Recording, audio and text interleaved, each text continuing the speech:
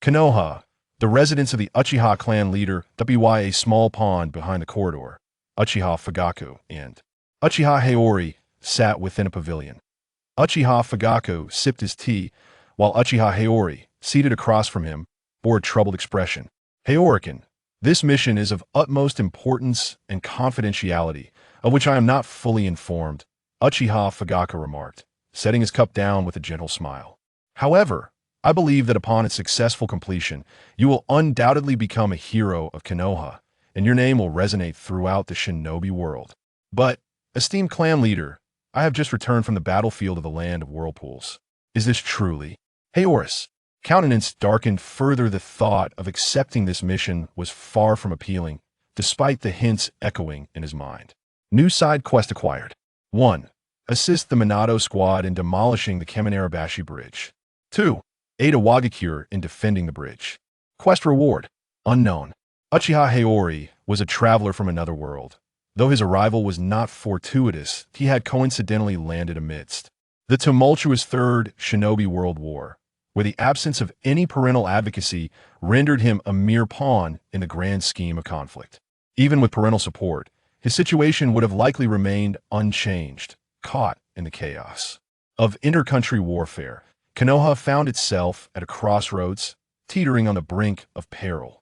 Fortunately, the village had its share of ruthless individuals, those who thrived even in the throes of discord, who offered pragmatic counsel.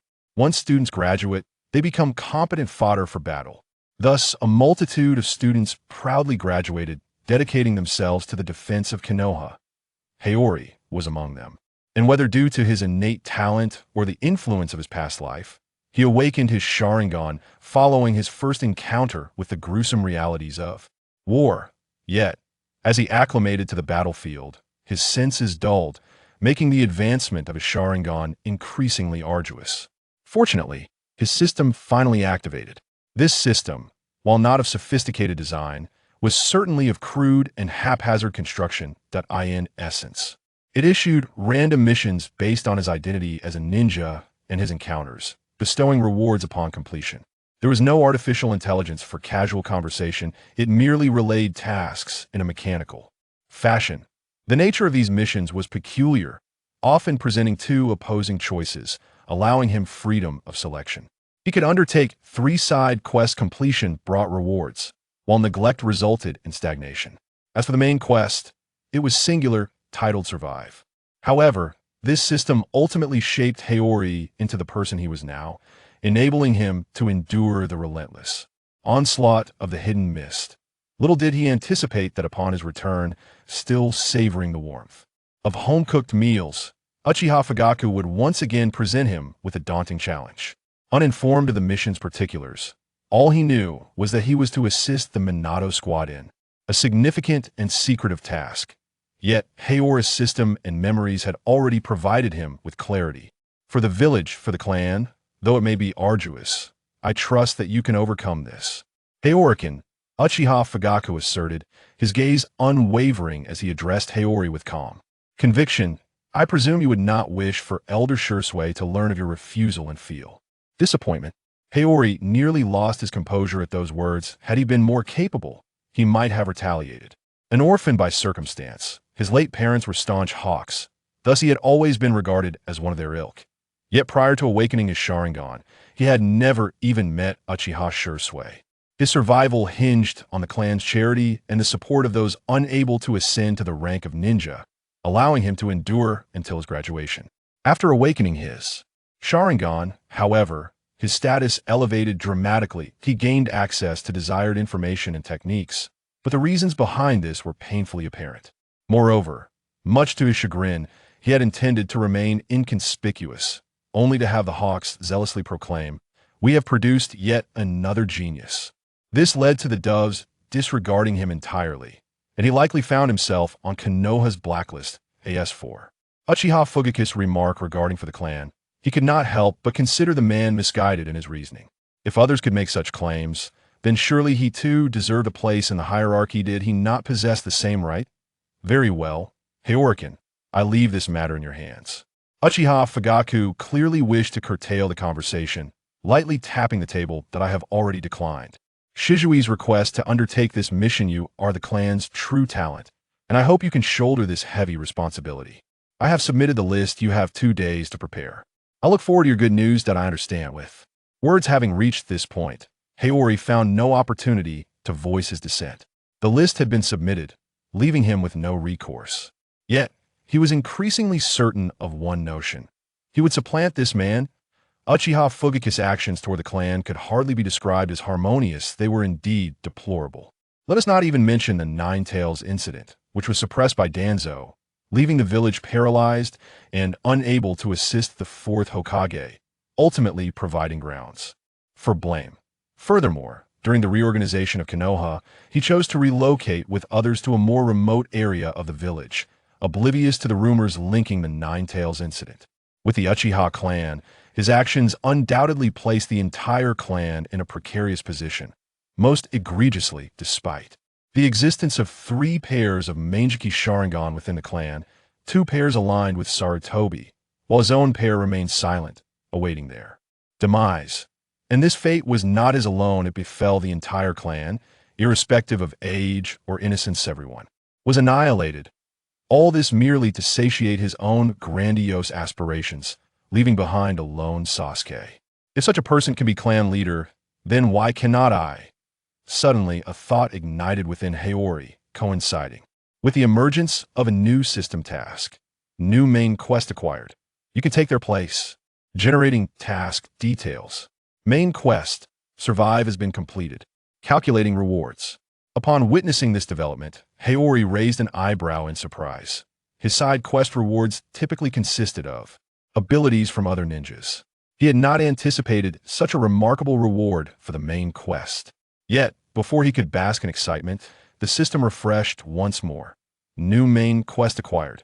You can take their place. Your heart is filled with fury towards Uchiha Fugaku, and you are certain you can supplant him. Overthrow the tyranny of Uchiha Fugaku and ascend as the leader of the Uchiha clan. I shall provide for your wife. Exceptional as he was, if memory served him correctly, this ability seemed to be a passive skill employed by a certain alluring figure adept at the game. This skill filled Yuji with exhilaration, for with it, the evolution of his eyes was no longer a dilemma. The rewards from the main quest genuinely astonished him. However, he lamented the fact that completing the main quest was no simple feat. Since acquiring the system, he had managed to fulfill merely one main quest. Before that, he had believed that the main quest was singular in nature. Fortunately, he had managed to complete it, and with this newfound ability, he could pursue greater aspirations. Yuji secretly rejoiced, relying on side quests to glean skills from other ninjas. This enabled him to gradually accumulate and upgrade his eyes to the second tomo, and he was now nearing his limit. With this ability, he was confident that he would soon possess the 3 tomo eyes, and he need not worry excessively about the future. However, this new main quest was rather perplexing. Upon encountering this brand new main quest, Yuji found himself momentarily at a loss for words. He seemed to recall a phrase that went, "I shall care for your wife and children." Did he not? Was there something amiss with this system, demanding the elimination of others while also coveting their spouses? Fortunately, he was spared the burden of nurturing Uchiha Itachi. Yet, the mere thought of Uchiha Itachi made Yuji grateful for the system. He had no desire to raise a treacherous wolf. The assertion that the Uchiha clan harbored 2 grand traitors was, in truth, somewhat flawed. Uchiha Shisui was indeed foolish. So much so that he revealed the capabilities of his Mangekyo Sharingan to the higher echelons of Konoha, especially in confiding this to Danzo. How could the Konoha leaders not be concerned, and how could Danzo not be tempted?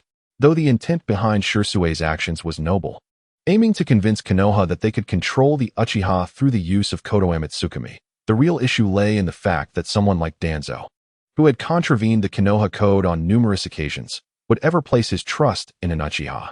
Such naivety was undeniable, yet it was also clear that he prioritized both his clan and village. Otherwise, upon being ambushed by Danzo and realizing the lack of trust from Konoha towards him and his family, he would not have abandoned everything to Uchiha Itachi, ultimately choosing to take his own life. As for Uchiha Itachi, like father, like son, these 2 were akin to sardines in a can, neither of them being virtuous. Due to Shisui's excessively brutal method of attempting to alter the clan's mindset, he opted for a second, even more drastic approach. If I eliminate the entire family, then the conflict between clan and village shall cease to exist, he must have thought. One could only surmise he believed his actions were justified, disregarding the opinions of others.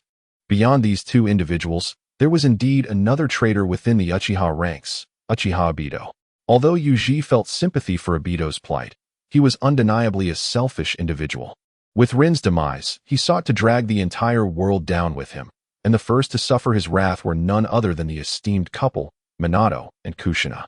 The principle of retribution, an eye for an eye, a tooth for a tooth, was one Yuji could not accept, even if such events had yet to transpire. Moreover, his relationship with Obito was hardly amicable, especially considering the presence of Yuhi. Deep in thought, Yuhi suddenly heard someone calling his name. He looked up to see Rin Noera approaching him. "Ah, Rin, are you here to see Obito?" Yuhi quickly gathered his thoughts and responded with a smile. Rin was his classmate, and their relationship was quite pleasant. After all, beautiful people often end up together. Although Yuhi's grades at the Ninja Academy were not as dismal as Obito's, they were still far from ideal. However, his good looks were undeniable. In fact, no matter the profession, appearance always served as a form of strength. When it comes to taking photographs, some end up resembling fashion magazine covers, while others look akin to missing person notices. Well, our break is over, and we have another mission. Rin nodded but sighed at the mention of the mission. When will this war ever end? Once you complete this mission, won't it be over? Yuhi internally scoffed, though he refrained from voicing this thought. After a moment's contemplation, he smiled and replied, "In truth, war never truly ends." Huh. Rin appeared taken aback by Yuhi's statement, leaving her at a loss for words. Wherever there are people, there will be conflicts of interest, and such conflicts inevitably escalate. Yuhi strolled forward leisurely, and after a brief silence, Rin followed suit. Whether it was between clans or villages, the manifestations might differ, but the underlying essence remained the same. Is it truly impossible to eliminate war? Rin asked, her spirits dampened as she sighed. No. Are we to eradicate everyone to prevent potential wars? Yuhi tilted his head, subtly implying Obito. Or perhaps cast an illusion to imprison everyone within, allowing us to relish our own world? That's not feasible. Your ideas are too extreme. Rin shook her head in discontent, pouting slightly. You must not harbor such thoughts. Yuhi. Of course, for I know what I must do and what I stand for, Yuhi replied, blinking as he smiled. War may not cease, but each of us possesses our own beliefs. Whether it is to protect our homeland or safeguard those we cherish, we owe it to those who sacrifice their lives for our protection. These beliefs sustain our resolve to continue fighting. With such convictions, the notion of war becomes less daunting. Regarding Konoha, Yuhi was uncertain if he truly believed this, yet he recognized the necessity of expressing it. He nearly let slip one more thought, namely, the instinct for self-preservation. For the sake of one's own life, one must fight desperately against any obstacle. Is that so? Rin's mood brightened considerably upon hearing his words. Her gaze towards Yuhi transformed subtly.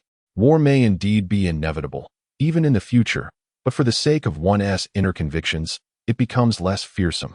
Thank you. Yuji, I wonder what beliefs reside in your heart. As for me, I almost blurted out, my life is of utmost importance. Nevertheless, I tilted my head in contemplation before smiling at Rin and replying, it is, of course, to protect what I hold dear and those worthy of safeguarding. Upon hearing these words, Noera Rin could not help but lower her head slightly. However, before she could utter a response, she found herself being led outside by Yuji. Yuji, we are heading out for a mission. We must act accordingly. Yuji, still holding Noera Rin's hand, continued onward without glancing back. Let us consider it a blessing, wishing for our safe and smooth return. As for notifying Obito, I shall arrange for someone to inform him, so worry not. Noera Rin nodded gently in agreement, then smiled as she followed Yuji outside. As the sun dipped below the horizon, their shadows elongated. Meanwhile, Obito was lost in thought in the Uchiha clan's quarters, seated in his room, gazing dreamily at a photograph. This picture was a group shot of the Minato team. Although Kakashi's face was obscured by tape, his eyes were fixated on Noera Rin, as if her image alone could elevate his spirits. Obito, are you home? Just then, a voice shattered his daydream, pulling him back to reality. Startled, Obito looked up to see a young boy observing him with curiosity, as well as the photograph in his hand. He recognized this boy as a member of the Uchiha clan, albeit not a ninja. Hello, may I ask what brings you here? Obito quickly turned the photograph face down, his tone a bit brusque. Perhaps it was the interruption of his thoughts or the exposure of his secret that made him feel somewhat irked and embarrassed. Someone asked me to inform you that there will be a gathering for a mission in 2 days. Please prepare yourself. The boy quickly redirected his gaze, aware that his previous action was a bit rude, and promptly stated his purpose. A mission? Obito paused for a moment before regaining his composure, exclaiming with excitement, "Finally, I can go on a mission again. I've grown weary of staying at home." The frontline troops were undergoing a rotation, which was standard procedure. After all, ninjas also required rest. The notion of merely shearing the sheep without offering them respite seemed to him a bit unfair. Yet, Obito was not particularly fond of such rotations. Although the war was painful, at least he could be with Rin. Now that they were being deployed again, how could he not feel elated? "Since you are informed, I shall take my leave." The Uchiha boy did not quite understand why Obito was so exhilarated. Was not war something everyone sought to avoid? This person, could he be unwell? However, he refrained from saying more, merely nodding as he prepared to distance himself from this peculiar individual. "By the way, who sent you to inform me?" Upon his departure, Obito curiously inquired. "It was Yuhi," the boy replied after a moment's thought. "That guy, Yuhi?" Obito furrowed his brow, suddenly realizing a significant concern. "Wait, how does he know I have a mission?" "Because Yuhi went out with your teammates, so he asked me to relay the message." The boy shrugged nonchalantly. "Oh, and it's the girl in the photo whose face you didn't cover with tape." As soon as the words left his lips, the boy noticed Obito's face turning crimson, startling him. He was now convinced that Obito must indeed be suffering from some serious ailment. With this thought, he discreetly made a hasty exit, eager to avoid being ensnared by Obito. Meanwhile, Obito paid no heed to the boy's departure, his fists clenched, breathing becoming increasingly rapid. "Uchiha Yui, how strange, why are my ears so hot? Is someone cursing me?" After aiding Rin Noera and ensuring her safe return home, Yuhi found himself back at Uchiha. However, he too was puzzled. Throughout the evening, he had felt an unusual warmth in his ears. Nevertheless, he dismissed such trivialities, content with how the night had unfolded. Creating a persona truly is a marvelous endeavor, Yuhi mused as he made his way to the Uchiha library. Since his entrance into the ninja academy, he had come to a realization.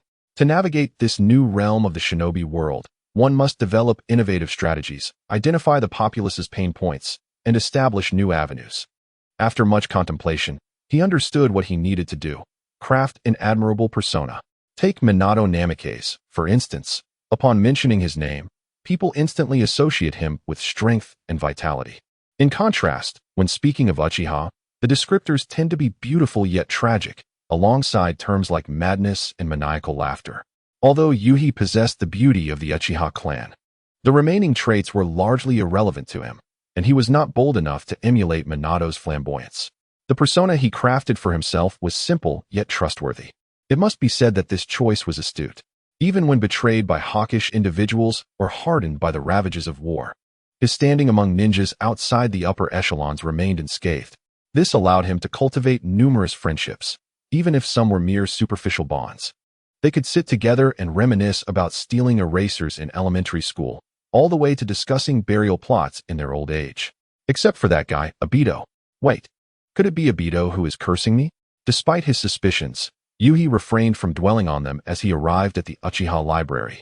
After a thorough inspection, he successfully entered and began to search through the materials. Even though his desire to be there had arisen before he achieved remarkable prowess, he still felt compelled to visit.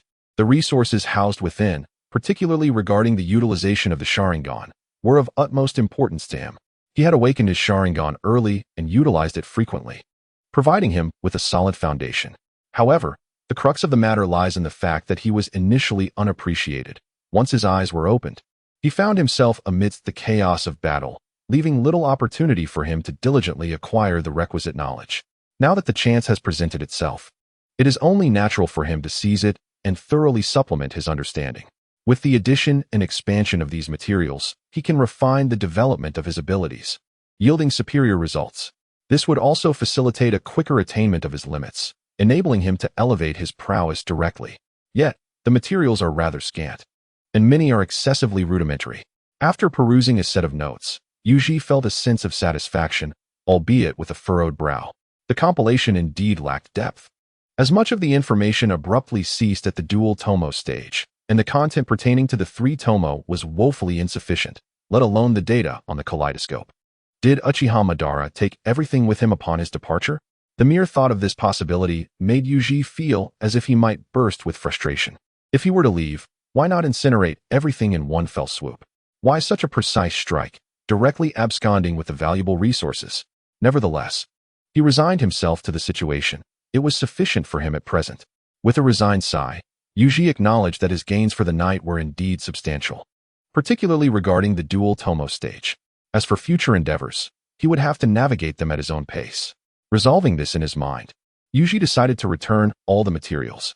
Yet, as he passed by an inconspicuous bookshelf nestled in the innermost recesses of the library, his peripheral vision seemed to catch sight of a scroll hidden deep within its confines.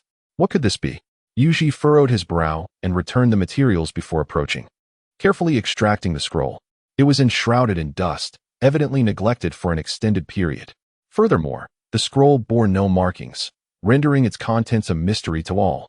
Such an object would likely elicit little interest from others, as those who entered the library did so with specific intentions. However, this piqued Yuji's curiosity. He decided to sit down right there and gently unfurl the scroll. Upon glimpsing the information within, he was momentarily taken aback. Uchiha's ultimate weapon? Uchiha Nameless? What could this possibly entail?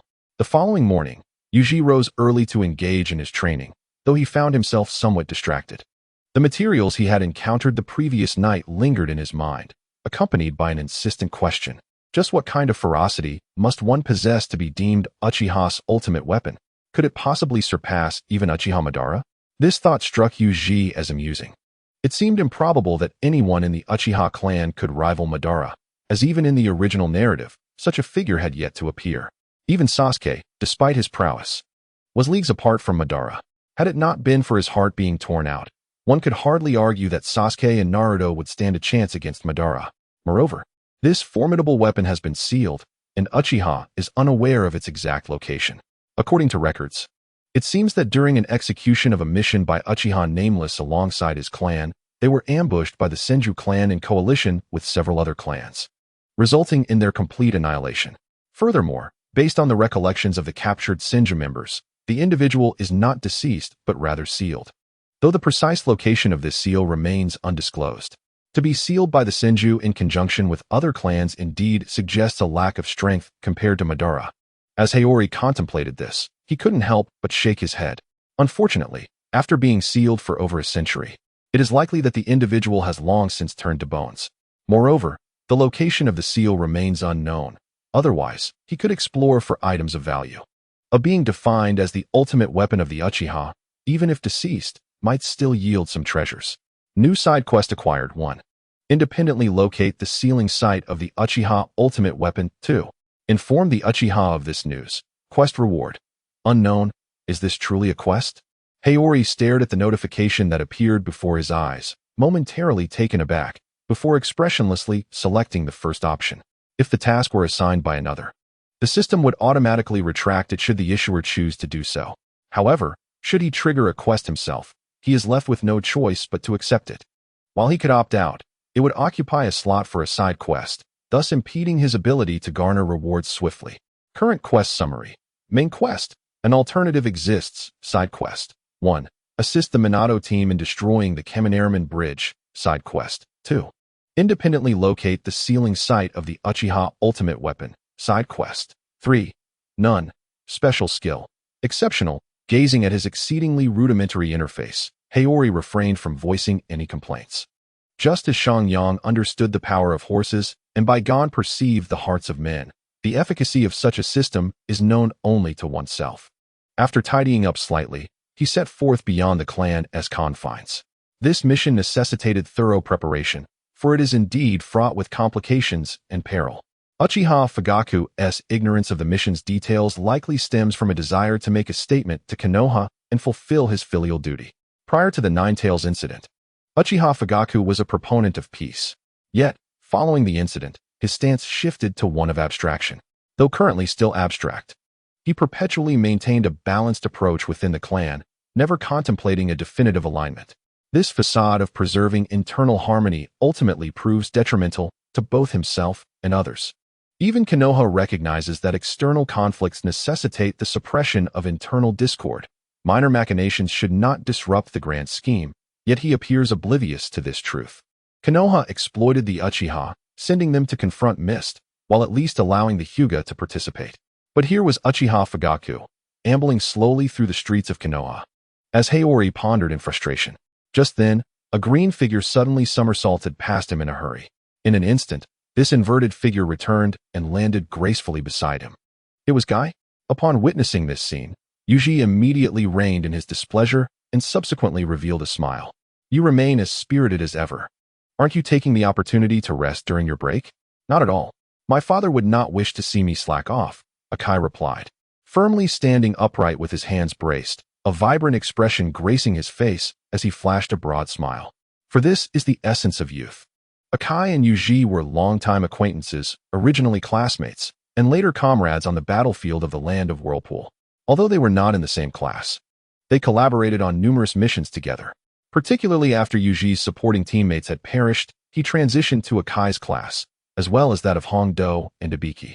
After all, combat prowess should never be squandered, thus their bond deepened further. I am truly sorry about your father, Yuji said, his voice subdued upon hearing Akai mention his father. I have heard he single-handedly vanquished the 7 ninja swordsmen. What an extraordinary man he is. It has already passed. My father was indeed an exceptional ninja, Akai replied, momentarily taken aback before falling silent. Yet, he soon broke into a smile. Let us not dwell on that. Yuji, what are your plans moving forward? Plans, you say? Yuji responded, following Akai's change of topic. Tomorrow, I shall depart for the Land of Grass. Although I am yet unaware of who my teammates will be, I hope for a smooth journey. You have just returned, and you're already off to the Land of Grass? Akai was taken aback by Yuji's swift departure, a hint of surprise in his eyes. Yuji pressed his lips together, inwardly lamenting the annoyance of Uchiha Fugaku. If not for him, he could at least enjoy a brief respite before heading to the Land of Grass, preferably after Uchiha Madara had met his end.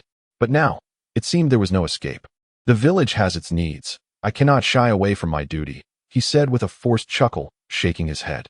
Well then, I shall not disturb your arduous training. I believe you will become a person just like your father. Best of luck. I will not disappoint my father. Though my dai had perhaps only recently passed, Akai appeared to have recuperated and bore pride in his lineage. Nevertheless, the sudden loss of a loved one, coupled with the reminiscence of past memories, tugged at his heartstrings. I will follow in my father's footsteps and become an extraordinary ninja. No, not merely a ninja, but a person. Yuji tilted his head at his words, contemplating for a moment before he reached out to pat Akai on the shoulder, offering encouragement. A ninja is merely a tool for executing missions. However, as a person, one's will and spirit can be conveyed and inherited. As a ninja, perhaps Dai-senpai was often overlooked, showcasing only the final bloom of youth. Yet, as a person, his will has been passed down, inspiring you in turn. In the future, you too shall carry forth this will, motivating the next generation to forge ahead. That is the most remarkable aspect of Dai-senpai. The inheritance of will, you say? Akai stared blankly at Yuji, as a previously vague notion crystallized in his mind at that moment. Indeed, his father's greatest strength was not his profession as a ninja, for he had remained a mere chunin throughout his life. Rather, it was the unwavering resolve that had permeated his existence, an indomitable spirit of youth that had now been inherited by Akai. Moreover, in the future, he would undoubtedly pass on this spirit. At this moment, Akai's eyes sparkled with brilliance, as if he could see his father giving him a thumbs up. Thank you, Yuji. Regaining his senses, Akai offered Yuji another thumbs up, his bright smile radiant. I've finally come to understand. It's good that you figured it out. I shall take my leave now, Yuji replied nonchalantly, stepping back, wary of being influenced by Akai's enthusiasm. Yuji, you have a mission to undertake, right? Yes, that's correct. What of it? I shall accompany you. At that moment, Yuji could only think, Akai, have you lost your mind? His nonsensical banter was merely an attempt to garner favor, not an intention to drag Akai into his predicament. You, my friend, are truly something else. As they swiftly traversed the forest en route to the Land of Grass, Yuji cast a resigned glance at the exuberant Akai behind him. For a moment, he found it difficult to maintain his composure. Earlier that day, upon seeing Akai during the mission assembly, he sensed trouble brewing. As anticipated, Minato Namikaze had assigned Akai to his team. although life is filled with joys and sorrows. And one may as well observe the performances of others if one cannot dissuade them. It was quite another matter when it concerned oneself. Did you not mention that your teammates were not yet confirmed? Akai shrugged nonchalantly, smiling as he replied, "We are good friends, after all, and since you have no teammates, it makes sense. We have worked together in the Land of Whirlpools before. So, I applied to Lord Hokage for the mission yesterday. It took quite an effort, but ultimately, he agreed. I would much prefer that you stayed in Konoha, smoking and gazing at the sky. A day of comfort is worth it." Yuji shot a glance at Akai, not out of concern for Akai's safety, but rather for fear that Akai would lead him into trouble. Having witnessed Akai's ninja skills and prowess in the Land of Whirlpools, he knew Akai was quite reliable and an excellent ninja. However, this fellow had a tendency to become overly emotional, which could turn a stealthy ambush into a head-on confrontation. Was this perhaps the reason even Danzo's roots refrained from accepting him? Well then, let us discuss the details of this mission. Just then, another member of the team spoke up. This mission is likely to be quite complex. The deployment of so many teams at once, along with the cover from the front lines, allows us to infiltrate the enemy's rear from various regions. This is likely more than just a simple raid on supply routes. The speaker, wearing dark goggles, had hair standing upright like Kakashi's, albeit black. He was Yamashiro Aoi, a classmate of Yuji and Akai. Yamashiro Aoi was a formidable ninja, skilled in fire techniques and the summoning of crows. There came a moment when Yuji pondered whether he might indeed be a member of the Uchiha clan. Furthermore, he possessed an exceptionally rare ability within the ninja world, one that required no apparatus to infiltrate another's mind and extract their thoughts. It was likely due to such remarkable skills that he was summoned for this significant mission. During his time in the Land of Whirlpool, Yuji had also rotated through his small team, which is why they found themselves grouped together now. In fact, Yuji felt a sense of gratitude towards him. That particular team-up had enabled Yuji to complete a side quest, which allowed him to acquire certain abilities related to in-release from Outlier, ultimately leading to an enhancement of his Sharingan. Outlier was indeed correct. This mission was undeniably complex. Yuji nodded, and soon his demeanor shifted to one of utmost seriousness. I even began to question if the true objective of this mission was to bring an end to the ongoing war. In the war? Upon hearing this, Akai was instantly filled with excitement. If they could indeed put an end to the conflict, that would be splendid. Pray tell, your focus seems to be misplaced. Yuji and Aoyue exchanged glances, both feeling somewhat disheartened. Their intention was clear. They merely wished for Akai to temper his fervor. Such a perilous undertaking necessitated caution. Yet Akai seemed solely preoccupied with the notion of war's conclusion. However, Aoyue cast a glance at Yuji. Although he wished to caution Akai, he felt it inappropriate to inflate expectations so grandly. Akai shook his head, and Aoyue, resigned, turned his gaze back to Akai, well aware of his character. What we mean to convey is that this mission is exceedingly arduous and fraught with danger. Therefore, we hope you can remain composed. Yuji nodded, now questioning whether Akai's impassioned nature truly aligned with the demands of this mission. Yuji, do you have any thoughts? Aoyue disregarded Akai and directly addressed Yuji. Indeed, I possess a somewhat immature notion, Yuji replied casually as he continued onward. He was fully aware of the specifics of this mission, and his thoughts were occupied by two matters. Firstly, how to survive amidst the vibrant chaos of the battlefield. Secondly, how to accrue personal prestige during this undertaking. If there were no primary mission and his companions were merely supporting characters, Yuji would undoubtedly devise a plan to operate at the fringes of the borders between the Land of Grass and the Land of Fire. Typically, one does not burn incense but expects assistance in times of need, right? Dream on. The mission involving Minato Namikaze would surely succeed. Yuji merely needed to infiltrate and ambush a few supply teams to consider the task accomplished. If his supporting teammates were to become overly zealous and meet their demise, it would be all the better. However, the predicament was that his companions were none other than his principled old classmates. Moreover, with a primary mission at hand, he could not afford to act so recklessly. On one hand, he could not afford to jeopardize his reputation within Konoha. On the other hand, to aspire to usurp another, one needed to cultivate prestige. Uchiha Fugaku was born into prominence, while he was merely a mule, incomparable in stature, with his backside facing the heavens. He yearned for omnipotent control, yet to achieve this, he must elevate his reputation.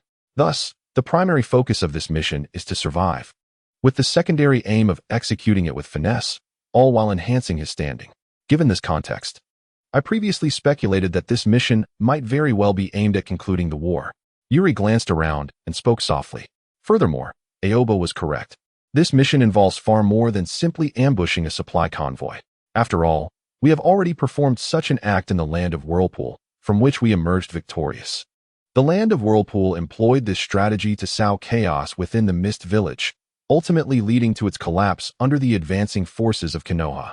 However, after Yuri spoke, he cast a glance at Akai, while Aoba patted Akai's shoulder. Were it not for Akai's father resolving the issues posed by the 7 ninja swordsmen of the mist, the conflict in the Land of Whirlpool might not have reached its resolution. The Wagakure will likely learn from this experience, thereby complicating our mission. Yuri withdrew his gaze and continued. It is not that they will remain indifferent. Rather, their responses will be swifter. Yet, Iwagakure faces a grave predicament, the death of the third Raikage at their hands. The Third Great Ninja War was indeed a chaotic struggle among ninja, with Konoha enduring repeated assaults due to its unique geographical position. However, while Konoha bore the brunt of these attacks, other villages were also assessing the situation's merits and demerits. Given the long-standing enmity between Iwagakure and Kyomogakure, it is inconceivable that they would remain passive. Now, with the death of a leader, animosities have deepened, and the fourth Raikage, bereaved of his father, has turned his full attention toward Iwagakure. This development means that Iwagakure must now contend with pressure from both Konoha and Kyomogakure. Therefore, are we to focus on delaying them as much as possible? Aoba immediately responded, his voice low. Indeed, but it is not merely that. Yuri shook his head, a smile gracing his lips. If we can sever their supply lines, even for just a few days, do you not think the war would come to an end? His words momentarily stunned Aoba and Akai, but soon, expressions of delight broke forth on their faces. Indeed, if Iwagakure finds itself in such a predicament, severing their vital supply lines could be catastrophic. Hence, Aoba eagerly inquired about this mission. This time, the team led by Jonin Minato serves as the main force. Yuri had been waiting for this moment. Under the admiring gazes of Akai and Aoba, he finally felt free to express himself. Our objective is to inflict maximum destruction while ensuring our survival. Only then can we continually restrain our adversaries. Survival is paramount. As the saying goes, in youth, one wears 1,000 helmets. Do not gift Iwagakure with our heads. Moreover, without survival, how could one possibly enhance their reputation? With the concept of survival in mind, they could act with greater audacity. For instance, large-scale relocations would be permissible. After all, the mission assigned by Konoha did not explicitly stipulate that they must remain fixed in one location. Upon completion, Konoha would not likely object. Would they insist that one must remain pinned in place? Kakashi and his companions are indeed destined to traverse the Great Bridge of Kanabi, where it would be entirely reasonable for them to encounter and receive the protection of Minato Namikaze. The enigma of the Great Bridge of Kanabi has perplexed Yuji in his previous life.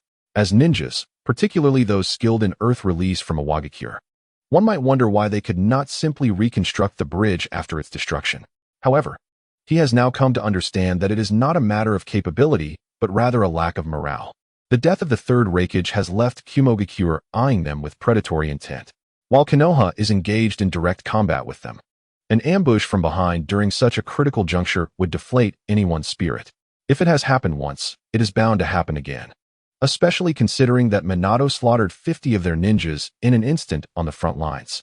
Under such relentless pressure, Iwagakure's morale has plummeted, and their organizational structure has crumbled. What is there left to fight for? Having been subjected to Konoha's iron-fisted tactics, they have undergone a profound psychological shift. Naturally, they cannot persist like defenseless tortoises and subsequently surrendered, leading to the war's conclusion. The end is nigh. They merely need to endure this phase. After several days, Yuji and his companions finally entered the designated area within the stipulated time. With the frontline ninjas launching their assault as cover, they stealthily infiltrated the territory controlled by Iwagakure.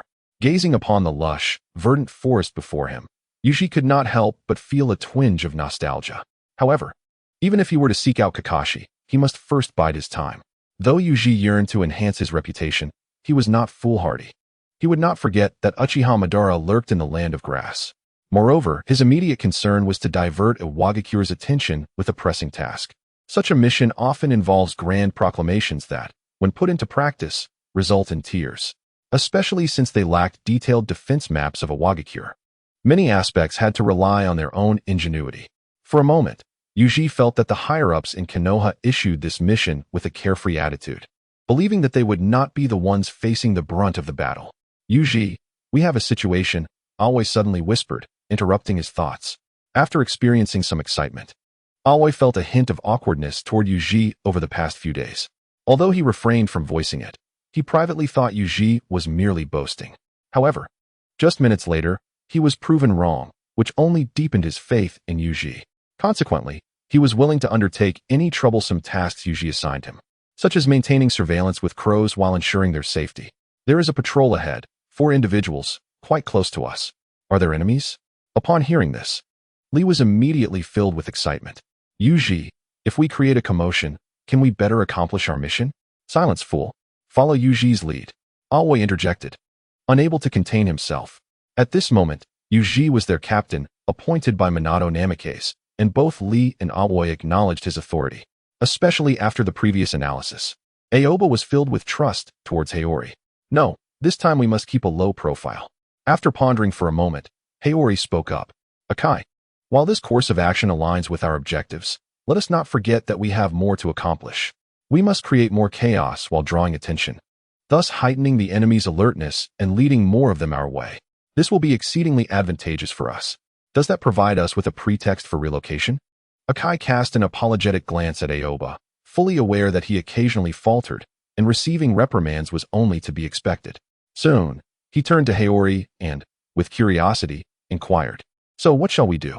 We cannot overlook this patrol team, yet we must avoid making a significant commotion," Haori stated directly, fixing his gaze on Akai.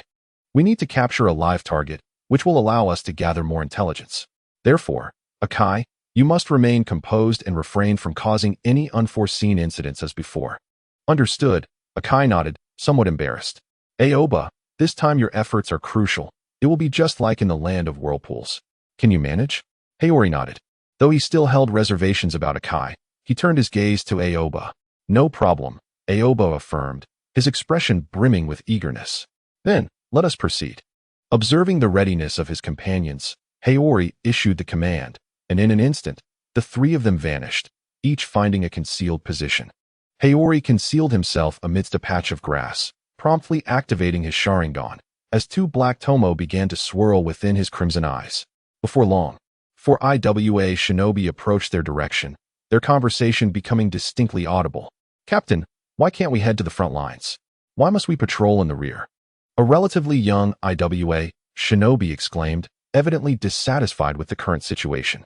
"I understand your desire for vengeance for your brother, but serving in the rear is still contributing to the war," an older IWA Shinobi comforted, albeit with a stern tone. "And do not forget how Konoha triumphed over Kirigakure. Do you wish for such events to unfold here as well?" Haori listened intently, at that moment confirming who the leader of the team was. Whoosh, whoosh, whoosh.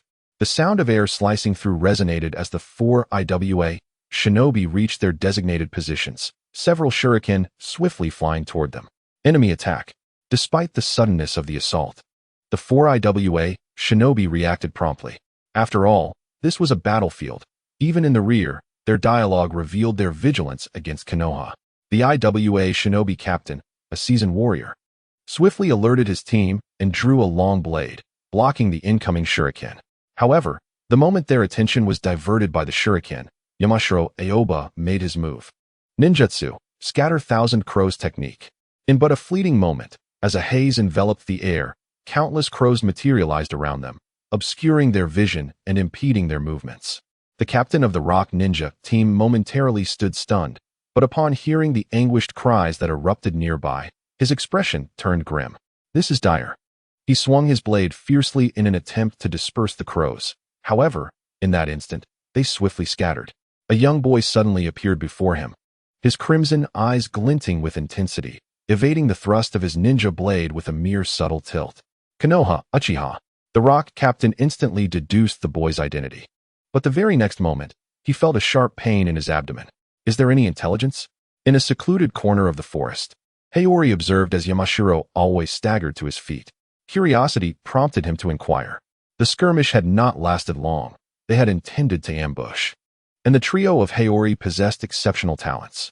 With fortuitous timing, the confrontation concluded swiftly, generating minimal commotion. However, the rock captain refrained from delivering a lethal blow, allowing Aoi the opportunity to showcase his abilities. Yes, I have acquired some intriguing intelligence, Aoi nodded, appearing somewhat fatigued. The continuous use of crows for reconnaissance had taken a toll, and his efforts in supporting the previous battle further drained him. Following the conflict, he had to delve into the enemy's intelligence, which was quite taxing. Nevertheless, this adversary was merely a chunin, so the information gleaned was not extensive. From his recollection, approximately 10 kilometers to the northeast lay a stronghold, a significant supply depot for the rock. Furthermore, there were several small teams like theirs along the route, and it seemed a particularly formidable jonin resided within the supply point. Though this information was scant and lacked specificity, Haori still nodded in acknowledgement. Even for those who ventured deep behind enemy lines, had Haori possessed memories from a past life, he still would not have comprehended their true intentions. One could only assert that these ninjas relied heavily on their own efforts to construct towering edifices from the ground up, experiencing both tremendous rises and falls. A major supply point? A keen glint sparked in Akai's eyes upon hearing this, yet he quickly redirected his gaze towards Haori. He was prone to bouts of fervor, but he understood the concerns that Haori and Aoi harbored regarding his impulsiveness. Thus, he maintained a semblance of decorum, albeit occasionally generating imprudent ideas. How many personnel are stationed at that supply point? And who is the formidable jonin? Haori discerned Akai's gaze. Despite his hesitation, he posed the question. The presence of a particularly skilled jonin was not to be taken lightly, as such individuals typically possessed considerable prowess. Even if this title was merely a position, it indicated commendable merit, especially if one had been promoted during wartime. Haori could not afford to be complacent. The trio was competent, yet their skills could not match the hardened resolve of their opponents. Strength must not be wielded recklessly. Should they encounter overwhelming numbers, prudence would dictate their response. There are approximately 20 personnel stationed at the stronghold. Aoi promptly divulged the information regarding that particularly renowned jonin, whose name appears to be Samashi. Samashi? Upon hearing this name, Yuri tilted his head, as if a flicker of recognition crossed his mind. It seemed he was a ninja exceptionally skilled in earth-based techniques, and this individual had apparently once besieged Kakashi. Though Yuri is a traveler from another realm, it is unreasonable to expect him to remember every detail, especially concerning characters who vanished after a single episode. New side quest acquired. 1. Destroy the Stone Village supply station, inciting turmoil in the Stone Village. 2. Reveal the plan to the Stone Village and consider defecting to become one of them. Quest rewards unknown. While Yuri pondered over this, his system suddenly presented him with new tasks. Upon glancing at the two quests, he nearly lost his composure. He could almost envision himself returning home, shouting about avenging his father, declaring that the kingdom could not be conquered, and that Fugaku was not the rightful ruler, proclaiming that the clan would return to Yuri. What on earth did the second task imply? Was it suggesting he should establish a new Uchiha clan? Would that mean he would need to don a helmet for fishing? Although not entirely implausible, the Stone Village would likely welcome the Uchiha bloodline to flourish within their community. Yet, the crux of the matter lay in the fact that his mission was to overthrow the tyrannical rule of Uchiha Fugaku, while simultaneously being instructed to nurture his wife. How could he possibly align himself with that? Realization dawned upon Yuri as he nodded resignedly. After accepting Quest 1, he declared, "Let us rest here for the time being. Aoi, please annotate the conditions within that outpost as thoroughly as possible. I believe it is time for us to take action." "Understood," replied Aoi, his expression now grave. After issuing his orders, Yuri simply seated himself on the ground, while Akai eagerly leapt into the trees to assume a vigilant watch. It was evident that Akai was brimming with excitement. However, in stark contrast to Akai's enthusiasm, Yuri maintained a stoic facade, though internally he felt a twinge of frustration. If only he possessed sufficient strength, akin to that of Uchiha Madara, perhaps he could charge in alone without hesitation. Yet, he quickly dismissed the thought with a self-deprecating shake of his head. If he had such power, he would have already dispatched Uchiha Fugaku himself, perhaps even raised Konoha in the process. Upon returning, to overthrow Uchiha Fugaku, he would require more elaborate strategies, greater strength, and additional allies. For reasons unbeknownst to him, Yuri suddenly recalled another side quest, the Uchiha's ultimate weapon. Truth be told, he had little clarity regarding this task. The scroll contained scant information, and he was uncertain of the whereabouts of that individual. Moreover, having been sealed for a century, they had likely turned to mere bones. What was there to seek out? Nevertheless, it was merely a fleeting thought. Side quests could yield abilities from others. Even a pile of bones might offer some reward. Particularly since that individual was heralded as the Uchiha's ultimate weapon, it stood to reason that they had possessed considerable strength in life. It appeared that upon his return, he would need to contemplate the families that had historically maintained favorable relations with the Senju. Yuri stroked his chin, suddenly recalling that Konoha housed the ancestral home of the Uzumaki clan. Moreover, Kushina has now taken up residence with Minato. Today has been relatively fortunate, but tomorrow may bring peril. We must exercise greater caution. Within a cavern, Kakashi gazed at the freshly wrapped bandage on his shoulder, intending to express his gratitude. However, considering their current predicament, he, as the squad's captain, could not help but issue a reminder. After escorting them to safety and dispatching the leech responsible for reconnaissance, Minato returned to the front lines. The situation in IWA was desperate, and Konoha was under immense pressure. Minato had to balance his duties on the battlefield. Fortunately, he possessed the Flying Thunder God technique. Without it, executing this mission would have been impossible. Just this morning, Minato had mentioned. Obito lay nearby, chewing on a blade of grass dismissively, yet his gaze toward Kakashi bore a subtle change. He had become aware of Kakashi's circumstances and felt a profound resonance within. Rest assured, we will be cautious, Rin chimed in with a smile, though it was quickly replaced by a sigh. I wonder how Yuhi and the others are faring. Honestly, he never told me he would also undertake this mission. It was only on the day of their departure that she discovered Yuhi was also involved. Faced with such a dangerous task, he still found the resolve to encourage her, which touched Rin deeply. Yet her words inadvertently provoked Obito, who recalled that Rin was originally meant to inform him about the mission, only to have her intercepted by Yuhi along the way, leaving him exceedingly displeased. That guy is such a jerk, Obito muttered in irritation. He was just fortunate to awaken the Sharingan. Otherwise, don't talk nonsense, Obito, Rin interjected sternly, her tone unconsciously taking on a more severe edge. Yuhi is a person of conviction and kindness. He is not as you describe. Obito was momentarily taken aback. Disbelief etched across his face as his breathing quickened. Kakashi, observing this exchange, shook his head in resignation, but just as he intended to silence them both, a thunderous roar suddenly shattered the tranquility of the night, causing the ground to tremble slightly. In the dead of night, at the lookout post of the IWA stronghold, 2 IWA ninjas stood upon a high platform, keeping watch. I heard that a patrol team went out, but has yet to return? One of the IWA ninjas inquired curiously. I'm not sure. This outpost sees many comings and goings. Who can say? The other ninja shrugged, but added a cautionary note. We should remain vigilant. Who knows what Konoha is capable of? Before he could finish, it seemed as though he sensed something amiss. However, they had no time to cry out as a dark shadow suddenly darted beside them. The long blade glinted ominously in the moonlight, and they merely caught a glimpse of a pair of crimson eyes before collapsing to the ground. After probing the heartbeats of the 2 individuals and confirming their demise, the shadow slowly rose to its feet. The moonlight cascaded down, illuminating the figure and revealing his visage. This shadow was none other than Yuhi. He cautiously surveyed his surroundings once more and then nodded to the crow beside him. The crow immediately took to the skies, vanishing into the night from its watchtower. What a nuisance. Watching the crow depart, Yuhi muttered a quiet curse. The Wagakure had evidently learned from the lessons of Kirigakure, as they encountered several patrols and various inconspicuous traps along their path. Were it not for the crow's warnings and the assistance of the Sharingan, their stealthy approach would have proven quite challenging. Moreover, the number of personnel at this outpost appeared to exceed his expectations. From his elevated position, Yuhi had a clear view of the camp, where shadows flitted about.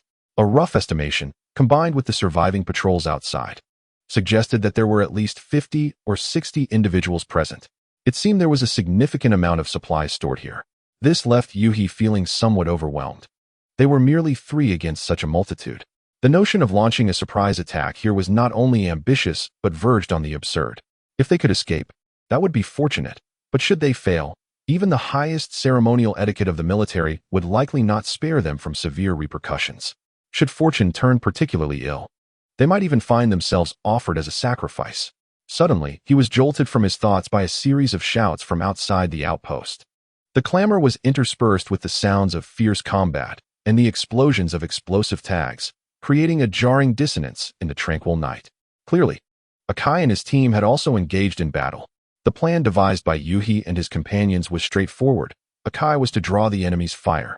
Although he was not adept at stealth missions, his prowess in physical combat and endurance allowed him to attract attention and lead it to predetermined ambush points for a swift retreat. Meanwhile, Yuhi was tasked with infiltrating the outpost to sabotage the supplies, a task well suited to his mastery of fire techniques and speed. Aoyama, the team's sole support, had been exerting considerable energy and thus was not assigned combat duties. His role was primarily to provide intelligence and, if necessary, cover during their retreat. Regardless of the mission's outcome, may everything proceed smoothly. Observing the IWA shinobi within the outpost springing into action, Yuhi gritted his teeth. He glanced at one of the fallen IWA shinobi, then swiftly performed a series of hand seals. With a puff of smoke, he transformed into the likeness of the downed warrior. Adjusting his voice, he immediately called out in a tone identical to that of the fallen shinobi. To the north, there are Konoha forces. Reinforcements, quickly. The IWA shinobi below, hearing his words, harbored little suspicion and dispatched several members to rush forth. Yuhi then leapt down, feigning injury as he hastily made his way toward the storeroom. Maeda, why are you still in the outpost? The IWA shinobi questioned as he approached, his brow furrowed in confusion. However, before he could finish, they were all abruptly silenced as several kunai wrapped in explosive tags hurtled toward them. Boom, boom, boom. A series of explosions erupted within the Iwagakure outpost. Under the cover of night and the swirling smoke of explosions, Yuya advanced swiftly, wielding a long blade. Damned ambush. Caution, there are disguises. Someone has infiltrated. Reinforcements. Safeguard the warehouse, and do not let the flames spread. The glimmer of the blade flickered as Yuya, like a specter, lunged at the rock shinobi amidst the smoke. Although the haze hindered visibility, it was not the mist concealment technique devoid of chakra influence.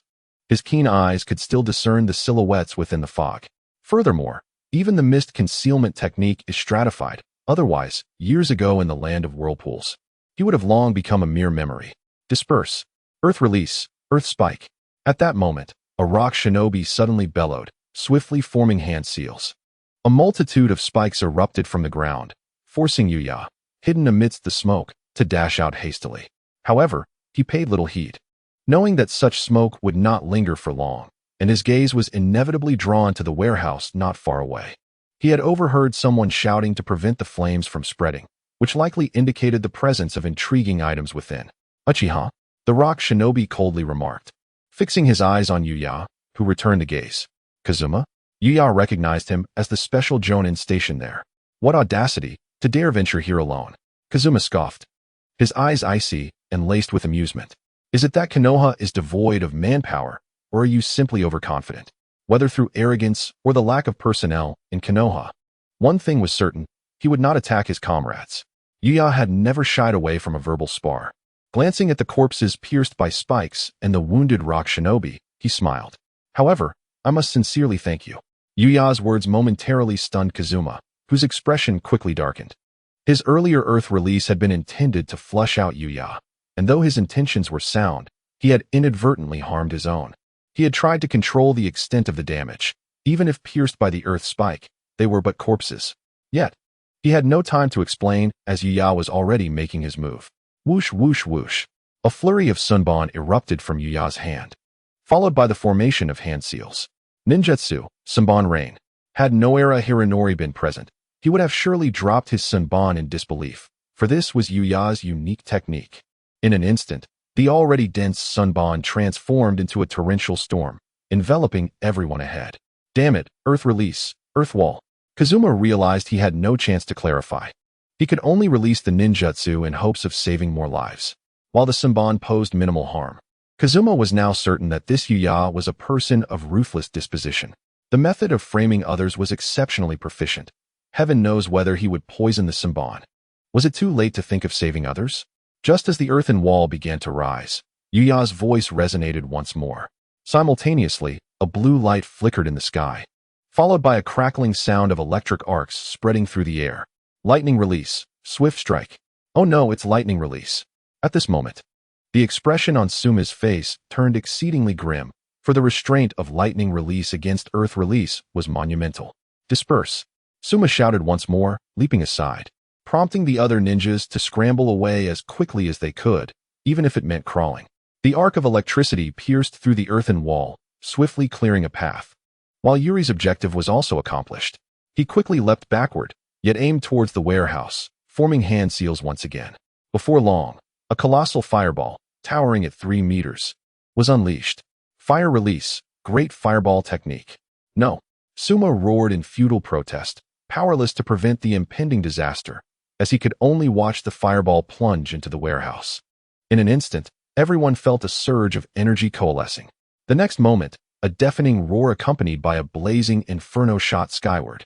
Side quest: destroy the Rock Hidden supply station, causing turmoil in Rock Hidden has been completed. Calculating rewards. The following day, within a desolate cave, Yuri was employing medical ninjutsu to heal the wounds adorning his body. The voice of the system echoed in his mind, and upon hearing it, the dust-laden, despondent visage on his face softened somewhat. The previous day's ambush had nearly turned into a suicidal endeavor. Although he had suspected the warehouse contained explosive tags or similar devices, he had deliberately fled before unleashing the fire release. Yet, one cannot tread the riverbank without falling into the well. He truly did not anticipate the sheer quantity stored within. Even though he had prepared in advance, he was still caught in the violent explosion, nearly facing annihilation alongside the rock ninjas in the camp.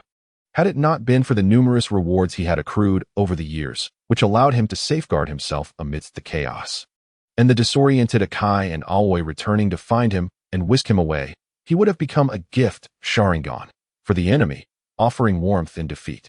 Nonetheless, the current predicament was not without its challenges. Under his command, they were now fleeing toward the Kamikaze Bridge. Fortunately, Akai's robust physique, coupled with Aoi's guidance, enabled them to endure only a handful of skirmishes before reaching this place to regroup. However, the pursuers remained relentless behind them, and it was easy to envision the dire consequences if they were captured. The attitude of the Rock Hidden towards them could hardly be described as anything but an unyielding vendetta. Should they be apprehended, they would not even have the opportunity to imitate the lawmen, nor would they have the luxury of employing the great memory restoration technique. It would simply culminate in their final sacrifice. Yet, they had managed to escape, and he felt sufficiently equipped. Observing the continuous healing of his wounds, Yuri internally nodded in approval. After spending so many years in the Land of Whirlpools, he had indeed acquired a plethora of abilities. For instance, the Shiranui Gunkan's 1,000 bodily technique, Yujito's talent for illusions, the shadow techniques of Aoi from Qinshan, and so forth. Additionally, with medical ninjutsu and lightning release abilities, it could be said that these skills had transformed him into a versatile ninja. Uncertainty lingers regarding the rewards of this mission. However, in contrast to the anticipated prize, the most significant gain for Yahori lies not in the reward itself, but rather in the evolution of his eyes. His double Tomo Sharingan was on the verge of reaching its limits, and even without the previous battles, it would not have taken long to reach that pinnacle. Yet, those prior conflicts have accelerated this process. Now, he can distinctly sense a transformation within his eyes, and his system has provided a tantalizing prompt. Current Sharingan has propelled the host's power to an extraordinary level. Would you like to activate the passive exceptional for enhancement? This information is what Yahori yearns to see most, and it is a desire he fervently pursues. After years of perseverance and dedication, he finally glimpses the fruits of his labor. The evolution of the Sharingan is far from a simple endeavor. While he understands the mechanics of its enhancement, knowing is one thing, and achieving it is another. Much like the kaleidoscope, it is likely that the higher-ups of the Uchiha clan are aware of the method to unlock it. Yet, the capacity to endure internal turmoil varies among individuals. Perhaps the most effective way involves the heartbreaking act of slaying loved ones. However, once this secret is unveiled and the resolve to take action is firm, one is already cognizant of the outcome. Can one truly convince oneself that it remains effective? Clearly, this is implausible. Only in a state of ignorance can one experience the utmost pain and stimulation. Yet, this path can lead to individuals like Obito. The mere thought of Obito prompts Yahori to shake his head in disapproval. Although Obito has been sanitized by official narratives, much like Itachi Uchiha, Yahori harbors no fondness for him. The tragedy of Rin's demise is undeniable, yet after her passing, Obito's singular focus was on creating a world with Rin, disregarding all those who had once cared for him. How is this any different from Itachi, the proverbial white-eyed wolf? Minato Namikaze, as a figure within the Hokage lineage, cannot be oblivious to the delicate relationship between the village and the Uchiha clan. Yet, he did not reject Obito due to his Uchiha lineage and his status as a delinquent. Instead, he accepted him, perhaps hoping to mend the rift between the village and the Uchiha. If one were to scrutinize Minato's tardiness, it is important to note that others are elite jonin, already burdened with their own responsibilities. Moreover, their relationship extends beyond that of mentor and student. It involves a hierarchy, making it implausible for him to perpetually shield his subordinate. Kushina Uzumaki displayed considerable care for Obito, uplifting him during his moments of despair, preparing rice balls during training, and reminding him to exercise caution during missions. Such treatment could hardly be described as anything less than familial. Ultimately, however, he chose to strike down his closest kin first. Thus, the enhancement of the Sharingan is no simple feat. Forcibly awakening the kaleidoscope entails risks, often leading to the emergence of white-eyed wolves or deranged individuals. Yuhori glanced at his once-injured arm, now nearly healed, and he retracted his medical ninjutsu. Fortunately, he need not worry. He simply needs to diligently amass strength, activate exceptional, and elevate the Sharingan. In an ephemeral moment, Yuha felt an unprecedented surge of power erupting within him. This force ignited a fervor in his veins, converging intensely in his eyes. At this instant, he sensed an elevation in both his physique and vision. It seemed as if his speed had magnified, and his mastery over chakra became remarkably refined. Simultaneously, his eyes uncontrollably transformed into a vivid crimson as the original double tomo began to whirl rapidly. Amidst this rotation, a third tomo emerged, forming a triangular arrangement that manifested before his gaze. In that fleeting moment, he perceived the world with unparalleled clarity, and his strength intensified exponentially. Could this be the power of the three-tomo Sharingan? As Yuha reveled in this newfound energy, exhilaration coursed through him. Abilities that had eluded him during the double tomo phase now appeared effortlessly accessible. Statistics complete. Reward acquired. Might Guy's physical prowess. Might Guy's physical prowess? Yuha's eyes glimmered with intrigue. He had always believed that Guy's true strength lay in his remarkable physical condition. Had it not been for his extraordinary endurance, how could he have withstood such a torturous training regimen? How could he have unleashed the 8 gates to such an extreme, executing the evening elephant and night guy?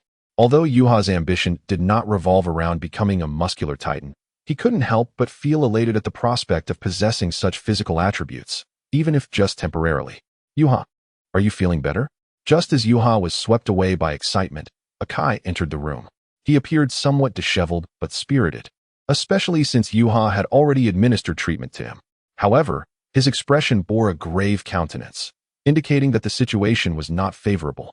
I am fine. Has a Wagakure arrived? Upon witnessing this scene, Yuha quickly grasped the gravity of the matter, while Aoi, who had been resting against the wall with closed eyes, opened them. Indeed, they must have detected our presence, but have yet to ascertain our exact location, Akai replied, a troubled look crossing his face. I apologize, I was too careless. It's not your fault. If it weren't for you, we might not have made it this far, Yuha reassured him, shaking his head. He then turned to Aoi, who silently acknowledged his well-being with a slight nod. Let us depart from here and seek a chance to regroup. As Yuha spoke, he rose to his feet. But before he could finish, he gazed into the distance, lost in thought. Not only he, but Akai and Aoi also turned their attention to the horizon. In the distant forest, a signal flare ascended majestically into the sky. At that moment, a voice resonated in Yuha's mind. Captain, it seems that several Konoha ninjas are indeed in this vicinity. Beyond the forest's edge, over 20 IWA ninjas have gathered, a young IWA ninja whispered. Many of these IWA shinobi appeared somewhat disheveled, their faces covered in dirt, evidently affected by the cataclysmic explosion from the previous night. Yet, fortune had favored them. They were either pursuing Akai or had managed to survive the chaos. Either they were patrolling outside or hastily arriving from elsewhere. However, their hearts were now brimming with fury at the actions of the Leaf Ninjas, which rendered them utterly humiliated, let alone the embarrassment of being ambushed at their own camp. The mere fact that they had allowed such a breach was enough to tarnish their honor. To make matters worse, those leaf ninjas had detonated the explosive tags within their camp, resulting in the demise of a special jonin and several station ninjas. This incident cast a shadow over their future in Awagakure, leaving them in a state of despair. Regardless of their motivations, they felt compelled to eliminate these leaf ninjas. Having located their targets, they resolved to form a team and conduct a thorough search to apprehend them. The team leader, a rock ninja, spoke through clenched teeth. His hatred for the leaf ninjas palpable. Just as they were about to act, a burst of vibrant colors suddenly appeared in the sky. All the Awagakure ninja looked up to see a signal flare ascending, trailing a long plume of smoke. The team captain was momentarily taken aback by the sight, as were the other rock ninjas, who exchanged bewildered glances. None of them had anticipated such a turn of events. "Captain, did they just leave?" A young rock ninja asked cautiously, equally surprised. The color of that signal flare indicated a call for support, and it was of a notably high priority. The team leader gazed at the flare before shifting his attention to the surrounding forest. After a brief moment of hesitation, he spoke, "We must go provide support. Something significant is evidently unfolding. We will leave a small team to stand by while the rest follow me." "Understood, Captain." "Yuri, have they departed?" Aki, standing outside the cave within the forest, inquired with a perplexed expression. Kai also wore a look of confusion, as he had prepared himself for a fierce confrontation, only to witness such an unforeseen development. "Yes, it appears they have encountered troubling circumstances," Yuri responded, though his expression was not as composed as one might expect. He understood the reason behind the rock ninja's departure, as his system had already provided him with the answer. New side quest acquired. 1. Support Kakashi and Noira-rin. 2. Assist Awagakure in eliminating Kakashi's team. Quest rewards unknown. Evidently, that signal flare was launched by Awagakure, and it was likely that Kakashi's team was in peril. Upon seeing this quest, Yuri felt a surge of anxiety. He had to admit that his intention in approaching this area was indeed to encounter Minato Namikaze. After all, with so many pursuers behind him, a moment's lapse could lead to dire consequences. Only by encountering someone of Minato's caliber could they ensure their safety. Moreover, he also wished for this matter to be known to Minato Namikaze and Kakashi, as it would greatly enhance his reputation. Yuhi was eager to progress.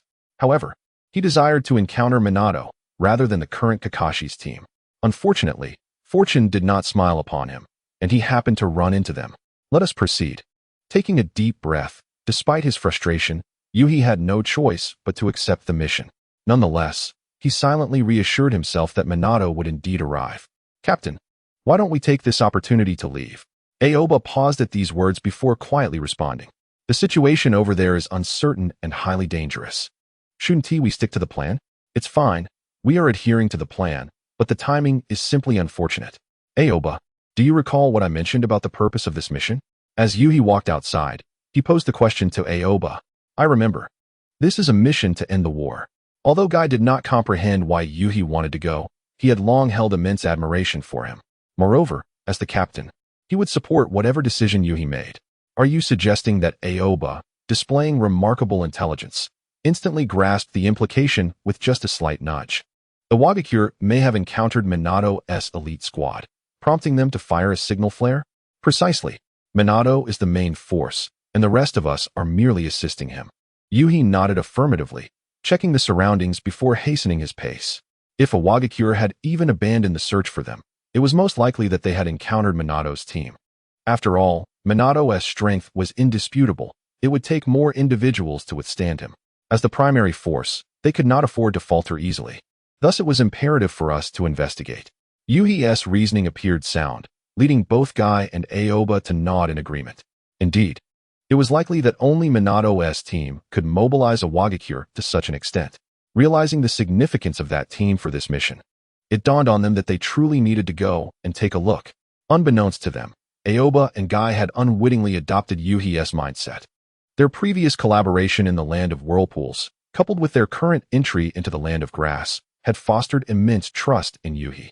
Furthermore, his analysis was impeccable, and more importantly, what he accomplished the previous night left them in awe. Intelligent, powerful, and also their classmate.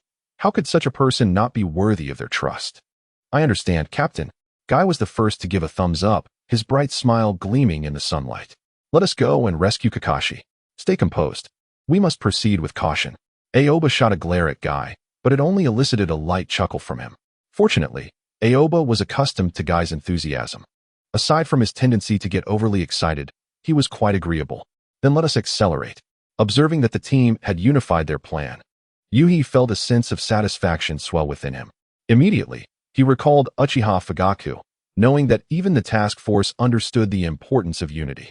How could this foolish individual remain engrossed in the path of balance during such a critical moment?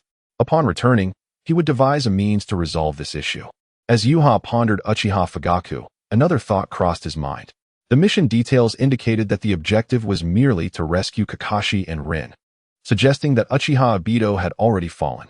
Nevertheless, caution was paramount, for Uchiha Madara lurked nearby. The mere thought of Madara made Yuha instinctively press his lips together. Even if he were to cling to life by a thread, he remained a formidable threat. Yuha now contemplated whether, should he fall into Madara's grasp, he would comply or attempt to sever the oxygen supply. While Yuha was lost in thought, Aoba suddenly recalled something and awkwardly spoke up. However, his words nearly caused Yuha to stumble. Are we not essentially leading a host of enemies? This statement nearly shattered Yuha's composure. A single thought consumed his mind. Oh no, have I become a guide for the enemy? As Yuha's mind raced while they journeyed onward, Kakashi's situation was far from favorable. The death of Obito had inflicted a profound psychological blow upon him, and the relentless use of the Sharingan, compounded by the continuous application of Chidori, had depleted his chakra reserves to their nadir. Yet, he showed no inclination to halt. With swift hand seals, arcs of electricity crackled forth from his palms, accompanied by a sibilant hum, re-emerging in his grasp. Gazing at the approaching Rocknin, he was uncertain of their origins. Perhaps the explosion from the previous night had heightened their vigilance, but he paid little heed to such matters. His gaze was resolute. He had embraced the inevitability of death. Even at such a time, his fighting spirit was commendable, truly befitting one who dared to infiltrate our rear. The reinforcements from the rock village beheld the dancing arcs of electricity and the resonant cries reminiscent of Chidori echoing through the forest. Although the leading ninja jested, their expressions betrayed a seriousness befitting the situation. While there were only Kakashi and a young girl, they were acutely aware that this team was not to be trifled with. Setting aside the fact that previous elite shinobi had been eliminated, the recent explosion alone was enough to instill trepidation in their hearts. Rin, I will hold them off. You take this chance to escape, Kakashi gasped, his breath labored, as he brandished a specially crafted kunai in his left hand. However, Rin gazed at him in disbelief. Her words cut short. Obito entrusted me with this duty. Even if it costs me my life, I must protect you, Kakashi insisted. Rin wished to articulate her thoughts further, but the Rocknin had no intention of allowing them the luxury of conversation. Had it been Suma, perhaps he would have entertained their banter for a moment to mount a surprise attack. Yet, Suma had perished in the explosion within the Rock Village's encampment, and now these Rocknin were fueled by wrath. They only knew that they had to deal with these two little devils first. If they allowed them to escape again, it would be truly disastrous. Take action and try to capture them alive. With a command, the rock ninjas surged forth in an instant. Hurry, Rin, Kakashi urged in a low voice, seemingly disregarding his own life as he charged recklessly towards the rock ninjas. With the aid of his Sharingan, his dynamic vision became extraordinarily formidable, and he had significantly improved his self-control. Most notably, he was now able to wield his left hand's Chidori with far greater ease. Obito, is this the power you granted me? Kakashi murmured softly, and at that moment, his speed increased considerably. What incredible speed! Block him, be wary of his lightning release. Upon witnessing Kakashi's explosive velocity, the rock ninjas immediately altered their offensive strategy. They swiftly drew their kunai, launching them from all directions towards Kakashi. However, with a mere glance, Kakashi had already discerned the trajectory of the kunai. As he sprinted, his figure danced with agility, evading each kunai with his enhanced dynamic vision. How is this possible? Watch his left eye. It appears to be the Sharingan. Kakashi's movements momentarily stunned the rock ninjas, but they quickly recognized that he was no ordinary foe. Yet, his actions were too swift. With the electric arc of his Chidori, he had already plunged into the midst of the crowd. Meanwhile, as they battled, a raven circled above, observing everything below. What is the situation that dire? While Kakashi was locked in fierce combat with the rock ninjas, Yuhi and his companions were hastening their journey. They were already at a considerable distance and needed to remain vigilant against the rock ninjas along the way, as well as gather intelligence from this area, which slowed their pace significantly. However, there was a silver lining to their slower speed. Aoba had gleaned a great deal of information from the Raven regarding the situation. Yet, upon relaying the information, Guy could scarcely contain his agitation. Kakashi was a friend he had known since before enrollment, and Kakashi's father had inspired both him and his own father immensely. This matter had always weighed on Guy's heart, and now that Kakashi found himself in such grave trouble, his anxiety was palpable. If it weren't for Yuhi's lack of orders, he would have already dashed forward. Indeed, the outlook is quite grim, Aoba nodded solemnly, then continued with a serious tone. However, Yuhi, it seems I have not located the Jonin, Minato.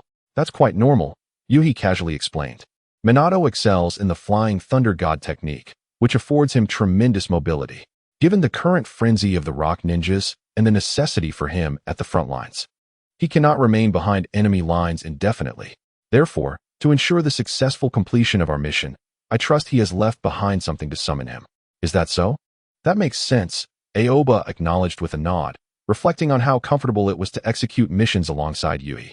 While he could comprehend many matters on his own, he still lagged behind Yuhi in terms of insight. Yozora is indeed a person of unwavering trust. So what shall we do now? Akai, observing Yozora and Aoba engaged in conversation, could not suppress his anxiety and inquired, "Let us hasten our advance." After a moment of contemplation, Yozora provided a decisive response. While it was certain that the Jonin Minato would arrive, the exact timing of his arrival remained a mystery. After all, the distance from the front lines was considerable, and Minato might be occupied with other missions. Therefore, before he arrives, we must do our utmost to rescue Kakashi and the others, understood? Yes, Captain. Accompanied by a piercing scream, Kakashi coldly withdrew his hand from the chest of an IWA ninja. At that moment, however, he refrained from launching another attack, instead standing still, gasping for breath. Surrounding him were the lifeless bodies of IWA ninjas, while he himself was covered in wounds. Exhaustion weighed heavily upon him, and he could feel that he had reached his limits. The initial use of the Sharingan drained him immensely, and the continuous use of Chidori only exacerbated his condition. He was nearing his breaking point. Onward. The IWA ninjas, startled by Kakashi's frenzy, quickly discerned his weakened state and launched another assault. Is it to end here? Kakashi sighed inwardly as he observed the advancing IWA ninjas. However, recalling his promise to Obito and the presence of Rin behind him, he gritted his teeth and compelled himself to muster his strength. No, it is not over yet. He was still alive. He could not surrender just yet. As the IWA ninjas drew closer, Kakashi, nearly drained, once again concentrated his chakra. Konoha whirlwind. Just as Kakashi prepared for a desperate struggle, a green figure suddenly emerged behind the IWA ninjas. Like a whirlwind, it swiftly swept past the IWA ninjas, many of whom were toppled to the ground. Ninjutsu, scattering crows technique. Following this, countless crows, accompanied by a cloud of smoke, spread wildly throughout the forest. What in the world is this? These crows obscured the vision of the IWA ninjas, delaying their assault. In the next moment, a figure appeared amidst the flock of crows. As the crows dispersed, the figure intertwined with them, and a splash of crimson blossomed in the air. The strike was clean and decisive. After executing this maneuver, the figure slowly turned around. Backlit by the sun, surrounded by crows, Kakashi found it momentarily difficult to discern his features. Yet those scarlet eyes were indelibly etched into Kakashi's mind. Yozora? And Akai and Aoba? The crows continued to swirl within the forest, though they were now slightly dispersed under Aoba's control. Although Kakashi and Rin had a premonition upon witnessing that iconic fighting style, it was only when they truly beheld the visitor's face that they finally exhaled in relief. Are you all unharmed? Yozora inquired softly upon seeing Akai and Aoba approaching with Noera Rin. Usually we are fine. But Lin turned her head to glance at the collapsed cave not far away, her eyes reddening as she struggled to find her voice. Kakashi silently rose to his feet, an arc of electricity crackling in his hand before he spoke. I am unscathed. I will hold them off. You must take Lin and leave swiftly. Seeking death is not an option now. Regain your strength as soon as possible. Yuji shook his head, sensing Kakashi's thoughts despite the turmoil. After enduring such profound psychological blows, he was likely consumed by a desire for death. Is it you? The appearance of Yuji and the others momentarily stunned the rock ninja, but they quickly regained their composure, being well-trained shinobi. However, when these rock ninjas beheld the faces of Yuji and his companions, astonishment transformed into a fury that surged within them. They were astonished that these three had willingly walked into a trap, yet infuriated that they dared to come and aid others despite the imminent danger. Surprised? Although Yuji felt a deep sense of caution, he still managed to smile. I wonder if you enjoyed the explosion from last night. Explosion? Kakashi and Lin paused, immediately recalling the massive detonation from the previous night. They had not anticipated that the masterminds were none other than Yuji and his companions. Attack. Focus on that brat's eyes. Perhaps out of embarrassment and rage, the leader of the rock ninja bellowed and swiftly formed hand seals. Earth style, earth spike. Scatter. Aoki. Akai, cover for the two of them. Upon witnessing this, Yuji leaped into action, issuing commands. The rock ninjas had begun to employ their ninjutsu, indicating their intent to hold nothing back. Die. Just as Yuji evaded the earth spikes and landed, two rock ninjas surged towards him from behind. Their kunai aimed directly at his back. However, as their kunai pierced through Yuji's form, they immediately sensed something was amiss. Bang! Yuji's body transformed into a surge of electricity, coursing rapidly towards the two assailants, rendering them instantly paralyzed. Lightning clone? When? The two rock ninjas' expressions shifted dramatically, but their bodies were immobilized, and at that moment, Yuji burst forth from the shadows. His kunai gleamed coldly as it swiftly severed the throats of the two rock ninjas. Yet, as he sheathed his blade, he was compelled to leap again. For another rock ninja had appeared behind him. Earth style, Earth Dragon Bullet. The enraged rock ninja harbored no intention of letting him escape, and, seeing him leap, the leader quickly formed more seals. Fire style, Fireball Jutsu. With no room for evasion as he soared through the air, Yuji hurled his kunai at a grounded rock ninja. Simultaneously, he formed hand seals with rapidity, and in an instant, a colossal fireball erupted from his mouth. Boom! The fireball collided with the Earth Dragon Bullet midair, producing a resounding explosion. Just as Yuji landed, the rock ninja leader, accompanied by several others, surrounded him. Ding ding! Ding! Yuhao swiftly drew his kunai, and a cacophony of sharp metallic clashes resonated through the forest. Engaging in close combat was certainly not detrimental for Yuhao. Although these rock ninjas were not devoid of intelligence, they were well aware of the appropriate strategy when confronting a Uchiha. They consistently maintained a frontal assault against Yuhao, while simultaneously, others lurked behind, poised to launch sneak attacks. However, their tactics, while effective against an ordinary Uchiha, even one possessing the three-tomo Sharingan, would only elevate the danger for Yuhao without rendering him fatal. Having been compelled to develop comprehensively, he had dabbled in various abilities. Crucially, his Sharingan's enhancement was not merely a result of mental stimuli, but stemmed from the passive ability known as Extraordinary. This passive did not merely augment his Sharingan, it also conferred a subtle enhancement to his bloodline. Nevertheless, the fighting spirit of the rock ninjas was undeniably tenacious. Observing the relentless assaults commanded by the rock ninja captain, Yuhao could not help but furrow his brow. The intensity of this battle exceeded his expectations. Even though several rock ninjas had fallen to his prowess within mere minutes, the remaining adversaries continued their frenzied onslaught. Was it truly the will of stone? Or had they become enraged by their own failures? Moreover, apart from Yuhao, the others were faring poorly. Akai was struggling valiantly. Despite his fervor, his wounds were multiplying.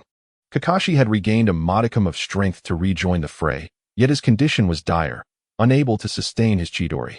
Aoba was still using crows for cover and safeguarding Noara Rin, but his energy was dwindling, and his situation was far from optimistic. It seemed unwise to place complete reliance on Minato Namake's. What was delaying his arrival? Yuhao's frown deepened, although the original narrative did not explicitly state it. Kakashi was clearly on the brink of collapse when he launched his final attack, soon to lose consciousness, only to awaken later rescued by Minato, with the battle already concluded. Now, due to Yuhao's presence, Kakashi could endure longer, but this hardly justified Minato's tardiness. Could it be an instance of delayed intelligence? It appeared futile to place hope in him. Yuhao must devise a strategy of his own. Initially, Yuhao intended to stall the rock ninjas until Minato could arrive to turn the tide of battle, but now he was compelled to take decisive action. His gaze fixated on the rock ninja captain, for he understood a fundamental principle. To capture a thief, one must first seize the king. Apologies, but I must take my leave. On the front line, Minato wore an expression of anxiety. He had sensed the chakra response from the kunai he left for Kakashi. Yet he could not mobilize immediately. Intelligence indicated a significant explosion at a rock hideout. While the extent of the damage remained unknown, it would undoubtedly impact the rock village.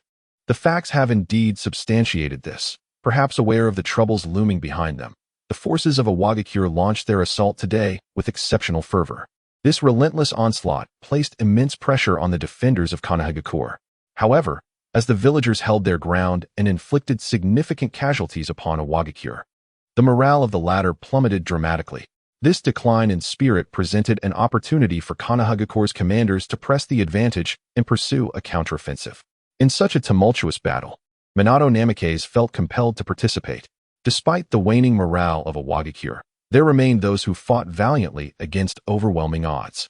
With Minato in the fray, these tenacious defenders would find themselves more easily subdued, further undermining the spirits of their comrades. Yet, this endeavor consumed considerable time, and he was increasingly concerned about the situation of Kakashi and the others. When the battle finally reached its conclusion, he merely exchanged brief greetings with the jubilant shinobi around him before swiftly activating the Flying Thunder God technique. Kakashi, Obito, Rin, I apologize for my tardiness. You must hold on, Minato silently recited in his heart. However, as the space shifted and his surroundings transformed, his expression turned peculiar. For amidst a throng of IWA shinobi, he noticed a young Uchiha wielding a kunai, deftly slicing across the throat of an IWA ninja, prompting cries of "Captain!" from those nearby. This sight instigated a strange thought. Have I truly arrived too late? In a dimly lit basement in the Land of Grass, the aged Uchiha Madara sat upon a stone chair. The oppressive darkness seemed to swallow any trace of sunlight, rendering the space akin to a crypt. Yet for Madara, this ambience was ideal. He sought tranquility and now existed in a liminal state between life and death. Have I finally gleaned something of significance? He murmured, lifting his gaze toward the ceiling of the basement. His crimson Sharingan swirled slightly, as if perceiving the world beyond. Behind him, pale tubes connected to his form appeared, providing the sustenance necessary for his survival. Indeed, he had reached the limits of his existence. Shortly thereafter, a white figure descended slowly from the ceiling, its bizarre appearance somewhat unsettling. Upon landing before Madara, the figure suddenly split open, revealing Obito within. Ah, Madara-sama, I've brought him back. I hope he didn't relieve himself inside me, Obito announced, dispelling the eerie aura that had previously surrounded the figure. This fool appears to be quite dim-witted, Madara thought. Fortunately, he had grown accustomed to such occurrences and paid little mind to Obito's remarks, instead scrutinizing the condition of Obito himself. From the moment Obito entered the battlefield, Madara had been monitoring his situation. In truth, every Uchiha present in the Land of Grass had drawn his attention. Although he had entrusted the Rinnegan to Nagato, he still required someone to keep watch over him. Naturally, he preferred someone familiar, more prone to emotional involvement, an Uchiha. Madara's understanding of the Uchiha clan has penetrated to the very depths of his soul. Even the esteemed Senju Tobarama pales in comparison before him. Lord Madara, this fellow is rather foolish, and on the brink of death. Does saving him hold any significance? White Zetsu inquired, his gaze fixed on Obito within him, tilting his head in curious contemplation. The power of the Uchiha necessitates innate talent, yet there are instances when other elements prove to be even more crucial. Madara recognized White Zetsu's simplicity, yet his unwavering loyalty permitted Madara the liberty to converse freely. What is talent? What, then, is that which surpasses talent? White Zetsu blinked. Curiosity etched upon his face as he pressed further. It is the essence of this person's heart, Madara replied, his gaze steady upon Obito. The more untainted the Uchiha's heart, the greater their potential for awakening, particularly when that purity is rooted in benevolence. When a kind-hearted individual faces the collapse of their convictions, their malevolence may become increasingly unadulterated. Such individuals may act impulsively and commit uncontrollable acts. Yet if one comprehends their innermost desires and prepares accordingly, that individual shall forever remain within their grasp. Lord Madara, what does that imply? It implies nothing. Cease your inquiries. Heal him, and then proceed to investigate his circumstances in Konoha. This boy might prove to be a valuable asset. Madara, unable to endure White Zetsu's incessant questioning, abruptly interrupted him. Nevertheless, as he had stated, Obito was merely one option among others he intended to observe. Yet, based on Obito's current conduct, more precisely, his behavior on the battlefield, Madara found satisfaction. Whether it be breaking rules or his unwavering commitment to his comrades, or his willingness to sacrifice his own life to save a companion, even offering his eyes in his final moments, all of these actions emanated from Obito's pure intentions. Within this goodness, however, Madara also discerned an alternative aspect, selfishness. This selfishness, perhaps concealed beneath Obito's seemingly cheerful demeanor, had not escaped Madara's keen observation. Last night, during Obito's dialogue with Rin Noara, a certain individual was mentioned, someone who stirred intense emotions within Obito. Madara harbors no interest in matters of love, yet he clearly perceives the latent possessiveness. Grasping this key element could render Obito the finest instrument for his purposes. With this thought, Madara's satisfaction with Obito deepened. Although he closed his eyes to observe the circumstances of other Uchihas, his mind began to ponder how to facilitate Obito's awakening. Just then, Madara noted that the battle continued in the vicinity where Obito lay buried. Most importantly, another Uchiha of interest had also arrived. Uchiha Y, the one who ignited Obito's inner turmoil. Madara felt a twinge of surprise. He hadn't anticipated this boy would come into focus so swiftly. Regarding a Y, Madara's sentiments were rather intricate. This lad could engage with anyone and possessed remarkable intelligence. Moreover, he had already awakened his Sharingan in the Land of Waves. Such a person, in any light, appears to be the most impeccable candidate. Their amicable relations with others imply a vast array of choices. Thus, in the event of a friend's misfortunes, the likelihood of gaining insight is significantly heightened. A high level of intelligence suggests that future plans will be executed with remarkable composure, free from the anxieties of unforeseen complications or lapses. The early awakening of the Sharingan indicates this youth possesses extraordinary talent. Yet, it is precisely due to this perfection that Madara harbors concerns. To him, a person who gets along well with everyone may merely have superficial relationships. It could be a hidden pride of the Uchiha clan, indistinguishable from others. Being exceptionally clever may lead one to recognize flaws in their own plans. And should ulterior motives arise, controlling the situation after one's demise becomes impossible. The early activation of the Sharingan indeed signifies talent. Yet the ability to endure the pain of awakening also denotes a resolute mind, one that harbors its own desires and convictions. At times, Madara wonders if he is worrying excessively, yet he cannot help but entertain such thoughts. For now, he decides to observe further while instructing Zetsu to investigate the background of this young prodigy. Madara tempered his emotions, but soon a smile graced his lips. To him, every Uchiha is essentially the same. As long as their heart remains untainted, he is confident in cultivating a competent tool. It all boils down to their utility. After all, they are merely double tomo, and their journey is still long. However, Obito's eyes possess a certain uniqueness. Madara recalled the peculiar incident when Obito's abilities manifested. Those stones passed through his body without claiming his life. Otherwise, Madara would not have had the opportunity to retrieve him. Yet, lost in thought, he momentarily froze. Through Zetsu's gaze, he clearly observed that Obito's eyes had transformed into 3 tomo. He recalled that just last night, when this young man attacked the rock-hidden base, he had only possessed 2 tomo. How could he have advanced to 3 tomo in the blink of an eye? Moreover, this young prodigy exhibited swifter movements and more formidable tactics, particularly when Madara witnessed Obito alter his strategy and swiftly charge forth amidst the onslaught of rock ninjas. Like a butterfly flitting through flowers, he deftly evaded a barrage of attacks, ultimately confronting the rock ninja captain. In the next instant, this youth audaciously forced a gaze lock with the captain using his newly awakened Sharingan. In that fleeting moment, the rock captain froze, allowing Obito to eliminate him with ease. To have achieved such proficiency immediately after an upgrade? As for what followed, it was no longer necessary to observe. The child who had mastered the most insidious techniques of the Senju clan, the one who should be eliminated, had arrived. Konoha's Tobirama Senju, the Flying Thunder God. The outcome of the battle was already a foregone conclusion. At this juncture, Madara fell into deep contemplation, his gaze drifting once more to Obito, who lay on the bed, as placed by Zetsu. Suddenly, a thought struck him. Have I chosen the wrong person? Therefore, I sincerely apologize for my tardiness. Within a cave in the land of grass, Minato Namikaze sighed deeply, feeling a touch of embarrassment as he rubbed the back of his head. He was already aware of the events that had transpired, and Obito's demise left him with a sense of guilt. At this moment, Yuji felt an embarrassment that surpassed even that of Minato Namikaze. While Akai and Aoba exchanged glances, astonished by the unexpected connection between Minato's tardiness and their own actions.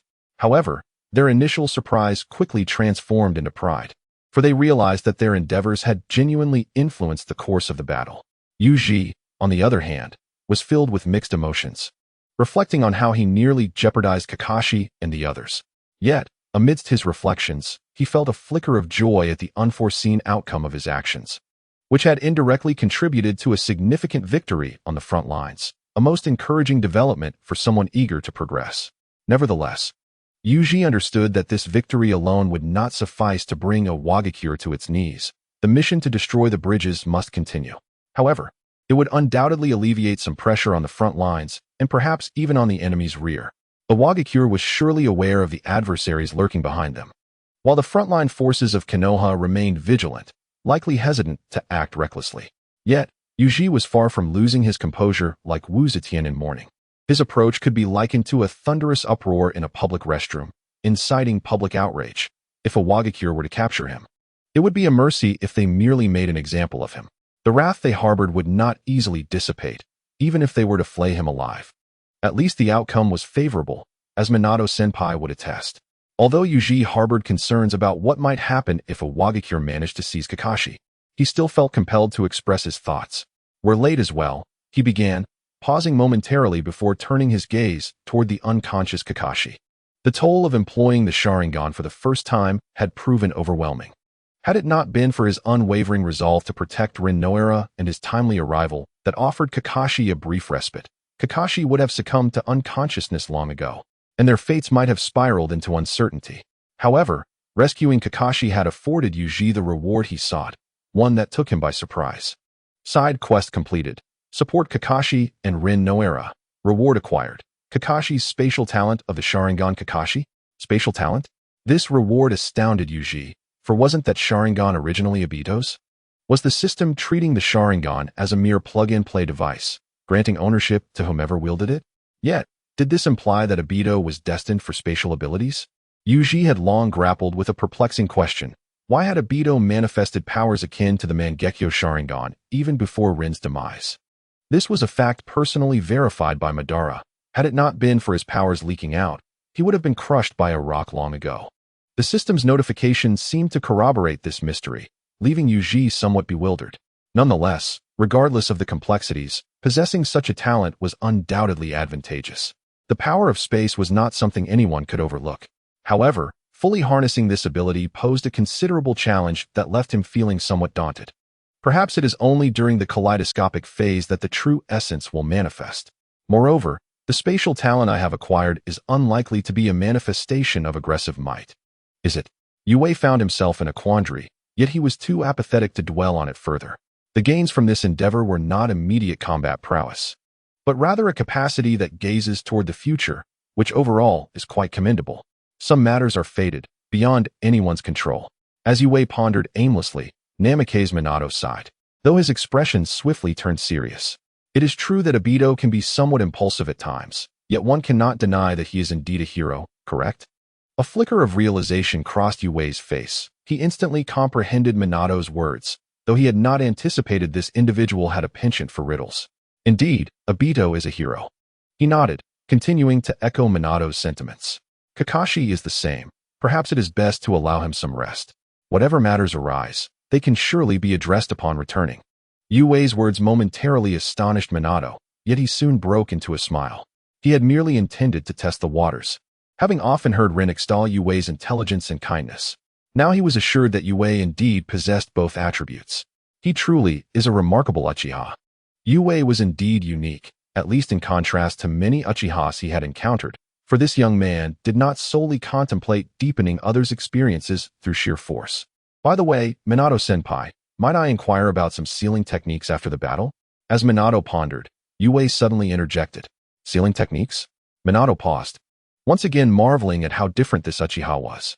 However, he refrained from responding immediately, instead surveying the surroundings of the cave. At that moment, Rin was still tending to Kakashi, while Guy and Aoba debated who should stand guard outside. Everything here appeared quite harmonious, as if they were not situated behind enemy lines at all. I sincerely hope the war concludes swiftly. Observing the scene before him, Minato abruptly shifted the topic and chuckled. Such warfare is undoubtedly an unbearable anguish for anyone involved. Indeed, Yue cast a glance at him, unperturbed by the sudden change in conversation. War has wrought an abundance of tragedies. Yue, when do you believe the war will come to an end? Minato inquired curiously, though this time his voice was notably subdued. I have discussed with Rin that war will never truly cease. Yue was uncertain of Minato's thoughts.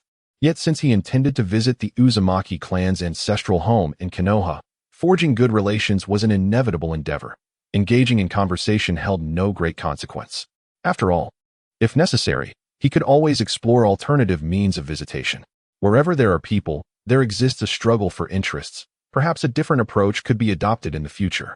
As for this war, I believe its conclusion is imminent. Oh, how so? Minato blinked, seemingly intrigued.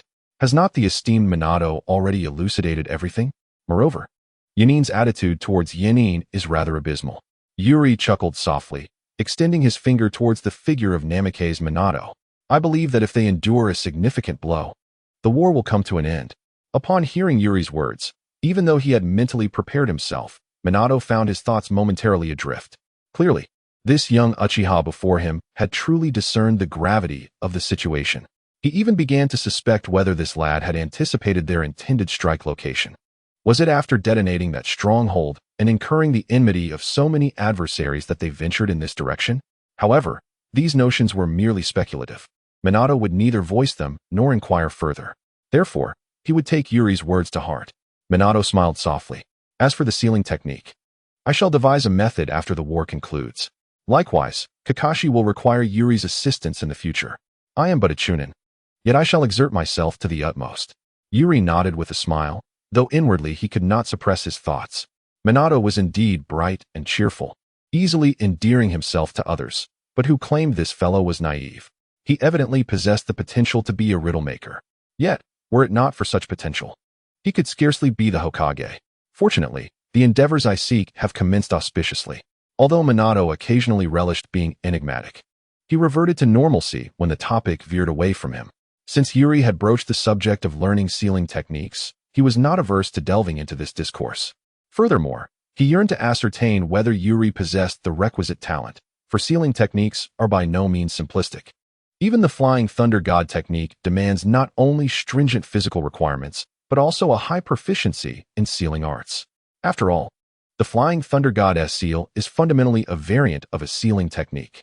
The most rudimentary form of Flying Thunder God allows one to inscribe the seal in advance on a kunai, yet the advanced variant necessitates real-time placement of the seal.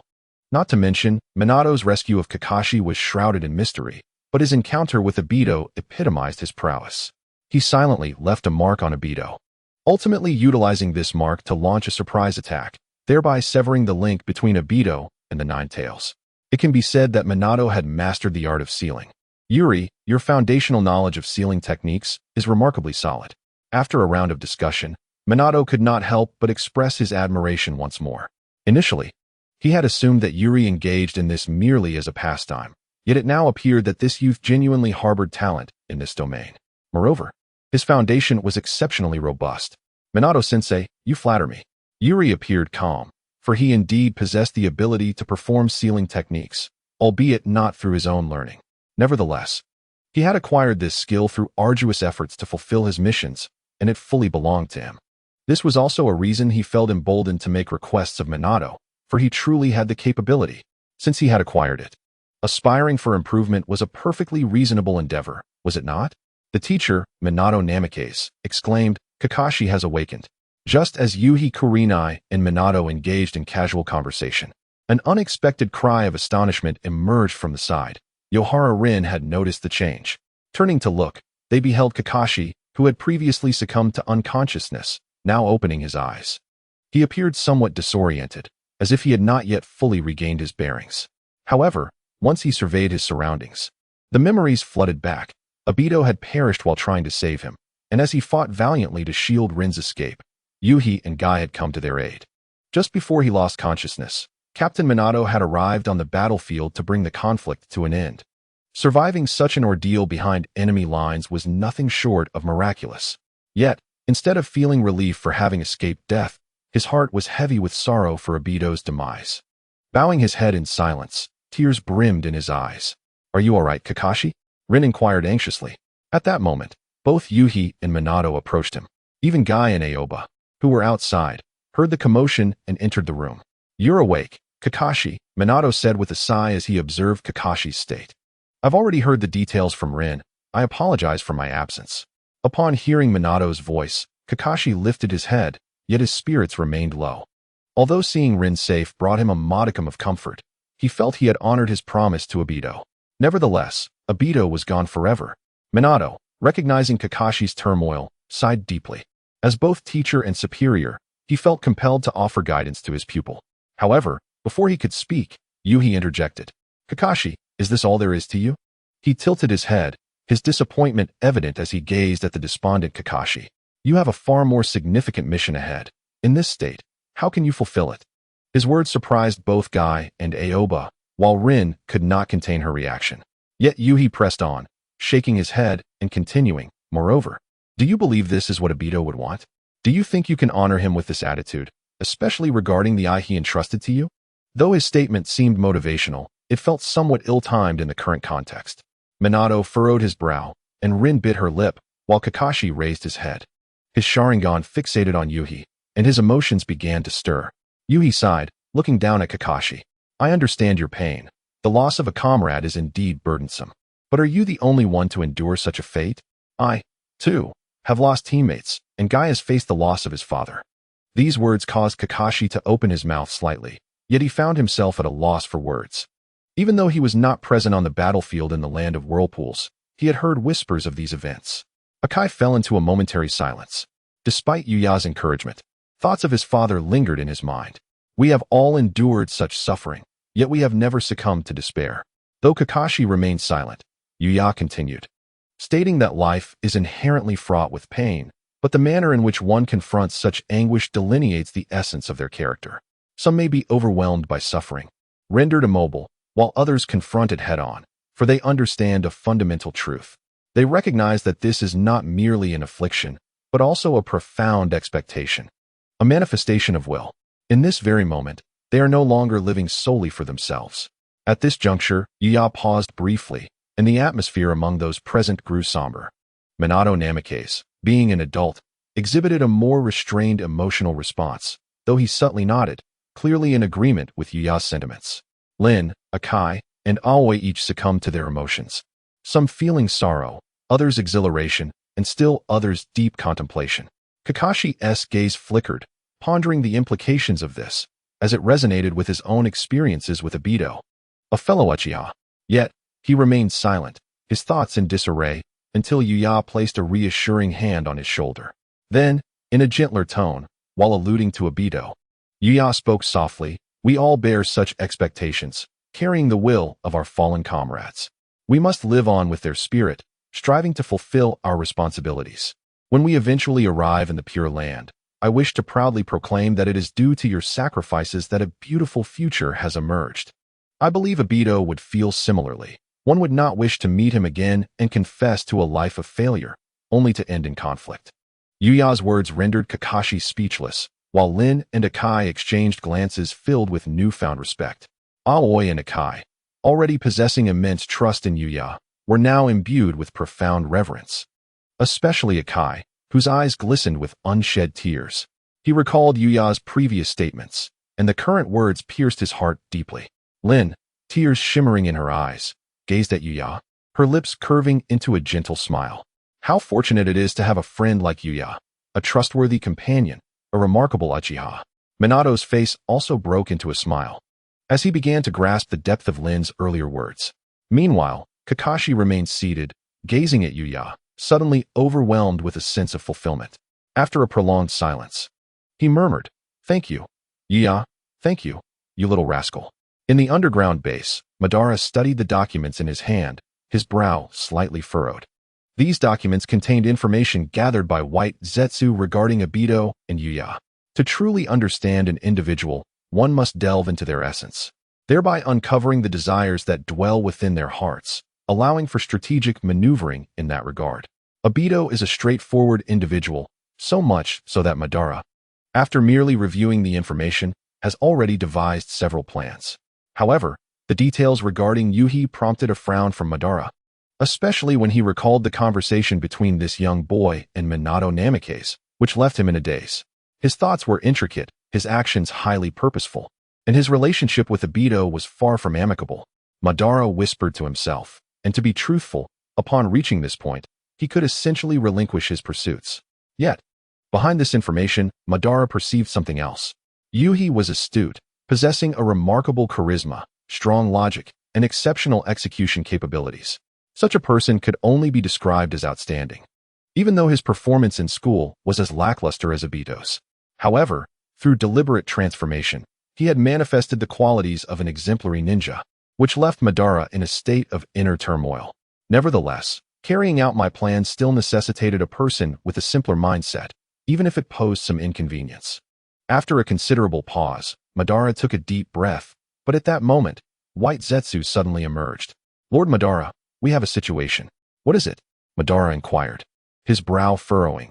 He disliked being disturbed during contemplation, yet he was accustomed to White Zetsu's incessant chatter. "IWA has dispatched a demolition squad to intercept, and the individual you are concerned about has just set off." The demolition squad? Madara had heard of this unit, but to him, they were insignificant.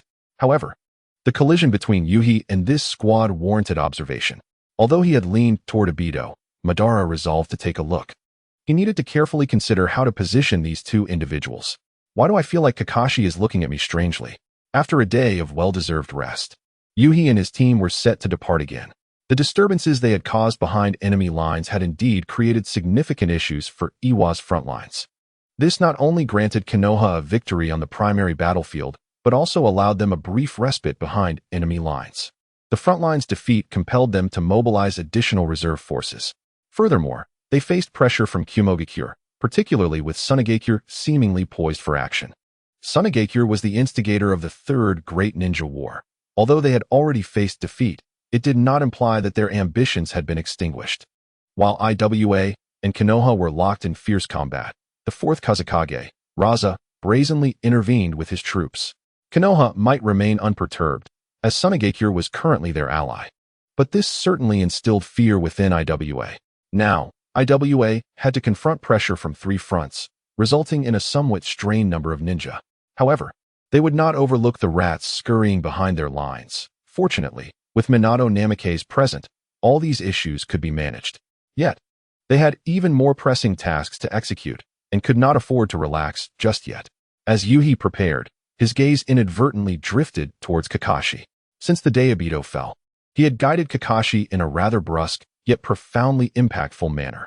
He soon observed that, over the course of the following day, Kakashi's spirits visibly began to revive.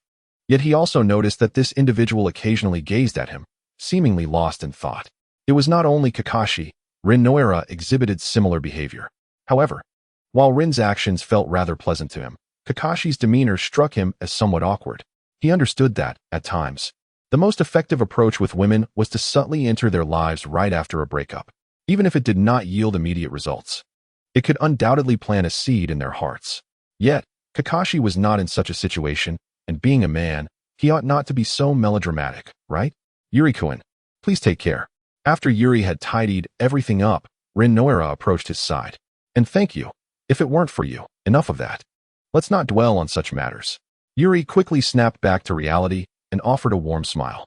"Whether it's you or Kakashi, we are classmates and, more importantly, friends. We remain comrades, and I certainly do not wish for my comrades to abandon themselves. Moreover, if we are to speak of safety, I believe you and Kakashi should exercise even greater caution. Your mission is far more perilous than ours.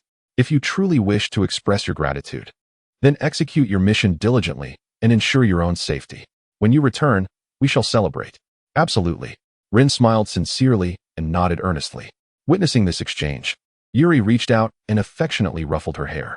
He had to admit that Rin's hair was rather fine, and she did not object to his gesture. However, Yuri found himself pondering a particular thought. Would Obito feel a twinge of jealousy upon witnessing this scene? Additionally, he contemplated how to shield Rin from the tragic fate that loomed. The ambitions of Uchiha Madara, or the nature of Obito himself, held no interest for Yuri. Let it be known that he had discerned from the outset that the Moon Eye plan was nothing but a ruse. As long as the Sage of Six Paths lingered in the shinobi world, he could never align himself with Madara. Should he choose to follow him, he would merely become a pawn, ensuring a future devoid of promise. Yuri-kun, are you all set? Just as Yuri was lost in contemplation, Minato Namikaze approached. You know how crucial this mission is. Although I would prefer otherwise, I must entrust the flanks to you. Minato appeared exceedingly humble, devoid of any airs of superiority that a jonin might possess. As he spoke, he produced a kunai and handed it to Yuri. This is my specialized kunai, marked with my seal. Should you encounter any insurmountable danger, infuse it with chakra, and I will sense it. I will do my utmost to arrive as quickly as possible. I understand. Yuri nodded and accepted Minato's kunai. Although Minato, renowned for his speed, often arrived late, Yuri maintained his trust in him. After all, arriving late was preferable to not arriving at all. As long as they could hold their ground, everything would eventually fall into place. Stay safe. At that moment, Kakashi approached as well, whispering a word of caution to Yuri. Thank you, you too. Accepting such blessings, Yuji felt a sense of contentment. However, he could not help but wonder if Kakashi had mistaken him for another Obito. Although his mind was filled with peculiar thoughts, Yuji lacked the energy to dwell on them. After bidding farewell to Minato and the others, he set off with a well-rested Akai and Konoha. What shall we do next, Yuji? Akai, rejuvenated from a good rest, was particularly excited. Not only he, but Yamakaze Konoha also appeared somewhat exhilarated. Though Minato did not explicitly state it, he had tacitly acknowledged Yuji's conclusion of the war mission. This was an honor beyond their imagination. We shall proceed cautiously and observe the situation. A Wagakure will not relent easily, Yuji replied calmly. Although a Wagakure faced difficulties, their search parties would undoubtedly remain formidable. The emergence of powerful ninjas would not come as a surprise. The Wagakure is truly prepared to go all in. Yet, after this mission, would I too become a hero with the Sharingan? At that moment, a thought crossed Yuji's mind. Just then, Konoha abruptly halted, raising his hand. What is it?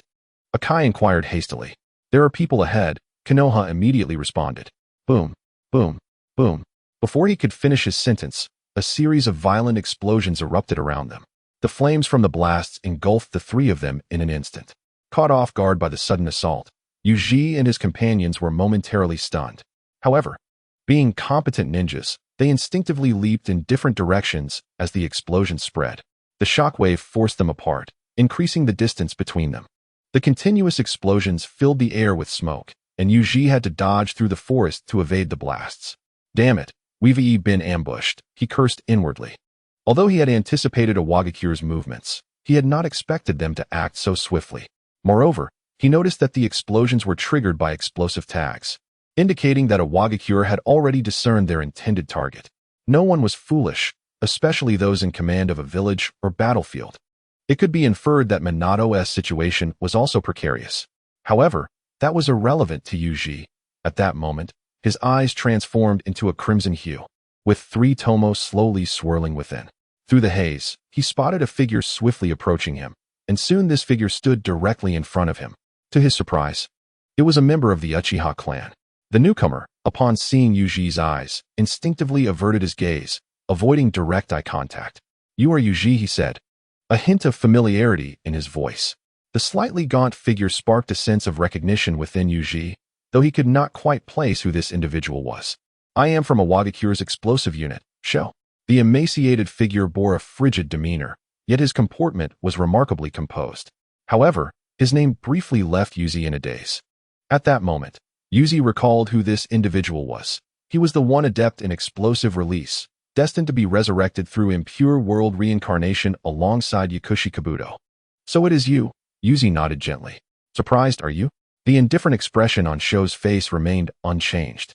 Your arrival here, making such a commotion, is what truly astonishes us. In truth, one ought to express gratitude to the hidden cloud. Yuji recognized that combat was inevitable, and he did not mind playing with the psychological aspects. Without them, We would not have been afforded such a splendid opportunity. As expected, Yuzi's words caused Sho's already somber countenance to darken further. What is your objective? And how many of you are there? Sho spoke through gritted teeth, suppressing his fury. Haven't you already surmised? Otherwise, you wouldn't be lying in ambush here. As for how many, I cannot say, Yuzi replied, shaking his head, noticing movements in the distance. Undoubtedly, Akai and the others had encountered foes and were embroiled in their battles. At this moment, you still have the presence of mind to concern yourself with others? Sho remarked disdainfully, realizing Yuzi's distraction. Forget it. It seems you want to divulge anything. Regardless of your numbers, you will all converge in the Pure Land.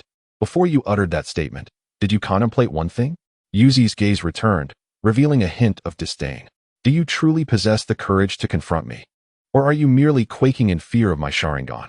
No sooner had the words left his lips than the ground beneath Yuzi shattered, and a figure shot forth from the earth with remarkable speed. Through his Sharingan, Yuzi discerned chakra swirling around the assailant's fist. Clearly, this was explosive release. Despite the ambush, Yuzi remained unperturbed, his eyes clearly tracking Sho's attack trajectory. Just as the fist was about to connect, Yuzi's body shifted slightly, executing the maneuver with fluidity and grace, effortlessly evading Sho's blow. Seizing the moment when Sho's attack faltered, Yuzi swiftly produced a kunai, thrusting it directly towards Sho's chest, which, in an instant, pierced deep into his torso. Yet, Yuzi raised an eyebrow, for he distinctly perceived that Sho had vanished, leaving behind merely a mud clone. Is this the style of your hidden rock? Yuzi taunted, though internally, he remained acutely vigilant. Once a member of the hidden rock delves underground, they become exceedingly difficult to detect, and even with the Sharingan, Yuzi found it challenging to pinpoint their location swiftly. Moreover, Sho exemplified the quintessential ninja mentality. A missed strike would prompt an immediate retreat into stealth, a stark contrast to his previously unrestrained demeanor upon being reincarnated. What a coward! It seems your Tsuchikage will live a long life, considering they all resemble turtles. Observing Sho's continued silence, Yuzi searched the vicinity while not neglecting to continue his verbal jabs. Alas, he had overestimated his capacity for mockery. Perhaps his ability to inspire others with motivational words could be compared to Naruto's, yet his aptitude for mockery clearly pales in comparison to Sasuke's.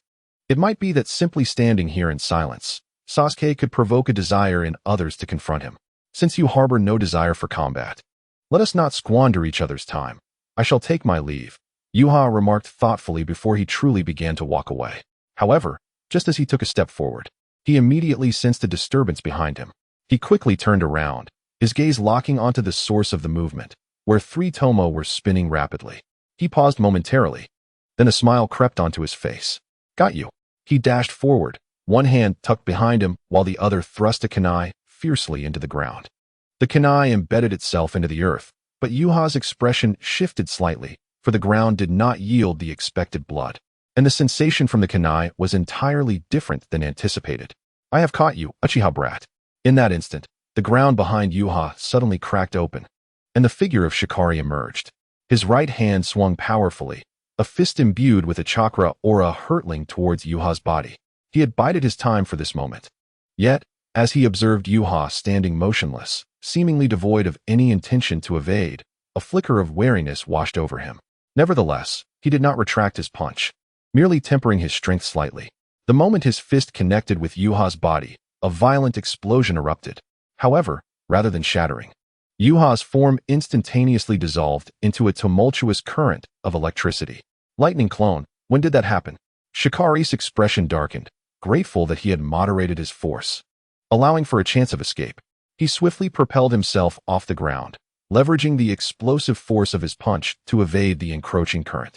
Just as he distanced himself, a colossal fireball burst through the smoke, crashing into the earth. The surrounding grass ignited rapidly, flames beginning to spread, and amidst the shadows of the inferno, Uchiha's figure emerged quietly, truly foolish and ignorant. Uchiha conjured several kunai into his hands, observing Shikari, who was concealed nearby, with a look of derision. His crimson eyes, illuminated by the firelight, appeared particularly frigid. Indeed, hiding underground could mitigate the inside of the Sharingan to some extent. Yet, let it not be forgotten, any rash movement would render one incapable of evading the gaze of those eyes. Before them, there is nowhere to hide. With a swift motion, Uchiha released the kunai, which seemed to be hurled in a chaotic manner, even colliding with one another mid-flight. However, Sho did not dare to be the slightest bit careless. He had already been outmaneuvered by Yuri once, and he would never believe that this young boy would engage in any futile actions. Nevertheless, he refrained from cursing Yuri's cunning nature. A ninja should indeed exploit their advantages and employ every means necessary to vanquish their foes. Yet, he found himself inwardly berating the rock-hidden village for sending him here, without clarifying who his opponent was or what resources he had at his disposal. It was utterly perilous. Ding, ding, ding. The shuriken in the sky collided, instantly altering their trajectory and completely surrounding Sho without any gaps. Witnessing this scene, Sho's expression shifted, and he swiftly drew a ninja blade. As a seasoned jonin, although he favored the powers of his bloodline limit, it did not imply that his swordsmanship was lacking. Observing the torrent of shuriken descending upon him, Sho danced with his blade, creating a dazzling display of sword blooms, accompanied by the sharp clang of metal as he deflected each shuriken one by one. Fire release, great fireball technique. Yuri did not pause. His hands swiftly formed hand signs, and a massive fireball roared toward Sho. Humph. Sho let out a cold snort, and as he blocked the shuriken, he raised his left hand forward, concentrating chakra there. Explosion release, lightning fist. The violent chakra surged within him, and an invisible shockwave instantly spread, striking Yuri as fireball. In an instant, flames erupted, and the fireball was obliterated mid-flight. Yet, Sho felt no elation, for he sensed that this Uchiha brat might have discerned his weakness. The methods of utilizing explosion release were numerous, whether for long-range detonation or close-quarters combat, evolving according to individual combat styles. Sho leaned towards close combat.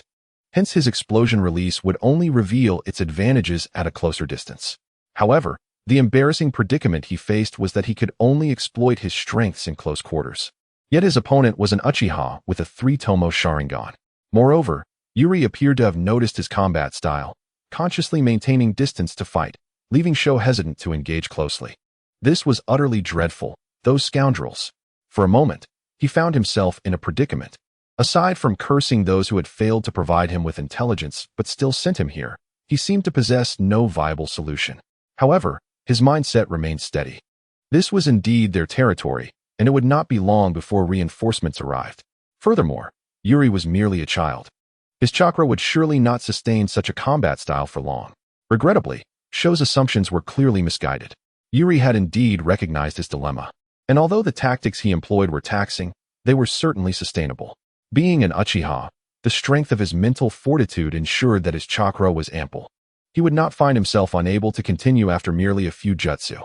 Moreover, Yuri had his own intentions. He could not afford to prolong the confrontation with Sho and sought an opportunity to swiftly eliminate this adversary. In an instant, both combatants found themselves ensnared in a relentless tug of war. As Sho consumed his chakra, he relentlessly sought to engage in close combat, while Yuri retaliated with shurikens, kunai, and ninjutsu. Just as their fierce battle reached a crescendo, a roar reminiscent of a wild beast suddenly reverberated through the forest. Simultaneously, a peculiar chakra rapidly permeated the entire woodland. Both Yuri and Sho paused, their expressions shifting as they sensed this chakra. Was it the chakra of a tailed beast? Yuri murmured. Even though he had never witnessed the explosive power of a tailed beast, this chakra resonated deeply, instantly revealing its true nature. The Jinchuriki had come to reinforce the rear. This development struck Yuri profoundly, making him acutely aware of how his incursion behind enemy lines had altered the course of the entire conflict. Until now, his awareness had been somewhat superficial. Although he had compelled Minato to arrive late and forced Kakashi to confront more adversaries, everything had been resolved smoothly. Following that, he had enjoyed Minato's protection, leading to a relatively carefree existence devoid of imminent peril. However, the sudden emergence of the Jinchuriki indicated that their situation was far more dire than anticipated. Explosive release, landmine fist. Almost as soon as Yuri became lost in thought, Sho's face contorted into a sinister smile. He charged forward, his fist enveloped in a radiant chakra, aimed straight at Yuri. Yuri appeared momentarily dazed, yet his focus remained steadfast on the battle. Indeed, his momentary distraction was merely an act for Sho's benefit. With the Jinchuriki present, he needed to conclude the fight expeditiously. In the instant Sho launched his attack, Yuri swiftly sidestepped, extending his hand to grasp Sho's wrist. Sho, perpetually keeping his head slightly bowed, denied Yuri the opportunity to lock eyes with him, thus thwarting the use of the Sharingan's Jinjutsu. However, this also constrained Sho's movements, allowing him to confront the situation with greater composure.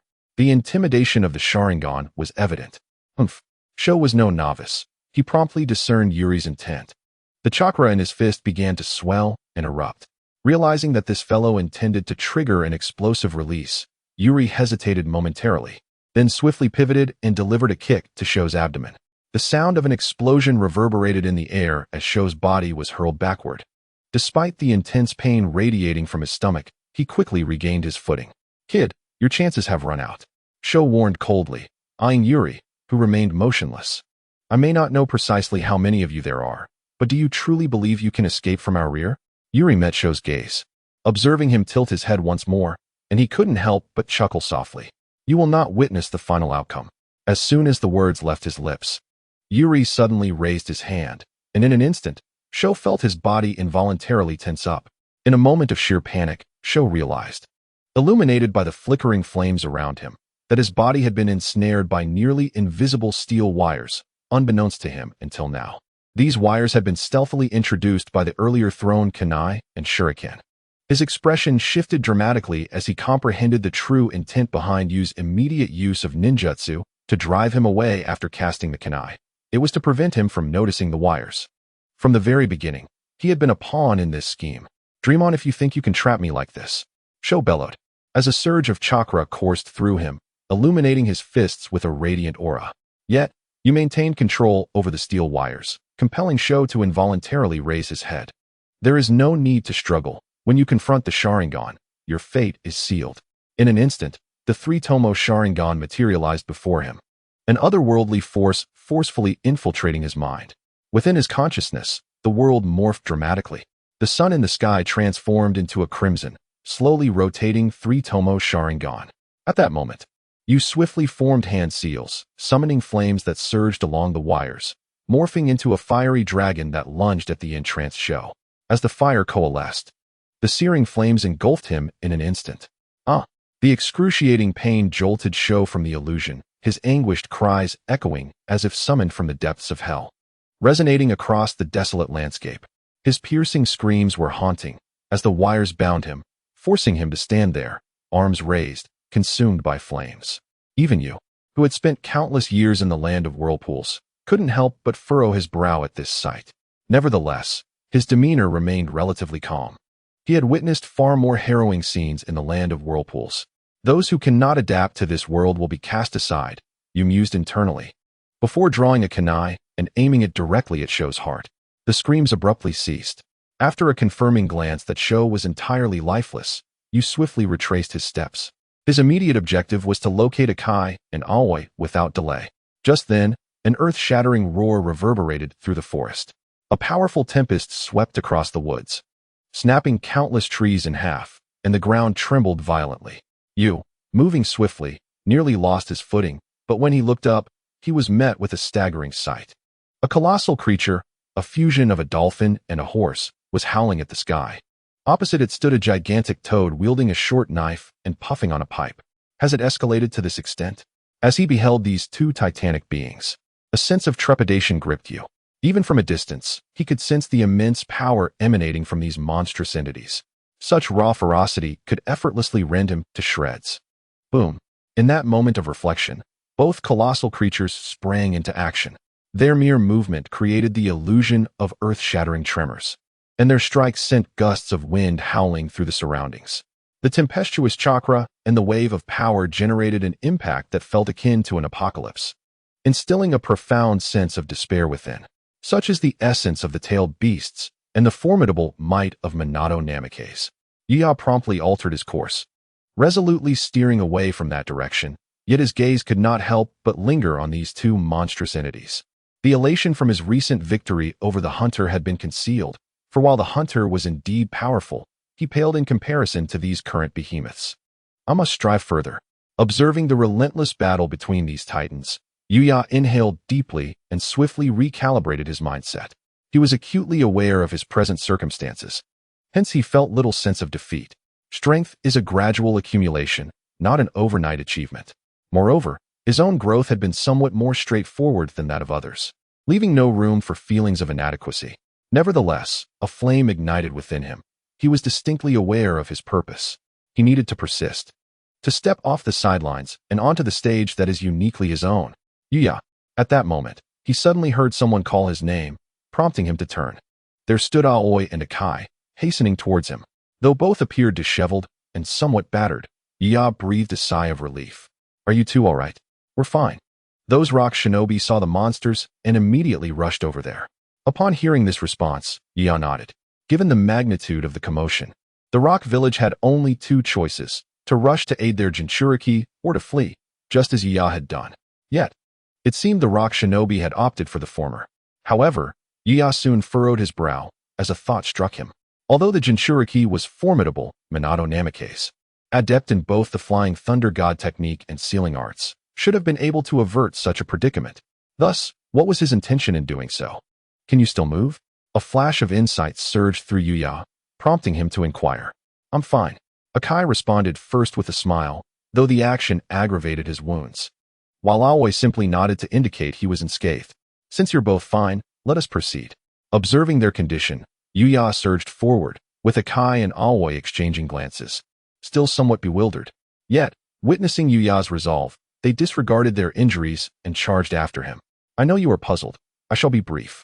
You must be aware of the ultimate objective of our mission. Maintaining his speed, Yuya spoke quietly to his companions. The Kamui Bridge, Aoi exclaimed, though his gaze toward Yuya was tinged with complexity. In truth, he had contemplated this very issue the previous day, though he had hesitated to voice his thoughts. Yet now, it appeared his conjecture was undeniably correct. From the outset of his actions to the direction of his subsequent retreat, everything aligned with this revelation. Had Yuya known from the moment the mission was assigned? Indeed, it is the Kamui Bridge. Yaji nodded gently, his expression turning grave. I apologize, but I had anticipated the nature of our mission from the very beginning. However, as I mentioned earlier, the crux of this undertaking hinges upon the actions of Minato and his comrades. Hence, to avert any leakage of information, I refrained from elaborating. I understand, Yaji. Aoba nodded in acknowledgement, yet internally he marveled at Yaji's perceptiveness. Akai remained silent, but his faith in Yaji was unwavering. Whatever Yaji decreed, he would undoubtedly follow. The circumstances had shifted, and although they faced a Jinchuriki, I believe that such a covert operation would not attract undue attention from Minato and his team. Yaji continued. Despite taking a circuitous route, they were steadily approaching the bridge. Along their path, they had also observed numerous IWA shinobi hastening toward the bridge.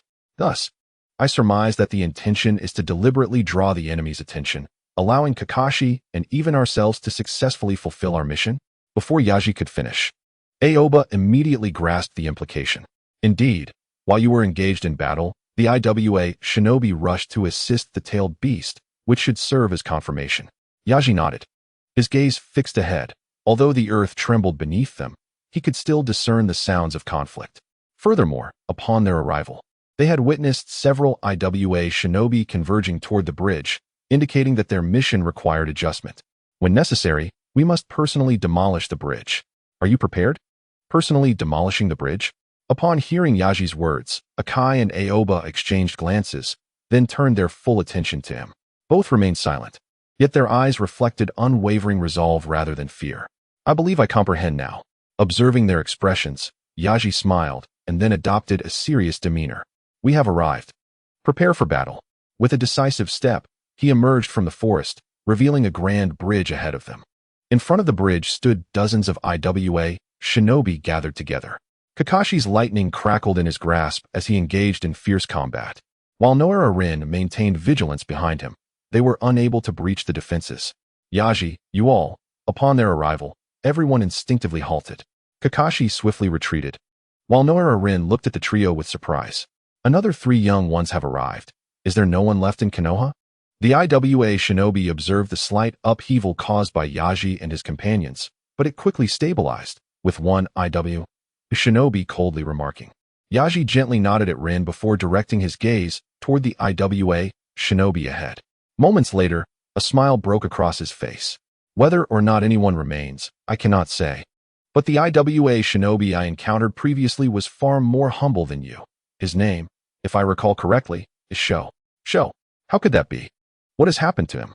Upon hearing the name Sho, a stir of agitation rippled through the IWA shinobi, with one unable to contain his curiosity.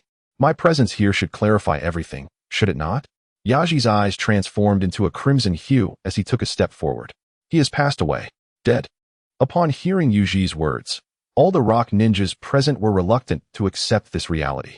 They were well aware of the prowess of the esteemed Dame of the Hunts. A member of the elite explosive unit. How could he possibly fall to a mere child? Yet, they found themselves at a loss for words. For it was indeed true that the Hunts had participated in this interception mission, and these young ones had managed to break through. More importantly, they all noticed the crimson hue of Yuji's eyes, which seemed to silently amplify his persuasive power. The potency of the Sharingan was beyond reproach, even when manifested in the form of a mere child. Are you feeling apprehensive? Yuji continued to advance toward the group of rock ninjas, subtly gesturing as he walked, all while meticulously regulating his breath. Behind him, Kakashi and the others, who had initially intended to persuade him to halt, found themselves frozen, refraining from any rash actions. It appeared that fear had indeed gripped you. As Yuji pressed forward, his aura intensified, and his chakra surged within him like a tempest. Furthermore, the three tomos in his eyes began to spin rapidly, rendering his vision exceptionally acute at that moment. To push the Sharingan to its utmost limits, the most effective method is to forcibly elevate it through mental stimulation. However, for Yuji, such mental stimuli might not prove effective. Perhaps he had yet to encounter pain beyond his capacity to bear. Otherwise, he would not have taken so many years in the Land of Whirlpools to attain the double tomo.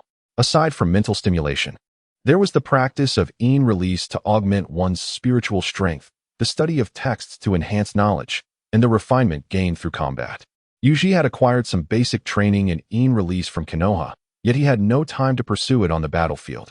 Therefore, for him at this moment, the only viable option remained the last one.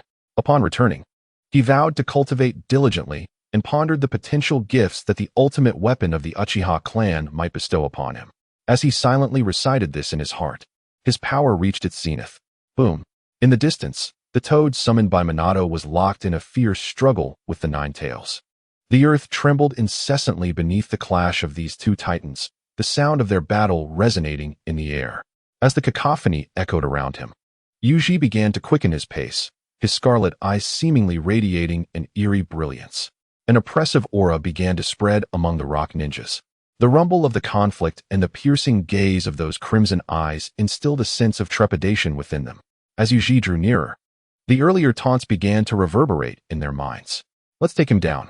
Finally, one rock ninja could no longer contain himself and erupted with a furious roar. In response to this cry, all the rock ninjas surged forth. They brandished their weapons, howling as they charged at Yuji. Kakashi, you and Konoha take action quickly. Kakashi exclaimed upon witnessing this scene, promptly retrieving a scroll. I will coordinate with Yuji. The task of destroying the bridge will be entrusted to you. Akai and Konoha had not anticipated Kakashi's decisiveness, yet they swiftly accepted the scroll, nodding in affirmation. No problem, leave it to us. The gesture made by Yuri just now was a signal to draw their attention, ensuring their readiness to act at any moment. The two of them took a deep breath, and as soon as the opportunity arose, they sprang into action. With Yuri distracting the enemies, the number they faced was manageable. As long as Yuri could hold them at bay, they were confident in completing their mission. Observing this, Kakashi formed hand seals, summoning the lightning of Chidori once more into his grasp. Internally, he felt a twinge of anxiety. While Yuri's strategy of attracting the enemy was commendable, it also placed him in considerable peril. Moreover, Kakashi doubted how much could truly be accomplished by a single individual, although the rock ninja before him were relatively weak. As most of their elite forces were engaged at the front lines, their sheer numbers posed a significant challenge. It was imperative to coordinate with Yuri swiftly, otherwise. Kakashi silently mused. Just as his Chidori was prepared, he witnessed a scene that would be etched in his memory forever. As he observed the rock ninja charging towards him, an inexplicable sensation washed over him. His eyes could discern the movements of the vast majority of the rock ninja present. Though he could not grasp every intention or movement instantaneously, he could ascertain their general direction of attack and predict their possible trajectories, which was sufficient for him. Ah! Amidst the chaos, a rock ninja let out a blood-curdling scream, his chest having been pierced by a kunai at some point unbeknownst to him. This scream was merely the prologue. As Yuri plunged into the fray, the cacophony of anguish escalated. Surrounded by numerous rock ninja, Yuri moved like a dragon amidst the crowd. His movements were stripped down to their essence, executing strikes with such fluidity that from a distance, it resembled a graceful dance. Yet, every rock ninja that came into contact with him fell without exception. Yuri also spotted Guy and the others approaching. He understood that he needed to intensify his ferocity. Amidst the throng, he deftly evaded an attack from a rock ninja before plunging his kunai into the body of another nearby. He then seized the lifeless corpse, using it as a shield, while simultaneously snatching the kunai from the fallen enemy's grasp. With a metallic clang, his kunai intercepted an attack from another rock ninja before the body he held behind him was impaled by several kunai. A swift knee strike sent the rock ninja before him reeling with abdominal pain, and in the next moment, he felt a chilling sensation around his neck. Die! This rock ninja was dispatched, but another swiftly approached, raising his ninja sword to deliver a powerful strike. Yuri frowned slightly, yet his expression remained composed. Although the rear and flanks were still blind spots for him, his reaction speed was sufficiently rapid, and his own agility compensated for this flaw. In a swift turn, Yuri evaded the descending blade, simultaneously lowering his body to dodge another strike from above. He swiftly glided before an IWA ninja, and before the latter could react, the kunai in his hand was violently thrust upward. With a muted thud, the kunai pierced through the unfortunate man's chin, forming a hand seal with one hand. The crimson-eyed Uchiha subtly shifted his gaze, instantly activating the substitution and illusion techniques. An IWA ninja, who had just charged at him, found himself momentarily frozen in place, only to discover that he had swapped positions with Uchiha. Without hesitation, Uchiha seized the ninja's weapon, only to see his comrade eliminate the IWA ninja in an instant. Navigating through the throng of IWA ninjas, Uchiha exhibited an effortless mastery. Even when it appeared perilous at times, he maintained an undeniable dominance throughout. The IWA ninjas sustained injuries and fatalities under his relentless assault, their morale plummeting drastically. They could hardly comprehend how, despite their numbers, they were rendered utterly helpless against a single adversary. In the distance, the five tails continued to roar, and the earth trembled incessantly. Yet, at that moment, it was not just the ground that quivered, but their very hearts as well. Is this all you are capable of? After knocking another IWA ninja to the ground, Uchiha paused, observing the hesitant IWA ninjas who seemed reluctant to charge forward. He too felt fatigue creeping in. His heightened concentration and the extensive use of the Sharingan left him slightly dizzy. Nevertheless, he maintained a calm demeanor, subtly allowing himself a moment to recuperate. Suddenly, a series of explosions erupted. The blast stirred a cloud of dust that enveloped the surroundings, and amidst the fiery chaos, the bridge behind them began to collapse. The earth quaked even more violently at that moment, and everyone present understood the gravity of the situation. Shrouded in smoke and fire, Uchiha casually discarded the kunai, crossing his arms as his crimson eyes fixated on the pallid-faced IWA ninjas. It appeared that everything had come to an end. Indeed, the IWA clan was left with no one. Is this truly reality? In the depths of night, at the Konoha encampment, Jiraiya stared in disbelief at Minato Namikaze after hearing the details of the mission. Particularly, seeing his disciple nod earnestly, he found it difficult to contain his astonishment. That Uchiha Uchiha certainly knew how to stir up trouble. This mission had succeeded remarkably well, especially with Uchiha's team and Kakashi being brought back by Minato. It could be said that Konoha had achieved a resounding victory. However, losses were incurred. Aside from these two teams, the other squads that had infiltrated the enemy's rear could be deemed completely obliterated. Yet, how could a war occur without casualties? In comparison to Konoha's gains, these losses were truly negligible. The details of this operation were so outrageous, particularly Uchiha's extraordinary performance leading his team, that even Jiraiya found himself at a loss for words. Jiraiya-sensei, I recognize your astonishment. In fact, I am even more surprised, Minato remarked, observing Jiraiya's dazed expression. He shook his head and smiled, adding, however, we indeed underestimated Uchiha's capabilities. I have engaged in conversation with him, and I can ascertain that from the moment he received the mission, he was fully aware of our objective. Thus, he accelerated the operation, launching a direct assault on a major supply point, which fortuitously contained a plethora of explosive tags. Jiraiya rubbed his temples, expressing a sense of exasperation. Indeed, nodded Minato, having already consulted with Guy and Konoha, and received remarkably consistent answers. Yuhi's intention was merely to raid the stronghold to draw out Iwnin, yet he had not anticipated the abundance of explosive tags at that location. Had they not been fortunate, they might have perished in that explosion. The repercussions of this detonation undeniably expedited the progression of the war. It unequivocally conveyed to all Iwnin on the front lines that their hinterlands had been infiltrated and that we could wreak havoc at will. While it cannot be overlooked that this explosion caused misfortune for other squads, including Kakashi's, the overall impact on the front lines was decidedly positive. It significantly bolstered the morale of our forces while profoundly undermining that of Iwa, culminating in a resounding victory for Konoha. Although, it must be acknowledged that while retreating, they may have inadvertently led several enemies to Kakashi. Observing Jiraiya still lost in thought, Minato hesitated momentarily before candidly continuing. However, it is undeniable that their actions also salvaged Kakashi and his team. Moreover, in subsequent maneuvers, they successfully eliminated the enemy and promptly arrived at the Kanobi Bridge, dispatching over 10 station ninjas, ultimately accomplishing the mission. That fellow, Shaku, has perished, and he took down so many? Jiraiya comprehended Minato's implication, but remained preoccupied with reflections on Yuhi's actions. Naturally, Jiraiya was aware of Shaku, a formidable elite from Iwa who had inflicted considerable casualties upon Konoha. Now, he had been vanquished by Yuhi, who had simultaneously dealt with more than 10 stationed Iwa ninjas. It could be argued that without Yuhi, the mission to destroy the bridge would not have proceeded so seamlessly, which left Jiraiya in a state of profound contemplation. It is rather normal for him to seek you out. Although contemplative, Jiraiya recognized that he had other matters demanding attention, particularly concerning his disciple's previous remarks. He lifted his gaze to Minato and, with a smile, continued, "He has already deduced the details of the mission.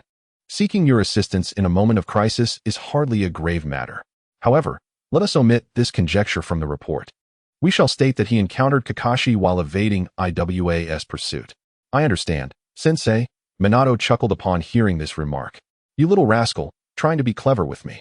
Jiraiya shot a playful glare at his disciple before jesting. "Very well, let us disseminate the accolades of this mission. Let everyone share in the joy. Yuhi has accomplished extraordinary feats, and we must not let his contributions go unrecognized. The Uchiha clan is indeed part of our Konoha ninjas. Our responsibility lies solely in the affairs of the battlefield. As for other troublesome matters, let those who are meant to deal with them take charge." "Yes, Sensei." The smile on Minato Namikaze's face grew even more radiant. He always understood that although his teacher may appear unreliable at times, when it comes to serious matters, he remains the most trustworthy person. As the first light of dawn gently illuminated the earth, Yuha stirred from his rudimentary wooden bed within a camp in the land of grass. Observing the surrounding simplicity, unmistakably a product of human construction, he inhaled deeply, allowing a wave of relaxation to wash over him. It was finally over, though it lasted merely a few days, and he had to concede that the danger he faced was not as immense as it could have been. Living in an environment where enemies could emerge at any moment was far from pleasant. His thoughts inevitably drifted back to yesterday's battle. The thrill of that experience was indeed exhilarating. The feeling of being in complete control was intoxicating. He was beginning to understand why Uchiha Madara's combat style was often likened to art, breathtaking in its execution. Setting aside the harsh conditions of the Warring States period that honed Madara's extraordinary physical prowess, the power of the Sharingan was undeniably significant. The might of the Sharingan is truly beyond imagination. Madara could dance among thousands with just a 3-tomo Sharingan, having only elevated his own eyes to the 3-tomo level for a few days. Yuha now found himself able to navigate effortlessly among dozens of ninjas while fully utilizing the power of his eyes. Such strength is indeed unfathomable. Yuha now eagerly anticipated what effects his continuously enhanced eyes would ultimately yield. Moreover, he yearned for the power of the Mangekyo Sharingan, for it represents a foundational self-protection ability for the future. However, yesterday had been somewhat reckless. Despite his inner excitement, Yuha maintained a semblance of calm. Reflecting on the previous day's battle, he felt a trickle of cold sweat emerge. Although he need not worry about the rock ninja's intentions towards him, Minato's confrontation with the Nibi was very real. Fortunately, Minato managed to restrain it well, preventing the Nibi from unleashing its tail beast bomb upon them and whisking them away before it could act on its intentions.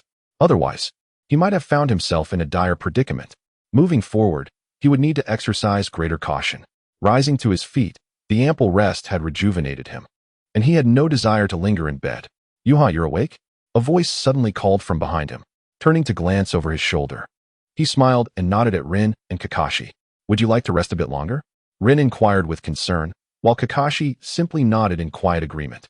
Yuha's performance yesterday had indelibly etched itself in Kakashi's memory. The elegance of his combat, reminiscent of art, was impossible to forget.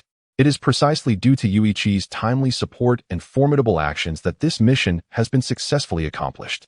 I currently feel invigorated and have no desire to remain idle. Although Yuichi contemplated expressing that life should not be spent in prolonged slumber, as death will inevitably bring eternal rest, he refrained from voicing it. After all, in this world where the technique of Edo Tensei exists, death may not guarantee eternal repose. However, a stroll outside would be delightful. Yet Yuichi, you must prepare yourself. Upon hearing Yuichi's words, Rin pondered for a moment before smiling and responding, "Now, everyone knows who you are." Yuichi looked at Rin, momentarily taken aback. You are Yuichi-kun? I sincerely thank you for all that you have done. That wretched hunter once eliminated my comrade. You are truly remarkable. Were it not for you, this war could have dragged on indefinitely. Thank you." Within the confines of the Konoha camp, nearly all the remaining Konoha ninjas greeted him warmly upon his arrival. Such enthusiasm and palpable goodwill, despite Rin's prior warnings, caught him somewhat off guard. Nevertheless, he maintained a smile, responding graciously to each person who offered kindness. This is the fundamental virtue of being human. Soon, Yuichi adapted to the situation and grasped its essence. Although their mission was classified, the clarity of the ongoing conflict rendered their achievements motivational. Even though the mission had encountered significant deviations, it would be vigorously publicized on the front lines. As a war hero, Yuichi's silence alone would inspire eloquent discourse on his behalf. Not only Yuichi, but others too, such as Guy and Aoba, seemed unable to withstand such fervor and had already retreated. This reaction was understandable, given that the commander on the battlefield was none other than Jiraiya.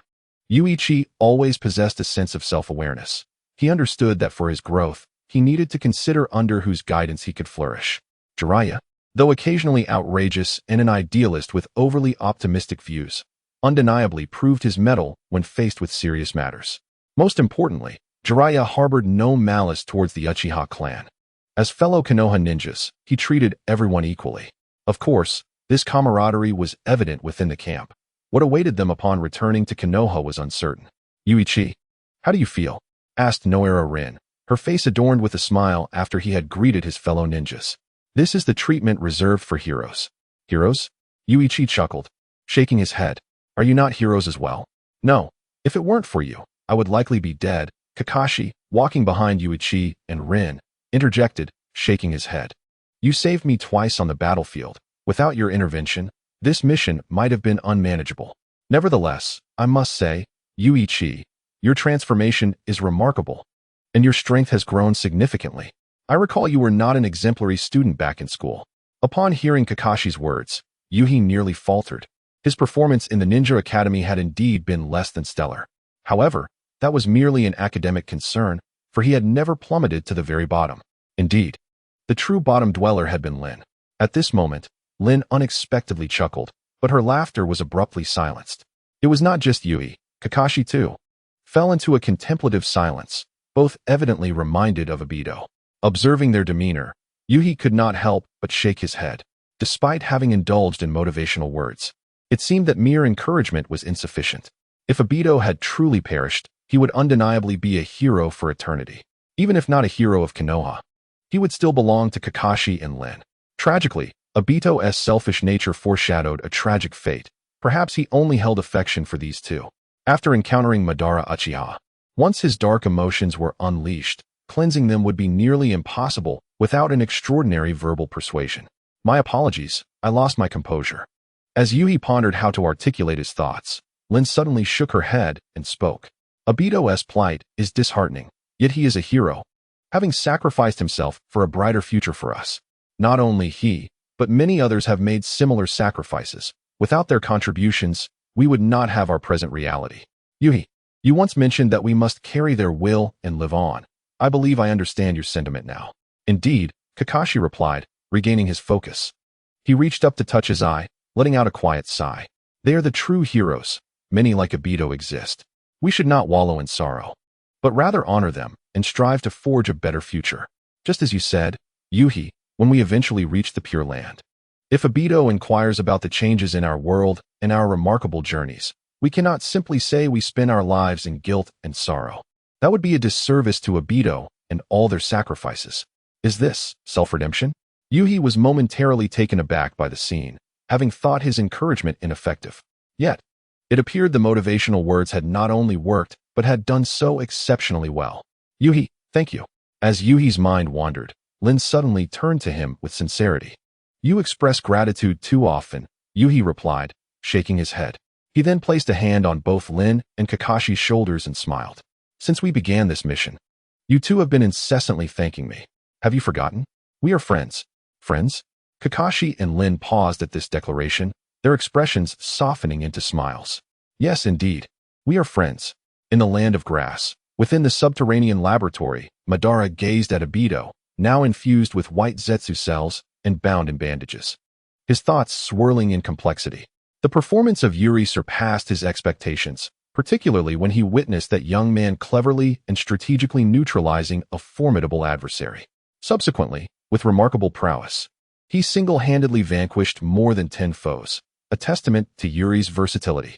Especially striking was his graceful dance amidst a throng of enemies, causing Uchiha Madara to momentarily lose his composure.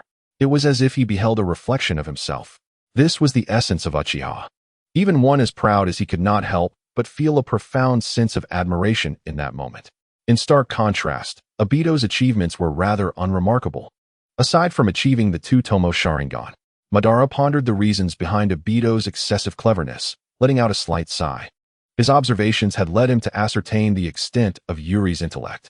Setting aside earlier performances, the mere fact that he deduced the objective during the confrontation with Minato Namikaze and the Five-Tails Jinchuriki, promptly calling for reinforcements, was certainly beyond Obito's capabilities. Such intelligence was precisely what Madara found most disconcerting. Nevertheless, he resigned himself to the circumstances. Some matters could not be forced, yet they could be leveraged. As his emotions settled somewhat, he ceased to dwell on the intricacies. He had already infused Obito with white Zetsu cells, which reflected his resolve. Moreover, compared to Yuri's uncertainty, Obito was more adept at maintaining control, allowing Madara to discern the direction of Obito's awakening. That direction pointed towards Rin Noara. Although he failed to comprehend why Obito was so infatuated with this girl, as an Uchiha, he refrained from passing judgment. Every Uchiha harbors a unique love within their hearts. Perhaps Obito's affection lay with this girl. Unfortunately, it was evident that this girl shared a closer bond with Yuri, one that was far more intimate. Should the situation be managed astutely, Obito would be forever unable to turn back. Indeed, there would be no turning back. Just as Madara was immersed in thought, he suddenly heard a faint sound. Turning to look, he saw Obito, lying unconscious on the bed, repeatedly uttering this name.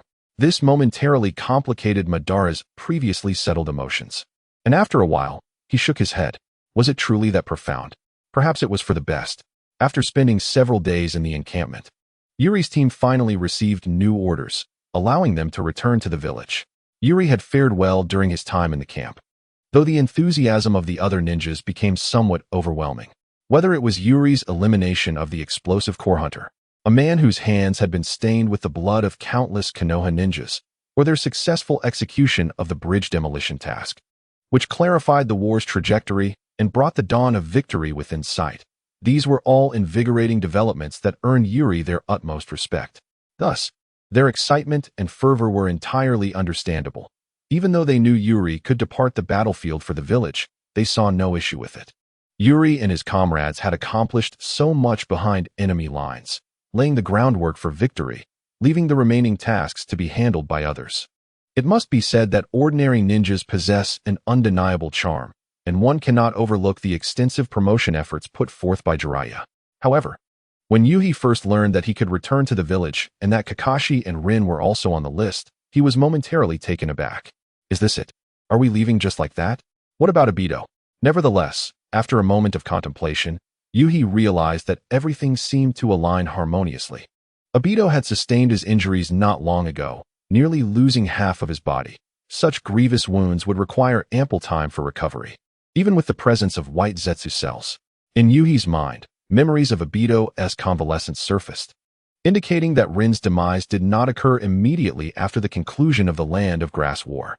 After all, Obito was incapacitated, and no matter how exquisite the plan, its execution would be impossible under such circumstances. Moreover, I recall that there were negotiations between Konoha and Iwagakure, with Konoha conceding unilaterally. While the events of the past may feel distant, I still retain some recollection of the negotiations. Konoha acknowledged all of Iwagakure's actions and relinquished their right to compensation, a condition that appeared utterly outrageous. Consequently, Danzo vehemently criticized Hiruzen Sarutobi, which ultimately led to a significant development. The third Hokage assumed responsibility for the war and chose to abdicate. It is not surprising that Yuhi could recall these matters, as he himself was deeply entrenched in the conflict. It now appears that many events transpired during this negotiation period. For instance, the revelation of Orochimaru's initial human experiments disqualified him as a candidate. Furthermore, Madara may have exploited the disruption of these negotiations to incite the Mist Village, ultimately facilitating Obito's transformation. Iwagakure, under the intimidation of Minato Namikaze and their precarious situation, had no choice but to take a seat at the negotiation table, thereby solidifying Minato's reputation. It seems I still have ample time to accomplish many tasks. Yuhi mused silently, for he had not forgotten his primary mission, nor the fact that he still had an unfinished side quest. The endeavor to overthrow Fugaku Uchiha would not be abandoned. After all, this matter pertains to his main mission and his very life. He would not allow this individual to continue unchallenged. However, to achieve this, Yuhi must prepare thoroughly. This adversary, possessing the potential of the Mangekyo Sharingan, is not to be underestimated, especially as he holds the title of clan leader.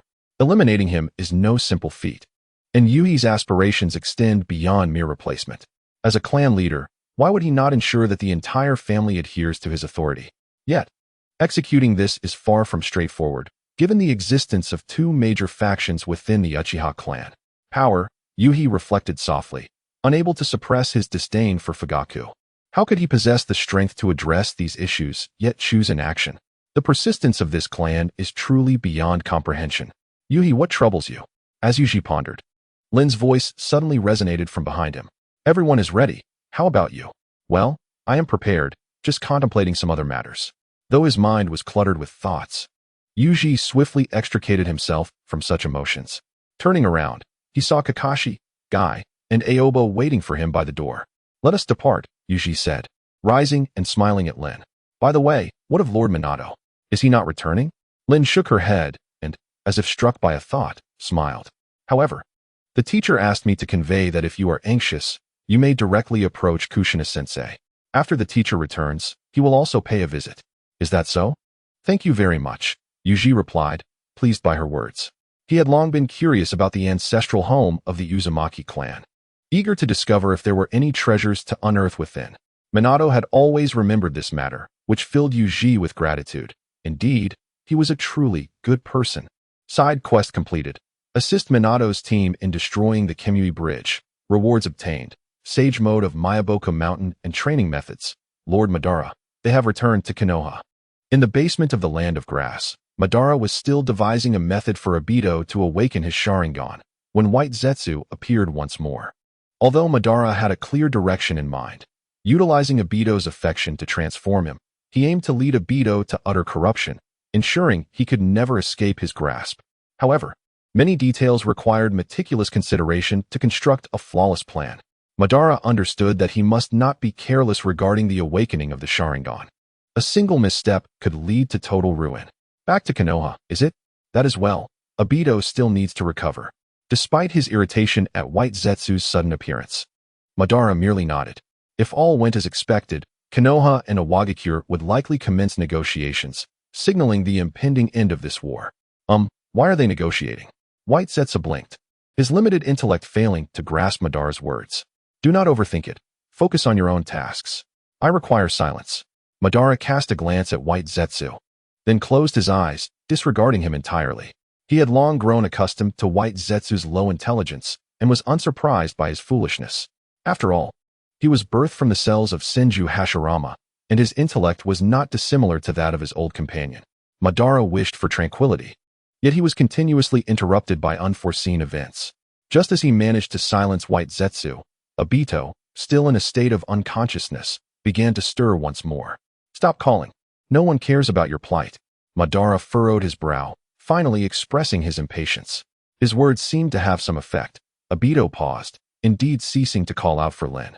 The tranquility, however, did not endure for long, as he spoke once more, prompting a palpable tension in Ban. Kakashi, Minato Namikaze is truly an extraordinary individual. The sage mode he possesses is likely the finest ability he has managed to attain thus far. Although Yuzao acquired Obito's space-time ninjutsu from Kakashi, it remains unfulfilled at present. He himself is uncertain about how to harness this power and what form it will ultimately manifest. Perhaps it will only reveal its true potential when his Mangekyo Sharingan is activated. Sage mode, on the other hand, is a different matter altogether. It is a formidable combat capability, one that can be utilized from the beginning all the way through to the end. Yet, there are some concerns regarding Minato's stability in Sage mode. The original text suggests that he is not particularly adept at it, which Yuzao initially thought was merely his modesty. After all, he activated both Sage mode and the Ninetales Chakra mode simultaneously without hesitation, nearly causing Yuzao to falter. However, upon obtaining this capability, Yuzao began to comprehend the situation. In essence, Minato's efficiency in merging natural chakra is not particularly high, resulting in a limited duration of use during combat. Thus, his claim of inadequacy and the fact that he had never utilized it in actual battles during his lifetime holds merit. In contrast, the reanimation jutsu is entirely different. Not to mention the endless chakra it provides, allowing for continuous manifestation. The immortal body affords him limitless opportunities to experiment. This freedom is what enables him to employ the Flying Thunder God technique with such abandon. Fortunately, there are methods of training available, and he can ponder solutions gradually in the future. As Yuzao traversed the path back to Konoha, he observed in front of him as Akai playfully dragged Kakashi into a match. Aoi stood by helplessly, acting as their referee, while Rin smiled warmly beside him. He chose not to dwell on the matter any longer. What matters at this stage is that he has acquired this power, and Sage mode is indeed a strength he requires for the future. Securing it now is akin to overtaking a curve in a race. After all, Yuzao has an excellent mentor. He can draw upon Ban's power framework to refine his own strength. Finally, they had returned. Standing at the forest's edge, gazing at the distant Konoha and the towering Hokage rock, Rin couldn't help but exclaim in awe. Kakashi and Akai ceased their playful antics, silently observing the village ahead. Although their mission had not spanned a lengthy duration, and the adversaries they encountered behind enemy lines had been few, the memories forged during these days were profoundly etched in their minds, particularly for Akai and Aoi. They understood well that the ease with which they returned was entirely due to Yuzao. Were it not for him, how could they have returned so effortlessly, earning the title of Konoha heroes in the process? Not only they, but even Kakashi and Rin shared this sentiment. Yet this time, they refrained from expressing their gratitude once more, for as Yuzao had aptly stated, they had already expressed their thanks too many times. Some things are best kept in one's heart forever. Let us engage in a competition, shall we? Suddenly, Kakashi, who had been somewhat tormented by Guy, smiled and spoke up. How about we see who can reach Konoha first? Huh. Kakashi's words left the others feeling somewhat perplexed, as this was not typical of him. Nevertheless, Guy immediately became excited and shouted, "Sure. But what about the last place? No punishment, just a race. It starts now." To everyone's surprise, Kakashi promptly took off, leaving everyone else behind. "Wait for me," Guy exclaimed, quickly following suit. Yamashiro Aoba glanced at Yuhi and Noera Rin, and unexpectedly, he too began to laugh. "You too. Slow down, wait for me." Observing the scattering group, Yuhi couldn't help but feel a mix of amusement and exasperation. Turning to Rin, who had lowered her head, he found himself recalling Obito. Kakashi creates opportunities while Rin stands shyly aside. In this scene, one might think that Obito would truly rise in anger at such a development. In the office of the Hokage, The third Hokage rubbed his eyes and set down the document in his hands. This file had been delivered by Jiraiya, and its contents were self-evident. To be honest, the third Hokage felt immense joy within, as the war was finally coming to an end. Yet, at the same time, he was somewhat taken aback, for this was not the resolution he had envisioned. Were it not for Jiraiya's signature on the document, he might have doubted its authenticity. Has Yuhi truly grown so swiftly? The third Hokage was aware of Yuhi's background. His parents had perished in the war, and although he had performed averagely in school, he had awakened the Sharingan on the battlefield. Simultaneously, he had embarked on a path of resurgence, gradually transforming from a mediocre student into a prodigy of the Uchiha clan. However, no matter how talented Yuhi might be, the third Hokage did not believe he would surpass Kakashi. Yet now, it seemed Kakashi still had the capacity to astonish. While in this young man's presence, he appeared rather ordinary. 3 Tomo Sharingan. Through intelligence reports, the third Hokage had learned of Yuhi's eye's enhancement. Such progress was indeed remarkable. And aside from Yuhi's achievements, his existence symbolized Konoha's strength. The dilemma lay in Yuhi's somewhat complicated background. He was associated with the extreme Uchiha Shun. Just thinking about that individual gave the third Hokage a headache, as even his mentor had imprisoned him. Were it not for his mentor's departure and the necessity of Uchiha power, that individual would never see the light of day again. Yuhi was indeed his responsibility, which made it difficult for the third Hokage to avoid feeling burdened. Moreover, besides Yuhi, there was another pressing concern: Kakashi's eye. The Uchiha truly were a handful. Just contemplating this matter made the third Hokage unable to suppress his frustration. Obito's sacrifice to save Kakashi is indeed a poignant affair. Yet, what compels one to bequeath their eyes to Kakashi? Is it a gesture to commemorate Kakashi's ascension to Jonin? Or is it a reflection of the Uchiha clan's failing tutelage? Or perhaps it is a manifestation of sheer folly? This individual seems to have neglected the ramifications of such an act, or perhaps remains blissfully unaware of the calamity it may usher. The Shinobi world has long coveted the Sharingan, yet has been thwarted in its endeavors, partly due to the rarity of acquiring such eyes, and partly due to the formidable challenges of integration. Consequently, you have unwittingly created a mobile specimen for the entire Shinobi world to scrutinize, have you not? Moreover, did you ponder whether your clan would acquiesce or simply remain passive in the face of such an act? One can only hope that the Uchiha do not embroil themselves in further troubles at this juncture. Though frustration simmers and myriad issues abound, the third Hokage must resolutely confront the situation. Simultaneously, he seeks solace in pleasant thoughts to quell the unrest within. Fortunately, if a Wagakure concedes to negotiations, the war may soon reach its conclusion. However, it is also time to contemplate a new Hokage, for the third has foreseen the burden of war losses resting upon his shoulders, and thus, he is already deliberating the matter of the fourth Hokage. Yet, the mere thought of Orochimaru dispirits him. Upon returning to Konoha, Orochimaru immediately retreated to his laboratory, appearing relatively subdued. Nonetheless, he is acutely aware of his apprentice's involvement in the wood release research program, which had been spearheaded by Danzo and subsequently halted by himself. Moreover, he has recently gleaned information from the Umbu regarding Orochimaru's covert extraction of several prisoners of war whose whereabouts remain unknown. This development stirs unease within him, for a Hokage must remain unblemished. In an instant, the third Hokage finds himself further burdened. He had not anticipated that post-war tribulations would be so plentiful. You have arrived. Yuhi, esteemed elder. Within a secluded residence of the Uchiha clan, Yuhi bows slightly before the elder, despite a flicker of discontent within. Having just returned to the village and bid farewell to Kakashi and others, he had not even returned home before being summoned here. The reason is straightforward. The elder Uchiha Shursui wishes to see him. This circumstance prompts memories of a prior meeting with Uchiha Fugaku, where he received a brand new main quest. Please, have a seat. There is no need for such formality. Uchiha Shursui is presently engaged in brewing tea, while a birdcage hangs from a nearby tree, housing a lively little bird that flits about, rendering him akin to an ordinary elder. Upon noticing Yuhi's entrance, he nods gently, inviting him to sit. Yuhi, do you partake in tea? Thank you, elder, but I shall pass, Yuhi replies, shaking his head, uncertain of the elder's intentions for this meeting.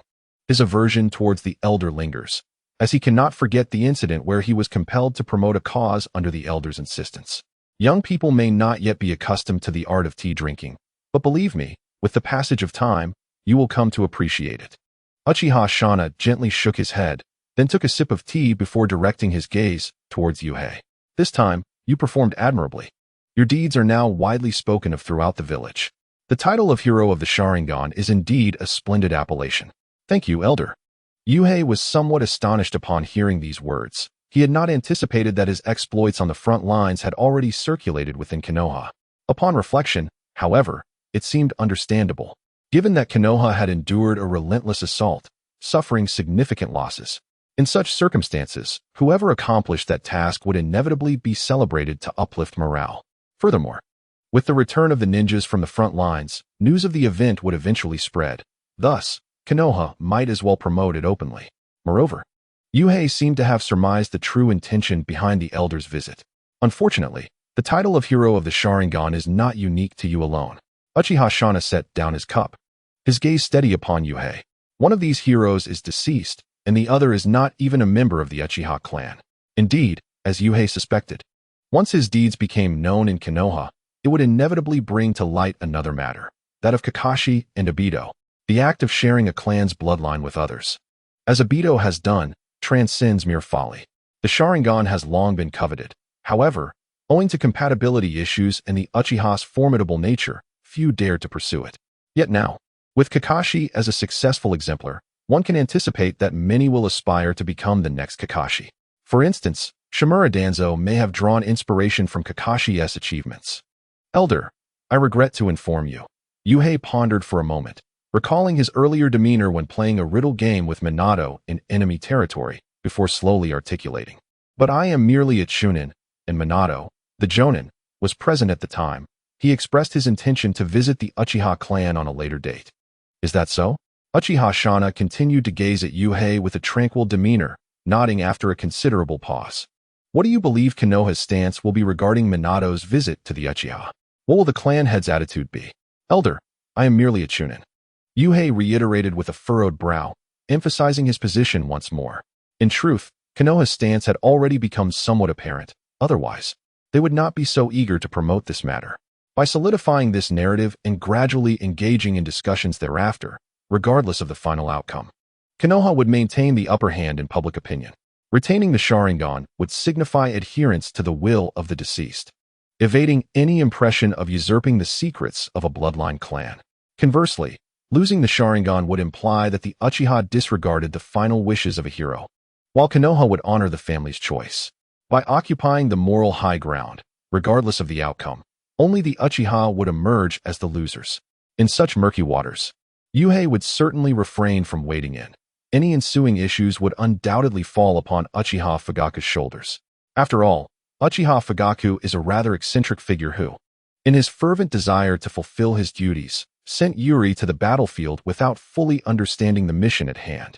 Such a misguided expression of filial piety can hardly be surprising when Yuri inadvertently triggers a new main quest. For a moment, silence enveloped the two, interrupted only by the incessant chirping of a nearby bird. It appears that Yuri is reluctant to delve deeper into this matter. After a while, Uchiha Shana, slightly disheartened, shook his head. He lifted a cup of tea and took a gentle sip before speaking in a contemplative tone.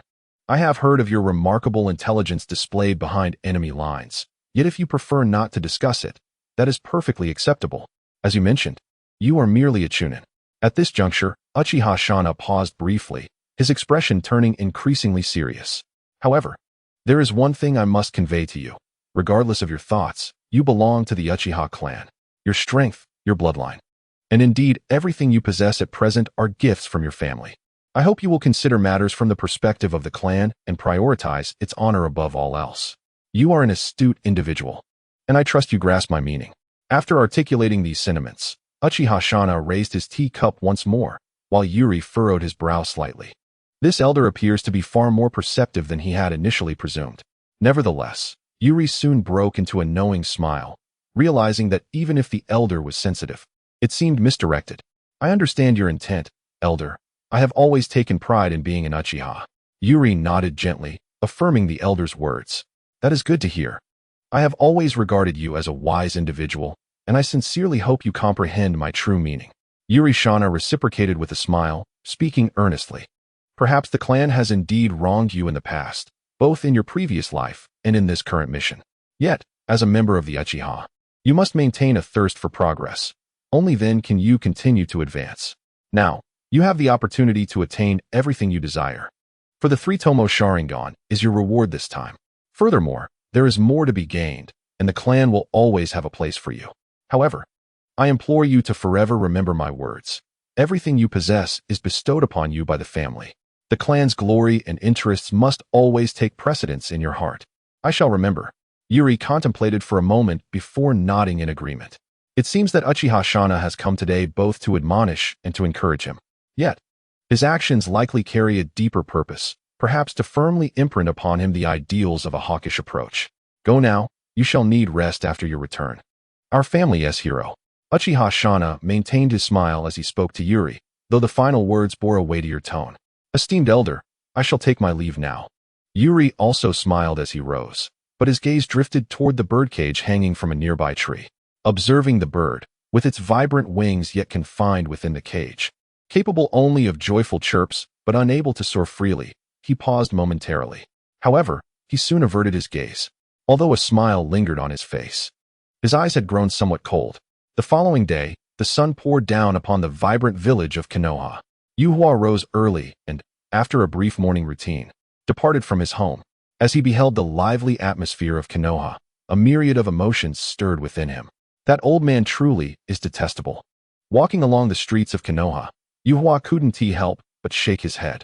Reflecting on the events of the previous day, he found them profoundly impactful, further deepening his understanding of Uchiha Shana. This seemingly gentle old man concealed a coldness and sharpness beneath his facade. Dealing with such a person was truly tiresome for Yuhua. It was not that he lacked the skill, but rather that the effort required was exhausting. He had to carefully ponder the true meaning behind the words spoken by the other party. Simultaneously, he had to meticulously consider his own words, striving to avoid any missteps. Thus, he preferred the company of friends and superficial brothers in Konoha, where he could freely share uplifting thoughts and engage in light-hearted banter without the burden of overthinking or the fear of making mistakes. That was the most comforting aspect of it all. Furthermore, the old man possessed a strong desire for control, and, as far as Yuhua knew, his mind was consumed with thoughts of family. Although he had interacted with Uchiha Shana several times, yesterday's encounter had been the first truly profound engagement. This interaction unveiled to Yuhua a clearer picture of Uchiha Shana and illuminated some serious concerns. Could he truly persuade this family-obsessed individual to support his efforts to overthrow Uchiha Fugaku? If he succeeded in convincing him, would he merely become the next Uchiha Fugaku? Or perhaps, the very notion of becoming Uchiha Fugaku himself was questionable. Uchiha Shana had persistently impressed upon him an ideology centered around family, which made Yuhua acutely aware of the unwavering resolve and beliefs held by Uchiha Shana.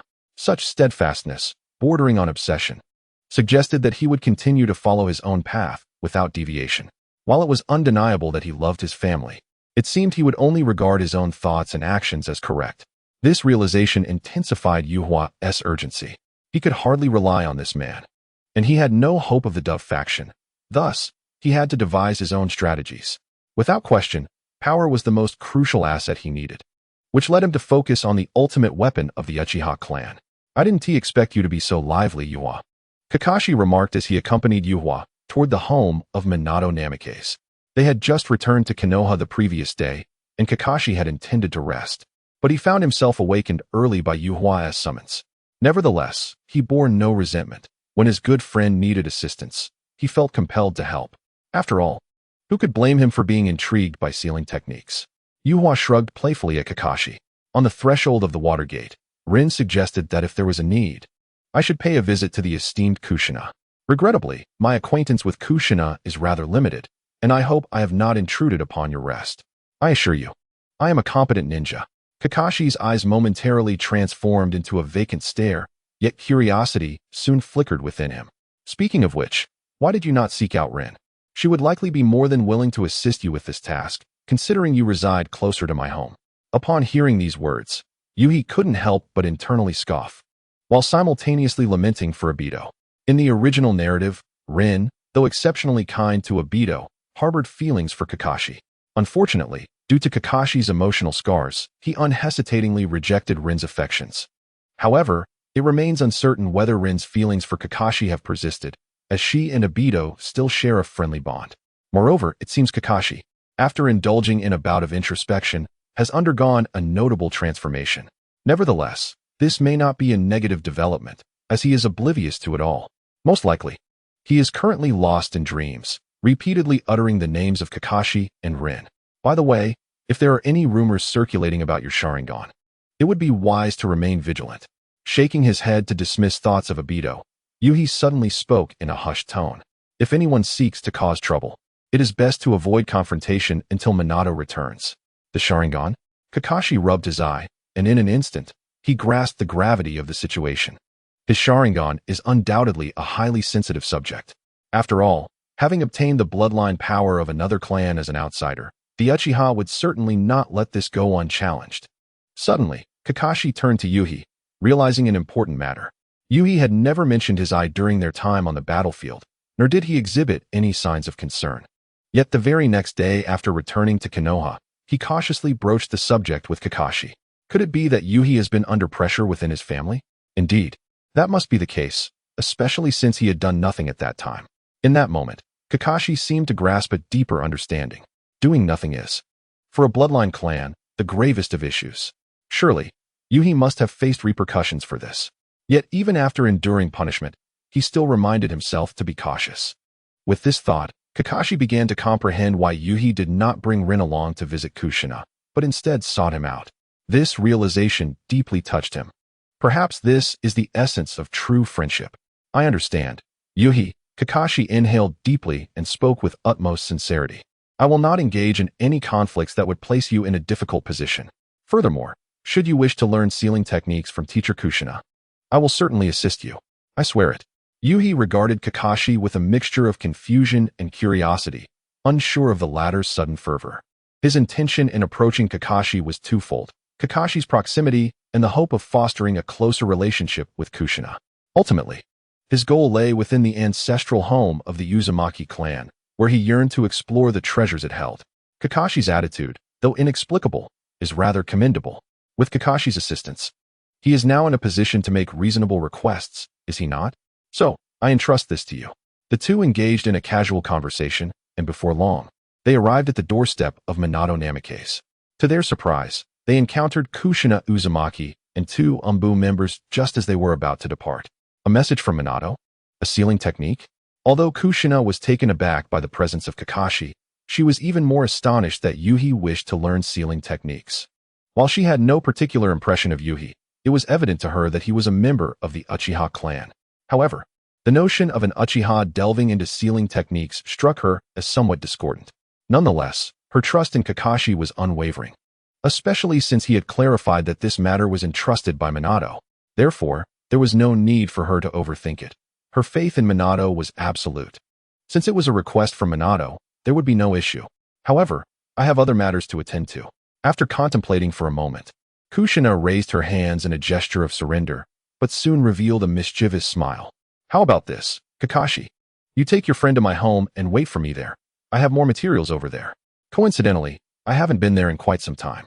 You two could also help me tidy up a bit, just as Minato did when he brought you along. Upon hearing Kushina's words, Yuhi nearly lost his composure.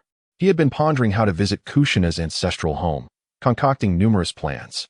Yet, turning around, the issue was resolved so effortlessly that he realized he must have misunderstood something. Empiricism can indeed be detrimental at times. Inside the Uzumaki residence, as Yuhi dusted the surroundings, he silently criticized himself, finally grasping what he had miscalculated. This may indeed be the ancestral home of the Uzumaki clan, but it is more importantly Kushina Uzumaki's home. He was aware that Kushina had been cohabiting with Minato, but he had refrained from visiting out of concern for potential complications. The sealing techniques of the Uzumaki clan were coveted throughout the Shinobi world. Although it seems absurd, Kushina had been kidnapped by the Hidden Cloud in her youth.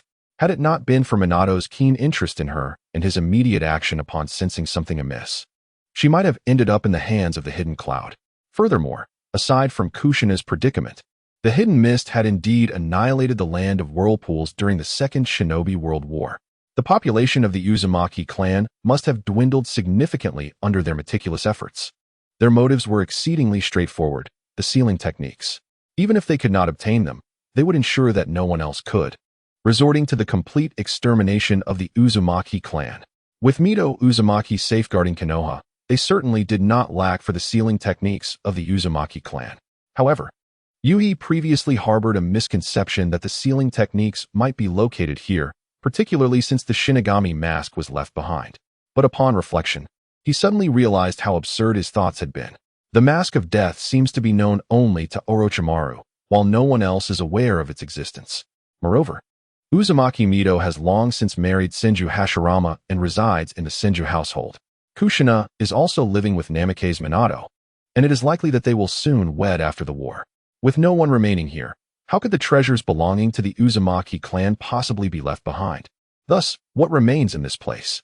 In a moment of frustration, Yuya pondered the situation. If Konoha had taken all the valuables, then what was there for him to find? What is the matter, Yuya? Kakashi inquired, observing Yuya's distracted demeanor. Are you worried about when teacher Kushina will arrive? Not at all. Yuya quickly composed himself and replied with a smile. I was merely contemplating what lessons Kushina-sensei might impart.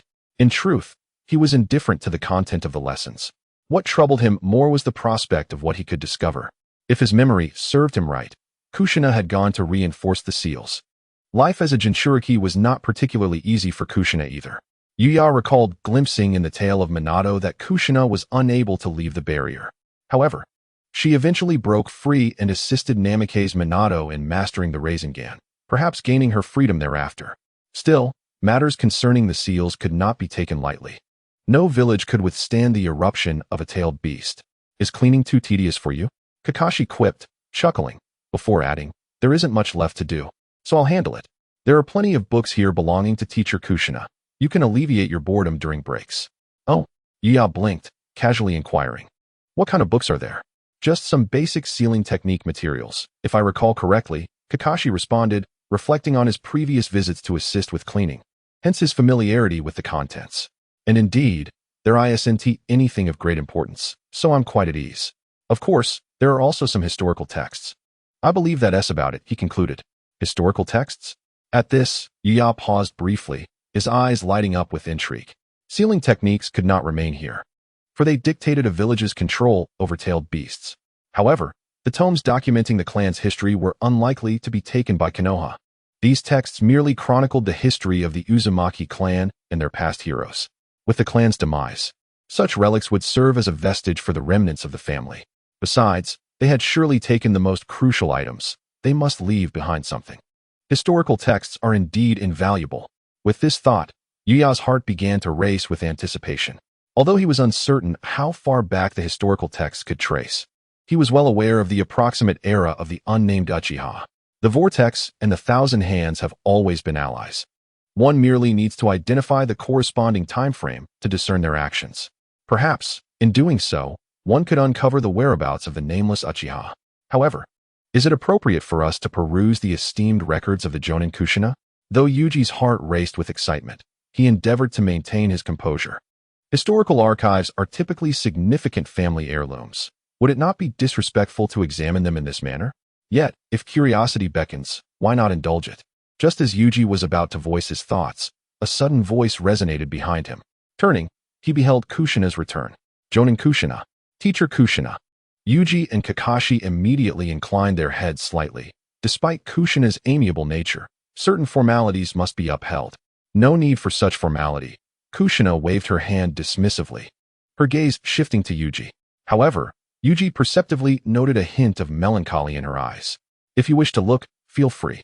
It is of little consequence. After all, the Vortex clan has largely faded into obscurity. It is, in fact, a good thing that someone is willing to remember its history. Within the underground base of the Land of Grass, Madara observed the slowly awakening Obito and couldn't help but nod slightly. At last, he had roused from his stupor, freeing Madara from the incessant murmurs of Kakashi and Rin that had plagued him. Although this young man had been a source of annoyance, Madara found himself compelled to revise his plans due to that single name, Kakashi. Overall, however, he had clarified his thoughts on what needed to be addressed. An additional companion only adds another bond. This is not necessarily a negative development. Moreover, when Yuji returned to Konoha, he had instructed Black Zetsu to follow them, eager to ascertain their current circumstances. Now that Black Zetsu had returned, he had obtained the results he desired, whether it be Kakashi or Rin. It seemed they had emerged from the shadows cast by Obito's demise. And all of this was attributable to that fellow Yuji. What a remarkable young lad. Yet, this may be for the best.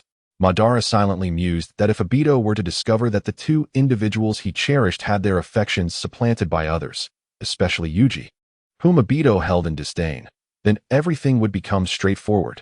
After all, who would remember you? Who would care? Even those you hold most dear would be indifferent. In such a world, would you still find joy? Madara gazed at Obito with an expression of calm amusement. Where am I? At that moment, Obito weakly opened his remaining right eye. Am I dead? He whispered, his memories frozen at the moment he had been buried beneath the colossal rocks. Suddenly, he let out a cry of anguish as a piercing pain shot through the right side of his body. He attempted to struggle, only to find that his right half was encased without any space for movement, rendering him utterly immobile. You are awake? At the moment of his deepest confusion and pain, a voice suddenly resonated in his ear, bearing the distinct rasp of age, yet woven with a peculiar rhythm. This is the chasm between the underworld and reality. It seems you have risen from the clutches of death, descendant of the Uchiha. Is it truly my grandfather who saved me? Thank you, he expressed with heartfelt gratitude. In the dim confines of the basement, Obito, after a dialogue with Uchiha Madara, finally grasped the situation at hand. Initially, he believed he was destined for death, only to discover that he was alive, which stirred a tumult of emotions within him. To be alive is paramount. Only in life can I reunite with Rin and Kakashi. To him, being with them was of utmost significance. Although the elderly man spoke in an oddly unsettling manner, Obito was still filled with appreciation. Yet, it was too early for gratitude. Upon hearing this, Madara gently shook his head, calmly gazing at Obito. There's no need for haste. You will repay me in due time. In the future? Obito paused, suddenly gripped by a sense of unease. Is the old man suggesting that I stay here as a servant to care for you? That is an option, Madara replied with a serene nod, keen to observe Obito's reaction. No way. I cannot remain here forever. Obito's spirit waned at the thought, but he continued. Konoha is still at war. My comrades are waiting for me. I have finally awakened my Sharingan. This time, I can protect my comrades better. Protect your comrades? Madara gently shook his head, exhaling a soft sigh. Given your current condition, it is unlikely you can continue as a ninja. Moreover, why do you believe your comrades require your protection? What? Faced with Madara's inquiry, Obito's expression clearly displayed his discontent. That cannot be. I will surely recover. I have only just awakened my Sharingan. I believe I can coordinate beautifully with Kakashi. Face reality, Madara stated with indifference, as if dismissing Obito's fervent claims. The world is replete with disappointments. The longer I live, the more I perceive that existence is filled with anguish, pain, solitude, and betrayal. What are you trying to convey? Obito felt a surge of irritation at Madara's incessant monologue, struggling to decipher the meaning behind the old man's seemingly deranged utterances. What I wish to express is rather simple. Madara continued, undeterred by Obito's emotions, his voice remaining low and steady. In this world, every entity mirrors another. Where there is light, there must be darkness. And for every victor, there exists a vanquished. Similarly, where there is love, there is also hatred. Where there is trust, betrayal follows. Your grave injuries may have saved others. But will your sacrifices truly yield rewards? Will those you rescued remember you? Obito fell silent, momentarily at a loss for words in response to Madara's poignant question. Yet, he soon scoffed, fixing Madara with a fierce glare. I don't care what you intend to say. Regardless, I must leave this place. I am profoundly grateful for your rescue. If the war concludes, I shall return. Such matters belong to a distant past, to be addressed another time. Ban interrupted Obito's words, slowly turning away to depart. Should you wish to leave, so be it. However, I hope you remember this. Both you and I are individuals who have suffered betrayal, equally forgotten by the world. It is truly astonishing how illustrious the Uzumaki clan once was. As the sun dipped below the horizon, Kakashi and Yuhi departed together from Kushina's abode. Kakashi, somewhat reflective on the journey, perhaps due to his youth, had limited knowledge regarding the Uzumaki clan. He had only encountered fragments in textbooks. Along with tales from his father during his childhood, and subsequently from his teacher. Yet today, he accompanied Yuhi in uncovering the intricacies of the Uzumaki legacy. Indeed, the Uzumaki clan had once basked in splendor, though the conclusion of their tale evokes a sense of melancholy. Yuhi nodded. Despite his verbal expressions of sorrow, he felt an exhilarating thrill within. During their visit to the home of Uzumaki Kushina, they refrained from delving into discussions about sealing techniques. With Kushina's consent, Yuhi earnestly perused the historical scrolls of the Uzumaki clan. His meticulous examination piqued Kakashi's interest. Meanwhile, Kushina found it somewhat peculiar that a Uchiha like Yuhi would exhibit such interest in her family's history, considering the historical discord between the Uchiha and Uzumaki clans, who had clashed on numerous occasions. Yet, as she noted, it is not necessarily a bad thing for someone, even a former adversary, to remember the history of the Uzumaki. Thus, the afternoon slipped by, and amidst what appeared to be casual browsing, Yuhi discovered the information he sought. Although the records dated back over a century and were somewhat obscure, the content proved to be remarkably intriguing. Within the chronicles, the Senju clan, alongside members of other families, sought out the Uzumaki clan and ultimately mobilized together. The identity of their target remained unspecified, and the extent of their losses was not clearly delineated. However, one statement caught Yuhi's attention. The operation in Akizuki Valley ultimately succeeded and dealt a significant blow to the Uchiha clan's arrogance. Chronologically, this aligns closely with the records from within the Uchiha clan, accompanied by an interesting corroboration. Prior to this, neither the Senju nor the Uzumaki had notable victories against the Uchiha.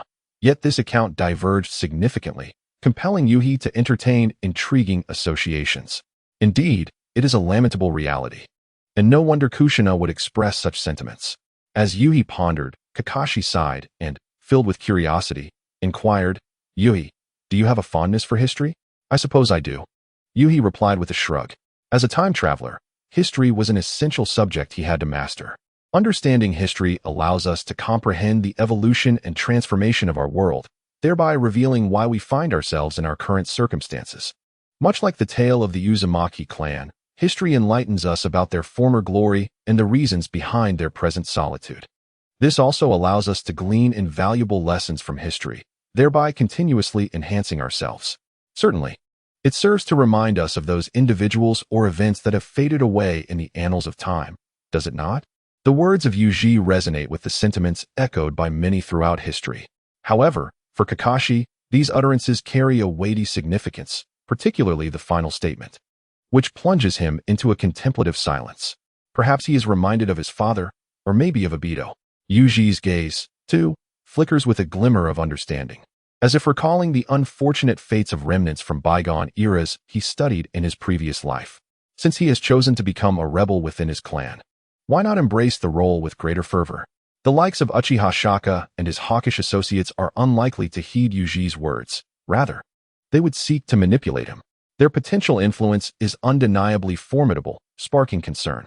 The reason the Americans across the ocean eliminated the figure who proclaimed, "I have a dream," is rather straightforward. His call for peaceful protest could inspire others to don suits, but what if it incited them to take up arms? It appears that thoroughly understanding history is indeed of paramount importance. Kakashi suddenly inhaled deeply before speaking earnestly. "Yuji, I believe I comprehend." "Yes, I think I understand as well," Yuji responded, his nod imbued with newfound resolve. Though such actions may seem extreme, they represent the most prudent choice for a rebel like him. At that moment, new information emerged from his system. New side quest acquired. New side quest acquired 1. Divide the Uchiha. Establish your own clan 2. Remove all high-ranking members of the existing Uchiha factions, ensuring a singular voice within the clan. Quest rewards unknown. Gazing at his task list, Yuji found himself momentarily dazed. He considered his thoughts to be quite radical, yet he was taken aback that the system's assignments surpassed even his own extremities. Since the incident with the destruction of the Kamikaze Bridge, he has committed numerous audacious acts. For instance, his infiltration behind enemy lines may have inadvertently ensnared other squads in peril. Moreover, he has appropriated considerable credit for the bridge demolition mission, compelling the higher-ups of Konoha to begrudgingly acknowledge his contributions.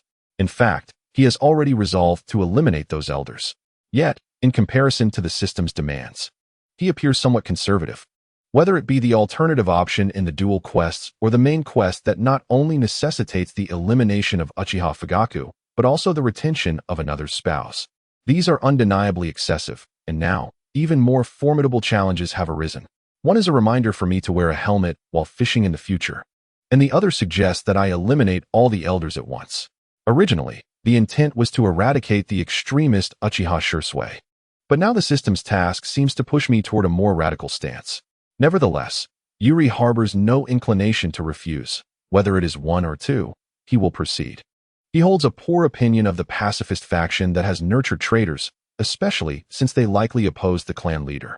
Uchiha Madara initially aspired to uphold the will of Uchiha Izuna and protect the clan, wishing to lead them away from Konoha. Ultimately, however, the majority of the Uchiha chose to remain, including Uchiha Shursui, who once desired to leave but has now become one of the elders. Although I recognize that this main storyline is challenging, I never anticipated it would be this difficult. Yuri murmured softly, then promptly opted for the second choice. Fortunately, there are no time constraints on his tasks. Otherwise, he would truly be at his wit's end. After parting ways with Kakashi, Yuri returned directly to his clan. Although he yearned to set off immediately to explore the Autumn Moon Valley, which lies within the Land of Fire, he understood the need to temper his eagerness. Having just perused the materials on the Uzumaki clan, leaving Konoha so soon would likely attract attention. I require a suitable excuse to depart. It is not a simple matter for a ninja to leave the village, especially during wartime. Thus, despite his impatience, Yuri resolved to exercise patience and wait. In the following week, he diligently visited Kushina to discuss sealing techniques, while simultaneously training and studying Sage Mode. What he had not fully grasped was that he already possessed the Sage Mode of Mount Myaboku. He merely needed to gather natural chakra to activate it. So why was he provided with a training method when he did not need to start from scratch using toad oil? However, after thorough examination, he began to understand. The system is rather considerate. Although he has indeed acquired the sage arts of Mount Myaboku, there remains a complication. He is not a contracted entity of those toads. If the intent were to leave no witnesses and act without concern, it would be straightforward. Yet, that is evidently not feasible, especially with Minato still alive and Jiraiya full of vitality.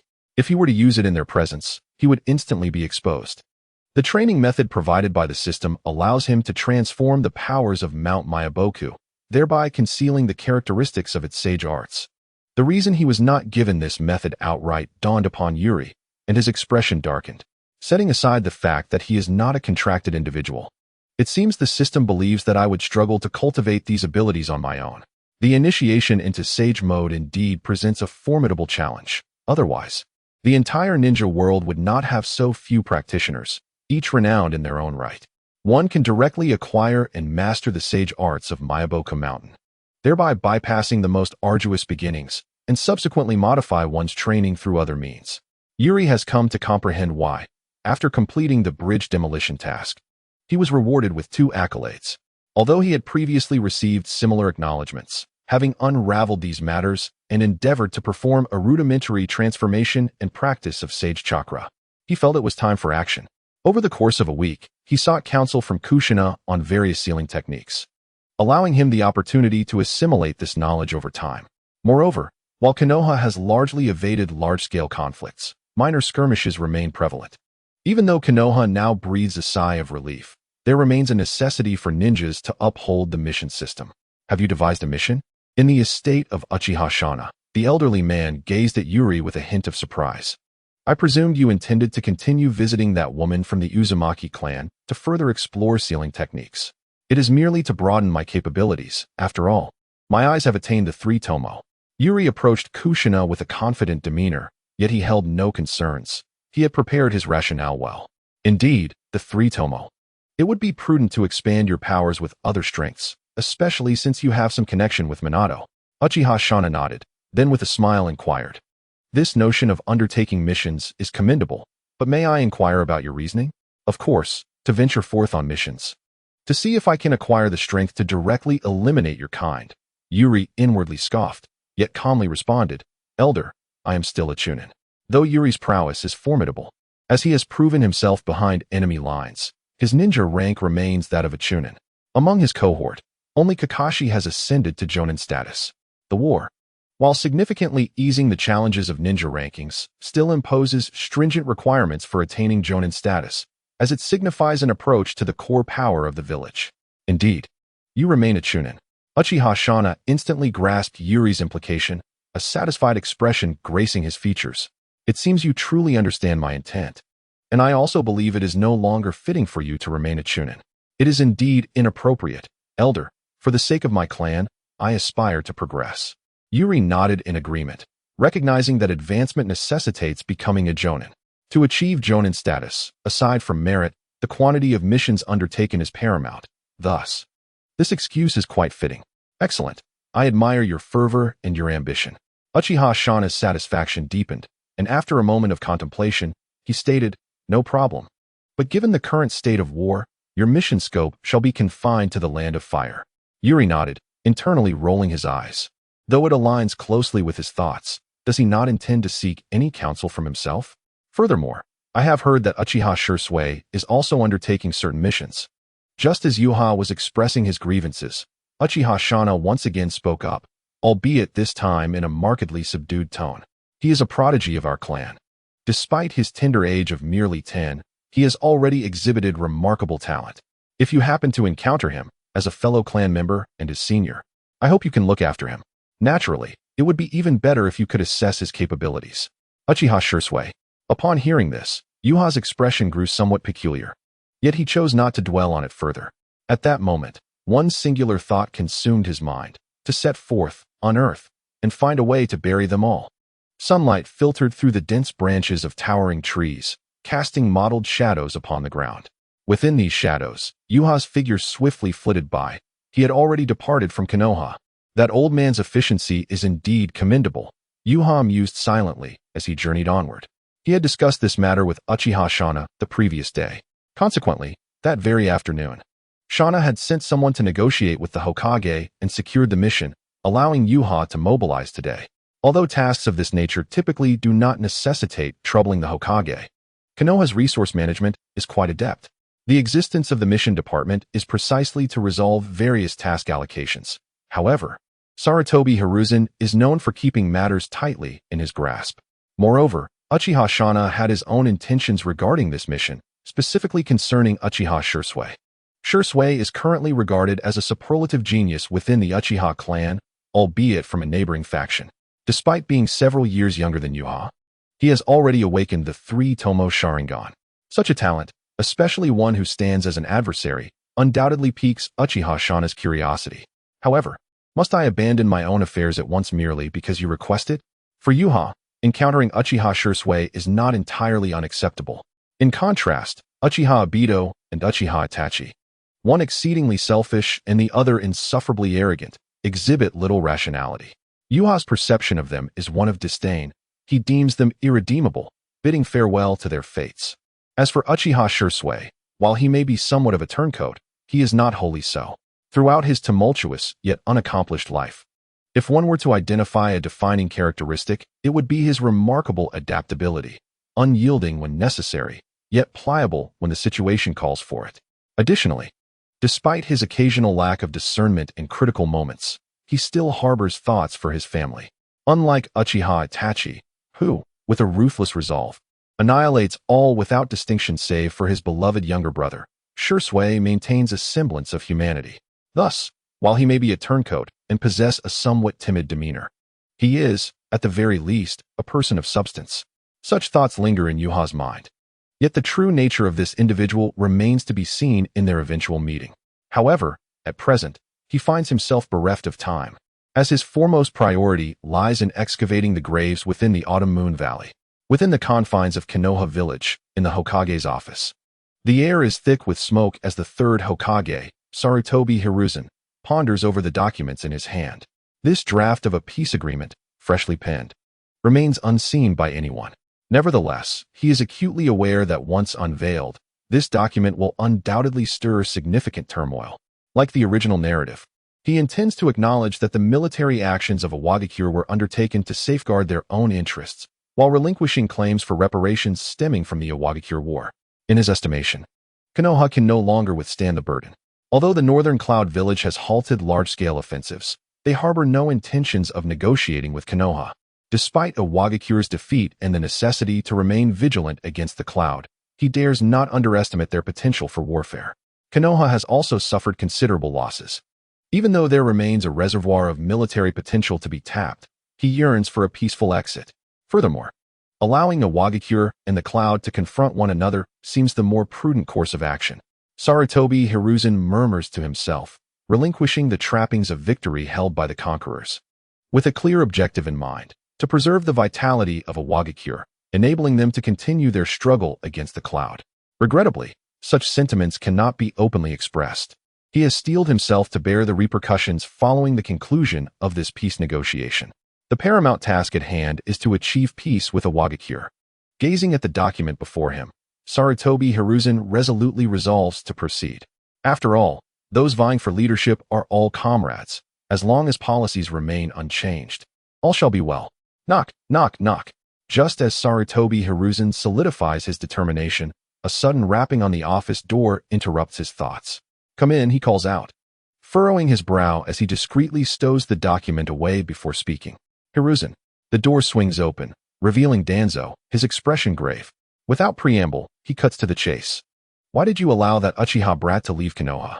You mean Yuhi? Sarutobi Hiruzen's brow furrows further. He comprehends Danzo's insinuation, yet chooses to downplay the matter, stating, given Konoha's current manpower strain, his willingness to undertake simpler tasks is undoubtedly beneficial. Hiruzen, you know I am not referring to that. Observing Sarutobi Hiruzen's evasive stance, Danzo's expression darkens with palpable dissatisfaction. That boy's interaction with Kushina. Do not pretend you are unaware. I am well aware of his interactions with Kushina, and I have looked into the matter, Sarutobi Hiruzen replies, noting Danzo's agitation. While he feels a twinge of discontent, he also recognizes that Danzo's intentions are for the good of Konoha. Having endured the Uchiha Obito rebellion, they cannot easily dismiss the terrifying control wielded by the Nine Tails over the Sharingan.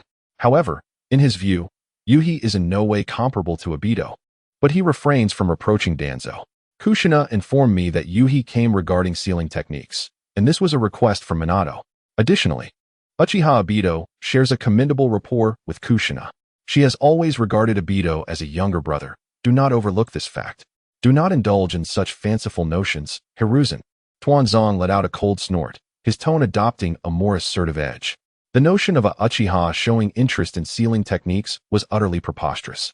Even if he were genuinely intrigued, one must not forget that the boy was the descendant of Uchiha Shana. Although Uchiha Obito possessed potential, it had gone unnoticed and unrefined until now. Most importantly, he was no longer alive, and there was no Uchiha Shana to support him. Rijan, the matter of the Nine Tails demands utmost caution. At this moment, Tuanzong had yet to endure the various trials that would temper his resolve. His attitude remained steadfast.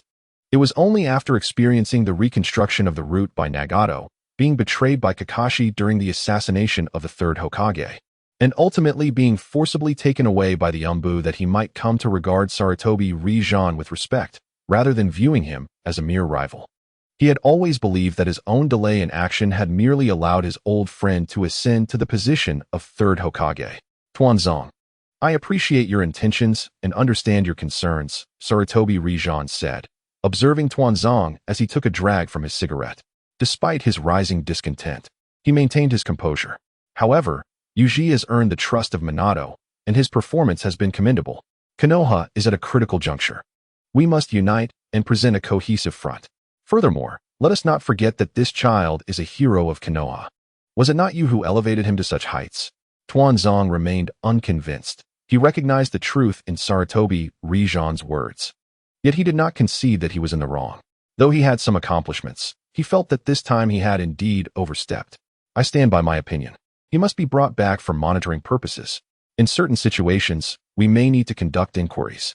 How can we expect to address external challenges if we cannot resolve internal issues? Enough, Tuanzong, you have crossed the line. Sarutobi Rijan could no longer contain himself. He was unwilling to continue the argument with Tuanzong. He was keenly aware that their personalities were remarkably similar. Both believed they alone were correct and capable of leading Konoha to success.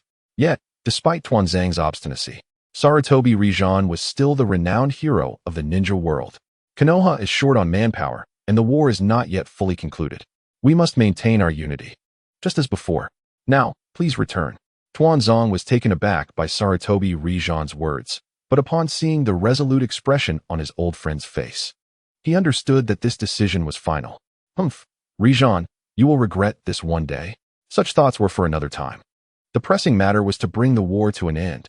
Sarutobi Rijan cast a cold glance at Tuanzong and, after a leisurely puff on his cigarette, replied, "Do not forget, I am the Hokage." Under the luminous moonlight, in a secluded valley, Yuji trudged forward, carrying a hoe, shovel, and other tools. The area was lush with vegetation, the dense trees casting shadows that obscured the moon's glow. Yet, the dim surroundings did not hinder him. His crimson eyes vigilantly surveyed everything around him. This cursed place is indeed quite expansive. At this moment, Yu had prepared thoroughly for the task of grave digging and arrived at Shoyu Valley.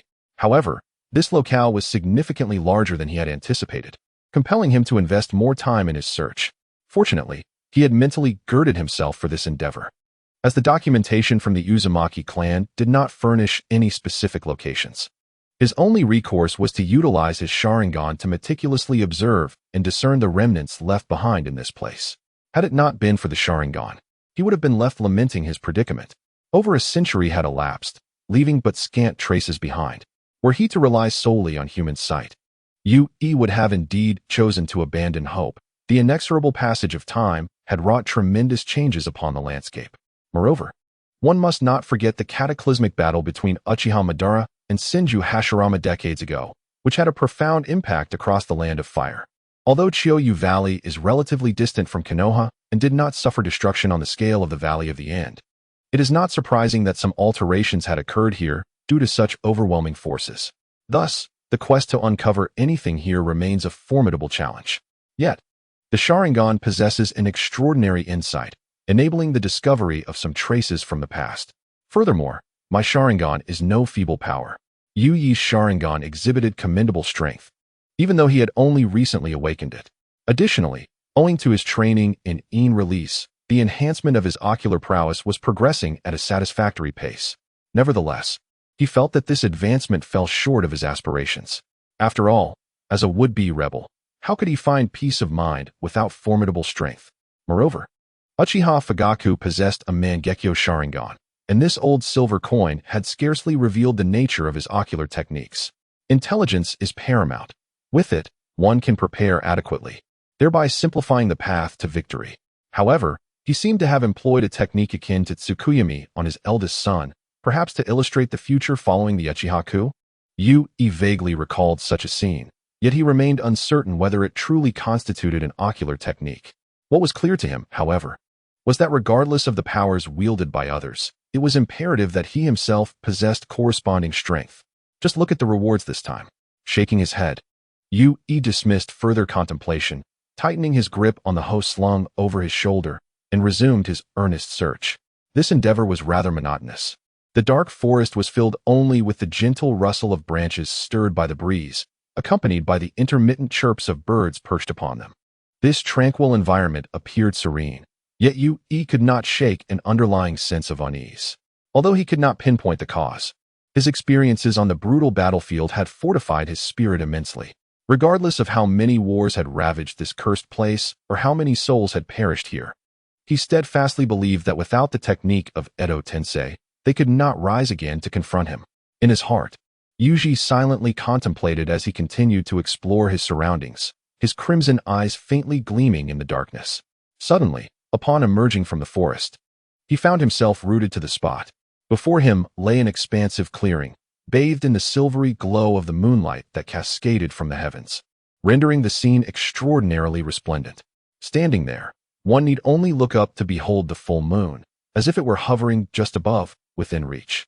Under the moon's luminous gaze, Yuji's vision expanded, and to his astonishment, he discovered traces of chakra in this very place.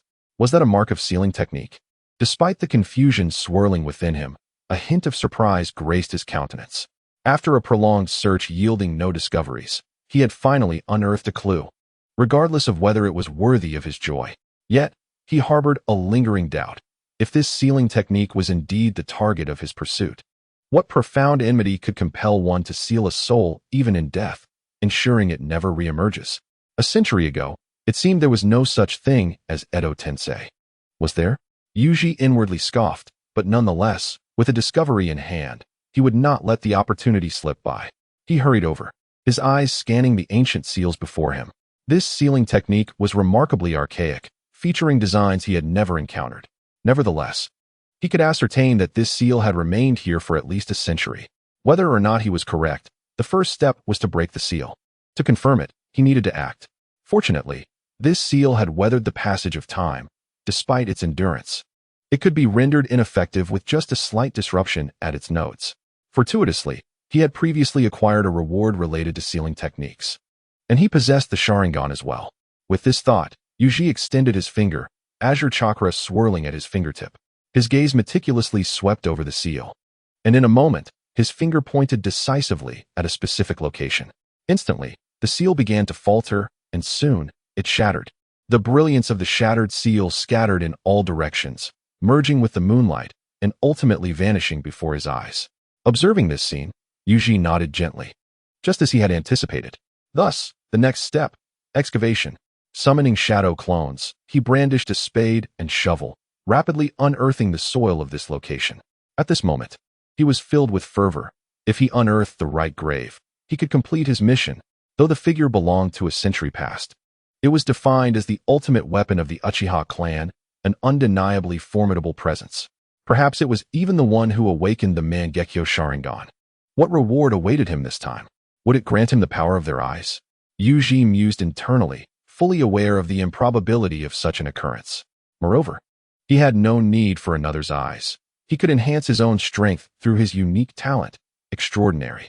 If it were to acquire this individual's ocular prowess, or perhaps his abilities related to vision, it would suffice for Yohori. Ideally, it would be a fragment of the power of shadow manipulation, as it would expedite the maturation of my eyes. Yohori mused internally, his movements quickening in response. As he delved deeper, he unearthed an object resembling a coffin. Moreover, upon closer inspection, he discerned traces of a sealing technique upon it, unmistakably linked to the seal on the ground above. It appeared that this was indeed the place.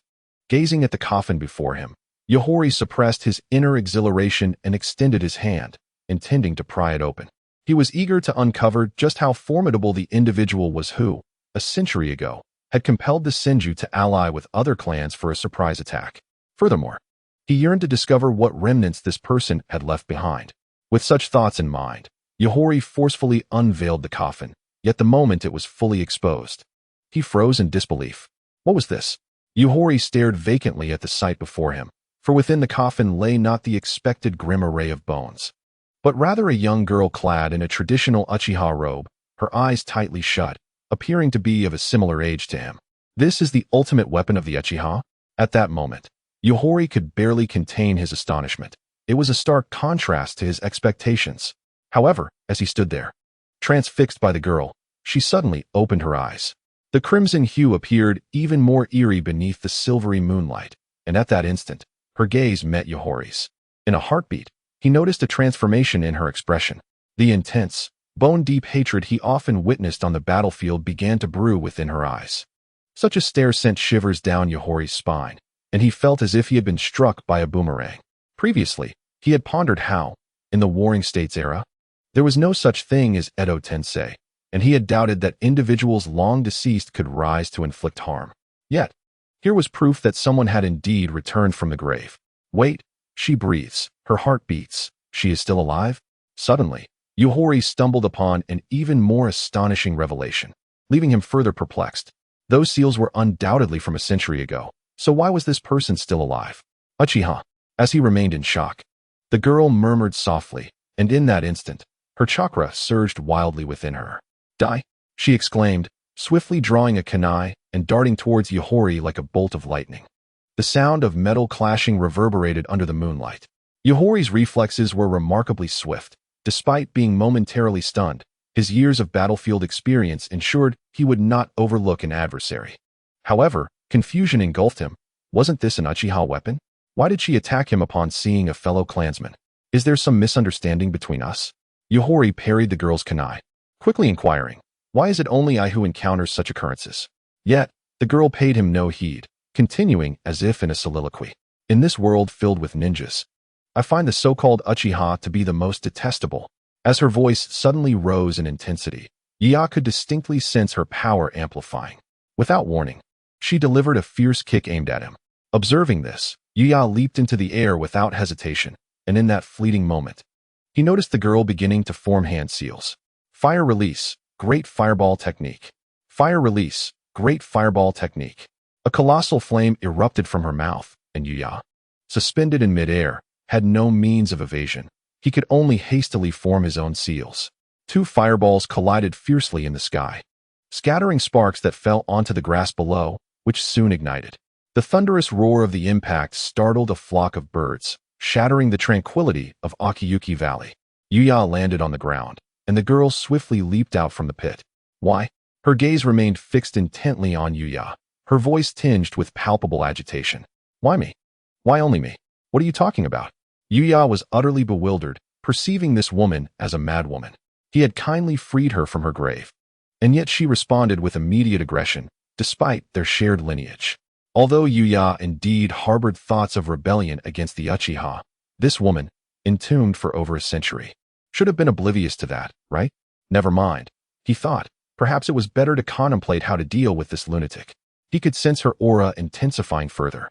Though he was uncertain as to why she was deemed the ultimate weapon of the Uchiha, her youth suggested she likely had not awakened the Mangekyo Sharingan yet. Yuya's mind raced with analysis, but the next moment, illuminated by the flames, he witnessed a scene that chilled him to the bone. Why? Accompanied by the girl's slightly hysterical inquiry, the three tomo in her eyes began to merge rapidly. A pair of Mangekyo Sharingan quietly manifested within her gaze. In that instant, Yuya felt his breath constrict. He now realized that this girl indeed possessed the potential to be the ultimate weapon. But what on earth had he unearthed from this grave? However, was it too presumptuous to think he could resolve this so easily? Yuya steeled himself. Although he lacked the Mangekyo, he was not devoid of other abilities. In an instant, the natural energy within him surged forth, casting an unusual shadow over his face. Sage Mode. This was undoubtedly his most formidable power, his greatest reliance. Even if its duration was brief, he had no alternative at this juncture. Why? Yet again, the girl spoke. Her voice suddenly weakened, and she appeared to sway unsteadily. The next moment, she slowly sank to her knees and then collapsed onto the ground, unconscious. Yuya stared at this unfolding scene, momentarily at a loss for understanding. He had activated Sage Mode, prepared to fight, only for his opponent to succumb on her own. Indeed, she lay in a state of unconsciousness, and Waji remained stationary, hesitant to move. Utilizing Sage Mode, he meticulously heightened his perception. The enhancements bestowed by Sage Mode were comprehensive, even amplifying his sensing abilities. After confirming the state of the young girl multiple times, Waji couldn't help but exhale in relief. It was, after all, his inaugural experience employing Sage Mode. Utilizing it against the Sharingan had left him feeling somewhat uncertain. Had the consumption of energy been excessive? Observing the unconscious girl, Waji approached her slowly. He was unaware of how she had managed to survive. However, being buried and sealed for over a century, her physical condition was undoubtedly far from optimal. Yet, upon awakening, she had launched into a frenzied attack, even activating her Sharingan subsequently. Given such an expenditure of energy, her merely succumbing to unconsciousness could be considered remarkably fortunate. But why did she harbor such profound hatred for the Uchiha clan? Gazing at the girl sprawled on the ground in a faint, Waji found himself filled with curiosity.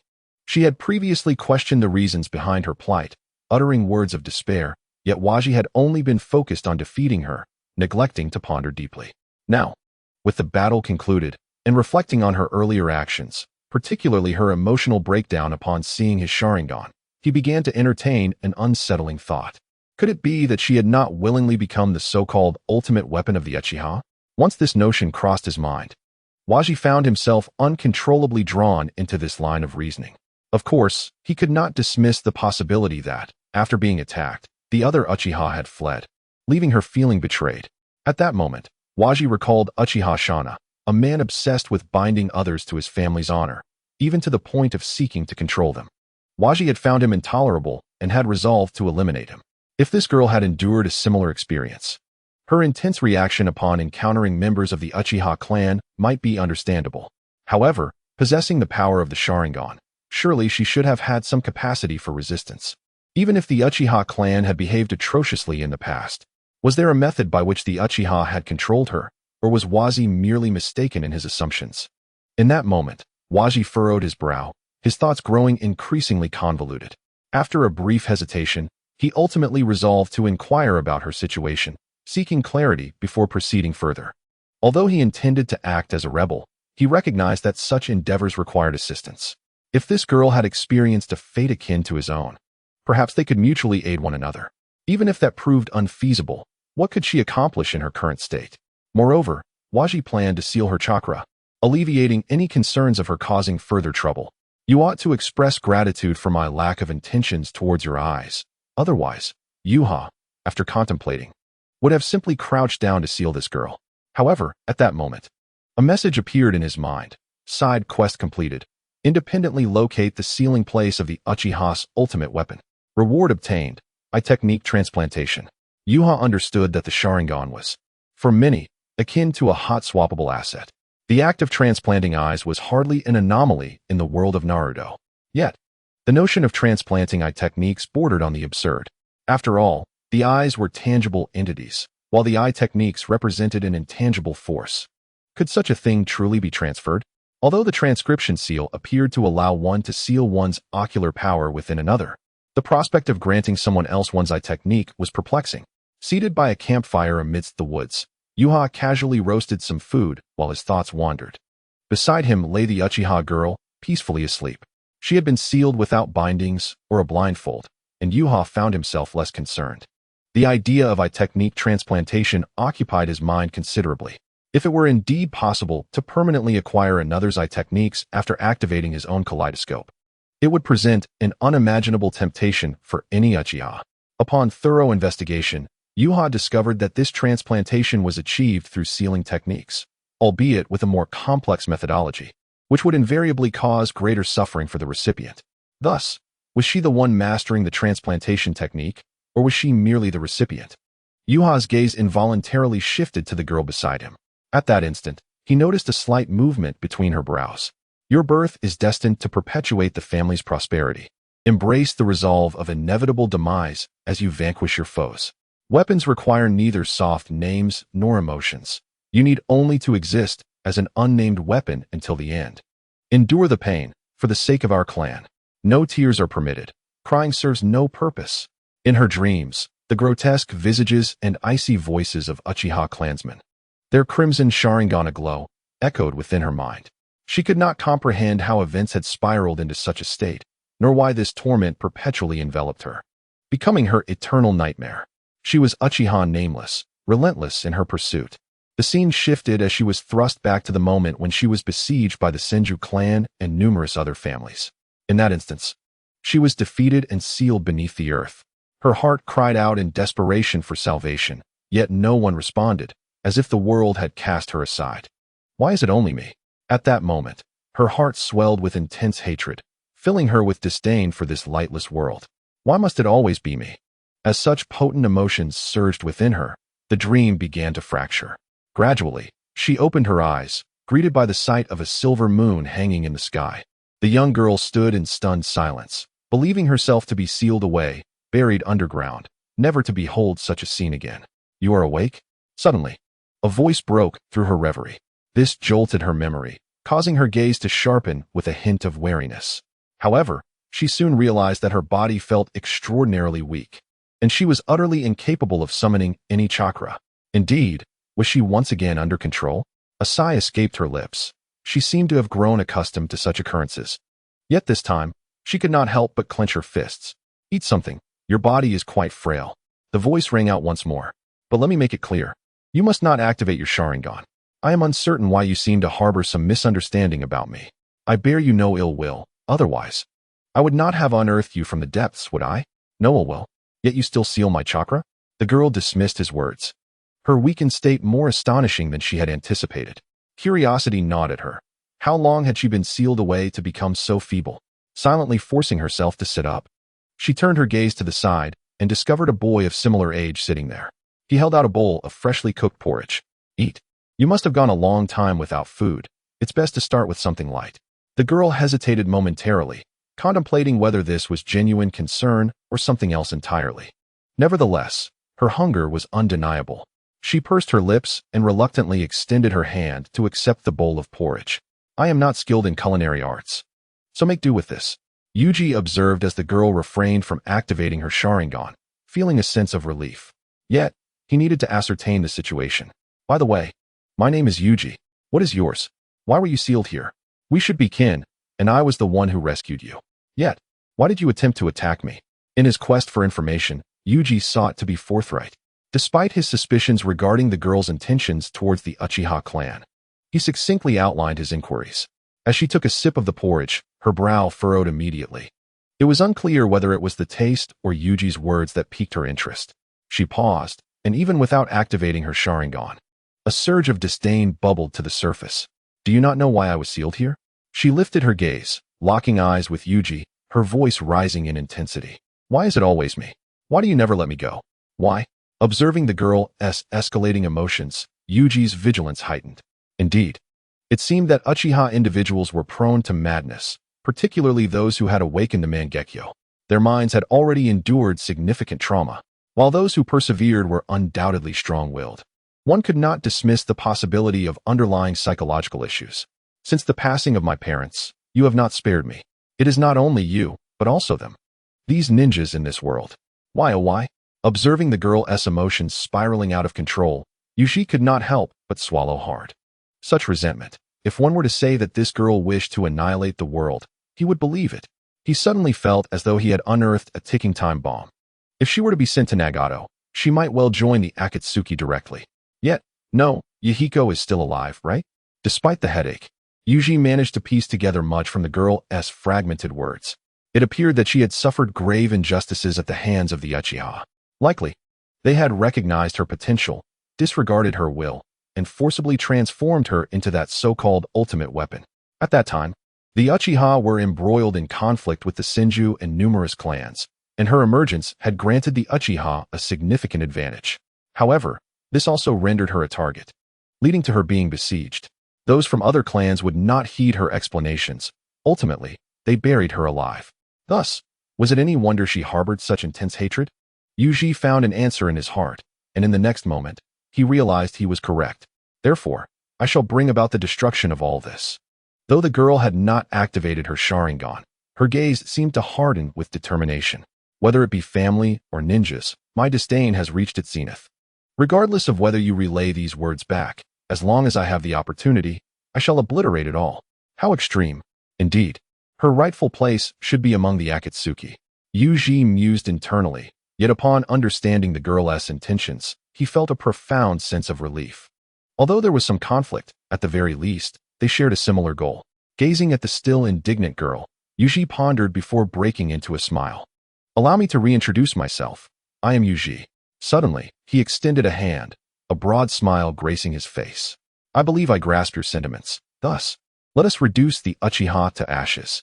The girl, previously filled with ire, was momentarily taken aback by Yuji's gesture, her expression shifting to one of confusion. What? I never imagined the world had transformed to this extent. Perched upon a tree, Uchiha Nameless observed Yuji, who was searching for the corpses of ninjas from other villages. And she too felt a moment of disorientation. After several days of recuperation, she had indeed noted that Yuji was markedly different from other Uchihas. Through her inquiries, she had also learned of the current situation. To her astonishment, she realized she had been sealed away for over a century. During that time, the ninja realm had transitioned from a clan-based existence to a village-based one. The most bewildering revelation was that the Uchiha had reconciled with the Senju and together established a village. Then what was the purpose of my existence? This question had once left her in a haze, yet it would not deter her resolve to annihilate the Uchiha clan, because this family has never changed. She was utterly astonished when Yuri uttered the words, "Let us reduce the Uchiha to ashes." However, upon learning about Yuri's past, she realized that he shared a similar experience with her. Both had garnered the family's attention after demonstrating their abilities. Both were forcibly bound by the family's honor. Yet, Yuri was fortunate enough to have escaped the inhumane torment that she had endured. united by a shared plight, and with Yuri having rescued her, along with their common objective. She decided that even if she remained somewhat skeptical of Yuri, after all, he was an Uchiha, they could collaborate, as long as she remained cautious. For whom did they come? Unbeknownst to Yuri, the girl behind him was lost in thought. After searching the bodies of the several cloud shinobi, he fell into contemplation. These cloud shinobi were indeed the targets of his current mission. According to intelligence, they seemed to be monitoring and gathering information. Moreover, they were remarkably resolute, refusing to divulge anything even in death. However, this was of little consequence. What mattered was that he completed his mission. Yet, the completion of the task did not bring him joy, for he was plagued by other pressing concerns. The source of his distress was none other than Uchiha Nameless. Though the girl's thoughts were somewhat extreme, the Uchiha clan had seen its fair share of madness on such a grand stage. His true dilemma was not her radical ideas, but rather how to bring her back to Konoha. After all, he had not considered the possibility of returning with a living person. What's wrong? You look troubled. Is there an issue? Just as Yuri was deep in thought, Uchiha Nameless approached him, her expression devoid of emotion. Or have you changed your mind? Changed my mind. Yuri nearly faltered at her words. How could he possibly reconsider for the sake of the mission? I was merely contemplating how to bring you back to the village. After all, during wartime, the village is under strict management. Humph, that is your concern. Uchiha Nameless scoffed at his statement. Indeed, ninja were always like this. The war never ceased. And as long as there were shinobi, it would persist. Now is not the time for such discussions. Yuri had no intention of delving into these matters with her. Her current mental state resembled that of a certain future Avenger after the annihilation of his clan. Of course, compared to that Avenger, she retained a semblance of rationality, making her somewhat easier to handle. Let us focus on how to enter the village. Otherwise, we cannot reach the clan, and thus we will be unable to accomplish our objectives. Uchiha Nameless cast a glance at Yuri, and this time, she did not refute him. Initially, her intention had been to incinerate the Uchiha, but Yuri had outright dismissed that notion. His reasoning had left her momentarily speechless.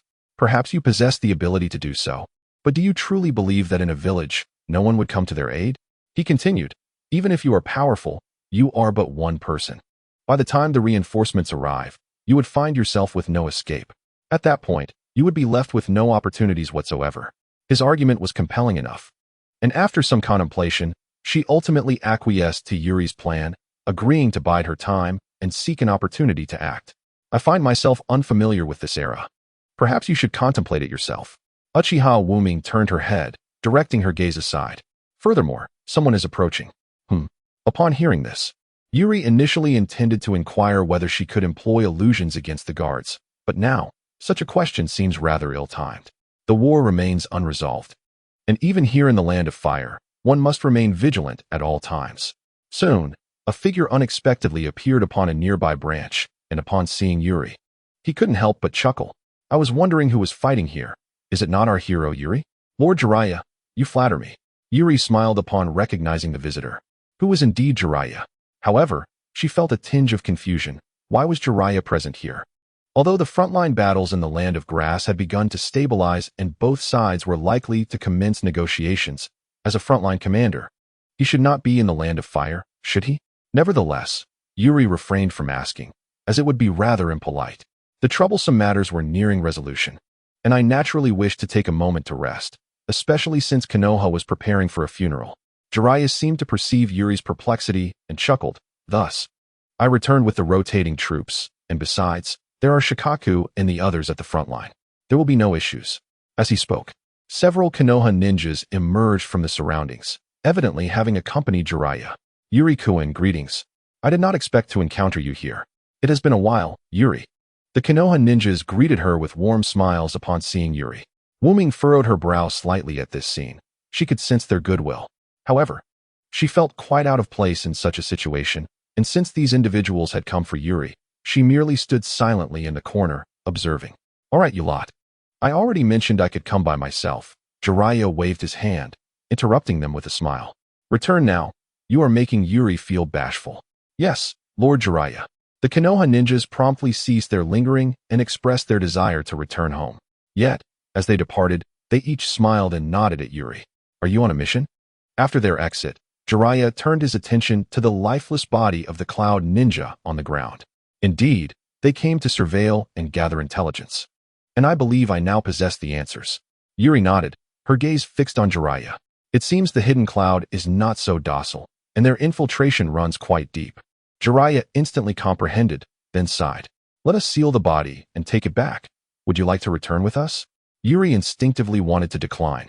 But in the next moment, she suddenly recalled something and smiled, nodding in agreement. Then I thank you, Lord Jiraiya. Thank for what? Everyone wishes to see you, our hero. Jiraiya laughed heartily before turning to rejoin the main forces.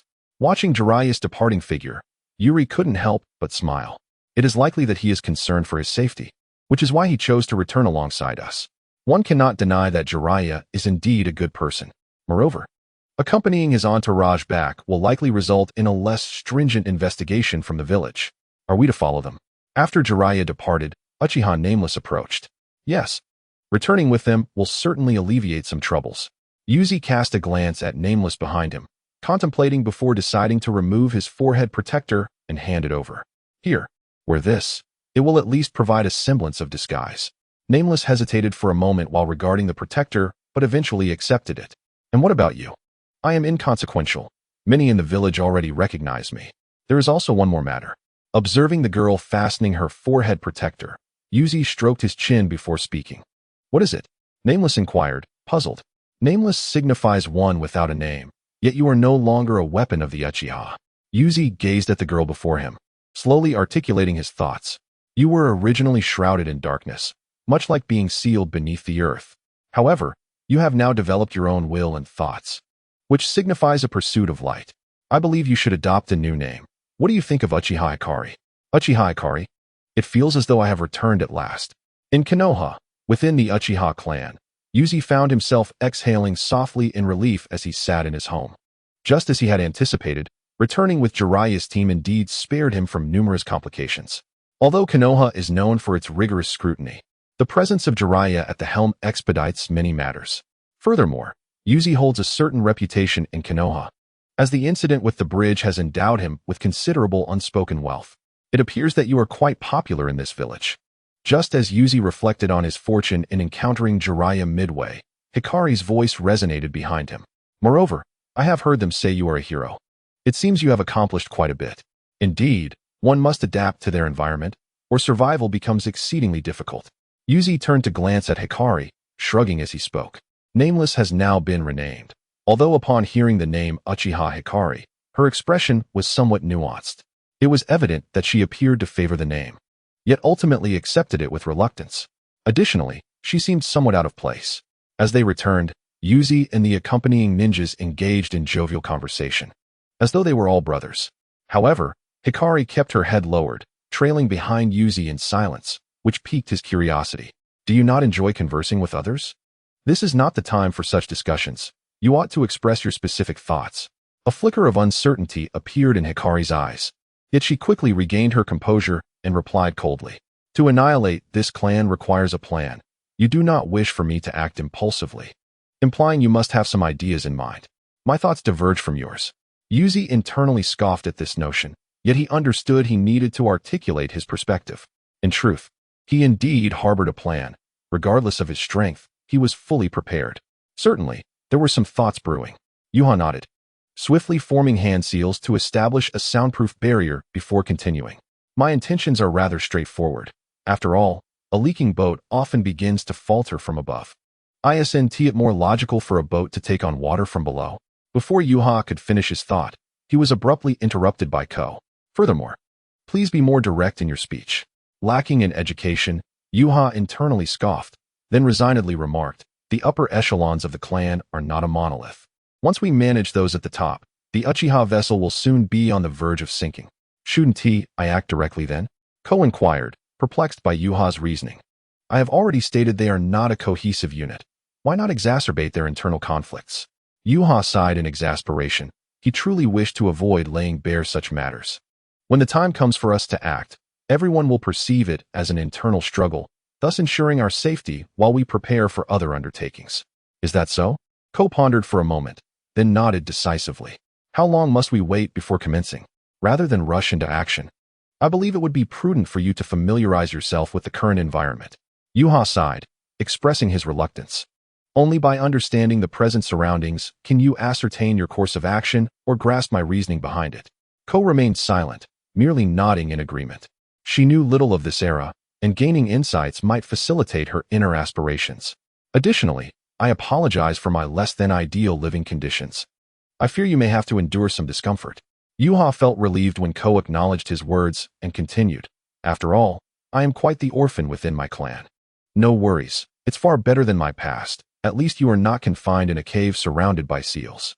Ko was unfazed, although Yuha's home was indeed modest. Featuring merely a bookshelf, a wardrobe, and a bed, it also boasted a private bathroom and a simple cooking area, all impeccably clean. One could say that while small, this place was well equipped, vastly superior to the conditions Ko had previously endured. That's good. Make yourself comfortable here. Yuha nodded and stood, a smile gracing his lips. Rest assured, no one will compel you to undertake tasks against your will again. Ko fell silent upon hearing Yuha's words. After a time, she nodded in gratitude. Thank you. You're welcome. After all, we share a common goal, Yuha replied with a nonchalant smile, then turned to exit. Please rest, I must report in. If you grow hungry, there are supplies available. Feel free to prepare something for yourself. Though reluctant, he knew he must inform Uchiha Shana of his circumstances, especially since he had left the old man waiting and had not sought out Uchiha Shursui. These matters needed addressing. Understood, Ko replied softly, not elaborating further. Observing this, Yuha turned and departed. After shutting the door behind him, he suddenly turned back to glance at his house, and in that fleeting moment, an odd question crossed his mind. Am I considered cohabitating? Pondering this, he realized he had no clear answer, and a more pressing concern emerged. Oh no, I forgot to purchase an additional bed.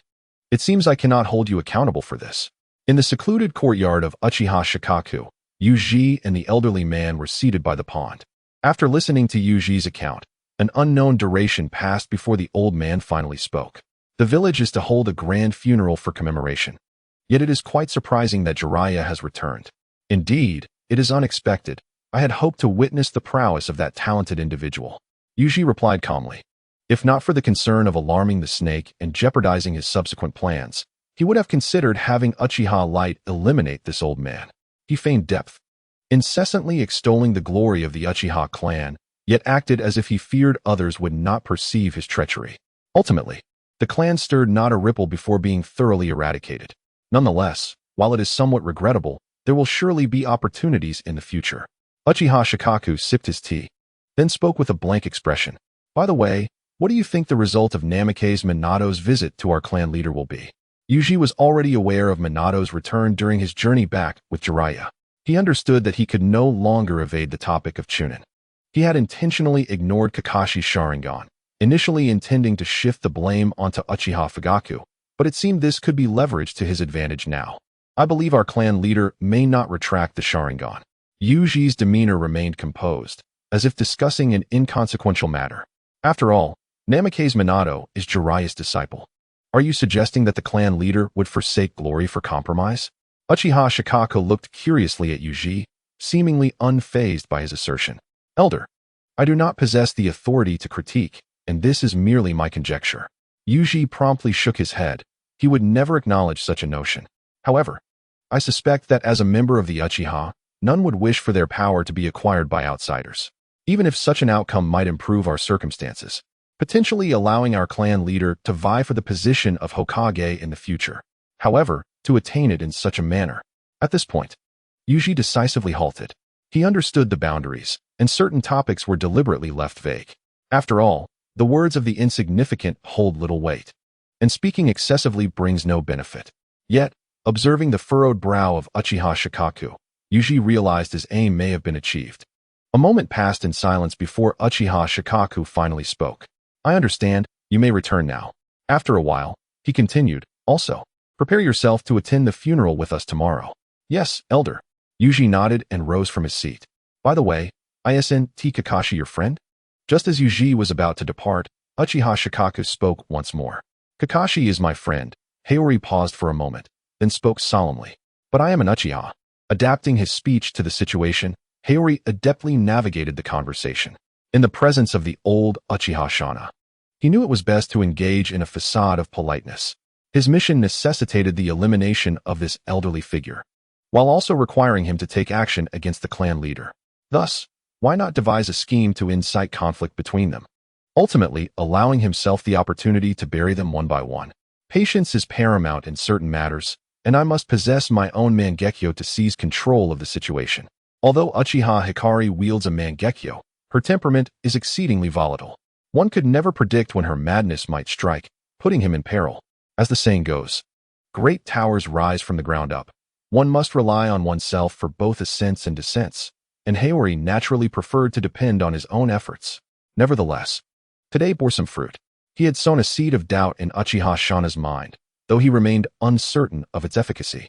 The original narrative had seemingly glossed over this matter, likely due to the whispers surrounding the change of Hokage. Uchiha Fugaku aspired to run for the position, thereby stifling those rumors. Ultimately, it was the unexpected rise of Minato Namikaze, who happened to be Kakashi's mentor. There were likely already murmurs circulating. He could only wonder what impact his premature assertions would have. Haori had not been particularly attuned to the happenings in Konoha lately, but perhaps the funeral tomorrow would yield some answers. After all, it was during a funeral that he first recalled Fugaku's ambitions for the Hokage title. As he pondered this, Haori arrived at his home. However, upon entering, he discovered Uchiha Hikari sitting on the floor, appearing drowsy. Yet, she was alert enough to lift her head. And upon recognizing Haori, her wariness diminished considerably. "You're back so soon?" she queried, mustering her energy to sit up straight. "Yes," Haori nodded, closing the door before speaking. "You should rest if you're tired." Hikari had not engaged in battle for several days, but her nerves had remained taut. Any slight disturbance could rouse her. Moreover, having just emerged from her confinement, the outdoor conditions were hardly conducive to her full recovery, leaving her in a rather poor state. Not only was she on edge, but Haori himself was also wary of her potential outbursts, making it difficult for him to relax. Despite her extremes and madness, he had come to realize that she had not yet reached the point of irrationality. However, he remained curious about how the Uchiha of a century ago had treated her. Haori harbored such questions in his heart. She had shared snippets of her past, but she had largely glossed over the details. This left him somewhat helpless. Yet he refrained from probing further, knowing that forcibly reopening old wounds was unwise. Perhaps in time, she would choose to speak of it herself. "I'm fine," she assured him. Uchiha Hikari shook her head, responding, "In this situation, as I said, if you are tired, you should rest." However, before she could finish her sentence, Yuji interrupted her. "In your current state, what can you accomplish? I fear you may not be able to do anything at all." Hikari's lips tightened at his words. And though she remained silent, she lifted her gaze to meet Yuji's eyes. His expression left Yuji momentarily at a loss, and ultimately, he spoke with a serious demeanor. "I understand that you may distrust me and the environment we find ourselves in. Yet, I have assured you that you are no longer enveloped in darkness. I have also mentioned that you should feel at ease residing here. You are in pursuit of the light. Why not allow yourself to truly experience it?" At this point, Yuji paused, observing a flicker in Hikari's eyes, realizing that his words had resonated with her. He felt a twinge of helplessness, akin to comforting a child. Fortunately, he had a talent for eloquence, which had afforded him many friends and a few superficial brothers. So, rest assured, with me around, you can feel secure. Yuji knelt down, contemplating, and tentatively placed his hand on Hikari's shoulder. Noticing her lack of resistance, he continued, "I recognize that trust is not easily forged, and becoming companions is even more challenging. But why not attempt to understand each other? At the very least, we could start as friends, wouldn't you agree?" Listening to Yuji's words, Hikari's expression grew increasingly complex, and after a long pause, she softly murmured, "Friends?" The following morning, Yuji donned a black outfit as he stepped out of the Uchiha clan residence. Attending a funeral necessitated appropriate preparations, and the somber attire reflected the gravity of the occasion. He glanced up at the overcast sky, which hinted at impending rain. Nonetheless, such weather was indeed suitable for a funeral ceremony. Fortunately, Yuji felt relatively upbeat. Despite having been forced to sleep on the floor the previous night, he had not anticipated that returning home would feel nearly identical to his experiences on the battlefield and beyond. He believed his previous day's eloquence had been satisfactory, perhaps striking a chord with Uchiha Hikari. Subsequently, she had indeed let down some of her defenses, but that also led her to fall into a deep slumber. Observing the sleeping young woman, Yuji gently placed her on the bed before preparing to lay on the floor himself. Well, I suppose I can endure this for now. I can always purchase another bed later, he mused, considering that while space in his home was limited, fitting in an additional bed might still be feasible. As he mentally pondered, he made his way toward the cemetery, encountering numerous other ninjas clad in black along the way. Upon seeing Yuji, some offered polite nods, while others merely glanced before hastily moving on. Yuji paid little mind to these interactions and soon spotted a familiar face. Yuji, over here, Guy waved enthusiastically from a distance, drawing the attention of Kakashi, Aoba, and Rin, who were nearby. You all came too. Yue strolled over, greeting them with a smile. As classmates, the atmosphere naturally felt more relaxed. Unexpectedly, this fellow, who had previously been unremarkable in school, transformed so dramatically on the battlefield. Asuma observed Yue with a curious expression, his face reflecting a hint of disbelief. Despite being the second child in his family and having a somewhat unconventional personality, he was an exemplary student. Being the son of the Hokage, while he shared a decent relationship with Yue, he was also considered a superficial brother to him. Yue was undeniably formidable. If it weren't for his timely rescue, returning would have been quite a challenge. Lin approached Yue with a smile, while Kakashi nodded in agreement. At that moment, Hong and Hongdo also gathered around, their faces filled with curiosity as they scrutinized Yue. It was merely a stroke of luck. Had it not been for the timely arrival of Jonin Minato, the future of Konoha would have faced dire consequences. Nevertheless, Yue maintained a necessary humility. Excessive modesty might invite disdain, yet overwhelming pride could breed contempt. Yue, I haven't seen you around lately. What have you been up to? Akai inquired with genuine curiosity, having not laid eyes on Yue for some time. He was out on a mission, Hongdo interjected before Yue could respond. She was quite familiar with him, having teamed up with Yue on missions during their time in the Land of Waves. Moreover, they had encountered Jiraiya-sama together on their return. Asuma, evidently well-informed, shrugged and remarked, honestly, why wasn't I called? Upon hearing this, Akai could hardly contain his reaction, while the usually silent Aoyuki turned his gaze toward Yue. Please. He was on a mission with a girl from his clan. How could he possibly take you along? Asuma chuckled nonchalantly, only to realize that the others had suddenly grown silent. Akai, Kakashi, Aoyuki, and Lin all fixed their attention on Yue.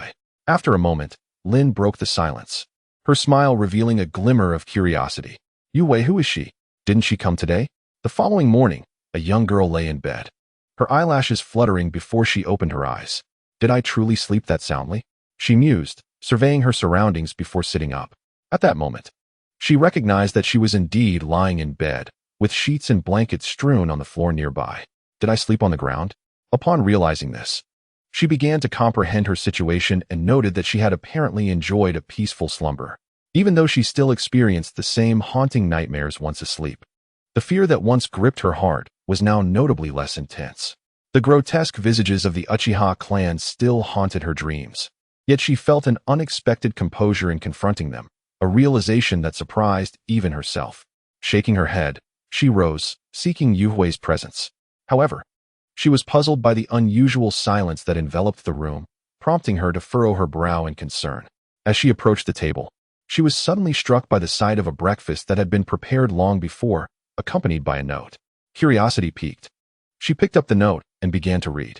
I apologize for not waking you. You seemed so deeply asleep. I must rise early today to attend the village funeral. Nevertheless, I prepared some breakfast for you. Do remember to eat, as your health is still fragile. Wishing you a swift recovery. Your friend, Yuji. A friend? She murmured softly to herself as she set the note down. Raising her gaze, she looked out the window. Although the weather was dismal, with gray skies and falling rain, the gentle drizzle seemed to cleanse her spirit, imparting a sense of tranquility. Such unfamiliar sentiments, she mused. How dreadfully dull it is, each time I awaken. I hope it is but a dream. In the dim underground base of the Land of Grass, Obito sighed in resignation, unable to recall how many times this had happened. Yet, a flicker of hope remained within him. Since he had not perished, he must return to Kakashi and Rin. Thus, despite the fact that he had nearly lost half of his body, he diligently practiced his balance and coordination, confident that he would recover. Ah, good morning, Obito-kun. At that moment, a figure with a whirlpool-shaped face appeared punctually, waving at him. Up so early. Are we ready to start training? Hello, Whirlpool Face. Obito replied listlessly as he rose to his feet. I must leave this place soon. I cannot endure it any longer. Obito-kun, who are Rin and Kakashi? Just then, another white Zetsu appeared beside him, a curious expression on his face. Are you wishing to venture outside to ring the bell? Oh, and there are plenty of fools and idiots around as well, added the white Zetsu with the whirlpool face, stroking his chin thoughtfully. Occasionally, you might encounter idiot Kakashi among them. By the way, what is this idiot Kakashi? I remember you have been repeating this since you arrived. Do they owe you a substantial amount of money?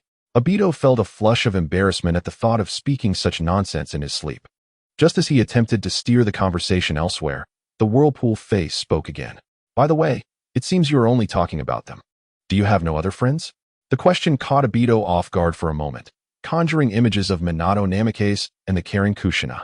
However, he quickly shook his head and, seizing the opportunity before the whirlpool face could continue, asked, Why do I only see the two of you today?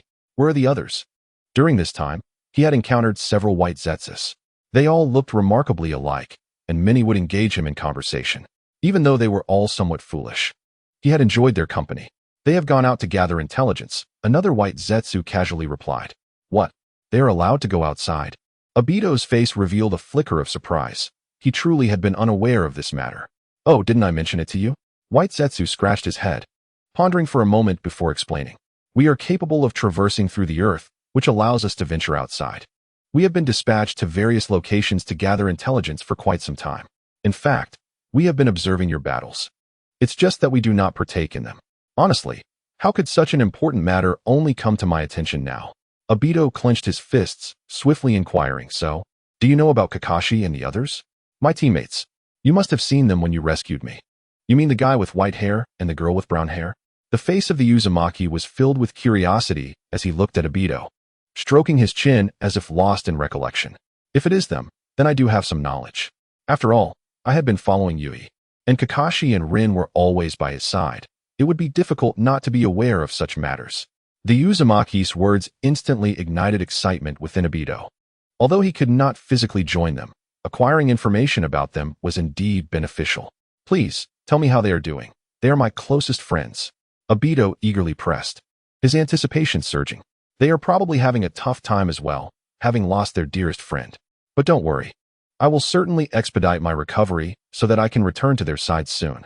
While I hesitate to interrupt your daydreams, you see. The Uzumaki noticed that Obito seemed to be drifting into his own world. He scratched his face, finally expressing with a hint of resignation, They are all doing well. Yes, there is sadness. They indeed felt sorrow right after you were buried. However, they recovered quite swiftly, especially since a gentle yet powerful individual arrived just in time to rescue them. Moreover, this person accompanied them on missions and continuously provided them with guidance. Upon hearing the Uzumaki's words, Obito's body stiffened imperceptibly. Kakashi and Rin had already recovered? What on earth was happening? Did my teacher come? You mean Minato Namikaze? Obito asked, biting his lip, attempting to muster a faint smile. Not him. It was someone like you, another Uchiha. White Zetsu, who was beside the Uzumaki, leaned forward, shrugging with a smile. This guy is far more handsome than you, and he is indeed very gentle and powerful. He saved your former teammates, not just once. Mind you, and their bond appears to be exceedingly strong, even better than what you had back then. Oh, by the way, I believe this fellow's name is Yuhi? Yuhi? Why him again? At that moment, Obito could no longer contain himself. Why was it this person who saved Kakashi and the others? Why was it him? Suddenly, he recalled a phrase that Madara had mentioned to him earlier. You and I are both betrayed souls, equally forgotten. Obito's fists clenched ever tighter, and this sentiment echoed relentlessly in his mind. After a moment, he abruptly lifted his head, his eyes transforming into an intense crimson at that instant. I refuse to believe it. I must confront them and demand answers. The sky was shrouded in gray, and rain began to cascade slowly from above. In the cemetery of Konoha, Yuhi stood clad in black among the ranks of the Uchiha clan. With his head bowed, he, like the others, remained silent, participating in the final moments of mourning. As the funeral progressed, the heavens opened up, as if the very sky wept for those who had fallen in battle. Those who had previously bickered animatedly with Yuhi, including Guy, now appeared profoundly melancholic. After all, on the battlefield, they had all witnessed the departure of comrades, even those dearest to them. Fortunately, All hostilities were momentarily set aside. Yuhi kept his head down, silently reflecting, fully aware that this cessation of war was merely temporary.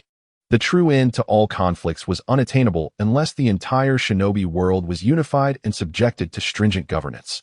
Only then could tensions be significantly alleviated, with issues resolved through internal negotiations. Alternatively, if all were to perish, there would be no disputes over interests. After all, as the saying goes, wherever there are people, there exists strife. Yuhi contemplated, struggling to comprehend why Hashirama Senju would dismiss Madara Uchiha's vision.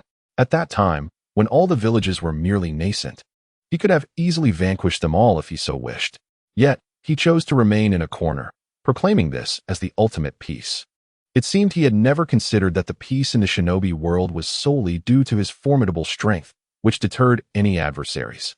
Furthermore, he undertook an incomprehensible action by dividing the tailed beasts, making him, arguably, Konoha's greatest renegade. The current state of the shinobi world, bluntly speaking, was a consequence of his actions. However, upon deeper reflection, it became evident from the original narrative that he was not particularly astute. Yuhi pursed his lips, deciding against further contemplation of such matters. Critiquing the first Hokage's folly felt rather inappropriate, especially after gleaning some vital information during the recent funeral. It seemed that during his brief absence, whispers regarding the nomination of the fourth Hokage had indeed emerged within Konoha. Even from a distance, Yuhi caught snippets of conversation among clan members discreetly discussing this matter with Fugaku Uchiha. Now, it remained to be seen how that old man, Shursui Uchiha, would respond.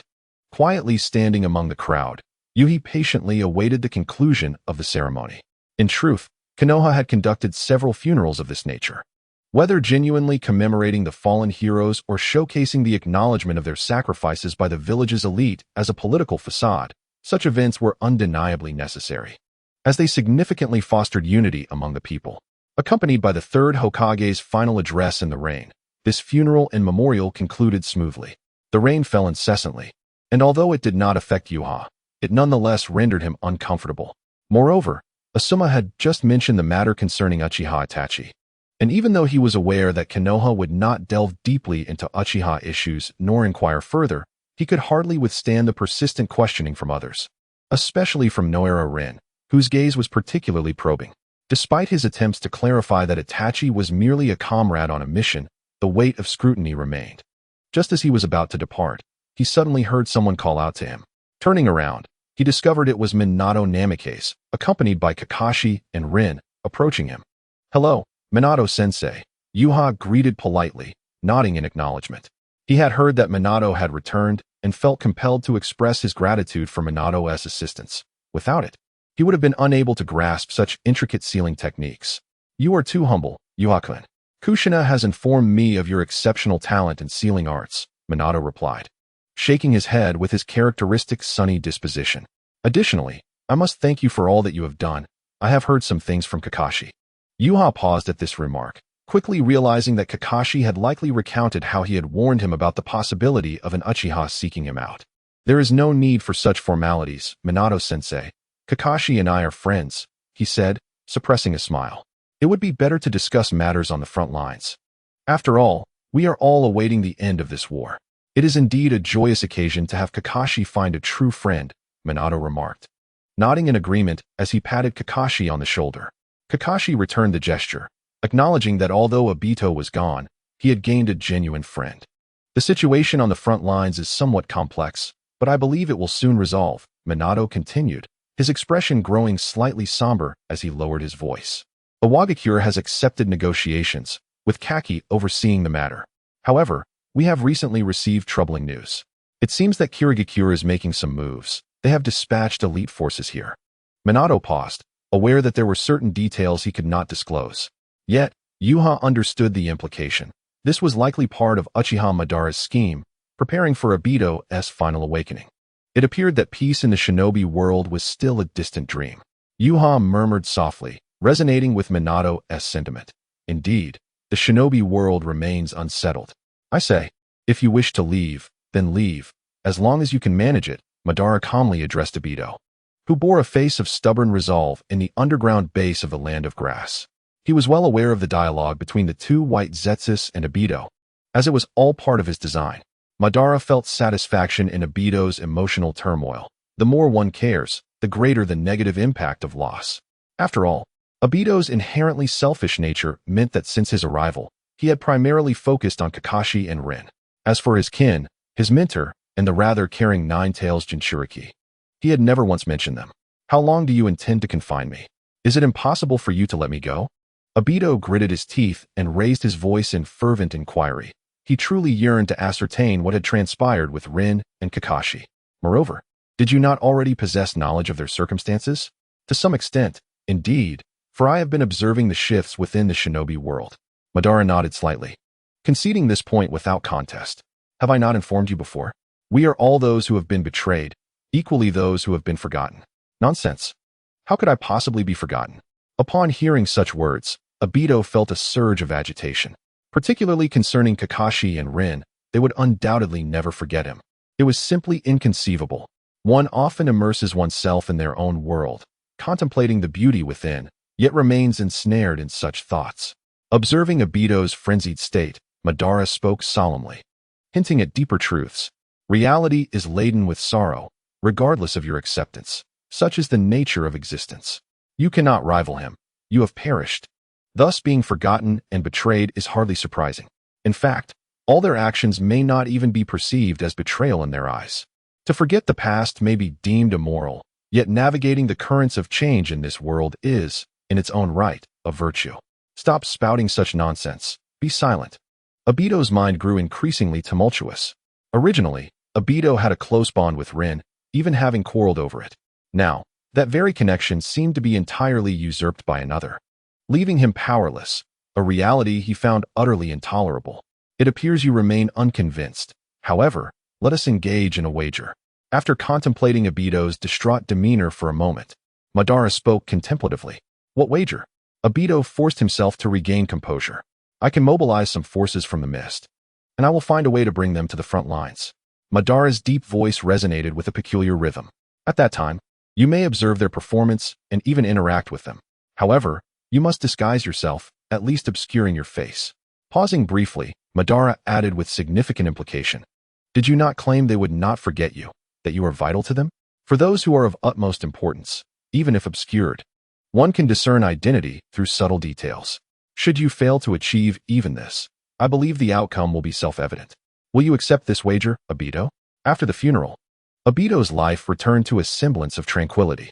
Although he was aware that Madara had begun to set plans in motion, he understood that the principal players had yet to make their entrance, rendering the performance incomplete. Contemplating how to navigate this monumental upheaval, Obito considered deeply. Regarding Obito, his intuition mirrored that of Itachi Uchiha. He felt no inclination to assist. Furthermore, he sensed that Rin had developed some affection for him, a realization Obito perceived as his original sin. Rescuing him would only lead to further frustration, especially considering that his heart belonged solely to Kakashi and Rin. He could easily turn against anyone else who treated him well, and thus, Uchiha found him utterly detestable. In fact, Uchiha was contemplating how to subtly undermine him. For as long as Rin lived, it seemed this fellow's Sharingan would remain dormant. Although Uchiha harbored a certain wariness towards Madara, it did not deter him from discreetly plotting actions of his own. If he could contemplate eliminating the upper echelons of his clan, then surely he could devise a scheme against Obito as well. However, these matters were of a secondary nature. Without a mission to propel him forward, he was rendered powerless. Currently, his primary concerns were to strengthen his abilities and to foster amicable relations with the lower-ranking ninjas and civilians of his clan. The necessity of power could not be overstated. In this world, one could hardly progress without it. Regarding his second concern, as a time traveler, he understood that the world was not merely about combat, but also about social intricacies and human connections. Since he had no intention of relying on any existing factions within the higher echelons, he aimed to engage with those whom the clan had overlooked. Moreover, he had his roots in this place and had received considerable care from these individuals during his youth, a kindness he had not forgotten. Even now, as he was eligible to attend the clan meetings, he felt a sense of obligation towards them. What troubles you so? You appear lost in thought. A calm voice interrupted his reverie. It was Hikari, who had approached him from behind. Oh, it's nothing. Just contemplating a few other matters. Uchiha replied, quickly regaining his composure and turning to her with a smile. As a friend, I have made a promise to you, and I shall not betray that trust. Many things require careful planning to ensure our safety and avoid complications. You needn't overthink it or burden yourself, Hikari gently countered, shaking her head. As long as you remember your promise and fulfill it, that is all that matters. Yuha paused, taken aback by her words, sensing a subtle shift in Hikari's demeanor towards him. Upon reflection, he realized that friendships held significant value in the context of the shinobi world. This change brought him comfort, as he feared the unpredictable tempers of the Uchiha clan. By the way, I may need to attend the clan meeting tonight, he mentioned thoughtfully. Though I would prefer to avoid it, this is an obligation I cannot escape. However, it does provide an opportunity to confirm certain matters, especially since I've been subtly active behind the scenes. During this time, Minato had already paid a visit to Fugaku Uchiha, and the outcome was that Kakashi departed with that eye alongside Minato. This incident had stirred considerable commotion within the clan, prompting the gathering tonight. An Uchiha clan meeting, you say? Hikari instinctively frowned at the mention, her disdain for the clan evident. Nonetheless, she nodded in acknowledgement. You could take a stroll outside. It's not healthy to remain cooped up indoors all day, Yuha suggested, observing the silent girl. After a moment's thought, he spoke up again. I have previously stated that you are now free, and no one can compel you to do anything. Why then, do you confine yourself? Spending each day within the confines of your home. What difference does it make compared to our previous conversations? At this point, Yuji paused briefly, before continuing with a smile. Take some time to venture outside. Just exercise caution and employ some transformation techniques. Although our eyes are all black, why shouldn't we use them to seek the light? Upon hearing this motivational discourse, Guang appeared to descend into contemplation, only to suddenly raise her head in confusion moments later. But, are we not the Sharingan? Leader, we require an explanation. The power of the Uchiha must not be carelessly surrendered to others. In a quiet corner of the shrine, Yuji observed the fervent expressions of those present. After being provoked by Guang, he decisively left his home and arrived here. This was his first participation in the clan meeting, and he had no intention of speaking. Indeed, he was unfamiliar with most of the attendees. It is hard to believe that within a single family, the bonds among members could be so distant. Yet, this is the reality, as the hierarchy within the Uchiha clan is unimaginably strict. Furthermore, due to factional issues, some may go their entire lives without interaction. Yuji himself has been deeply affected by this. Ladies and gentlemen, I understand your skepticism regarding my choices, but my actions are motivated by the interests of our clan. From the moment Uchiha Fugaku made his decision, he anticipated that he would face a significant backlash. Initially, when he received the news, he was indeed shocked by Obito's actions. However, as he regained his composure, he suddenly recognized this as a tremendous opportunity. Whether it be leveraging this eye to draw closer to Minato or using it as a bargaining chip in his bid for Hokage, both options were exceptionally promising. Therefore, during his meeting with Minato, he clearly stated that Kakashi should retain possession of the eye. Moreover, he was not oblivious to Konoha's maneuvers. Thus, even in the face of his clan's opposition, he maintained a level of calm. If I were to forcibly reclaim this eye, the voices within the village would accuse us of disrespecting the wishes of the deceased, especially so soon after the funeral. With the winds of change signaling a new Hokage for Konoha, we cannot afford to take risks. Do you mean to say that you intend to run for Hokage? Upon hearing Fugaku's words, Uchiha Shana, who had remained silent until now, suddenly lifted her gaze towards him. Indeed, that is my intention. Fugaku nodded, signifying his stance. If he could become Hokage, many issues within the clan could be resolved. Fugaku was well aware of this. Previously, opportunities had eluded him, but now hope was within sight, and he was determined to fight for it. The Hokage title should indeed belong to us. I wholeheartedly support the leader's vision. Uchiha Shana spoke calmly, yet his peripheral vision involuntarily darted towards Yuri, seated in the back row. He realized that this young man had indeed grasped Uchiha Fugaku's intentions. Throughout these days, he had been contemplating a singular question. Is it worthwhile to exchange one's Sharingan for a chance at the position of Hokage? Logically, it seemed a worthy trade, considering the exceptional opportunity it represented. However, Uchiha Shana also recognized a troubling truth. Was it right to barter the honor of his bloodline for the title of Hokage? Furthermore, the position rightfully belonged to the Uchiha clan, as they had co-founded Konoha alongside the Senju. Yet, Uchiha Shana's expression turned grave as he fixed his gaze upon Uchiha Fugaku, inquiring, "Honorable clan leader, can the glory of our family and the power of our lineage truly be exchanged?" This question instantly darkened Fugaku's countenance, and in that moment, the atmosphere in the assembly grew tense. Yuri, sitting in the back row, lowered his head slightly, unable to suppress a smirk. This insufferable elder had always bound and brainwashed himself with the clan's honor, but it seemed that this notion still held some merit. The outcome of this clan meeting was, unsurprisingly, one of discontent. Uchiha Shana remained resolute in his stance, while Uchiha Fugaku harbored his own calculations. Interestingly, the doves unanimously aligned with Fugaku, giving him the confidence to push his agenda.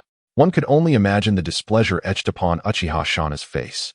However, Yuri was not surprised by the doves' choices. They, like the hawks, sought to secure a future for the clan, albeit through non-violent, diplomatic means rather than through aggression.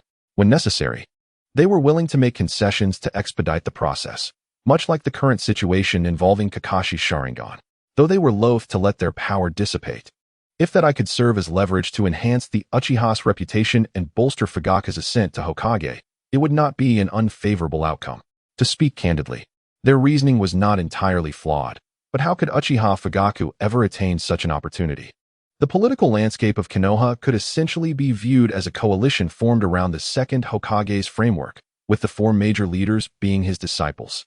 While they may not dare to appoint the next Hokage outright like the second Hokage did, they possess the capacity to cultivate talent.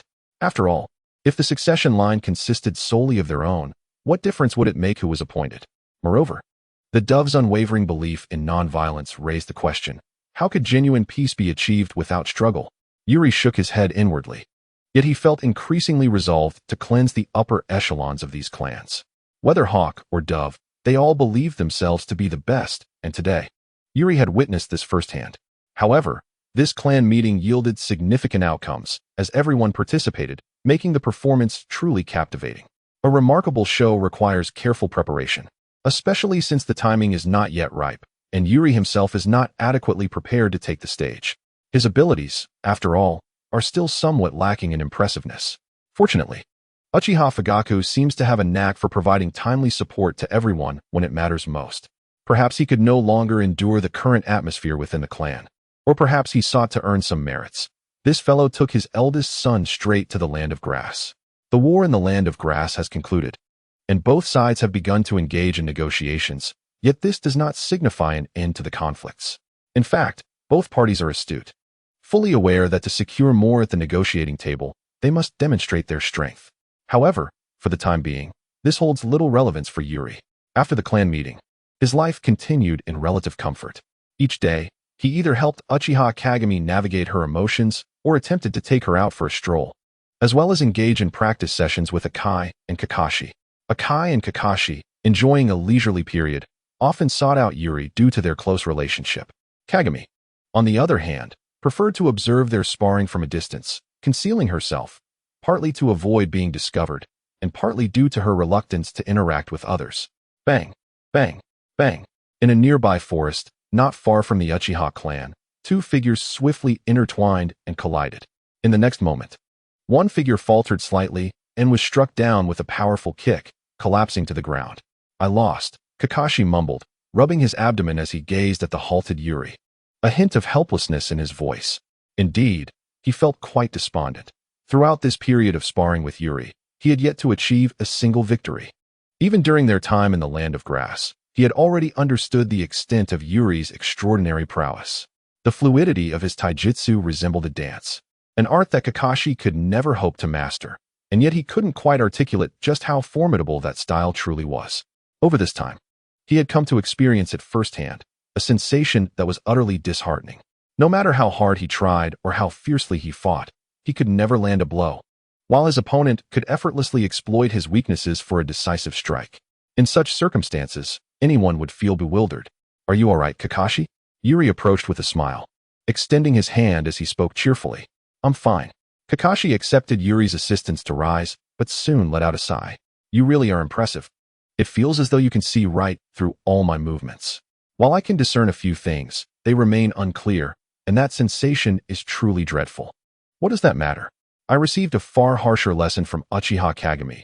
Yuri internally chuckled at Kakashi's words. He was well aware of Kagami's Sharingan and was naturally curious about its powers. However, he refrained from foolishly inquiring about the abilities of others' eyes. Let us not linger on the fact that this is someone else's secret. Rather, the ocular technique transplantation he received last time has led him to speculate whether this girl has undergone a forced implantation of her ocular abilities. Furthermore, considering the inhumane torment she once described, it is likely that these are not fond memories. Yuha would naturally refrain from reopening someone else's wounds. Moreover, the power of the kaleidoscope is not merely a manifestation of ocular techniques. As far as he knows, this pair of eyes surpasses the Sharingan in every aspect. Yuha, intrigued by its potency, specifically engaged in a sparring session with Kaido, and the results speak for themselves. You are merely unaccustomed to this eye. Once you adapt, the situation will improve. Although internally he harbored criticisms, he outwardly offered Kaido some words of comfort. Indeed, he was still adjusting, particularly as the chakra consumption of this eye was exceedingly high. Kaido let out a resigned sigh. The chakra drain of the Sharingan was more than he had anticipated. His chakra was not insignificant, yet upon acquiring this eye, he found it utterly inadequate. After all, you are an outsider, which is hardly surprising. Yuha stroked his chin, suddenly struck by a thought, and curiously inquired, "By the way, I recall you used to wield a blade. Why is it absent now?" "A blade?" Kaido paused at Yuha's question, then shrugged. "It's undergoing repairs and should be ready in a few days, in time for the mission." Hearing this, Yuha was momentarily taken aback. He had anticipated Kaido might express a disinclination to use a blade, given that in the original narrative, Kaido's combat style was distinctly Uchiha. Perhaps in Kaido's mind, Obito had perished because of him, and he bore the weight of Obito's eyes.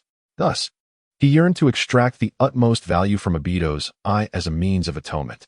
Consequently, Kaido's combat style evolved into testing foes with ninjutsu, followed by dispatching them with the insight afforded by the Sharingan in conjunction with Chidori. Now, however, it appeared he was inclined to wield a blade once more. This transformation piqued Yuha's interest. One wonders how Obito would perceive this change. "Ah, you mentioned a mission?" Suddenly, Yuha came to his senses, regarding Kaido with curiosity. "Yes, in a few days we are to journey to the Land of Grass. It is said that members of the Mist Village are lurking about, potentially jeopardizing negotiations." Kaido nodded, then looked at Yuha with some surprise. "Didn't you know? Your name is on the list for this mission. Is that so?" Yuha furrowed his brow. He was indeed unaware of this, as no one had informed him thus far. However, upon listening to Kaido's account, he realized that Madara's grand scheme was about to unfold. At that moment, the system within his mind suddenly activated. New side quest acquired. 1. Personally eliminate Kaido and Rin, assisting Obito in awakening the kaleidoscope. 2. Save Rin, plunging Obito into endless suffering. Quest rewards unknown. Faced with the tasks displayed on his panel, Yuha fell into a momentary silence. The system continues to engage in its ruthless endeavors, even compelling itself to take the life of Rin. Their relationship has never been particularly cordial, and should he be the one to send Rin away, it is likely that Obito's envisioned world would not be one that includes Rin, but rather a reality devoid of him altogether. Yuri harbors considerable trepidation towards Obito, especially after the awakening of his Mangekyo Sharingan. He is undoubtedly a formidable adversary. Of course, Yuri muses that whether Obito can even activate his eyes in his presence remains uncertain. Yet, he contemplates that if Obito were to unlock his powers while Yuri himself had also attained his Mangekyo, could he not attempt to acquire Obito's abilities for himself? Since completing the grave-robbing mission, Yuri has acquired the capability of ocular technique transplantation, although he has yet to attempt it. The primary reasons being the lack of a suitable candidate and the fact that his own eyes have not yet reached the level of Mangekyo. As for Hikari, he currently has no intention of inquiring. He wishes to learn about the girl's past from her own lips, rather than reopening old wounds prematurely. However, Obito's circumstances differ. If he could indeed seize Obito's abilities, it would be far from a disadvantage for him. Moreover, having already inherited a portion of his talents, obtaining the complete set would surely ease his encounters with Obito. With the full manifestation of Kamui, he would no longer fear Obito. After all, if I can find you even when you hide, what could you possibly use to contend against me? Standing within the forest, observing Kakashi's departing figure, Yuri silently muses. Is he still pondering the task he mentioned? Just then, Hikari's voice resonates behind him. She has been quietly observing the battle between Yuri and Kakashi, choosing not to reveal her presence. Simultaneously, she has little interest in mingling with these ninjas, which is why she remained concealed until Kakashi's departure. Indeed, this task seems unusual. Yuri strokes his chin, having been contemplating how to acquire Obito's abilities moments earlier. Yet, his thoughts shift rapidly as he aligns with Hikari's perspective. The village would not dispatch such significant missions without notifying me, and they would certainly seek confirmation to ensure a higher success rate. It appears that the clan desires me to undertake this task, much like the last time I ventured into the Land of Grass. While it may seem that the clan leader is soliciting my input, they have likely already enrolled me. After all, in a bid to appear candid. Yuri has previously shared his experiences of becoming a hero in Konoha with Hikari. This time, however, he remains uncertain of the situation. Nonetheless, this does not prevent him from recalling his last endeavor, particularly since it would serve their interests, as Hikari harbors a deep-seated bias against the Uchiha clan. Truly, this family is beyond redemption. As anticipated, Hikari emits a soft huff upon hearing these words. Both this clan and these so-called ninjas are irredeemable. Indeed, let us ensure that we incinerate them all together when the time comes. Howie was too apathetic to comment on the girl's extreme behavior. He had grown accustomed to it. Upon reflection, he felt a semblance of sympathy for her. Though only fragments of her story were shared, Howie could discern that her living conditions were exceedingly dire. She was nearly akin to Kimimaro, confined within a cage and utilized solely as a weapon. Moreover, war knows no mercy. Members of other clans perceived her merely as a monster and an adversary. It was entirely understandable for someone raised in such a family, treated as a slave and surrounded by enemies, to harbor resentment. After all, she was not Naruto. Fortunately, through their interactions over the past few days, Howie recognized that she was not a self-centered individual devoid of reason like the infamous duo, Kagaya and Momoshiki. Otherwise, no amount of persuasion from him would yield any results. What do you plan to do now? Hikari asked, her brow furrowing, disregarding Hao Yi's words. Are you going to participate in this so-called mission? Indeed, while the circumstances remain unclear, it seems I cannot evade this task, Howie nodded. The system had issued the mission, and naturally, he was intrigued by the potential rewards. Furthermore, he was eager to witness how his involvement might alter the course of events, particularly if he were to rescue Rin. Most importantly, Howie aimed to continuously enhance his ocular abilities, striving to unlock the Mangekyo Sharingan. Over the past days, he had never ceased his training in in release, and frequent sparring with Guy and Kakashi had improved his control over his eyes. Yet, he sensed that his vision had not yet reached its pinnacle. Thus, he resolved to exert himself further, engaging in more intense battles to elevate his ocular prowess. Is that so? I understand, Hikari remarked, observing Hao Yi's earnest expression, contemplating her next words, but ultimately refraining from speaking further. Yet, she mused to herself that Hao Yi was indeed akin to her. They shared a bond of mutual suffering. Rest assured, I will make the necessary preparations before I leave. You will be fine at home, Hao Yi replied with a smile, slowly continuing. Take care of yourself too. You should step outside occasionally. Just ensure you remain disguised. Much beauty exists in the world, waiting to be discovered by the eyes. Remaining cooped up indoors will only prevent you from experiencing the light. Ever since Hikari had remarked that they were not the Sharingan, Howie had become more astute. Although he yearned to mention that he rarely activated the Sharingan, he deemed it unwise to argue with her. Such disputes were futile. It was best to acquiesce. Upon hearing his words, Hikari fell silent, her thoughts a mystery. Let us return, Howie declared, unconcerned with trivialities, turning toward his home. Preparing for the mission was paramount. Yet along the way, he could not suppress his contemplation regarding what abilities he might possess upon awakening the Mangekyo Sharingan. It is well known that the ability of the kaleidoscope is determined by the desires harbored within the heart of the wielder at the moment of awakening. However, Yuji remains uncertain whether his thoughts and contemplations during this moment can influence the ultimate effects of his ocular prowess. After all, he does not awaken under the strain of extreme emotional stimuli. Rather, he achieves this through the process of evolution. Thus, he ponders whether he might exploit a loophole by contemplating this very question as he enhances his eyes.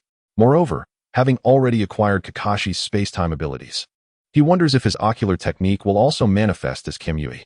These queries have long piqued Yuji's curiosity, yet despite several days of deliberation, He has arrived at no conclusive answers. Nonetheless, he has adequately prepared for forthcoming endeavors, stocking his home with ample provisions and acquiring various ninja tools. During this time, he received precise news from Uchiha Shana, who informed him of an impending mission. Although the clan leader's actions leave much to be desired, we shall not relent. For it is paramount that the clan leader becomes Hokage. Uchiha Shana spoke earnestly to Yuji, emphasizing that this mission serves the family. And given his considerable experience in the Land of Grass, he hopes Yuji will participate. I understand. I shall not disappoint the clan, Yuji replied, already aware that he had been enrolled for this task. Furthermore, with the system's mission accepted, he felt little inclination to contest it, as he had no interest in debating with those destined for demise. However, as he approached the entrance of Konoha, he was taken aback to discover that he was being followed by someone. What are you doing? Have you lost your mind? Yuji exclaimed, exasperated as he regarded the girl trailing behind him. Didn't you tell me to explore the outside world? She responded, calm and composed, uttering words that left him without rebuttal. And you said we were friends, right? Since we are friends, it's only natural that I wish to assist you. In the stillness of the night, beneath a serenading moon, Yuji stood amidst a grove, quietly awaiting the unfolding of events. Yet, he felt a twinge of distress. For Uchiha Hikari's decision had indeed complicated matters. There are several ways to extricate someone, as leaving Konoha is far less troublesome than entering it. However, the crux of the matter lies in the fact that she must ultimately return to Konoha with him, which presents a significant challenge. Well, if she is to come out, then let her come. I cannot leave her alone in Konoha, as I would be greatly concerned, he thought, letting out a soft sigh. He was not particularly worried about the Uchiha clan discovering her presence, nor did he fear that the villagers would take note of her. The Uchiha population is substantial, and given the existing factional conflicts and the chasm between ninjas and ordinary citizens, many within the clan are not well acquainted with one another. As long as Hikari remains discreet upon her return home, all should be well. Furthermore, within the village, few would pay any heed to a mere Uchiha, especially since some members of bloodline clans do not attend the ninja academy, being trained directly by their families. It is not surprising that one might not recognize someone, as long as it can be determined which family they belong to. However, given the disdain towards the ninja system and the Uchiha clan, retaining her could lead to unforeseen consequences. Thus, it is perhaps for the best that she has emerged. Although returning may pose complications, it is certainly preferable to uncertainty. Upon reflection, Yuri perceives that having her accompany him could be a prudent choice, especially considering the high stakes of his current endeavor. If a Wagakure seeks to achieve greater outcomes at the negotiation table, conflict is likely to persist. Moreover, he must confront a cadre of mist ninjas, particularly those under the influence of Obito, where having Hikari, with her kaleidoscope of abilities, would undoubtedly enhance his safety. Nevertheless, he muses that her intervention might not even be necessary. With this thought, Yuri's spirits lifted considerably, only to be interrupted by the sudden realization that someone was approaching him. He turned swiftly, and there stood Hikari, whom he recognized as having accompanied a merchant caravan to this meeting point. Is everything well? Yuri inquired as he approached her. All is well. They did not notice me, Hikari affirmed with a nod, before tilting her head in curiosity. Did my decision cause you any trouble? It has been somewhat of an inconvenience, but nothing insurmountable, Yuri responded with a nonchalant smile. Really? Hikari's gaze remained fixed on him. Indeed, upon further contemplation, I realized that my own decision was rather unreliable, Yuri admitted, a knowing smile gracing his lips. Leaving you alone in Konoha, in an environment you despise, is no different from those who once imprisoned you. I sincerely apologize. As a friend, I ought to have consulted you rather than deciding unilaterally. Hikari was momentarily taken aback by Yuri's words, acknowledging that her actions had been somewhat impulsive, despite her intentions of caring for her friend. Yet, she hadn't anticipated such an answer. Is that truly how you feel? What other conclusion could there be? Yuri maintained his smile. Did you not also say that we are friends? Meanwhile, in the underground base of the Land of Grass, Obito was diligently undergoing rehabilitation training. He had accepted a wager with Madara and was resolute in his belief that Kakashi and Rin would never fail to recognize him. They were friends, comrades, and partners. He was confident that even masked, their familiarity would preclude any possibility of being unrecognized. Even if Kakashi were to remove his mask, I would still be able to identify him, Obito thought, his heart filled with conviction, despite never having seen Kakashi without his mask. After all these years, Kakashi had always maintained that enigmatic visage. Yet, Obito remained steadfast in his belief that he could manage it, for they were friends. Still, he pondered the true intentions of that old man. What purpose did he have in keeping him around? Obito's curiosity about this matter lingered, and though he was reluctant to admit it, he understood that he was merely a pawn in this grand game. At least prior to awakening his Sharingan, he had indeed seemed insignificant. Yet now, endowed with these eyes, he firmly believed he could surpass that scoundrel, Uji, perhaps even outshine him. Could it be that the old man was intrigued by my eyes? Inwardly, Dato pondered, though regrettably, apart from his own eyes, he could fathom nothing else. The old man appeared to be on the brink of death, and he himself possessed the Sharingan. Therefore, it would stand to reason that his eyes should not capture the old man's interest, right? Wait a moment. Could it be that this fellow harbors an obsession for collecting Sharingan?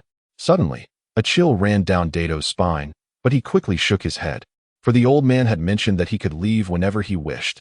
Yet, how on earth could he escape this accursed place? Ah, are you training again? Your recovery is remarkably swift. Others might still be languishing in bed. At that moment, the white Zetsu with a whirlpool face emerged from the wall, teasingly addressing Dato. "TCH. It's you," Dato responded, observing the ease with which the whirlpool face traversed the space, a pang of envy stirring within him. If only he could traverse like that, he could escape this wretched location. Of course, he was also curious as to why his body healed so quickly, attributing it to his longing for Kakashi and Rin. "Have you gathered any news? Is there any intelligence?" "I have some, concerning matters you might find intriguing," the whirlpool face replied languidly as he emerged fully from the wall. "Your two friends, Kakashi and Rin, have already set off. They should arrive here shortly." "Is that so?" Upon hearing this news, Dato felt a surge of exhilaration. This was indeed wonderful tidings. His desire to reunite with them intensified, for he yearned to fulfill his wager with Madara. However, the thought of Madara rekindled his curiosity regarding his intentions, prompting him to tentatively inquire, "By the way, what exactly are the old man's plans? Why confine me here and engage in a wager? Though his defeat is inevitable, it is a gross waste of my time." Having posed this question, Dato sighed in resignation, doubting that the whirlpool face would possess any insights. "Well, it seems I know a bit." Unexpectedly, the whirlpool face began to speak after a moment's contemplation. "Though my knowledge is limited, I often overhear Lord Madara mention that the ninja world is the root of chaos, that all sorrow is birthed from this place. He has sacrificed much for this world, only to be met with betrayal time and again. Now, he has been forgotten by all, becoming a truly forsaken individual. Thus, he devised a plan, which he refers to as the Infinite Tsukuyami." "Infinite Tsukuyami?" Dato listened, bewildered by the whirlpool face's words, utterly clueless as to what this entailed.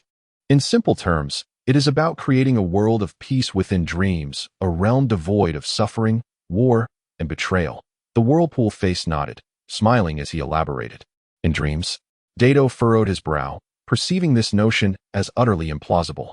"Indeed, within dreams."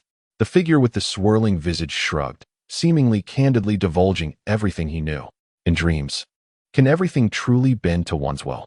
Each individual possesses the power to shape this world according to their whims. Friends, family, and even dreams can be manifested. Even the deceased could be resurrected." Dato listened in a daze to the words of the swirling face, momentarily rendered speechless. It was astonishing that this elder entertained such notions. What betrayal could have inflicted such pain, leading him to concoct a self-deceptive means to fulfill his aspirations? Dato was uncertain, yet he suddenly felt a twinge of pity for the old man. Is this not a rather intriguing method? While he pondered, the swirling visage leaned in curiously and inquired. "Utterly foolish. This is nothing more than self-deception." Dato immediately shook his head, contemplating before scoffing with derision. "Regardless, I shall undoubtedly win this wager. Who would resort to such illusory means to replace reality? Then you must strive diligently." The swirling visage retreated, leisurely remarking, "Yuhua, you have arrived." Greeted Namikaze Minato with a warm smile upon seeing Yuhua at the Konoha camp in the Land of Grass. "Apologies for my tardiness," Yuhua replied, expressing genuine contrition. He had indeed arrived a tad late, just in time. The journey from Konoha to the Land of Grass was not insignificant, and knowing certain practicalities of this mission, he had not rushed. After all, he needed to contemplate a matter of great importance, the identity of Uchiha Hikaru. This issue, if unresolved, could pose significant complications, especially with Danzo's keen interest post-conflict. Fortunately, Yuhua had formulated a plan. The battlefield is the most chaotic place, and finding a suitable person and identity is not an insurmountable challenge. Engaging in light-hearted banter with Namikaze Minato, the two soon arrived at a modest cabin. Kakashi Rin and others had already gathered there, alongside numerous ninjas who were prepared. Among them were several from the Uchiha clan, and to Yuhua's surprise, he spotted Uchiha Shursui. Has he come as well? This truly signifies the seriousness of the undertaking, Yuhua mused. Yet, upon reflection, it was only natural. If the clan leader aspired to compete for Hokage, the entire clan would need to collaborate for this endeavor. Especially since Uchiha Fugaku had brought his eldest son to the front lines, both hawks and doves would coordinate. All right, everyone is mostly gathered. Let us commence, Minato announced after surveying those present. This mission is of utmost importance and carries significant risks. However, each of you here possesses the awareness and capability required. Nonetheless, I must remind you to exercise caution. Aside from the search for the missed shinobi, we must also remain vigilant against the rock ninjas. Everyone present nodded in agreement, fully aware of the perilous nature of the task at hand. Just as Minato had articulated, they had each come to terms with their respective resolve. Observing this, Minato merely offered a few succinct instructions and reorganized the team. After providing everyone with a specially crafted kunai, he took his leave, having other matters to attend to. Yuzuki, it appears we are once again assembled as a team, Rin remarked cheerfully after Minato departed, as Kakashi and the others gathered around. Yuzuki did not possess a permanent squad. His previous pairing with Guy and Aoba had been a temporary arrangement. Now that they had returned to their respective teams, and this mission had not summoned him, Yuzuki found himself in need of reformation. Perhaps owing to their prior experience in battle, he chose not to ally with the Uchiha, but rather joined Kakashi's group. I didn't expect so many from your clan, yet here you are, not with them, Asuma said, casually chewing on a blade of grass and shrugging. They have their established team, and I prefer not to interfere. Seeing Asuma, Yuzuki couldn't resist teasing, surprising to see you here. Doesn't the Hokage worry about your safety? Please. If that old man forbids me from coming, do you think I would actually listen? Asuma was unfazed by Yuzuki's jest, having long grown accustomed to such banter. His father may be the Hokage, but he did not feel compelled to live under his shadow. Perhaps the third Hokage wished for him to serve as a role model.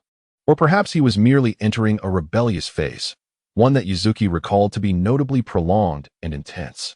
By the way, Yuzuki, Asuma said, glancing at Kurenai beside him. Suddenly, an idea struck him. We've never had the chance before. Let us have a proper contest this time to see who can locate those missed nin first. He had long desired to measure his skills against Yuzuki, who, despite his previous shortcomings, had garnered remarkable acclaim since entering the battlefield. Particularly after the last mission in the Land of Grass, he had become a hero in Konoha. Many in the village spoke of him incessantly, akin to a neighbor boasting about their child. What irked Asuma most was that Kurenai seemed to talk about Yuzuki constantly. However, he was self-aware enough to recognize that while he might not be able to surpass him in combat, finding someone should prove to be a manageable challenge. Very well. Yuzuki responded with a nonchalant shrug and a faint smile, though he felt compelled to impart a word of caution. Since you're enthusiastic, let us see how it goes. Yet, as I always say, prioritize the mission above all else. Don't let your excitement cloud your judgment.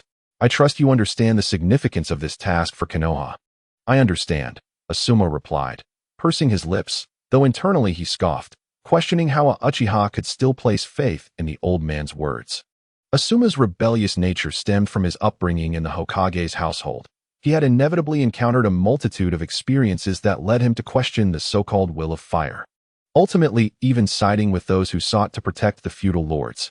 A few individuals engaged in casual conversation before gradually departing from the campsite as preparations neared completion. Although Kakashi was ostensibly the leader of this operation, being a legitimate jonin, he was acutely aware of Yuya's formidable performance behind enemy lines during their last encounter.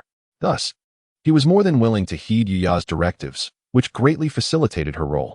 Currently, she was unable to enter the Konoha camp and awaited them on the periphery. Yuya could easily guide Kakashi and the others in that direction while allowing Light to locate them and follow from behind. Yuya was pleasantly surprised at how swiftly they had reformed a team for another mission. As three figures swiftly traversed the forest, Rin glanced at Yuya and smiled, pondering what challenges lay ahead this time, hoping they would fare better than the last. This mission did not require them to penetrate deep into enemy territory, and naturally, the circumstances would be considerably improved. The unfortunate events of the previous encounter would surely not repeat themselves. Kakashi nodded in agreement, convinced that their current situation was far more favorable. Yet, in the back of Yuya's mind, a slight sense of skepticism lingered. Let us not be too optimistic, she thought, knowing that the Mist Village's intentions to sabotage negotiations would likely involve formidable adversaries. Despite her serious demeanor, a smile eventually crept onto her face. Rest assured, I will protect you, she declared. Do not boast.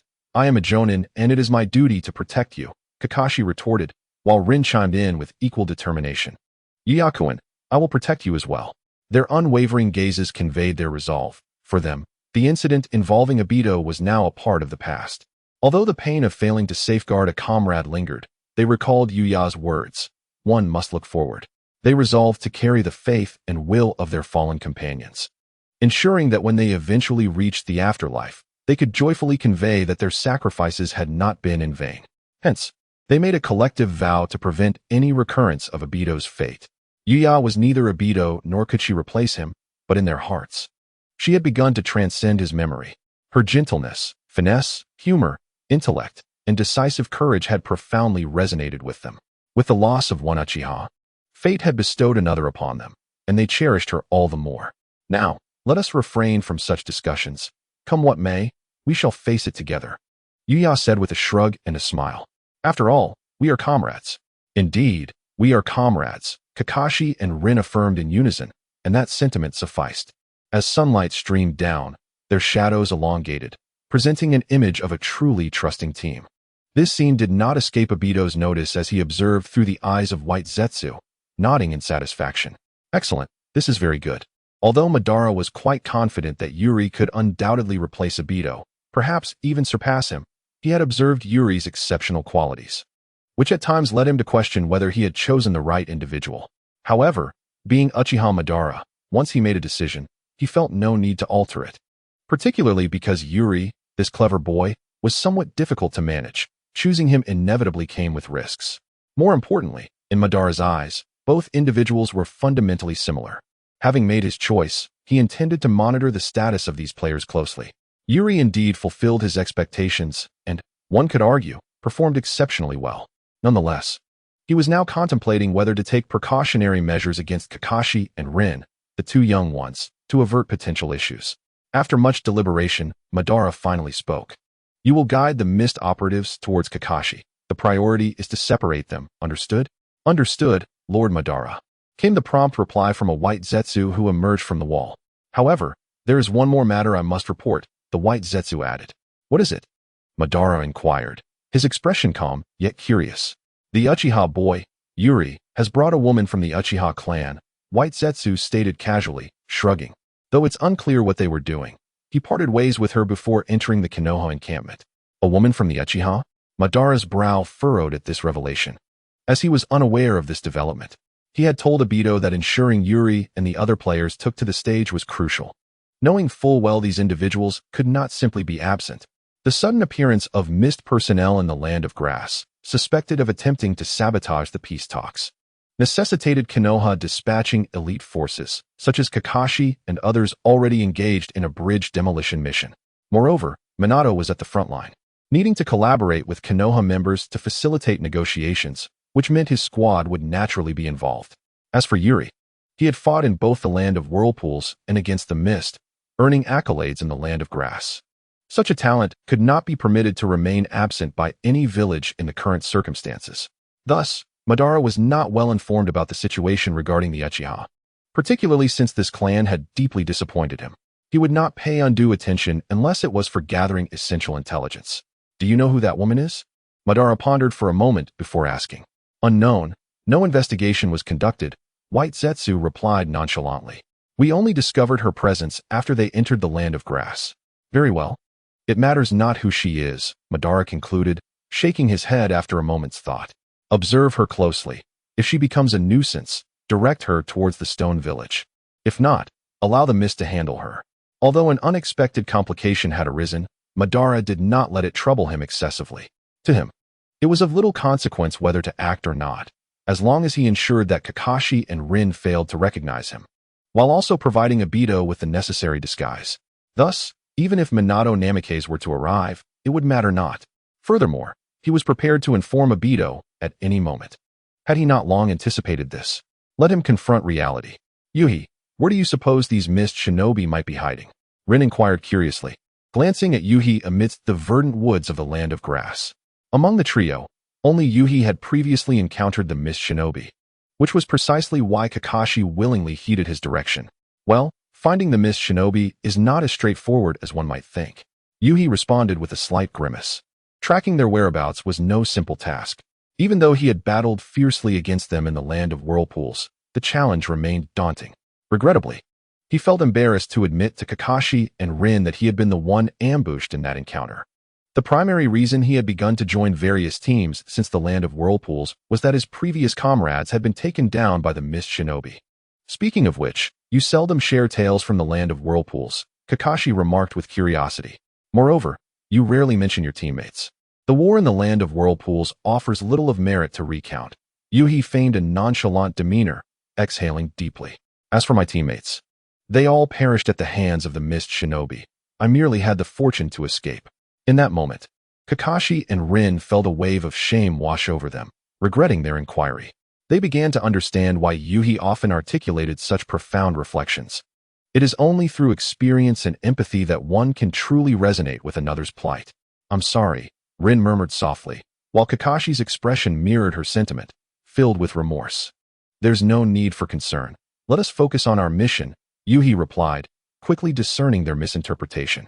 He chose not to elaborate, for he had cycled through 2 or 3 sets of teammates before he began to find himself in different squads. The names of those initial comrades were now but a haze in his memory. Suddenly, Yuhi furrowed his brow, halting his steps and signaling a tactical gesture. In that instant, he activated his Sharingan, swiftly scanning the surroundings. Kakashi, noticing Yui's movement, raised his forehead protector, revealing the crimson Sharingan that began to whirl within his eye sockets. It seems we have enemies, Yuhi stated urgently. There's chakra in the air. These mist shinobi are preparing for their hidden mist technique. Exercise caution. Acknowledging his warning, Kakashi and Rin nodded in unison. However, at that very moment, a colossal water dragon surged toward them with a deafening roar. Without needing a reminder, they leaped aside to evade the oncoming torrent. As they scattered, the chakra in the air surged dramatically, and in an instant, the surroundings began to blur ominously. Another hidden mist technique? Yuhi lamented, recalling how he had once been ensnared by this very jutsu in the Land of Whirlpools. He has been perplexed by one question. Why did Konoha allow the Uchiha clan to confront the Mist Village, and why did Uchiha Fugaku acquiesce to this arrangement? It is crucial to note that the Mist Village excels in water release techniques and possesses the formidable Mist technique, which poses a significant challenge to the Uchiha clan. Particularly, the most potent state of the Mist technique can even obscure the vision of the Rinnegan. However, the chakra infused into the Mist techniques employed by the Mist Shinobi is not particularly abundant, rendering it inconsequential to him. With a swift motion, Yuha's eyes began to spin rapidly, enabling him to see through the veil of fog, discerning the presence and positions of others. Although the images he perceived remained hazy and were merely shadows of flowing chakra, it sufficed for his needs. Suddenly, the sound of a ninja blade slicing through the air filled the atmosphere as it aimed directly at Yuha from behind. In an instant, Yuha pivoted, and his crimson Sharingan glowed ominously amidst the mist. However, before he could react, the blade had already pierced his body. Yet, in the next moment, his form transformed into a cloud of smoke, leaving only a piece of wood in its wake.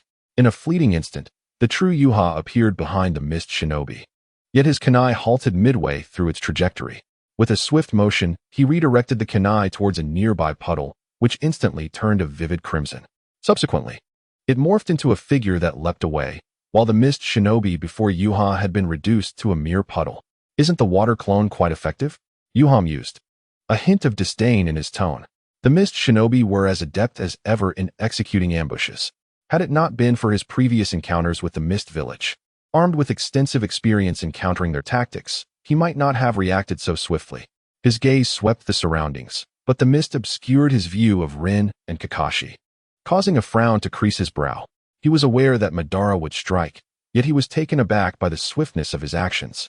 Nevertheless, now was not the time for contemplation. He had to remain exceedingly vigilant against the mist's pursuit. To his surprise, the very individual he had just injured was now fixated on him as he landed.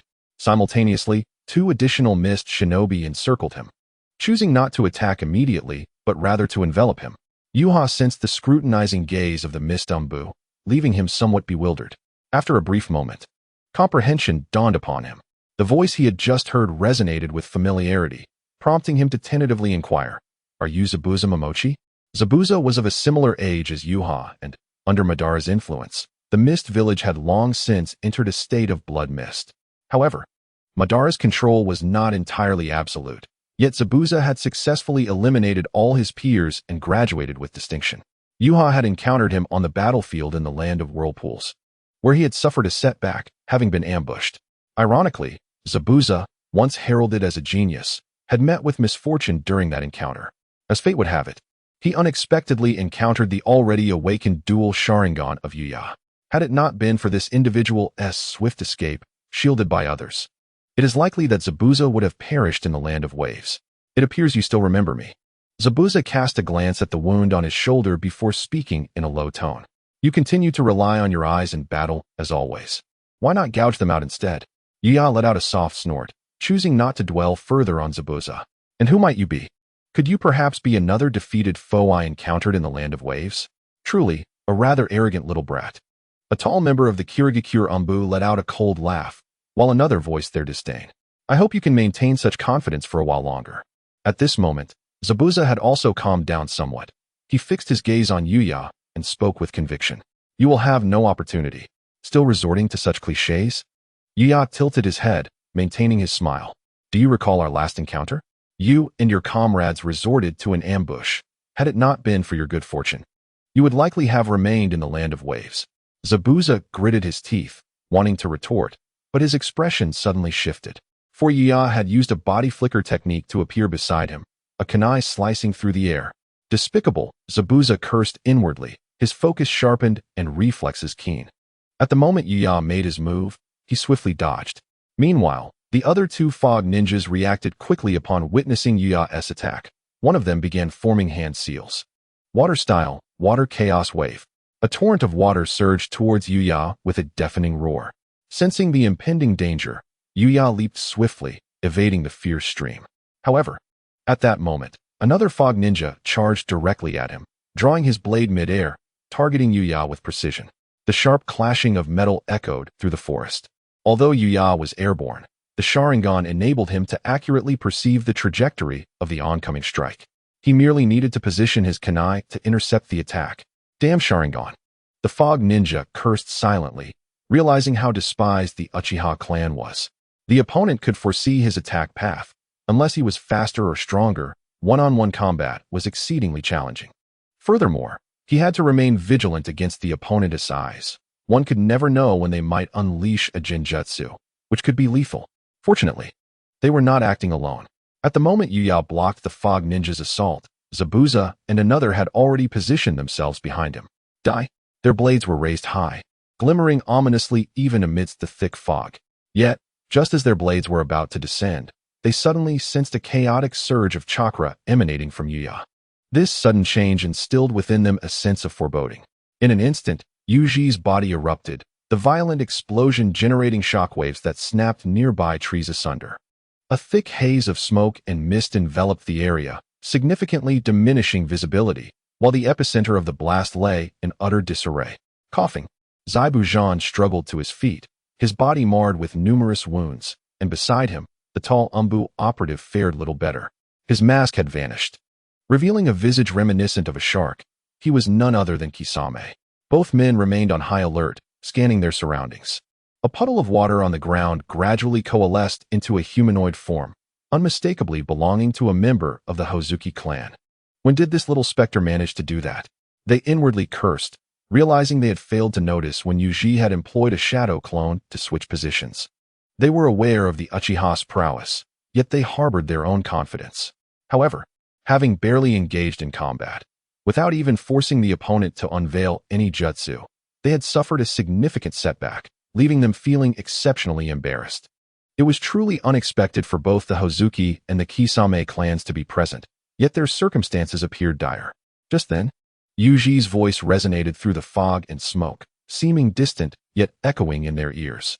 "Can you guess whom I shall attack first?" His words were cryptic, brimming with bravado. The Hozuki ninja had fully recovered, his clan's secret techniques alleviating his concerns regarding physical assaults. Nevertheless, he remained vigilant, swiftly searching for Yuji's silhouette amid the mist. Fire style, great fire dragon technique. Yet Yuji offered no opportunity for him to search. A colossal fire dragon roared forth, charging towards the three of them. Zaibu Zhan and his companions immediately leaped into action, racing toward the origin of the fire dragon. However, beneath the Hozuki ninja, the ground suddenly fractured, and Yuji's figure erupted forth in an instant. At that moment, the three Tomo and his eyes began to spin silently. This is bad. The abrupt onslaught left them momentarily stunned, and the Hozuki ninja found it too late to close his eyes. An eerie chakra surged through the Sharingan, swiftly infiltrating the Hozuki ninja's mind. In that instant, his thoughts blanked, leaving only the vivid crimson Tomo spinning within his consciousness. It was not until a chill swept across his neck that he snapped back to reality. I must find a way to resolve my identity issues. In the dense forests of the Land of Grass, Uchiha Hikari trailed Yuji from a distance, her mind occupied with other thoughts. Despite her deep-seated disdain for the ninja system of this world and the Uchiha clan that had once disregarded her humanity, her feelings toward Yuji were complex. He had shared a similar experience and had rescued her, allowing her to feel warmth she had long thought lost. Whether it is the words spoken by Yuji or the subtle details of daily life, it is evident that Yuji genuinely cares for her and considers her a friend. However, it seems that Yuji treats everyone with a similar demeanor. Moreover, the fact that she belongs to the Uchiha clan leaves Guang feeling somewhat uneasy, even if he has invited her to eradicate this family. Until the reality is observed, Guang remains rather cautious. Nevertheless, she quietly acknowledges Yuji as a half-friend, and her insistence on accompanying him this time stems from her unwillingness to see this half-friend encounter any peril. In her past, as a weapon of the Uchiha, she has endured the most brutal of battles and understands all too well the horrors of the battlefield. Yet, she also realizes that her determination to join him has inadvertently created numerous challenges for Yuji. Although Yuji claims that the issues are minor, she is not naive. She seeks an opportunity to locate a member of the Uchiha clan so that she may leverage this identity. Unbeknownst to her, her thoughts align with Yuji's intentions. As she contemplates this, a dangerous glint flashes in her eyes. If necessary, she would not hesitate to find a suitable individual to eliminate, and that would suffice. After all, she is a person from the Warring States period, one who has witnessed the battlefield. And it is entirely normal for an Uchiha who has awakened their Mangekyo Sharingan to entertain some extreme thoughts. Just as she is deep in thought, she suddenly perceives the clash of battle ahead.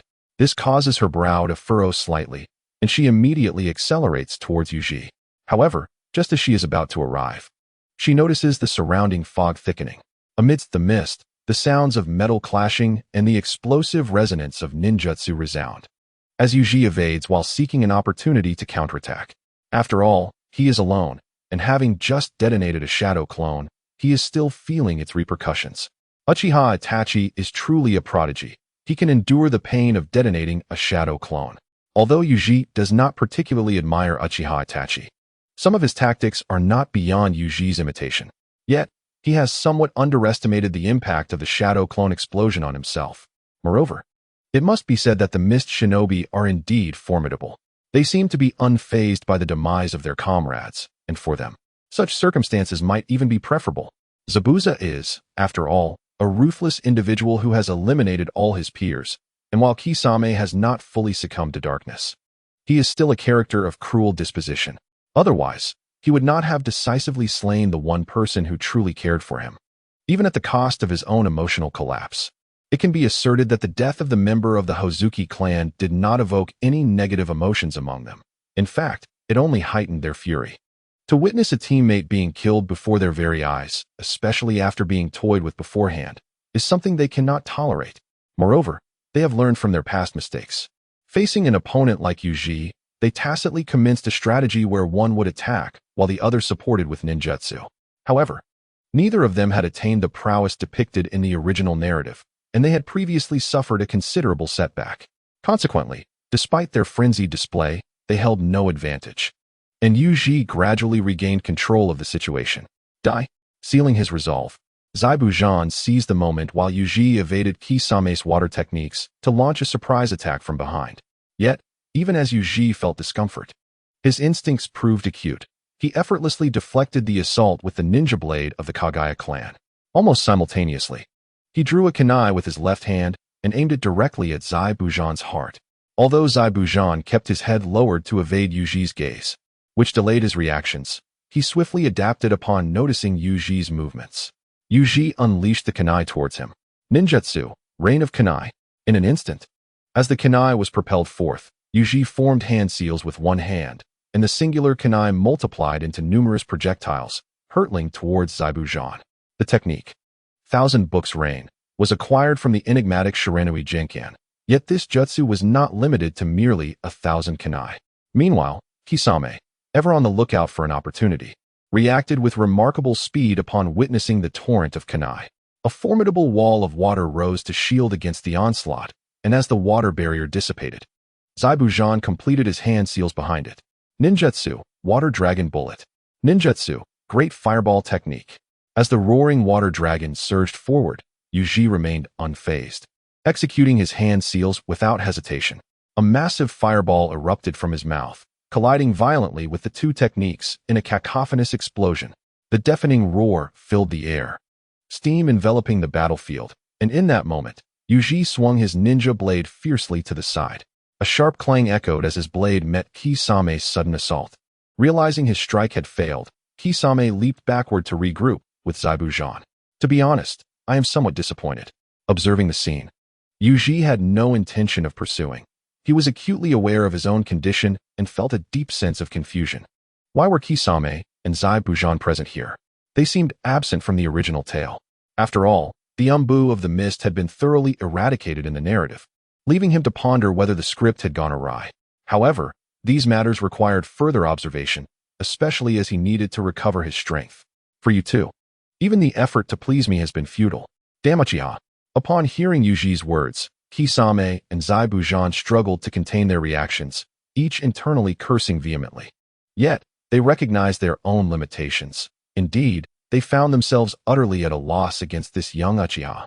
The sense of powerlessness began to envelop them, prompting a sense of despair. Were all Uchiha truly monsters? These thoughts, though merely contemplated in their minds, did not diminish their readiness for an imminent assault. It appears our battle is far from over. Yuri shrugged nonchalantly, raising his ninja blade with a fierce determination. I hope you can at least make me feel some pressure from here on. As soon as he spoke, his chakra surged wildly. Yet, at that very moment, an intense roar erupted. The overwhelming shockwave nearly destabilized Yuri, and concurrently, the pervasive mist surrounding them began to dissipate. Most astonishingly, Yuri was taken aback to discover a ring of black flames encircling his feet.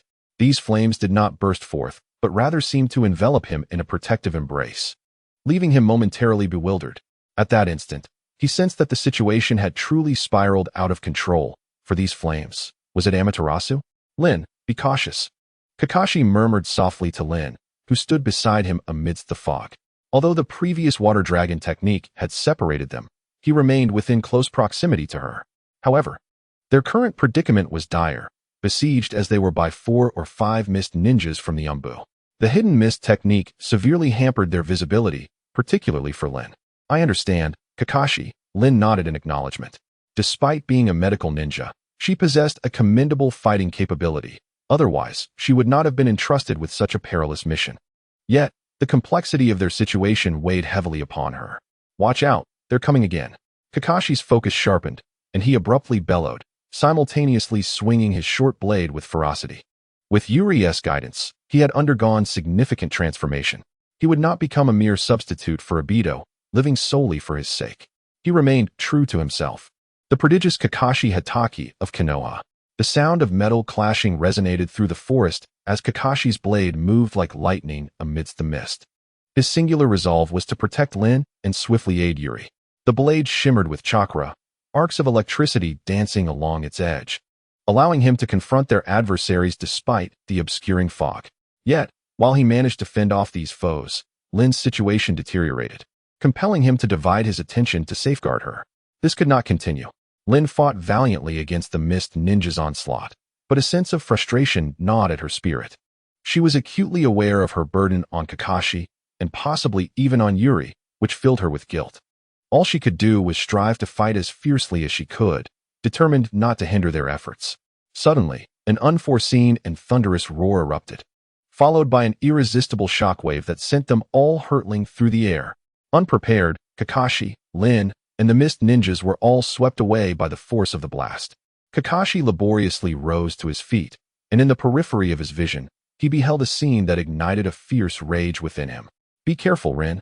Just as Rin clumsily landed, a mist ninja appeared behind her. She heard Kakashi's warning, but in the next moment, a searing pain surged through her neck, leaving her consciousness in a hazy state. She could only see Kakashi anxiously attempting to rush to her side, thwarted by several mist ninjas, while her vision blurred further. "I'm sorry, Yui. I'm sorry, Kakashi." Had he succeeded? Within the underground base of the Land of Grass, Madara quietly observed everything through the eyes of White Zetsu. The remainder of the task became straightforward, utilizing White Zetsu to implant a Jinjutsu suggestion, rendering them unable to recognize Obito. However, Madara felt a twinge of headache, as the unfolding events seemed to deviate from his expectations. Although his focus remained on Kakashi and Rin, he could not ignore the violent explosion that had just transpired. If it were merely a typical explosion, he would not have given it much thought, regardless of its magnitude, as his plan was already set, progressing as envisioned. Yet the predicament lay in the fact that while the actors remained unharmed, the girl he had previously underestimated had encountered a crisis.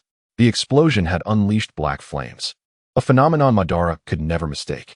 "Amaterasu," he murmured, his brow furrowing deeper, for the emergence of such flames signified two possibilities. Either the girl possessed a Sharingan, or she had been imbued with the power of Amaterasu through a sealing technique to protect Yui. If it were the latter, all would be well.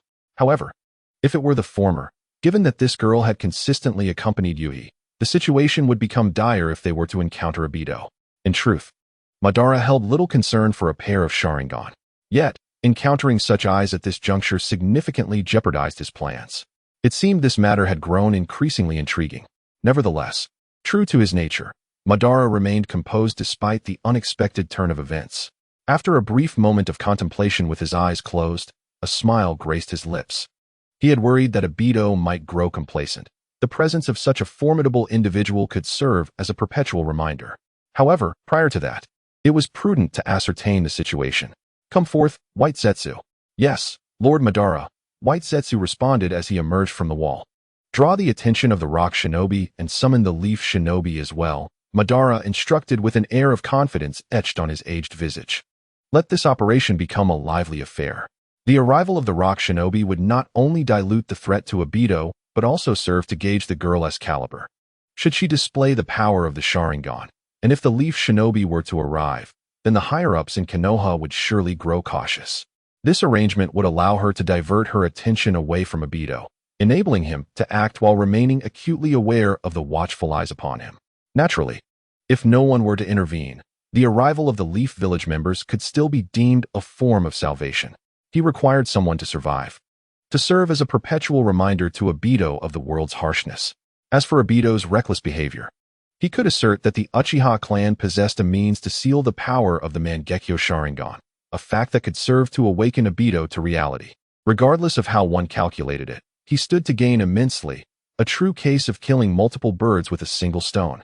"I understand, Lord Madara," White Zetsu nodded. "Shall we inform Obito now?" "Yes, and also alert that Whirlpool-faced one," Madara contemplated before speaking with a hint of melancholy. "Ensure he protects Obito while being careful not to expose himself." "Go now. I must prepare to guarantee the success of the Jinjutsu." "Understood," White Zetsu nodded. "Is it finally my turn?" On the opposite side of the basement, Obito felt an exhilarating thrill upon hearing the Whirlpool-faced one's words. At last, the long-awaited day had arrived. Throughout these months in this dreadful place, he had constantly yearned to reunite with Kakashi and Rin. despite the inherent risks of this operation. Akin to gambling with that detestable old man, he remained steadfastly confident. Was it merely a matter of donning a disguise? Such a task was trivial. Let me prepare briefly before we set out, Obito declared. The whirlpool-faced one nodded and began to reiterate Madara's instructions. However, before we proceed, you must disguise yourself and wait for everyone to assemble before taking action. What do you mean? Obito's smile faltered as he questioned urgently. It's quite simple. I will be joining you on this mission due to its somewhat perilous nature. The whirlpool-faced one shrugged, recalling the situation. The IWNine are approaching, while Kakashi and the others are still engaged in battle with the Kirinine. What? Obito's expression shifted dramatically as he shouted. Then they are in danger. I must go out now. Do not be hasty. Everything is progressing according to plan.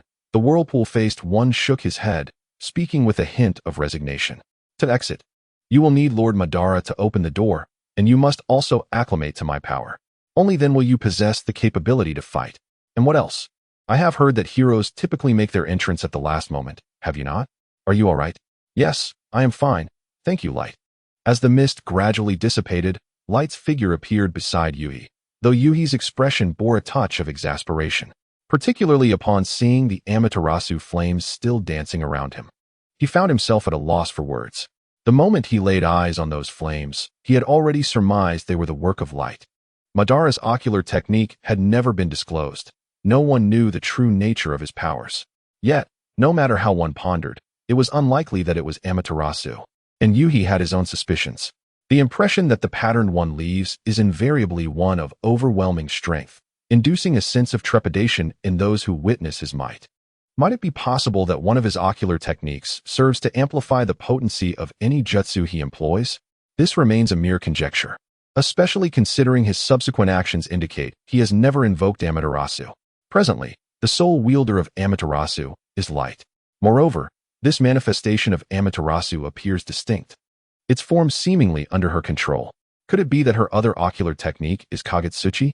Within the depths of his mind, Yuza harbored a curious intrigue. However, confronted by such flames, he felt an instinctive paralysis, acutely aware that the inferno might erupt at any moment, compelling him into immobility. This led to an awkward predicament. Both Kisame and Zabuza had fled. The tremendous shockwave had propelled them away, its formidable force alerting them to impending peril. They understood that such commotion could very well attract additional adversaries. The pressure emanating from Yuza was simply overwhelming, prompting them to exchange a glance and reach a consensus. Let us retreat. Light remained oblivious to Yuza's contemplations. She merely cast a glance at the flames, and in an instant, they vanished without a trace. Is your ability Amaterasu? Yuza inquired, suppressing his curiosity until he could no longer refrain from asking. Indeed, one of my abilities is Amaterasu, Light replied, meeting Yuza's gaze before nodding in affirmation. One of your abilities, Yuza muttered, somewhat exasperated, now thoroughly convinced that Light had indeed been implanted with more than one ocular technique. Nevertheless, he refrained from further questioning. Probing into others' secrets is inherently impolite, and the timing was not propitious. He remained uncertain about Kakashi and Rin's current circumstances and felt an urgent need to locate them. He did not wish for Obito to remain in comfort, especially as this pertained to his mission. I have 2 teammates whose whereabouts are unknown. I must seek them out, Yuza conveyed softly to Light. Furthermore, it would be prudent for you to avoid employing such powers as much as possible. Why? Light responded, perplexed, before inquiring further. Are you concerned that I might attract unwanted attention? Have you only just realized this? Yuza thought, feeling a tinge of frustration. Yet he chose to articulate his concerns from another perspective. Though I lack your eyes, I have perused various texts. Texts? Light blinked in surprise. Yes. While the Sharingan is indeed a remarkable power of the Uchiha clan, it harbors a glaring flaw. Yuza's expression turns somewhat grave.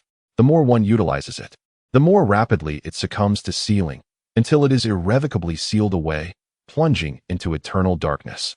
Though these eyes bestow strength, they also strip one of everything. Thus, I implore you to promise that you shall not wield their power lightly unless faced with genuine peril. All right? Do you not wish for me to descend into darkness once more? The Light gazed quietly at Yuhao, and after a moment, she gently nodded. I promise you, Yuhao. Upon hearing these words, Yuhao breathed a sigh of relief. Although it might attract the attention of Ban, it was indeed necessary to remain discreet from then on. Yet, he couldn't shake the feeling that Light might have misunderstood the situation. Captain, does this little brat actually know something? On the other side of the woods, in a cave, several masked members of the Mist's Umbu were observing the unconscious Rin. One of them curiously inquired. Intelligence suggested that this young one was a disciple of Minato Namikaze. The leading Umbu captain glanced at his subordinates, contemplating before speaking outright. Not just him, but that white-haired fellow as well. Minato has been fully involved in the negotiations between Konoha and Iwagakure. As his disciple, it stands to reason we could extract some valuable information, thus facilitating our mission of destruction. Are you suggesting we let that damned Konoha end the war just like that? Let us not forget the humiliation they have inflicted upon us. The animosity between Konoha and the Mist has always run deep. Even the demise of the second Mizukage and the second Tsuchikage did not alter their primary conflict with Konoha. Perhaps the old legends hold some truth. When Konoha was established, Hashirama Senju invited the prominent families of the Mist, who were then residing in the Land of Fire. However, they were met with rejection, leading to Uchiha Madara taking matters into his own hands, driving them into the sea, thus birthing the village of Mist. Of course, no one can definitively ascertain the truth of this matter, as those esteemed families would never concede. Similarly, no one dares to inquire. Yet it is known that the country of Yuzu, once closely allied with Konoha, was obliterated by the Mist. Is that so? It appears this little brat holds some value after all. With the captain's narration, the other Umbu members of the Mist no longer harbored doubts. All right, once she awakens, we will prepare to interrogate her for information. One of you stay behind to keep watch while the others clear away any traces. Yes, Captain. The Umbu responded in unison, promptly departing, leaving one to guard the cave entrance. However, after their departure, a stone in the corner of the cave subtly shifted before silently shattering. Kakashi emerged, his crimson eyes fixated intently on the remaining Mist ninja, his chakra subtly rippling within him. The Mist Umbu sensed something amiss at that moment, yet as he turned, Kakashi had already made his move. The blade in his hand danced gracefully, and as Kakashi firmly stood his ground, the short knife was sheathed. The Mist Umbu had been silently dispatched without a sound. Kakashi took a deep breath, gazing at the unconscious Rin with a mix of relief and guilt. If it weren't for his inadequate strength, how could Rin have been abducted? Thankfully, the Mist Umbu that intercepted him seemed disinclined towards a desperate fight. The explosion had been so loud that it made them wary of additional enemies approaching. Thus, Kakashi was able to pursue swiftly and, with the help of his ninja dog, locate Rin's position. It is of no concern now. Kakashi, gazing at the unconscious Rin, let out a silent sigh within his heart. This time, I shall not allow the past to repeat itself. I am resolute in my commitment to protect all that is dear. However, unbeknownst to Kakashi, a pair of eyes lurked below, observing their every move. The eerie chakra flowed invisibly through the cavern, belonging to Madara. In the basement of the Land of Grass, White Zetsu's head emerged once more from the wall. Obito is prepared and wishes to meet you now, he conveyed. Very well, Madara nodded thoughtfully before inquiring. What news from Iwagakure and Konohagakure? They have already mobilized and are making their way toward that direction, White Zetsu reported. Performing these actions silently posed no challenge for him at all. Moreover, according to Madara's directives, Iwagakure would arrive ahead of schedule, while Konohagakure would lag behind. Then, let Obito come to see me, Madara replied, a playful smile gracing his aged visage. After such a lengthy preparation and wait, the grand spectacle was finally set to commence. Within the dense forest, Yuhi quickened his pace ahead. Before him, several Mist Shinobi were also hastening along. After a brief exchange of words with Kagaya, Yuhi resumed his journey. However, upon arriving at the location where he had inferred Kakashi to be, he discovered that both Kakashi and Rin had vanished, leaving him perplexed. The Mist Jutsu obscured his vision, preventing him from accurately discerning their whereabouts or the condition they were in.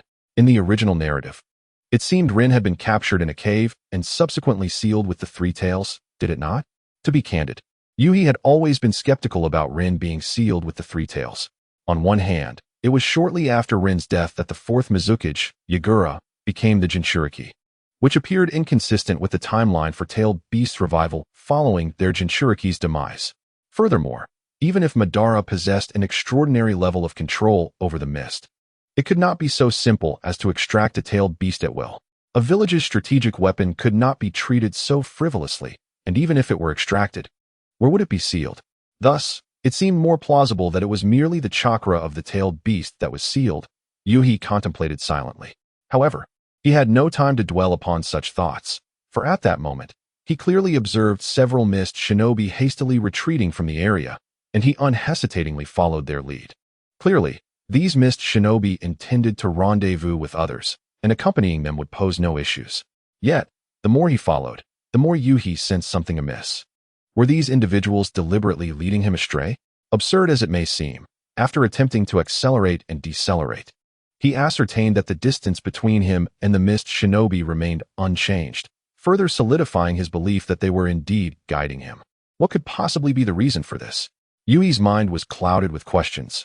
Ever since his encounters with Kisame and Zabuza, he had felt that the narrative had taken an unexpected turn. In the original narrative, it is evident that these two individuals did not arrive, as all who had come were ruthlessly eliminated by Obito.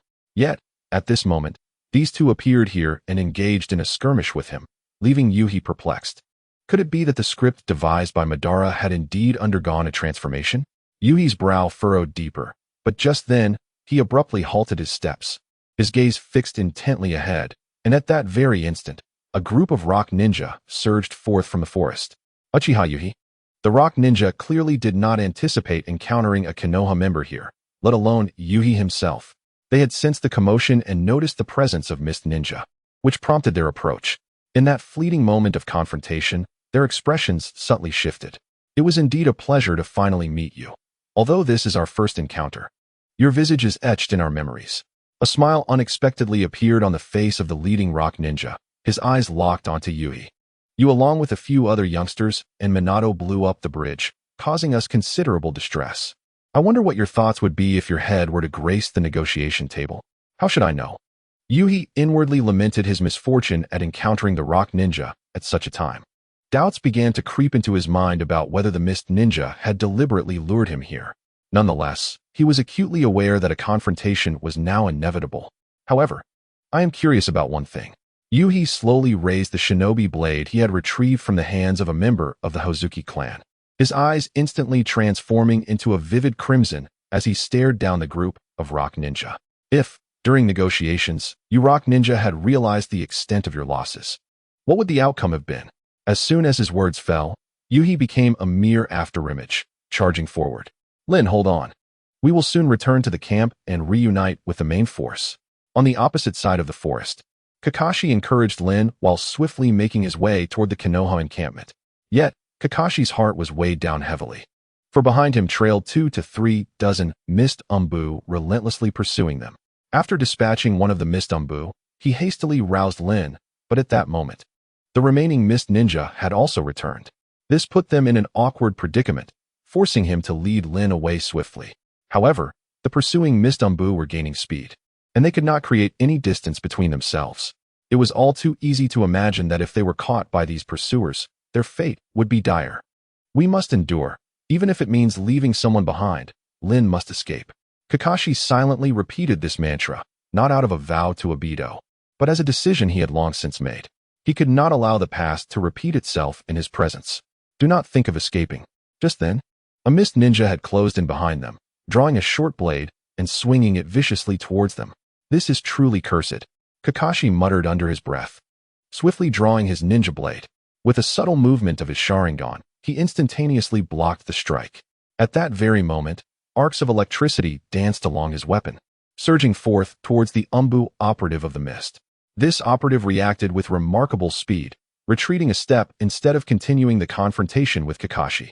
Clearly, his objective was singular, to delay Kakashi and his companions, allowing others to catch up. As Kakashi observed the approaching Mist Umbu, a wave of anxiety surged within him. Rin remained silent, lost in contemplation, her lips sealed. A profound sense of guilt weighed heavily on her heart. She genuinely felt she was a burden to everyone involved. She was uncertain about Obito's well-being, Kakashi's state, and even the whereabouts of Yuhi. Why was it that, despite her desire to protect everyone, she felt this way? Although she recognized that the circumstances were not entirely her fault, her mind could not help but dwell on such thoughts. Suddenly, a series of thunderous booms erupted ahead of them, disrupting both Rin's and Kakashi's thoughts as they turned their gazes forward. The cacophony indicated that a battle was unfolding nearby. Could reinforcements have arrived? In the next instant, a figure burst forth from the underbrush. When Kakashi and Rin discerned the identity of this individual, astonishment filled their eyes. Yuhi? Upon turning around, Yuhi caught sight of Kakashi and Rin, momentarily taken aback. His surprise deepened as he noticed the mist umbu behind them, plunging him into silence. At that moment, the Iwagakure ninjas pursuing Yuhi emerged from the foliage as well. As they locked eyes with the mist umbu, both sides froze. Caught off guard by the unexpected convergence of Konoha, Iwagakure, and Kirigakure forces in such a modest forest clearing. What a lively scene this is, murmured one of the Iwagakure ninjas, recognizing both Konoha and Mist as their adversaries. They hadn't anticipated encountering these foes here. The Mist umbu, equally taken aback, exchanged glances that turned perilous. Signal them, engage, eliminate the Konoha and Mist forces. Simultaneously, both factions issued their commands, charging towards one another and converging upon Yuhi and his companions. This scenario has truly spiraled into chaos. Yuhi thought as he witnessed the battlefield descend into disarray. With a silent curse, he prepared to respond to the onslaught. Unbeknownst to them all, a shadow moved swiftly towards the fray. The long-awaited encounter was imminent. In the woods, Obito, shrouded in the form of the swirling white Zetsu, donned in a black cloak, hastened towards the site of the conflict. After countless days and nights of anticipation, he had finally arrived. Today, he felt an exhilarating thrill coursing through him. In these days, he had been constantly contemplating Kakashi and Rin, believing that they too must be thinking of him. However, that old man was a nuisance, insisting that he must appear in such a ghastly manner.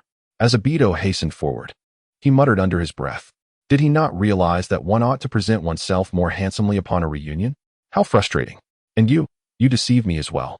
You could have simply brought me out, yet you insisted that we needed that old man to open the door. The figure with the whirlpool face found himself at a loss for words upon hearing Obito's remarks. While he was indeed somewhat foolish, Obito seemed even more so. Without my presence enveloping you, could you have attained your current strength? The whirlpool face, though somewhat exasperated, took a moment to clarify. How long has it been since your recovery? How much power can you truly command? It is only through my body that this rescue was made possible. Furthermore, I could not have brought you out without Madara's consent, so I did not deceive you. This time, Obito did not rely on the power of the Ten Tails to open the door. Rather, the whirlpool face directly led him out from the earth. After all, he had entered into a wager with Madara, who would not complicate matters in this regard. Of course, there was one thing the whirlpool face did not disclose to Obito. He still needed to assess the extent of Obito's fusion. The rapidity of Obito's recovery was due to the infusion of white Zetsu cells within him, and thus far, everything seemed to be progressing smoothly. However, the true efficacy of these cells and the extent of power they could unleash within Obito remained to be observed. Very well. I concede that you may be correct. Feeling unable to counter the whirlpool face, Obito decided to change the subject. By the way, what is the current situation over there? How are Kakashi and Rin faring? To speak candidly, not well. The whirlpool face's voice soon resonated from within him. They encountered the mist ninjas by chance and were subsequently pursued. This was our plan. Yet they were quite unfortunate, as they unexpectedly ran into the rock ninjas along the way. The rock and mist ninjas were already enemies, and they too sought to confront the leaf ninjas, resulting in a chaotic melee. The pandemonium was truly quite amusing. Obito's expression shifted alarmingly upon hearing White Zetsu's words. How could this be? What exactly transpired? Did you not assure me that there would be no issues? I do not know. It seems that a fellow named Yuri was particularly unfortunate. His battle created such a commotion that it attracted the rock ninjas. The whirlpool face replied nonchalantly, yet this statement caused Obito to grit his teeth in frustration. Why was this man here?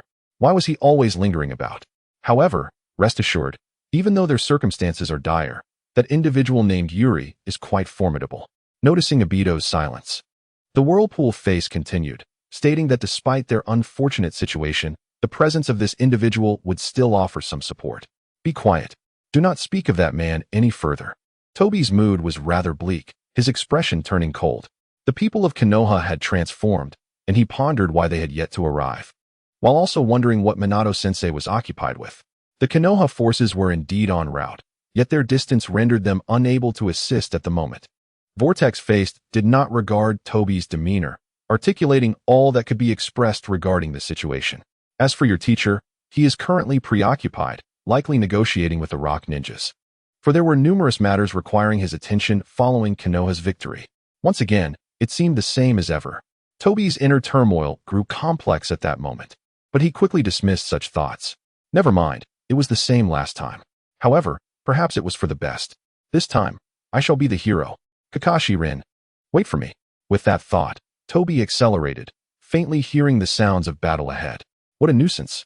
In the forest, Yuhi, Kakashi, and Rin stood back to back, tirelessly fending off attacks from all directions. The situation was undeniably chaotic.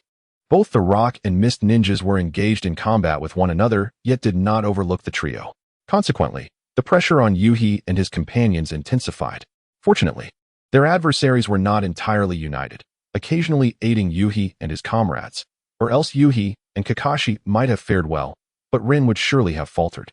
This predicament weighed heavily on Rin, yet she summoned her spirit to confront the challenges before them. We must devise a way to break through. Yuhi quickly scanned the enemies surrounding them. The Mist's Umbu members were formidable, and the rock forces were nearly overwhelming them. Contemplating the dire situation, he lowered his voice and spoke. As long as we can break through, our burden will lessen. They are inherently at odds with one another, which may work to our advantage. By the way, have you summoned Jonin Minato? Each team dispatched had received kunai from Minato, intended for summoning him in critical moments. This particular kunai now rested in Kakashi's grasp. I have summoned him, yet there has been no response, Kakashi replied, his gaze steadfastly surveying their surroundings. Is that so? It seems we must rely on ourselves. Yuhi sighed at this revelation. It appeared that Minato's tendency to falter at crucial moments had become a norm. The fastest man in the ninja world was often the latest to arrive. Even if it was not always his fault, it was undeniably frustrating. I will launch a strong offensive, you cover Rin. Given that Minato could not arrive in time, Yuhi had no choice but to devise a plan on his own. Although he was uncertain why Madara's script had taken such a turn, Rin seemed to be in fine form, at least under the Sharingan. Yuhi had detected no anomalies in Rin, so he chose not to dwell on it further. Fire style, great fireball technique. As soon as the words left his lips, Yuhi completed the hand seals, unleashing a massive fireball directed at a nearby rock ninja. The rock ninja reacted swiftly to Yuhi's fire technique, leaping backward while forming hand seals. Earth style, earth flow wall. A sturdy earthen wall rose rapidly, effectively shielding him from Yuhi's fireball, though the ensuing explosion compelled those nearby to scatter in haste. Let us go. Seizing the opportunity, Yuhi grasped Rin and propelled her forward, narrowly avoiding a surprise attack from a mist ninja, before he hastily followed suit. They aimed to break through.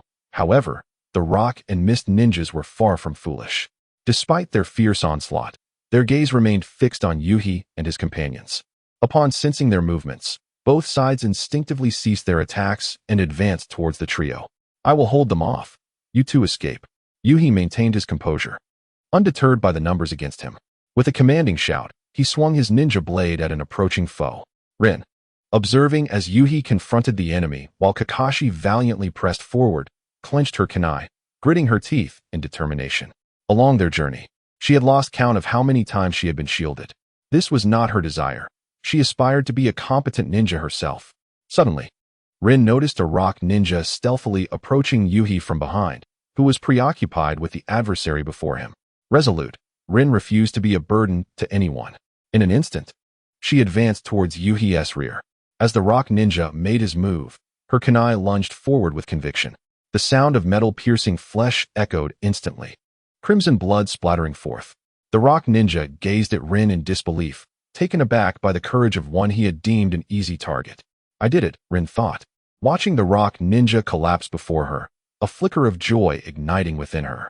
Yet at that moment, a warning echoed from Kakashi. Watch out, Rin.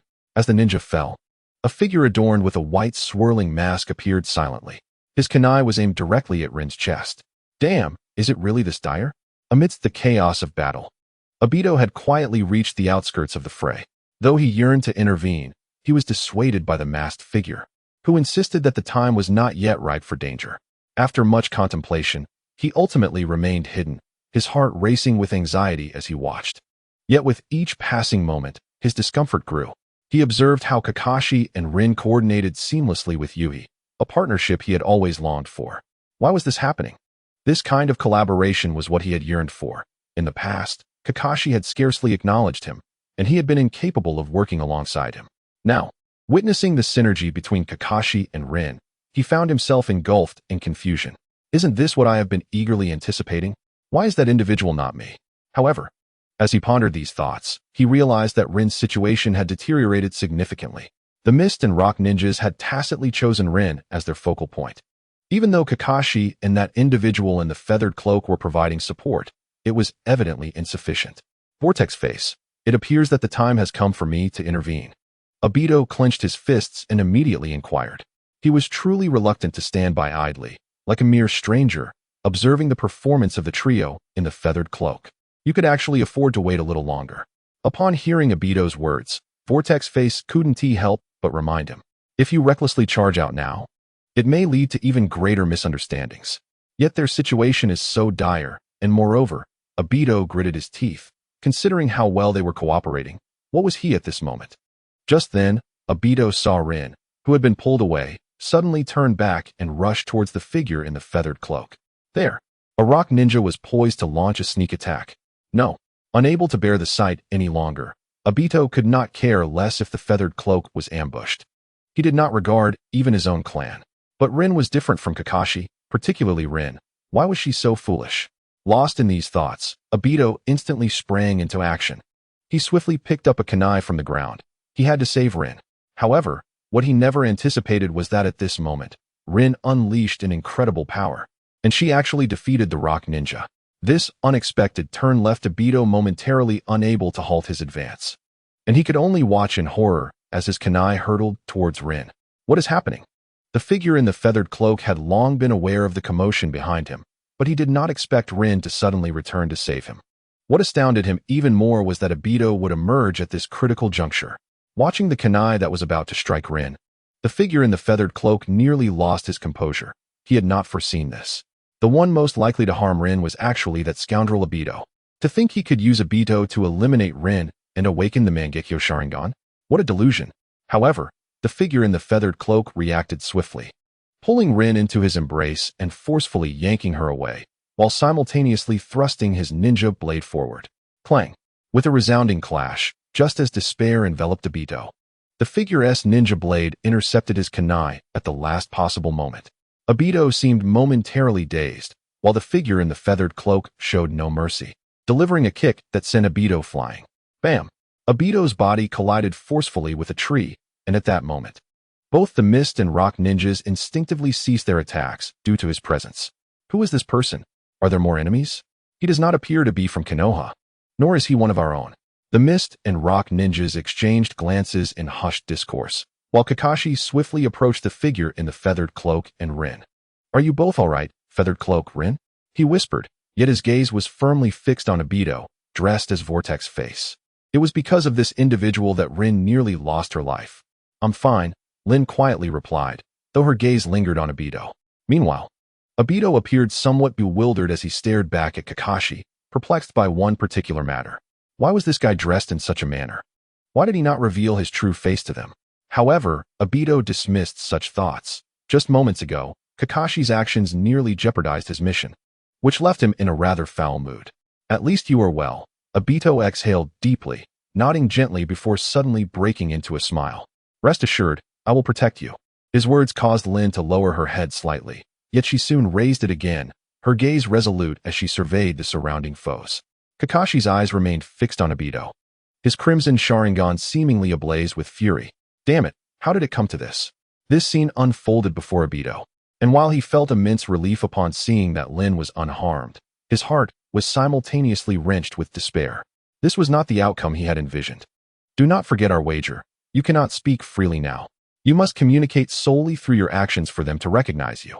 Obito parted his lips, intending to voice something, but the voice of the vortex-faced figure echoed in his ears once more.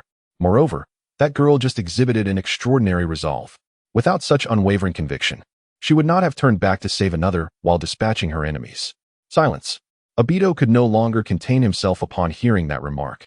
The thought of Lin channeling such strength to protect him was unbearable for him to acknowledge. He silently rose to his feet, his gaze fixed intently on Obito. But soon he turned his attention to the other two. What had just occurred was merely a fluke. He firmly believed that Kakashi and Lin still held their own convictions. Even in silence, even without revealing his identity, he could still prove himself. Regardless of who they are, eliminate them. Attack. Although Obito's sudden appearance left everyone momentarily stunned, their instincts as ninjas kicked in swiftly. Despite his bizarre attire and solitary presence, he must possess some measure of skill to dare venture here alone. However, he stood alone, which alleviated their pressure. Given the multitude of enemies surrounding them, an additional adversary was inconsequential. Under the orders of their respective leaders, the Rock and Mist ninja sprang into action once more. Perhaps Obito's arrival spurred a sense of urgency among them, prompting a swift resolution to their predicament. This time, their strikes were more ruthless and decisive. Be cautious. Prioritize defense as we seek an opportunity to escape, Obito urged in a hushed tone, immediately engaging with the Rock ninja. Kakashi guarded Lin while fending off enemy assaults, his gaze unwaveringly fixed on Obito's direction. Damn it! Obito seethed as he witnessed everyone springing into action again. The Mist and Rock ninjas advancing towards him. He cursed under his breath, fully aware that Kakashi and the others aimed to break through. He had erred before, but this time he was determined to rectify his mistakes. Get lost. With a fierce roar, Obito surged forward, his strength seemingly amplified under the influence of the Whirlpool's white absolute. In an astonishing display, he delivered a single, powerful punch that sent an IWA ninja hurtling away, deftly evading an attack from a Mist ninja as he raced toward Kakashi. I must prove myself. I must help them break through. The kunai in Obito's hand shot towards the ninjas surrounding Kakashi, fully aware that only by closing the distance would he be recognized. However, as he neared, his expression faltered slightly. Kakashi, ever vigilant, suddenly swung his blade in Obito's direction. Witnessing the decisive strike and the icy gaze of Kakashi, Obito's heart ached profoundly. I came to assist you. Why is this happening? Despite his anguish, Obito understood that he had caused a significant misunderstanding. Thus, he steeled himself against the emotional turmoil and swiftly evaded the blow. Even in the face of such setbacks, he still wished to believe that Kakashi and the others would recognize him. That damned fool. Unbeknownst to Obito, Kakashi was inexplicably agitated upon seeing him, as if a potent emotion brewed within his mind, compelling him to loathe the very presence of Obito. This sentiment was not unique to Kakashi. Rin shared a similar feeling. Yet, neither delved into the reasons behind this unease, perhaps attributing it to the fact that Obito had nearly caused Rin's demise. Meanwhile, Yuhi remained unfazed, preoccupied with a singular concern: how to conclude this conflict. The Mist ninjas were all members of the Umbu, formidable in strength, while the IWA ninjas, though weaker, had reinforcements. After toppling one IWA ninja, Yuhi quickly assessed the situation. It appeared that Madara intended to provoke Obito into awakening the Mangekyo Sharingan by targeting Rin. Of course, this could merely be a facet of his broader scheme. Who could fathom Madara's true intentions? With this thought, Yuhi inhaled deeply, resolving to enter Sage mode. He was reluctant to wield this power lightly. It demanded immense energy and had a limited duration. Moreover, he suspected that Madara was closely observing the unfolding events. Most crucially, he had only utilized this power once before, and before the battle could commence, everything had concluded. However, prolonging the current situation would not bode well for them. It seemed more prudent for Yuhi to muster his strength for a decisive push. Perhaps this would yield a more favorable outcome. Even if it did not succeed, there was still hope. Light remained inactive for now. Having previously exchanged words with Yuhi, she was evidently exercising considerable restraint. Yuhi recognized the necessity of honing his Sharingan, and such combat was invaluable for his growth. With this in mind, he adeptly countered the assaults from the Mist and IWA ninjas, while simultaneously preparing for Sage mode. In the midst of Yu's quiet preparations, Obito's mood grew increasingly bleak, his mind incessantly echoing the same question. The battle remained at a stalemate. Yet with the assistance of the swirling visage, Obito accelerated the fusion of his white Zetsu cells through continuous combat. This enhancement allowed him to unleash progressively formidable abilities. In a bid to draw the attention of Kakashi and Rin, he began to utilize techniques belonging to the Uchiha clan. More precisely, these were the very abilities he had often employed during their training sessions together. Regrettably, No matter his efforts, it seemed impossible to capture their notice. Whenever he ventured closer, he was met with Kakashi's hostile glare and Rin's frigid gaze. Even when he shielded Kakashi or Rin from enemy attacks, their disdainful looks remained unchanged. Why was this so? Obito silently questioned himself, grappling with the inexplicable nature of their rejection. Why can't you recognize me? Why is it like this? We are all victims of betrayal. Equally forgotten. Strangely, Madara's words suddenly resurfaced in Obito's mind. Have I truly been forgotten? Have I genuinely been betrayed? Damn it. In that moment, Obito felt a disorienting haze envelop him, rendering him oblivious even as a mist ninja charged towards him with a blade drawn. Be careful, you. Coincidentally, at nearly the same moment, another mist ninja lunged at you, who was preoccupied preparing for Sage Mode. However, Rin and Kakashi reacted almost simultaneously, urgently warning and moving to intercept the threat. Why is this happening? Obito's body trembled uncontrollably, yet at that very instant, he inexplicably veered aside, barely evading the strike. Hey, focus. You could die like this. Clearly, it was the swirling visage of White Zetsu that saved Obito's life, yet his gaze remained fixated elsewhere. Meanwhile, you had completed his preparations, and in an instant, a unique power surged within him. A strange lavender hue appeared at the corners of his eyes, and at that moment, he felt an unimaginable strength coursing through him. Is this the true power of Sage Mode? You whispered, sensing his might intensifying, the quality of his chakra becoming increasingly formidable. Additionally, his perception had reached unfathomable heights. He could sense the movements of his enemies without even looking. This extraordinary awareness, combined with his Sharingan, would only amplify the terror. Raising his head to face the swiftly advancing mist ninja, you suddenly perceived the enemy's speed as remarkably slow. With a buzz, the ninja blade was swiftly wielded, accompanied by a soft chime, as a visible arc of chakra was unleashed. The mist ninja could not evade in time, even as he attempted to dodge. The blade's arc severed his arm. Thank you. I'm fine. As Yuji gazed at the two individuals standing before him, a faint smile graced his lips. Now, allow me to take charge. With that declaration, his attention shifted to the chaos unfolding nearby, where Iwagakure and Kirigakure ninjas were rushing towards them. Sage Art, Great Fire Dragon Technique. In an instant, he completed the hand seals, and an overwhelming surge of chakra coursed through his body. The natural energy around him intensified, culminating in the eruption of a colossal fire dragon that surged forth, crashing violently into the crowd. The thunderous roar echoed, and the ferocious flames engulfed the forest, the violent explosion causing the earth to tremble slightly. What is happening? In the distance, Asuma and a group of Konoha ninjas were hastening towards the scene. They had sensed the presence of the mist ninjas and were in hot pursuit, with Asuma contemplating the prospect of triumphing over Yuji this time. A victory would surely earn him some words of praise from Hong. However, they never anticipated encountering such a scene, especially with the towering smoke and rampant flames in the distance. It dawned on them that the battle was far more brutal than they had imagined. Exchanging glances, the group quickened their pace, striving to reach the battlefield as swiftly as possible. In the midst of the chaos, Yuji surveyed his surroundings, slightly breathless. As flames soared around him, the Iwagakure and Kirigakure ninjas had scattered. Though they had not retreated, they now hesitated to approach recklessly. Who is this individual? Utilizing the illumination of the flames and the swirling smoke, Yuji unleashed a devastating rampage, employing his Sage Mode sensory perception and Sharingan. While he did not completely annihilate his foes, he succeeded in rendering them cautious and hesitant. After all, these were skilled ninjas, not mere lambs awaiting slaughter. Even a pig would flee when confronted with danger. Yet, Uchiha Obito remained unhidden, standing not far from Yuji and his companions, his gaze fixed intently upon them. This bastard. Kakashi and Rin were equally focused on Obito, their eyes betraying a mix of vigilance and disdain. Such expressions pierced Obito's heart like daggers. He had not been recognized, not even once. Why is this happening? Why is this happening? Wait.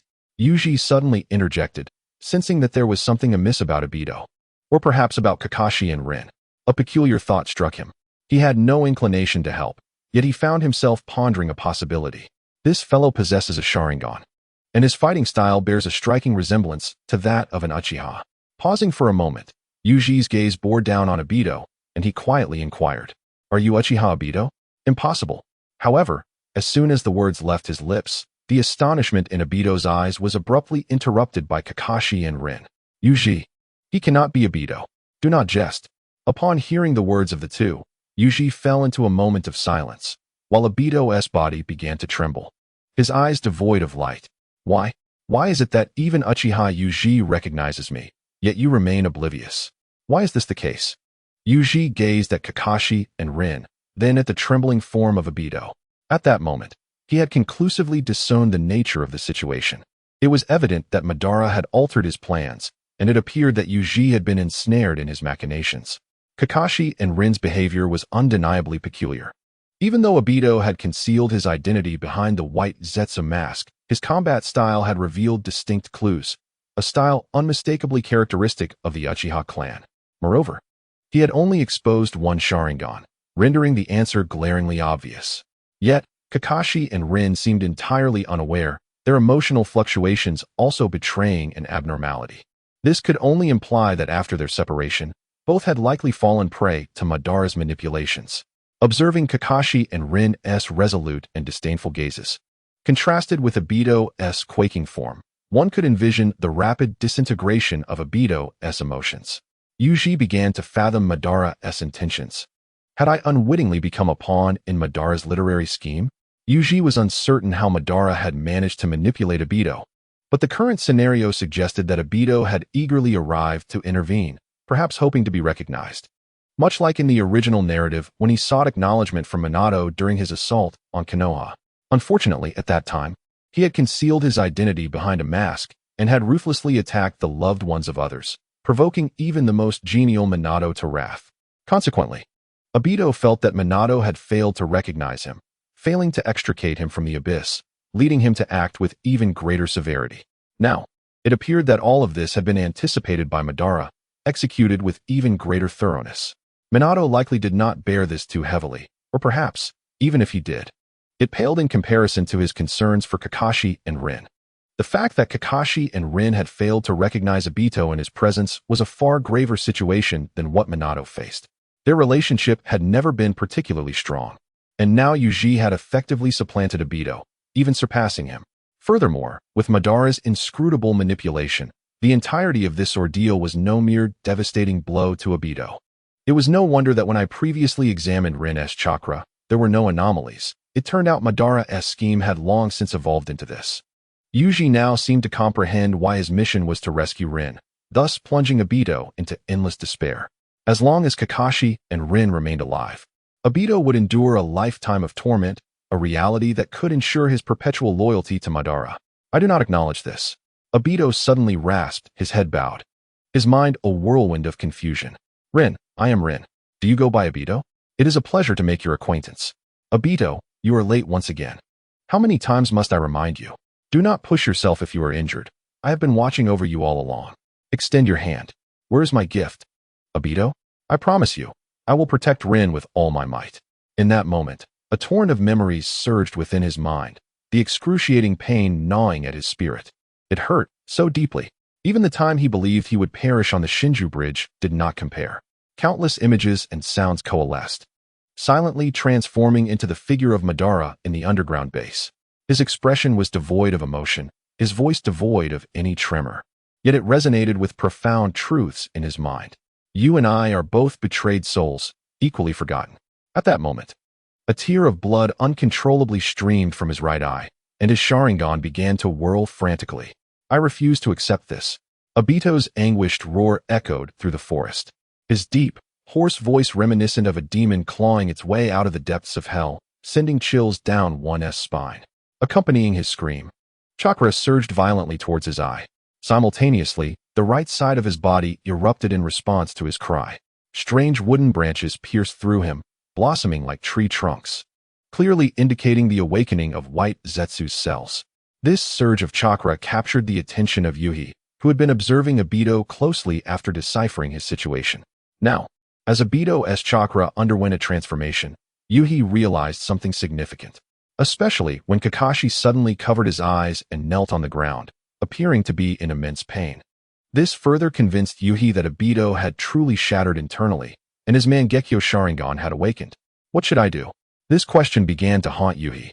Although he understood Obito's abilities, it was likely that the previous leak had not altered much. Yet, he found himself lacking in effective countermeasures, particularly since he had not prepared an abundance of explosive tags. Moreover, having just utilized Sage Mode, re-entering it now would be quite troublesome. With this newfound power, Yuhi could not remain idle. Furthermore, he needed to erase the traces of Myobo-Kuzan, which prompted him to be prepared during his usual training. This was why he could activate Sage Mode with a mere touch of relaxation and display a different Sage form. However, the demands of Sage Mode on Chakra were exceedingly high, and entering it required focused control over Chakra. Given his current state, Yuhi struggled to bear the burden. It was uncertain whether forcing himself into it would turn him into a stone statue of the Uchiha. Must I rely on Ko? Swiftly gathering Chakra to prepare for battle, Yuhi couldn't help but ponder Ko, who had yet to make a move. Yet, Ko's powers seemed to revolve around Amaterasu and Kagutsuchi, both of which posed little threat to Obito. There must be other powers at Ko's disposal, but Yuhi remained ignorant of these, which left him in a quandary. Nevertheless, Yuhi soon took a deep breath, his gaze turning resolute. Regardless of the nature of Obito, he is now compelled to exert himself to the utmost. Otherwise, he may indeed find himself in peril. Acquired new side quest. 1. Call out Obito's name, becoming the sole individual to recognize him, transforming into the radiant light of his heart, and together forge a new world. 2. Join Kakashi and Rin to defeat Obito, creating a realm where only Obito suffers. Task rewards unknown. Suddenly, Yuji heard the voice of the system resounding in his mind, causing his expression to darken. Although his system had always presented him with rather unreasonable tasks, this particular challenge seemed exceedingly formidable. However, in the next moment, his eyes brightened slightly as the system's information reappeared. Side quest, save Rin, thus plunging Obito into endless torment, has been completed. Calculating rewards. In this world, such occurrences, Obito slowly lifted his head, the pattern within his eyes having utterly transformed. Those scarlet irises were now laced with blood. His gaze was chilling. A terrifying stare fixed intently upon Yuji, his tone akin to a beast's growl. I will not acknowledge it. Accompanied by his roar, he surged forward towards Yuji, the earth beneath his feet fracturing under his immense power. Be careful, Rin shouted, positioning herself directly in front of Yuji. Although Kakashi's Sharingan was malfunctioning, he resolutely stood before Yuji with his remaining eye closed. Their actions drove Obito into a frenzy, spiraling him further into madness. At this moment, Yuji's system finally provided feedback. Statistics complete. Reward acquired. Partial mastery of Uchiha Obito's ultimate in-release abilities. Current Sharingan enhances the host's power to an extraordinary level. Would you like to activate the passive ability exceptional for further enhancement? It appears that success has been attained. Within the underground base, Madara quietly observed Obito's descent into madness through white Zetsu. Particularly, he noted the eruption of white Zetsu cells from Obito, alongside the newly formed intricate patterns of his Sharingan. A smile crept onto his face. Although there had been some unforeseen developments, everything remained within his control. Indeed, those with pure hearts, albeit somewhat foolish, yet harboring extreme desires, are the optimal choices. Madara mused to himself within the underground base, finally feeling a sense of relief. After all, he had once doubted his own decisions. Fortunately, everything now vindicated his choice. Obito is, without a doubt, a good person. This fact cannot be denied by Madara. For such goodness renders him profoundly dark in his moments of downfall. Yet, alongside this goodness, Obito possesses a selfish aspect, yearning for the recognition of certain individuals.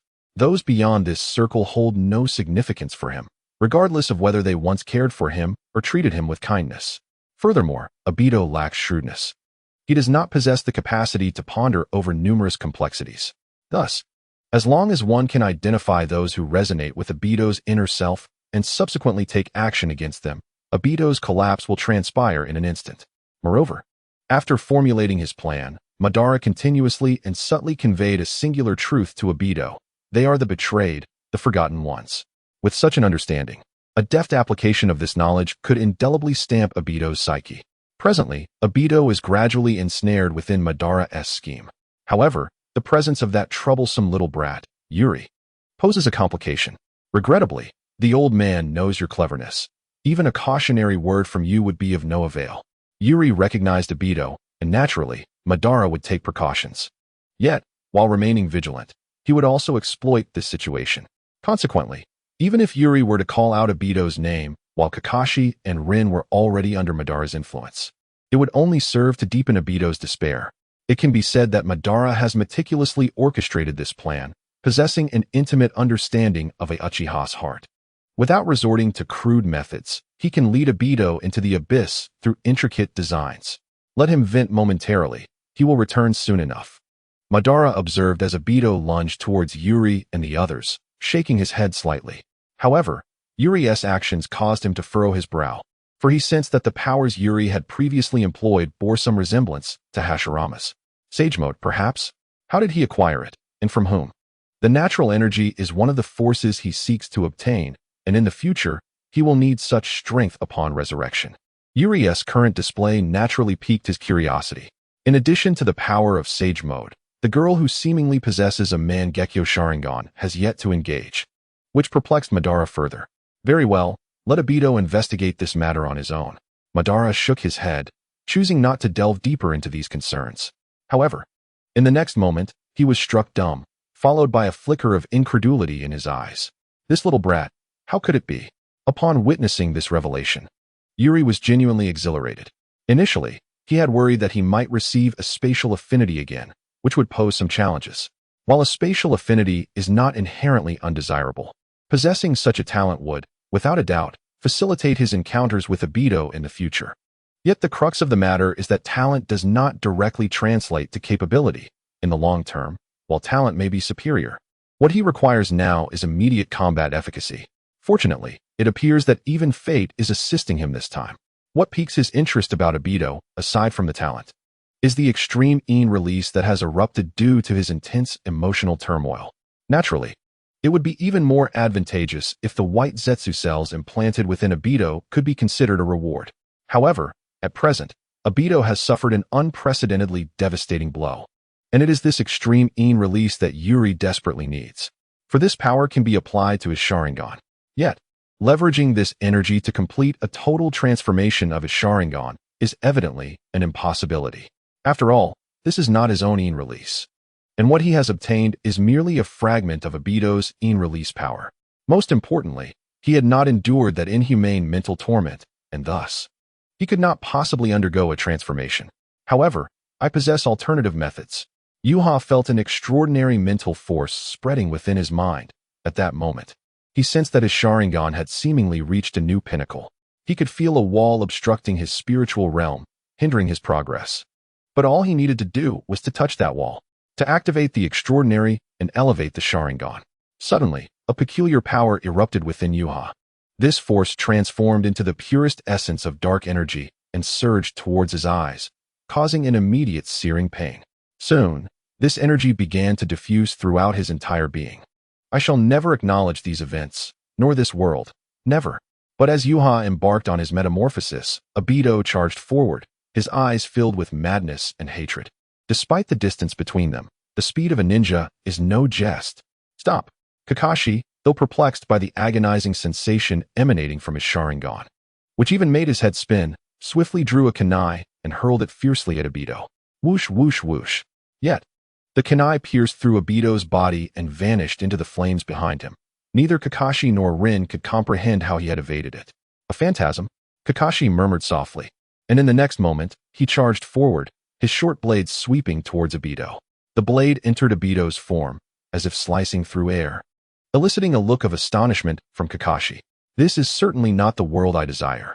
Obito, observing Kakashi's advancing blade, felt an icy chill in his heart and kicked out fiercely at Kakashi. Bang! Kakashi was caught off guard, sent flying by the force of Obito's kick, augmented by the power of the vortex. Kakashi, Rin shouted, but soon gritted her teeth and rushed forward, her kunai aimed at Obito. This is absolutely not the world I want. Obito did not evade. He merely regarded Rin with cold indifference as her kunai passed through him. He did not strike back, nor did he pause for a moment, charging once more towards Uchiha. I shall create a world of my own. Obito's heart cried out, his hand thrusting forcefully towards Uchiha, the wood release power coiling in readiness. One dream on. At that instant, Uchiha suddenly lifted his head. Surrounding him, the flames of Amaterasu quietly emerged, signaling the light's intervention. His three tomo began to spin wildly, ever faster, ultimately intertwining into a singular form. Suddenly, a figure resembling a distorted boomerang appeared within his gaze, brimming with destructive energy, which overflowed chaotically from his eyes. As Yuha's gaze locked in place, he unleashed his ninja blade with the swiftness of lightning. At this moment, his eyes could perceive every movement of Obito with remarkable clarity. Whether it was the subtle shifts in motion or the deeper fluctuations of chakra, nothing could escape the scrutiny of his gaze. This extraordinary sensation filled Yuichi with a sense of exhilaration, and he finally comprehended the vast chasm that lay between the three tomo and the kaleidoscope. The two were truly of different realms. Though Obito sensed Yuichi's change, he had no intention of halting his assault. His hand shot forward, and in an instant, sharp wooden spikes erupted from his palm, while Yuichi's ninja blade simultaneously swung forth. Yet, just as with Kakashi before, Yuichi's strike passed through Obito's form as if it were mere illusion. However, as Yuichi's blade grazed Obito, his form suddenly solidified, and the terrifying wooden spike lunged toward Yuichi's chest with ferocity. It was as if Yuichi had anticipated Obito's move. He deftly redirected his body almost simultaneously with his strike. The fearsome spike, though menacing, failed to graze Yuichi even slightly. At that moment, a kunai manifested in his left hand, slicing through the air and accurately embedding itself into Obito's chest. Obito immediately felt the sting of pain, yet his body swiftly convulsed, causing the kunai to clatter to the ground. Staring incredulously at his chest, Obito realized that, although his wounds were healing rapidly, he had indeed been struck. Despite recently acquiring newfound power, he understood the nature and application of his abilities. To him, such power ought to be impervious to attacks, yet the injury was undeniably real. Yuichi observed this scene with calmness. Obito possessed not only the Uchiha bloodline but also the white Zetsu cells, which endowed him with an absurdly high level of resistance. In the original narrative, he had endured a Rasengan from Minato without significant consequence. Obito, be cautious. Just as Obito prepared to strike again, the voice of the vortex-faced entity echoed in his ear. That fellow's eyes are extraordinary.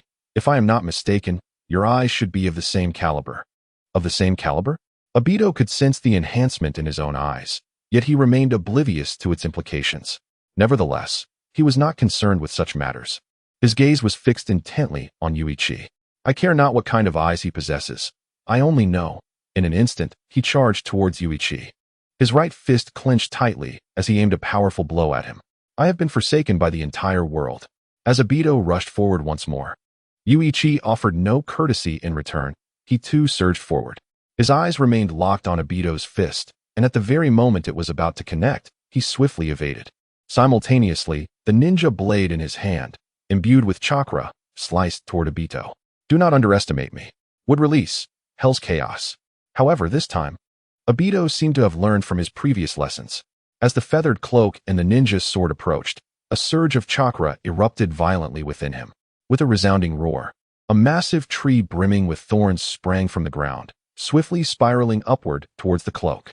The tree's expanse was immense, and any misstep could lead to entrapment, resulting in inevitable demise. Yet, at this critical moment, the cloak leaped into the air, his left eye subtly shifting as he completed the hand seals in an instant. Fire release, great dragon fire technique. An eerie power emanated from his eye, and in the next moment, a colossal dragon of flames, its head towering several dozen meters high, suddenly materialized. It crashed ferociously into the ascending tree, producing a deafening roar that reverberated throughout the forest.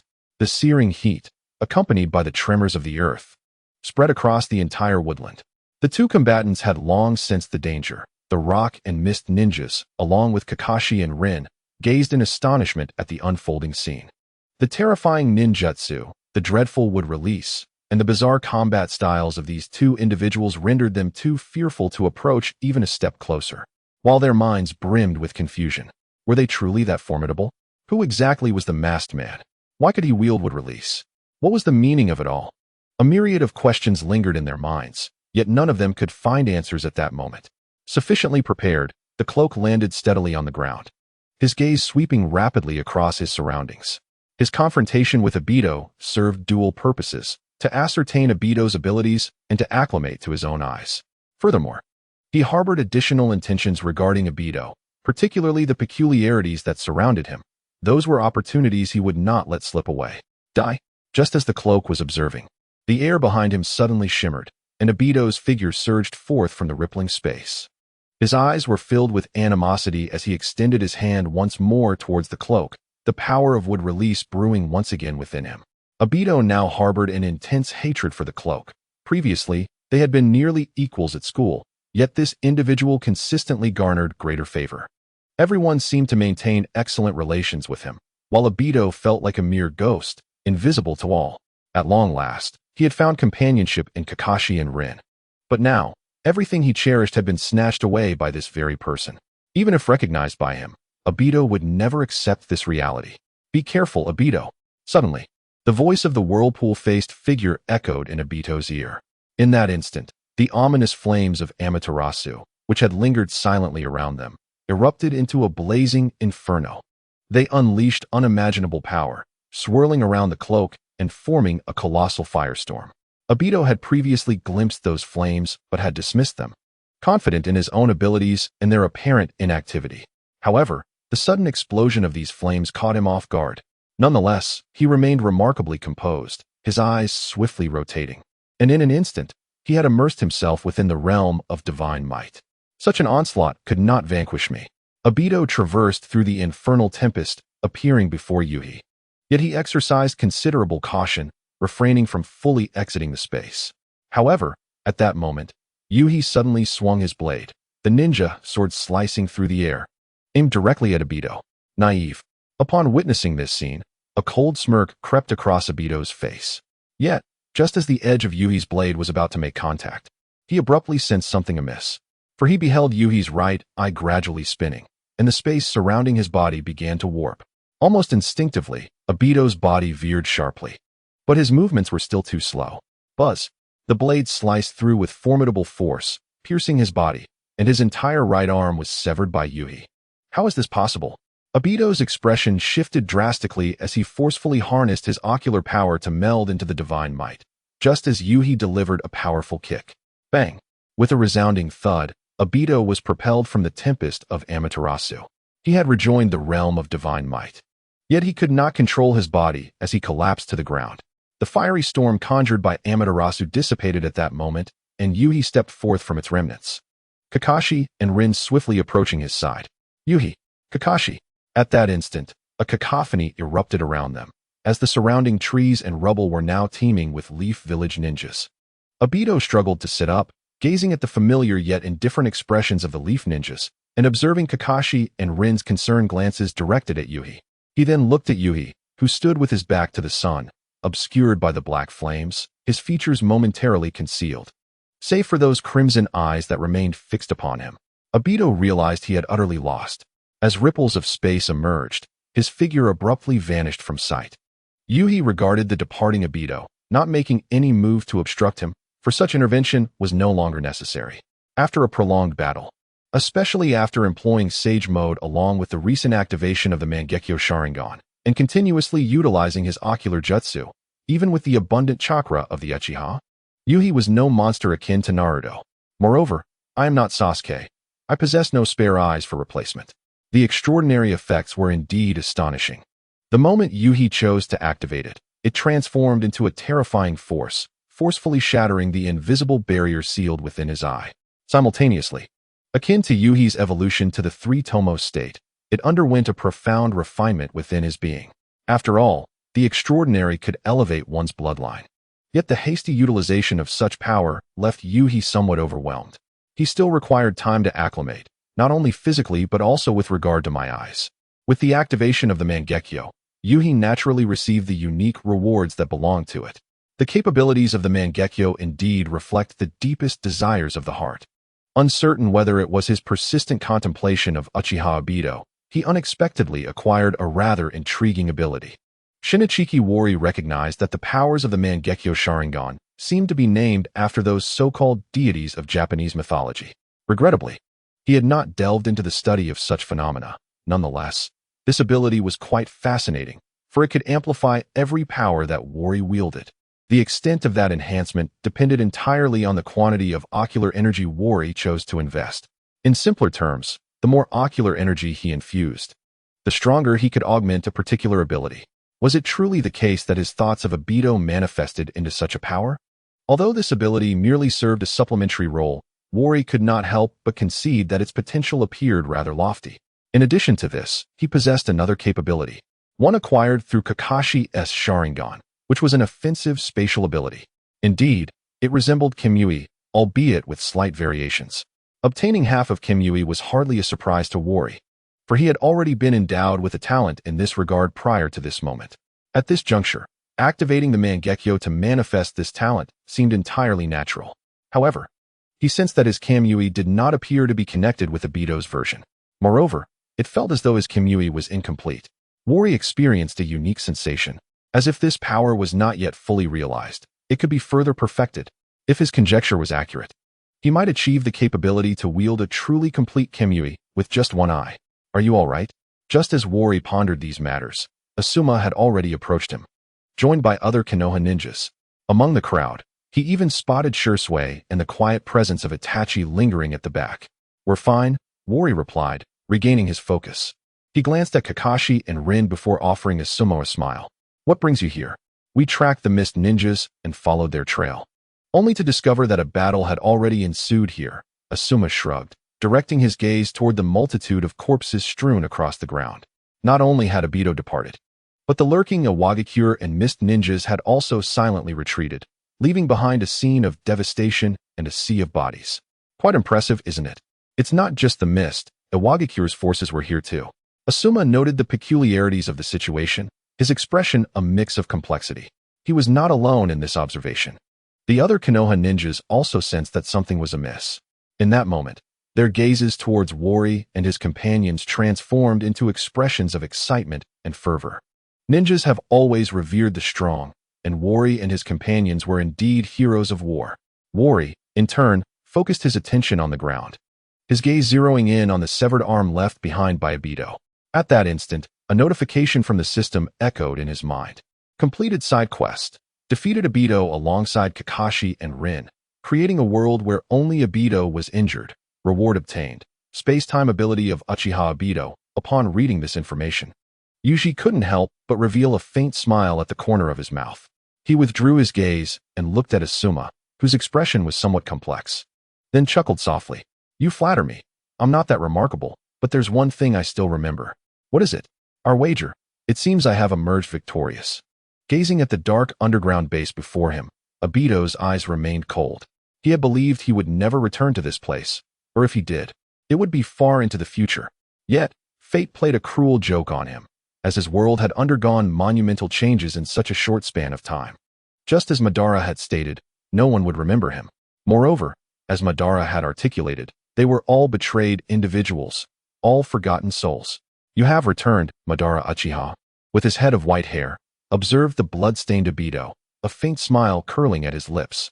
He appeared entirely unfazed, as if everything were anticipated. "It seems your journey has not been smooth, has it?" "Not at all," Obito replied, his gaze indifferent as he took a deep breath before speaking solemnly. "I intend to recreate a perfect world, a world that belongs to me. I have heard from that pale-haired fellow that you possess such plans. Would you enlighten me?" "Of course," Madara nodded gently, curiosity flickering in his eyes. "However, I am somewhat puzzled. Why do you wish to pursue this? Considering you could remove your mask and reveal your true self to them?" "There is no need for that." Obito shook his head, a bitter smile gracing his lips. "What purpose does this world serve? Everything I have done has been in vain, my efforts merely serving as a garment for others. From the beginning, I have been an inconspicuous character. I have never measured up to certain individuals. Whether it be those I hold dear or others, they can be effortlessly replaced. I am but a forsaken child of the world. This world would remain unchanged without me." At this juncture, Obito paused slightly, a hint of madness flickering in his gaze. "Thus, let this world be deemed a nightmare, a hell. This is not the world I desire. It is not my world. I shall create a realm free from betrayal, oblivion, and abandonment. Uchiha Yuji has taken everything from me, leaving me forsaken by the entire world. Therefore, I shall forge a world devoid of Yuji, reclaiming all that rightfully belongs to me." Observing the frantic Obito before him, Madara could not help but nod slightly. His guidance had proven successful. His manipulations of Kakashi and Rin had also yielded favorable results, as had his predictions regarding Yuji. Obito now viewed the real world as a nightmare and hell. Thus, he would strive to create a world that was truly his own. I comprehend your sentiments. I trust you can now appreciate everything I conveyed during our initial meeting. Madara gradually rose to his feet and gazed at Obito, speaking softly. This world is inherently cruel and sorrowful. Only by forging a realm of our own can we truly govern all. Welcome back, Uchiha Obito. At this juncture, a subtle smile graced Madara's lips. It appears that in our wager, I have emerged victorious. Upon returning to the camp, Yuhi was afforded a well-deserved respite. Though the situation in the Land of Mist remained unresolved for Konoha, it was of little concern to him. After all, he was aware that the mist was orchestrated by Madara, and now that Madara had fulfilled his long-held ambition, the forces of the mist should naturally retreat. Moreover, his previous confrontation with the mist and Iwagakure had inflicted considerable losses upon them. With this in mind, he could finally allow himself some relaxation. After all, he was now hailed as Konoha's great hero. That Obito truly is a good person, Yuhi mused as he strolled through the Konoha camp, nodding and smiling at those who greeted him.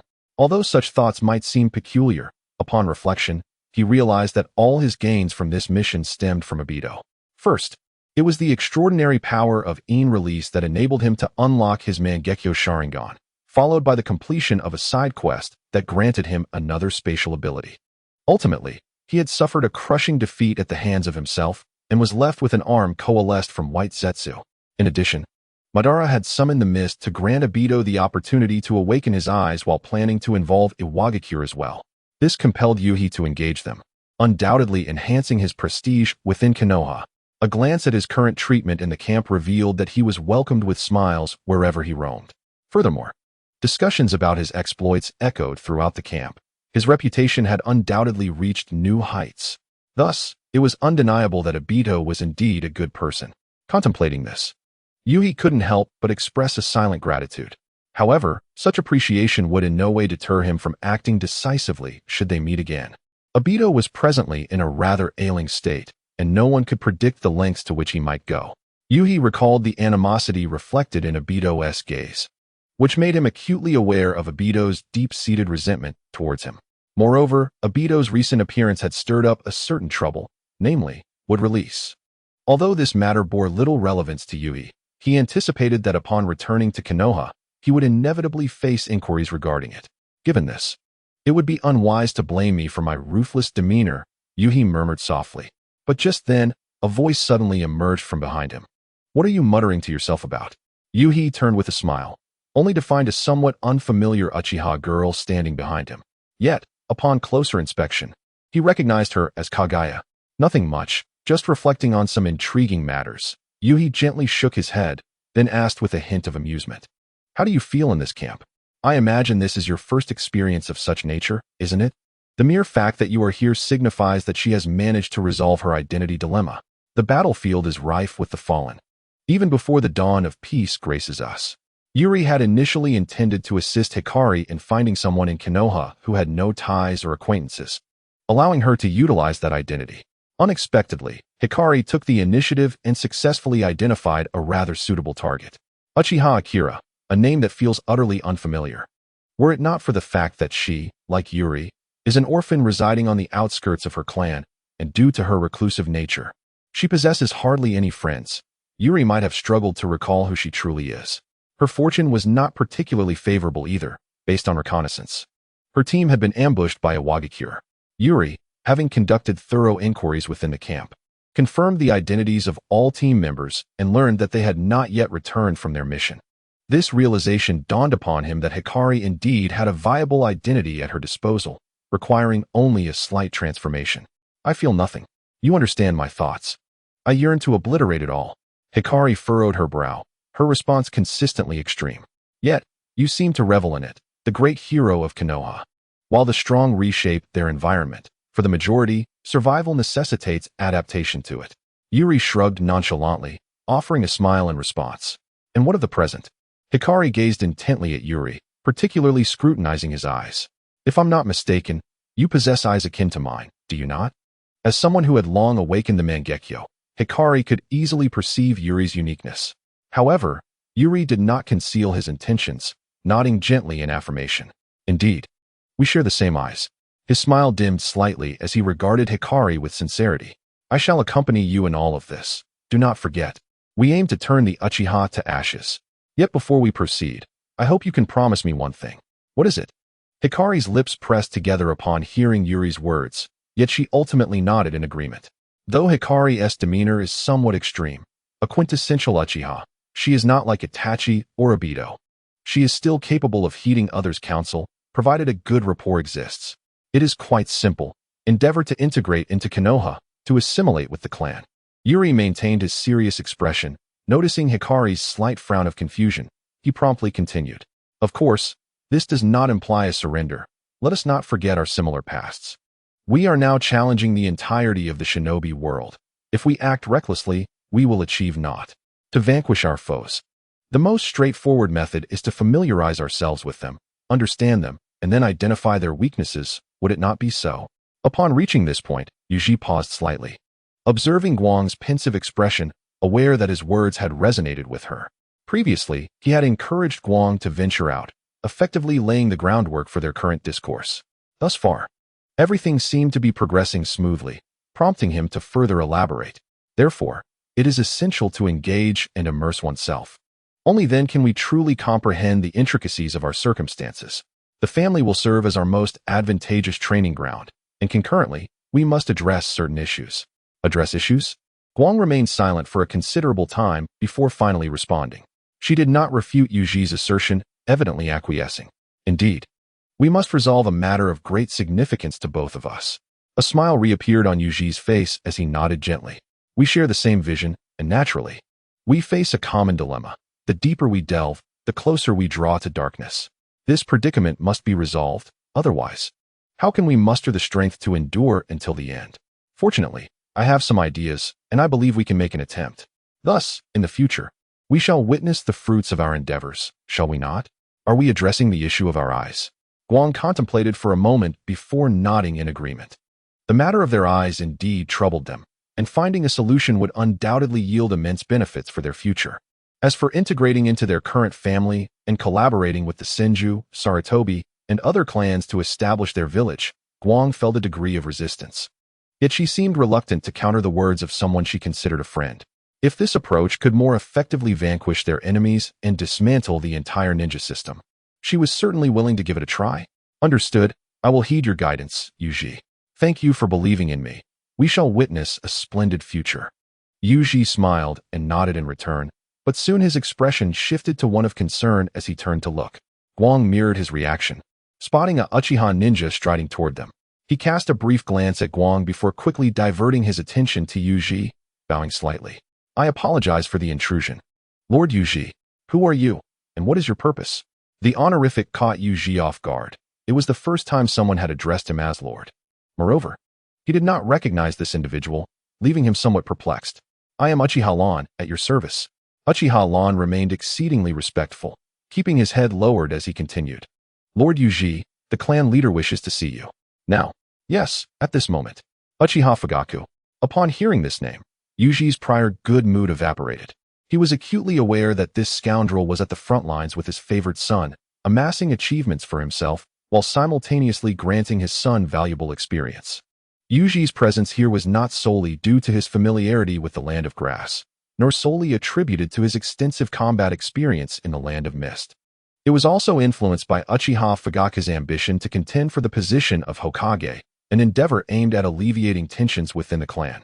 Though this conflict was secretly instigated by Haku, he had not anticipated an encounter with this individual, especially since this eccentric was accompanied by another eccentric. Their previous interactions had been far from pleasant, primarily because he had willingly thrust himself into the fray. However, Haku found himself in a predicament.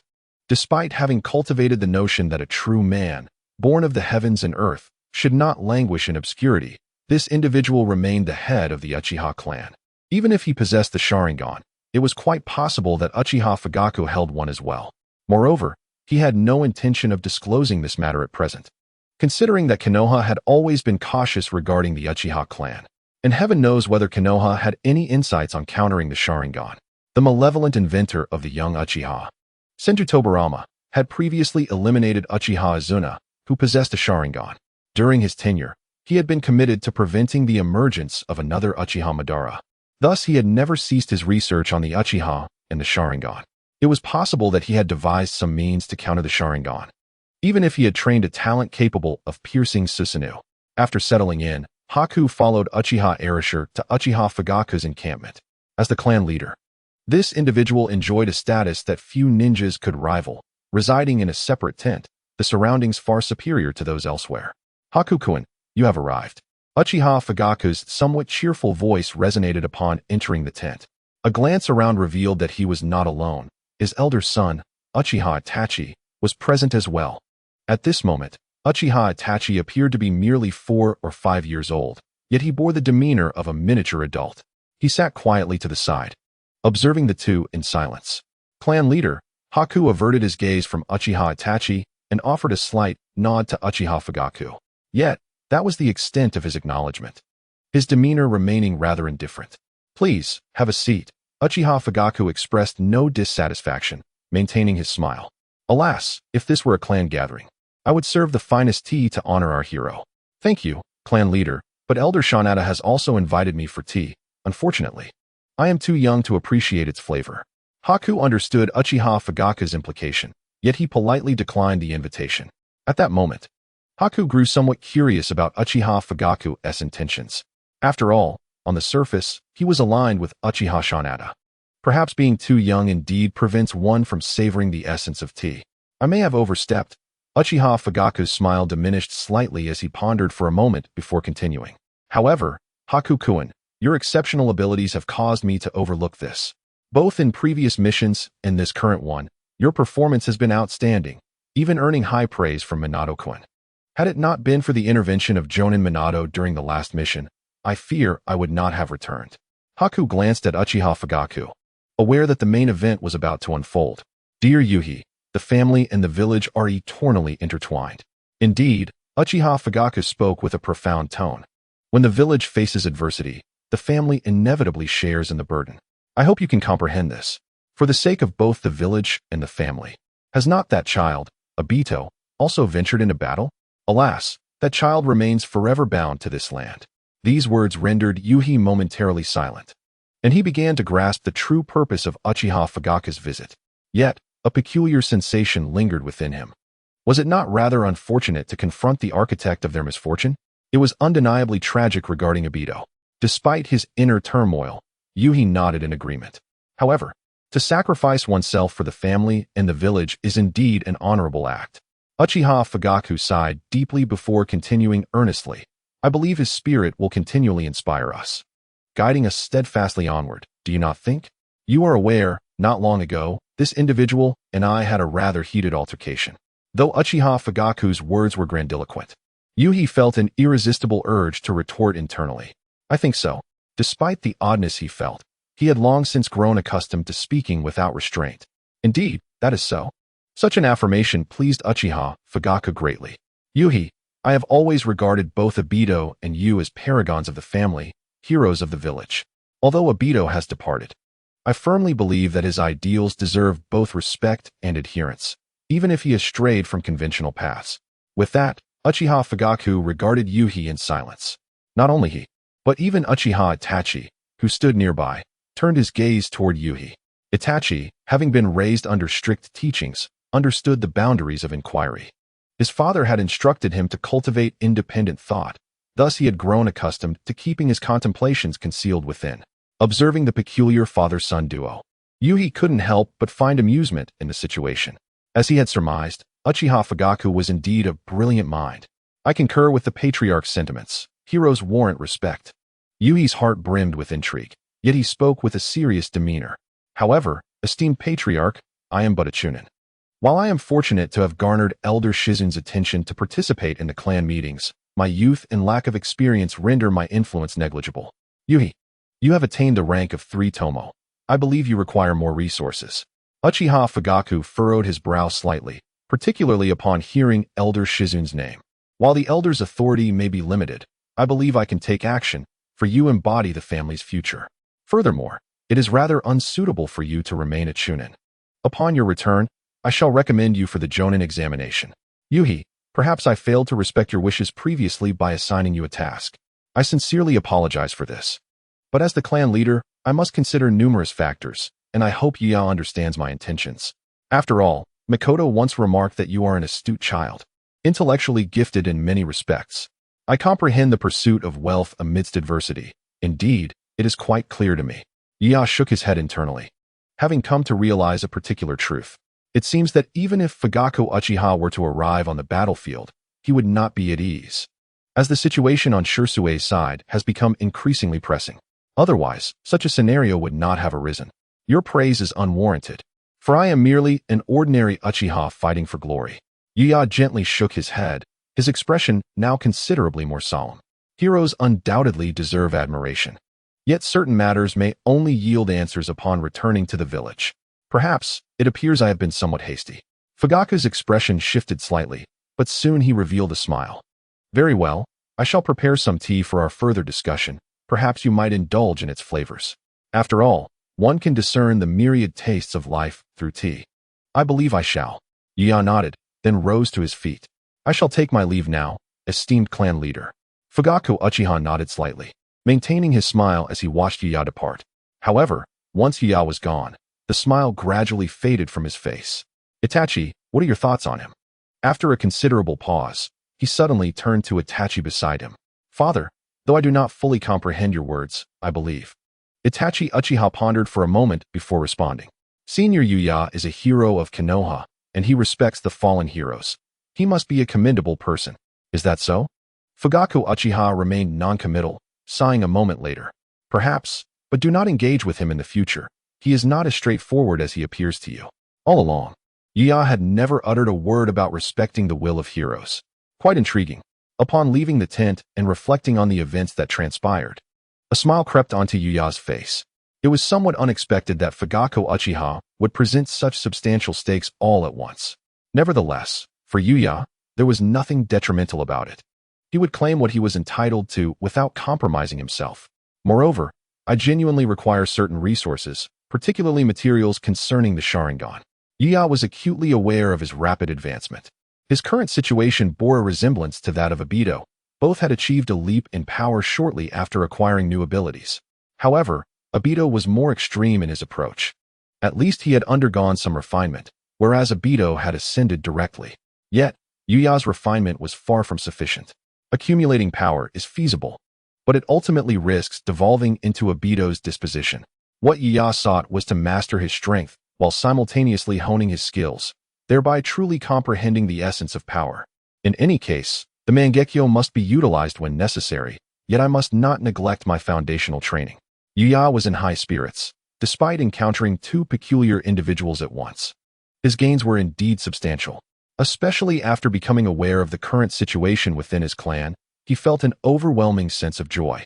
Chaos serves as a ladder for ascension, and turbulent waters are ideal for fishing for opportunities. After all, he was contemplating how to take action against these individuals while ensuring that the matter would not tarnish his own reputation. Now, opportunities were gradually presenting themselves, and inevitably, someone would bear the blame. However, before departing from this place, it seemed there was still one task he could undertake. Just as Yuya intended to retrace his steps to seek out Hikari, a sudden thought struck him. It appeared that at this moment, Uzumaki Karen, her mother, was still serving as a medical support within the Land of Grass. This information could certainly be offered as a favor to Namikaze Minato, especially since Kushina had treated him well in the past. Moreover, sharing this information would also serve as a merit for him. To persuade a great scholar to advocate on his behalf, one must not only possess capability and demonstrate prowess, but also navigate the intricacies of human relationships. Uchiha Obito's unfortunate standing in Konoha was largely due to his inability to garner support during the initial election for the first Hokage. Few dared to cast their votes for him. This was a consequence of his poor handling of social dynamics. Otherwise, he would not have been opposed by Senju Tobarama and a coalition of clans. He always believed that his strength was sufficient, disregarding everyone except Senju Hashirama. Such an arrogant disposition ultimately led to his downfall, regardless of Hashirama's unwavering support. Thus, Uchiha diligently cultivated his reputation, forging alliances and superficial friendships. While he could align himself with Uchiha Obito in terms of strength, he would not follow in Obito's misguided footsteps in other aspects. It seemed that his ocular techniques were indeed gravitating towards Obito's. With a faint smile, Uchiha turned and made his way towards Namake's Minato. However, to his surprise, upon arriving at the camp where Minato was stationed, he spotted Hikari, Rin, and Kakashi together from a distance. "Obito, the time has come," said Obito calmly as he gazed at the figure before him in the underground base of the Land of Grass. At this moment, Obito appeared significantly transformed. His body had fully recovered, and his gaze was as piercing as ice. The youthful naivety and madness that once characterized his demeanor had dissipated, leaving him noticeably more composed. This appearance was rather promising, yet Obito's heart remained uneasy regarding this individual. After several days of interaction, Obito had identified a serious concern. The reason for Obito's status as the lowest performer in Konoha was indeed apparent. It seemed he was not particularly astute. However, he could not comprehend why Uchiha, despite his less than stellar performance in Konoha, had begun to excel while Obito remained difficult to train. Obito found himself perplexed by this conundrum, and another matter further deepened his unease. After contemplating for a moment while observing Obito, he finally spoke. "You have made significant strides, but it is still insufficient, especially in the face of Uchiha Uchiha. Some truths may be harsh, yet they are necessary, for that boy possesses the Mangekyo Sharingan. Not only him, but there is also another who seems to share this ability." "I understand." Hearing these words, Obito clenched his teeth. Both Madara and the Uchiha clan had discussed this matter with him in recent days. "Therefore, I urge you to maintain your composure," Madara stated calmly, gazing intently at Obito. "He is your adversary, the very individual you wish to eradicate from your world. However, he poses a significant threat to you at this moment. To confront him, you must devise a meticulous plan and refrain from acting recklessly. After all, you may find yourself facing two pairs of Sharingan." Madara's words left Obito momentarily speechless, his fists tightening ever so slightly, revealing the turmoil within him. Yet, he chose neither to agree nor to refute, understanding the futility of such responses. As Madara had articulated, Obito's conflict with Kakashi was inevitable, but the manner in which he would proceed was solely his concern. "Well, I have expressed all that needs to be said. The course of action is entirely yours," Madara concluded. Observing Obito's silence, Madara recognized that this young man had not yet endured sufficient hardship. Indifferent, he chose not to further advise him, acknowledging that while Obito might lack certain skills, his instincts for survival were undeniably robust. "Although I have imparted much knowledge to you, it is regrettable that it is still insufficient." Just then, a half-formed white Zetsu emerged from the ground beside Madara, placing his hand upon the creature. Madara infused it with chakra, causing its form to undergo transformation. The black chakra enveloping the white Zetsu quickly restored its body to completeness. However, this half-formed creation bore an abyssal hue, a product of Madara's own making. "I have infused my will within it, though it may be a diminished version. You can regard it as an extension of me," Madara stated, his tone remaining serene. "In the future, it shall be responsible for teaching you what I could not. The control over these white Zetsus is now entirely in your hands. Obito, I entrust the remaining matters to you. I have always maintained that you and I are akin. We both yearn to forge a completely new world. I hope that when I am resurrected, I will behold a world reborn, one crafted by our own design." As he spoke, Madara raised his hand to grasp the tubes sustaining his life force. With a swift motion, he severed them. In an instant, he felt his life force ebbing away, a realization that he had lingered far too long. Yet, he remained unperturbed, sitting calmly upon the stone chair, his gaze fixed on Obito. "From this moment forth, you shall be known as Uchiha Obito. Rest assured, I know how to proceed," Obito replied, taking a deep breath. In the next moment, the white Zetsu, resembling a whirlpool, enveloped him like petals folding inwards, just as he had when seeking out Kakashi and Rin. Only the vivid crimson of his Sharingan remained visible. He cast a profound glance at Madara, and then the world around him warped, taking the newly created black Zetsu along with him into oblivion. He understood that it was now time to allow Madara the space he needed. In the dimly lit underground base, a profound silence returned, with only Ban sitting quietly in solitude. He slowly closed his eyes, and vivid memories began to resonate in his mind. He suddenly realized that no moment had ever bestowed upon him such tranquility as this. The images floated by, ultimately crystallizing around two figures, Hashirama and Izuna. Apologies for the wait. I have arrived. It seems you have been getting along well with them. Departing from the tent of Minato, Yuri soon spotted the light waiting for him in the distance. Although his mind was filled with questions regarding the intertwining of this light with Kakashi and Rin, he refrained from asking directly, instead opting for a more teasing remark. To be honest, while the identity of Uchiha Hinata suits the light well, I still harbor concerns about unforeseen circumstances. Particularly troubling was the fact that the entire Uchiha Hinata squad had perished, leaving her the sole survivor. Such occurrences were not uncommon. Yuri himself was a testament to that. Yet, he remained cautious, adhering to the maxim that it is better to be safe than sorry. Isn't it you who encouraged me to blend in? The light glanced at Yuri and nodded gently. Those two are your teammates and appear to be your friends.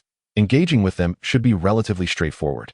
Upon hearing the light's words, Yuri blinked in surprise. He recognized the light as someone who was receptive to others' opinions. Yet he hadn't anticipated such swift action on her part.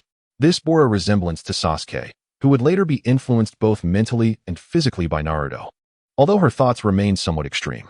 How do you perceive them? Have you noticed any abnormalities? Yuri inquired, curiosity piqued. Perhaps it's due to you. And since I have not spoken much, I have yet to detect anything unusual. Moreover, they have been quite friendly towards me. The light pondered for a moment before responding. Especially that girl, Rin Noera. Her kindness seems almost uncharacteristic for a ninja. I genuinely wonder how she has managed to survive in such a harsh environment. Despite having only recently met them, the light was touched by Rin's heartfelt concern and her genuine greetings, which did not portray her as a stranger. Such unadulterated kindness resonated deeply with her. Perhaps Rin's past was too tragic, and the only kind soul she encountered after being unburied was Yuri. Thus, Rin's demeanor felt distinctly different to her. That pure and straightforward benevolence left a lasting impression. Perhaps good people do receive their due rewards, Yuri mused, pursing his lips. He yearned to express that if not for him, Rin would have perished days ago. However, he ultimately conceded to the sentiment that Rin was indeed a remarkably kind individual, somewhat ill-suited to the harsh realities of this world. Yuri recalled that from the moment he began school as a child, Rin had always radiated warmth and goodwill towards everyone, regardless of their capabilities, even towards Yuri, who struggled academically, or Obito, who lagged behind. She never exhibited any sign of disdain, always offering assistance, uplifting spirits during moments of despair. Perhaps it was during such times that Obito sowed the seeds of his inner turmoil. Yet, I find myself perplexed. Why did Obito not retrieve Rin's remains? Nor did he seek to resurrect her in the future. Is it possible he wished for Rin to rest in Konoha? Or perhaps he feared that a revived Rin might not harbor affection for him, thus fabricating a world in which she exists? Silently, I shook my head. I am not mad, and thus cannot fathom the thoughts of the deranged. Do you truly believe such words? Just as I pondered, Hikari gazed at me with a bewildered expression and inquired. I momentarily failed to comprehend, mistakenly assuming Hikari was calling herself mad, but I quickly regained my composure. At times, we ought to believe in such matters, should we not? Though the world is harsh, there are moments when we must trust in the light. Upon hearing my double entendre, Hikari cast me a sidelong glance. I am not a kind person. After a prolonged silence, she finally responded, only to swiftly shift the topic. By the way, did you not go to meet the clan leader? What did you discuss? And why are you meeting the commander here again? My plan has been quite successful. That fellow is under considerable pressure and has whimsically sought my support. I paid little heed to Hikari's change of subject. Yet when the clan leader was mentioned, a smirk appeared on my face. He has expended considerable effort, but alas, all his endeavors are in vain. Nonetheless, it is evident that the internal strife within the clan has escalated, which bodes well for our subsequent actions. Very well.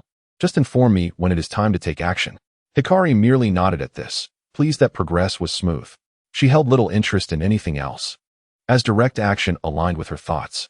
However, she now deemed the clan leader to be rather inadequate. As for my visit to the command post, I needed to report on certain matters that I had previously overlooked. I smiled and continued.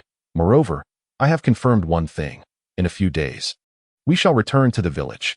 My visit to Minato was twofold, to inform him of Chiron's mother and to ascertain how much longer we would be here. Minato's demeanor toward me was exceedingly cordial, and upon receiving the information I provided, he appeared notably excited. As Jiraiya's disciple, he comprehends the immense value of a member of the Uzumaki clan. Being the fiancé of Kushina Uzumaki, he is well aware of the clan's situation, and discovering such a member would surely delight her. Thank you, Wazuki-kun, for sharing this. I shall report everything faithfully. Then I must thank you, Minato-sensei. But we must also be mindful of her placement upon her rescue. I've heard her condition is quite dire. Thank you for the reminder, Wazuki-kun. Rest assured, I am well aware of the situation. Upon hearing Yuji's words, Namikaze Minato felt a twinge of surprise. He sensed that Yuji was alluding to something. However, he refrained from inquiring further, as he was already aware of certain matters himself. Thus, he merely offered his assurances. Nevertheless, he resolved in his heart to ensure that his mentor and Kushina would look after this unfortunate soul upon their return, as this would likely prevent any complications. Yuji, on the other hand, did not dwell on the matter, as he had merely spoken casually. Who could tell if he was genuinely referring to someone or hinting at another? After concluding this discussion, Namikaze Minato took the initiative to broach other topics, such as the ongoing negotiations. The discussions were nearing their conclusion, hastened by the appearance of the Mist Village and the machinations of Madara, which expedited the process. Only a few details required further deliberation, and it was no longer necessary for the main forces to remain on site. This indicated that Yuji and the others could return to the village alongside the main contingent. This news filled Yuji with joy. After all, he had almost exhausted his reputation, and he had acquired what he needed. Now, he yearned to return and thoroughly assimilate another aspect of his divine talent while tending to matters within his clan. Are we going back? Hikari tilted her head, pondering before nodding. That sounds good. There is truly little of interest here, and I am not fond of this environment.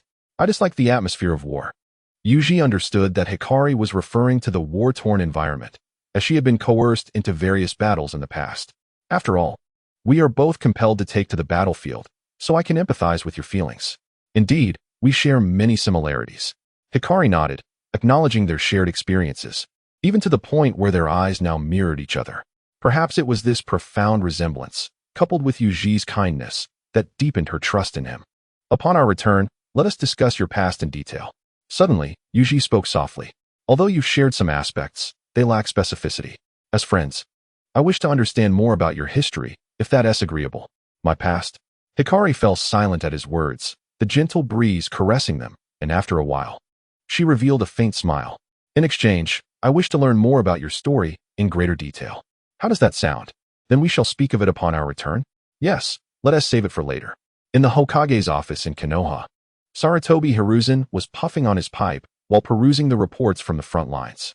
Although these matters did not necessitate his direct involvement, he had long since become accustomed to reviewing everything himself. He preferred to handle affairs personally rather than delegating them to subordinates, fully aware that such behavior might displease some. Yet, he remained steadfast in his preference, as this allowed him to maintain better control over the situation. After all, the development of Konoha over the years had instilled a profound confidence within him. Let us hope for a favorable outcome from the front. Those Mist Village fellows are truly restless, Sarutobi Hiruzen mused internally. He then unrolled the scroll and began to read quickly, and within moments, a look of delight spread across his face. Has there been progress in the negotiations? It seems that the war with the Wagakure is truly coming to an end. This conflict has undoubtedly been one of the most brutal battles that Konoha has faced in recent years, resulting in significant losses. The cessation of this war signifies that Konoha can finally breathe a sigh of relief. How could such news not bring joy to him? However, as he continued to read, a subtle change began to wash over his countenance, as the initial elation gradually faded away. In its place arose a profound contemplation and gravity.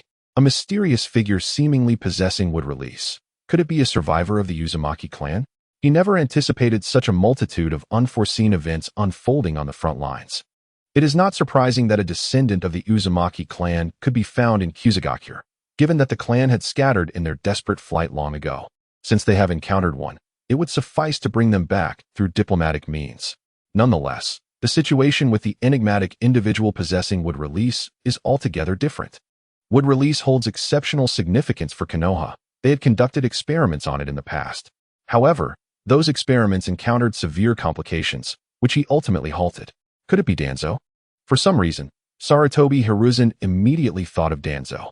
No, it should not be him. Although the mysterious figure attacked Yuhi and the others, which aligns with Danzo's modus operandi. Upon further reflection, Danzo could easily have informed a Wagakure of their movements. Though not particularly astute, Danzo is not foolish enough to act so recklessly. If it is not Danzo, then who could it be? This mysterious figure indeed posed a conundrum, and he was resolute in his determination to investigate thoroughly. Yet, this enigmatic individual ultimately fell to Yuhi's prowess. It was Yuhi's performance that truly astonished him. Frankly speaking, all these events are intricately related to this individual. Not only did he triumph over Kirigakure and Iwagakure, but he also overcame that mysterious figure and gathered intelligence regarding the Uzumaki survivor. One could assert that this young man's contributions far surpass those of all others involved in the mission. How could this boy possess such remarkable talent? Sarutobi Hiruzen still recalls that Yuhi's school life was rather unremarkable.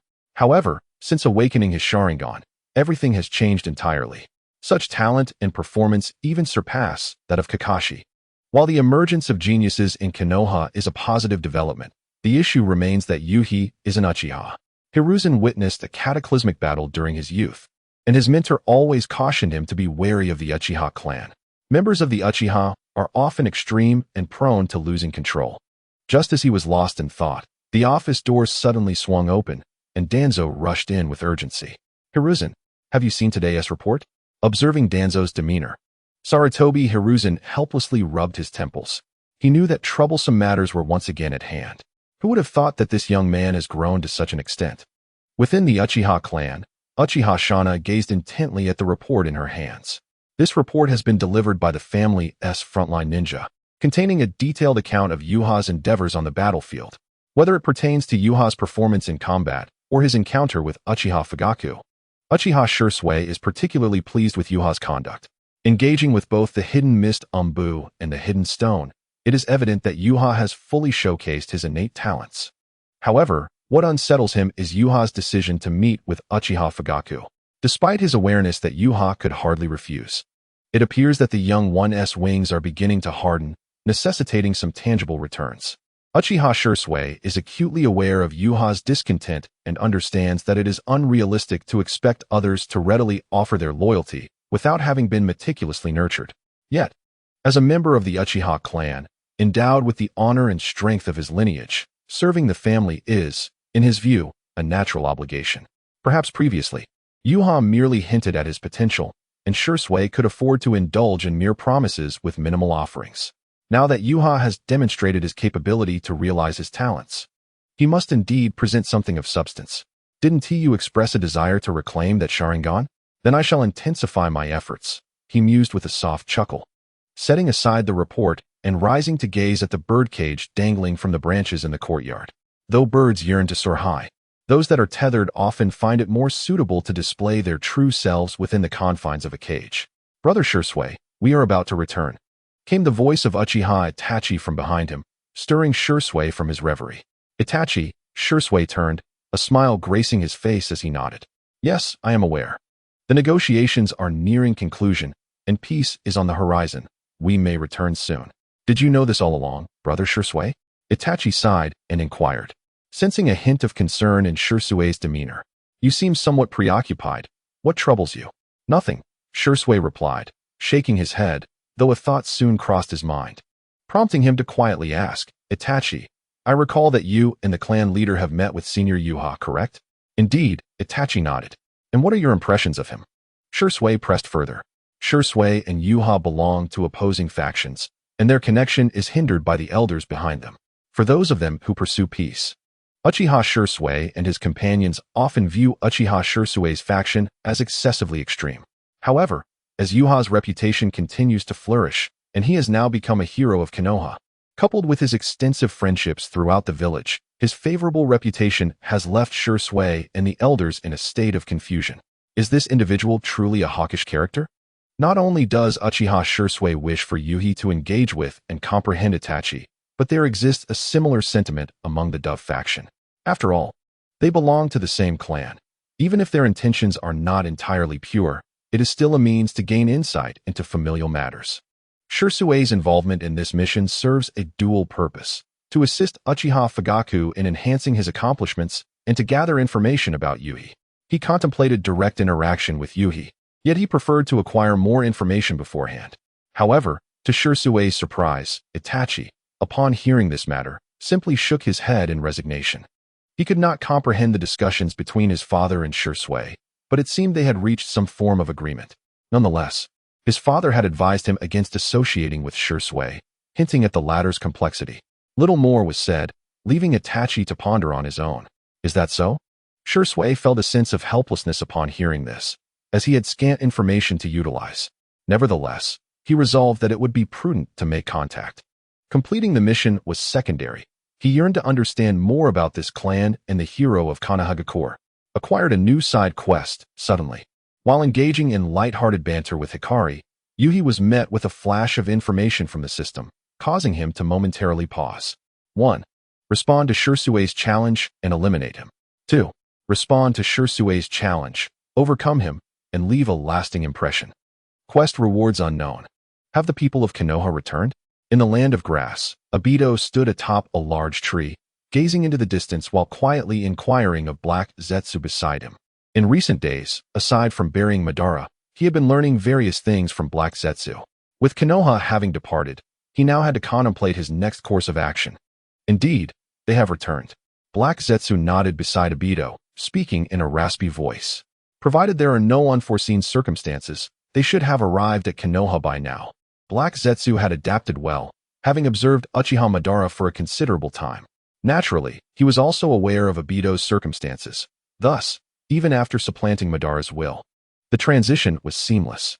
Even if Madara stood before him, he would not reveal any flaws, let alone how to handle Uchiha Obito, his prodigy. Returning is advantageous. It facilitates my subsequent maneuvers. Obito nodded somberly, but the mere thought of Yuhi and Rin made him clench his fists. Madara had mentioned that there was another Uchiha by Yuhi's side. I expect you to gather information on that individual. This task does not require your prompting. I will undertake it myself.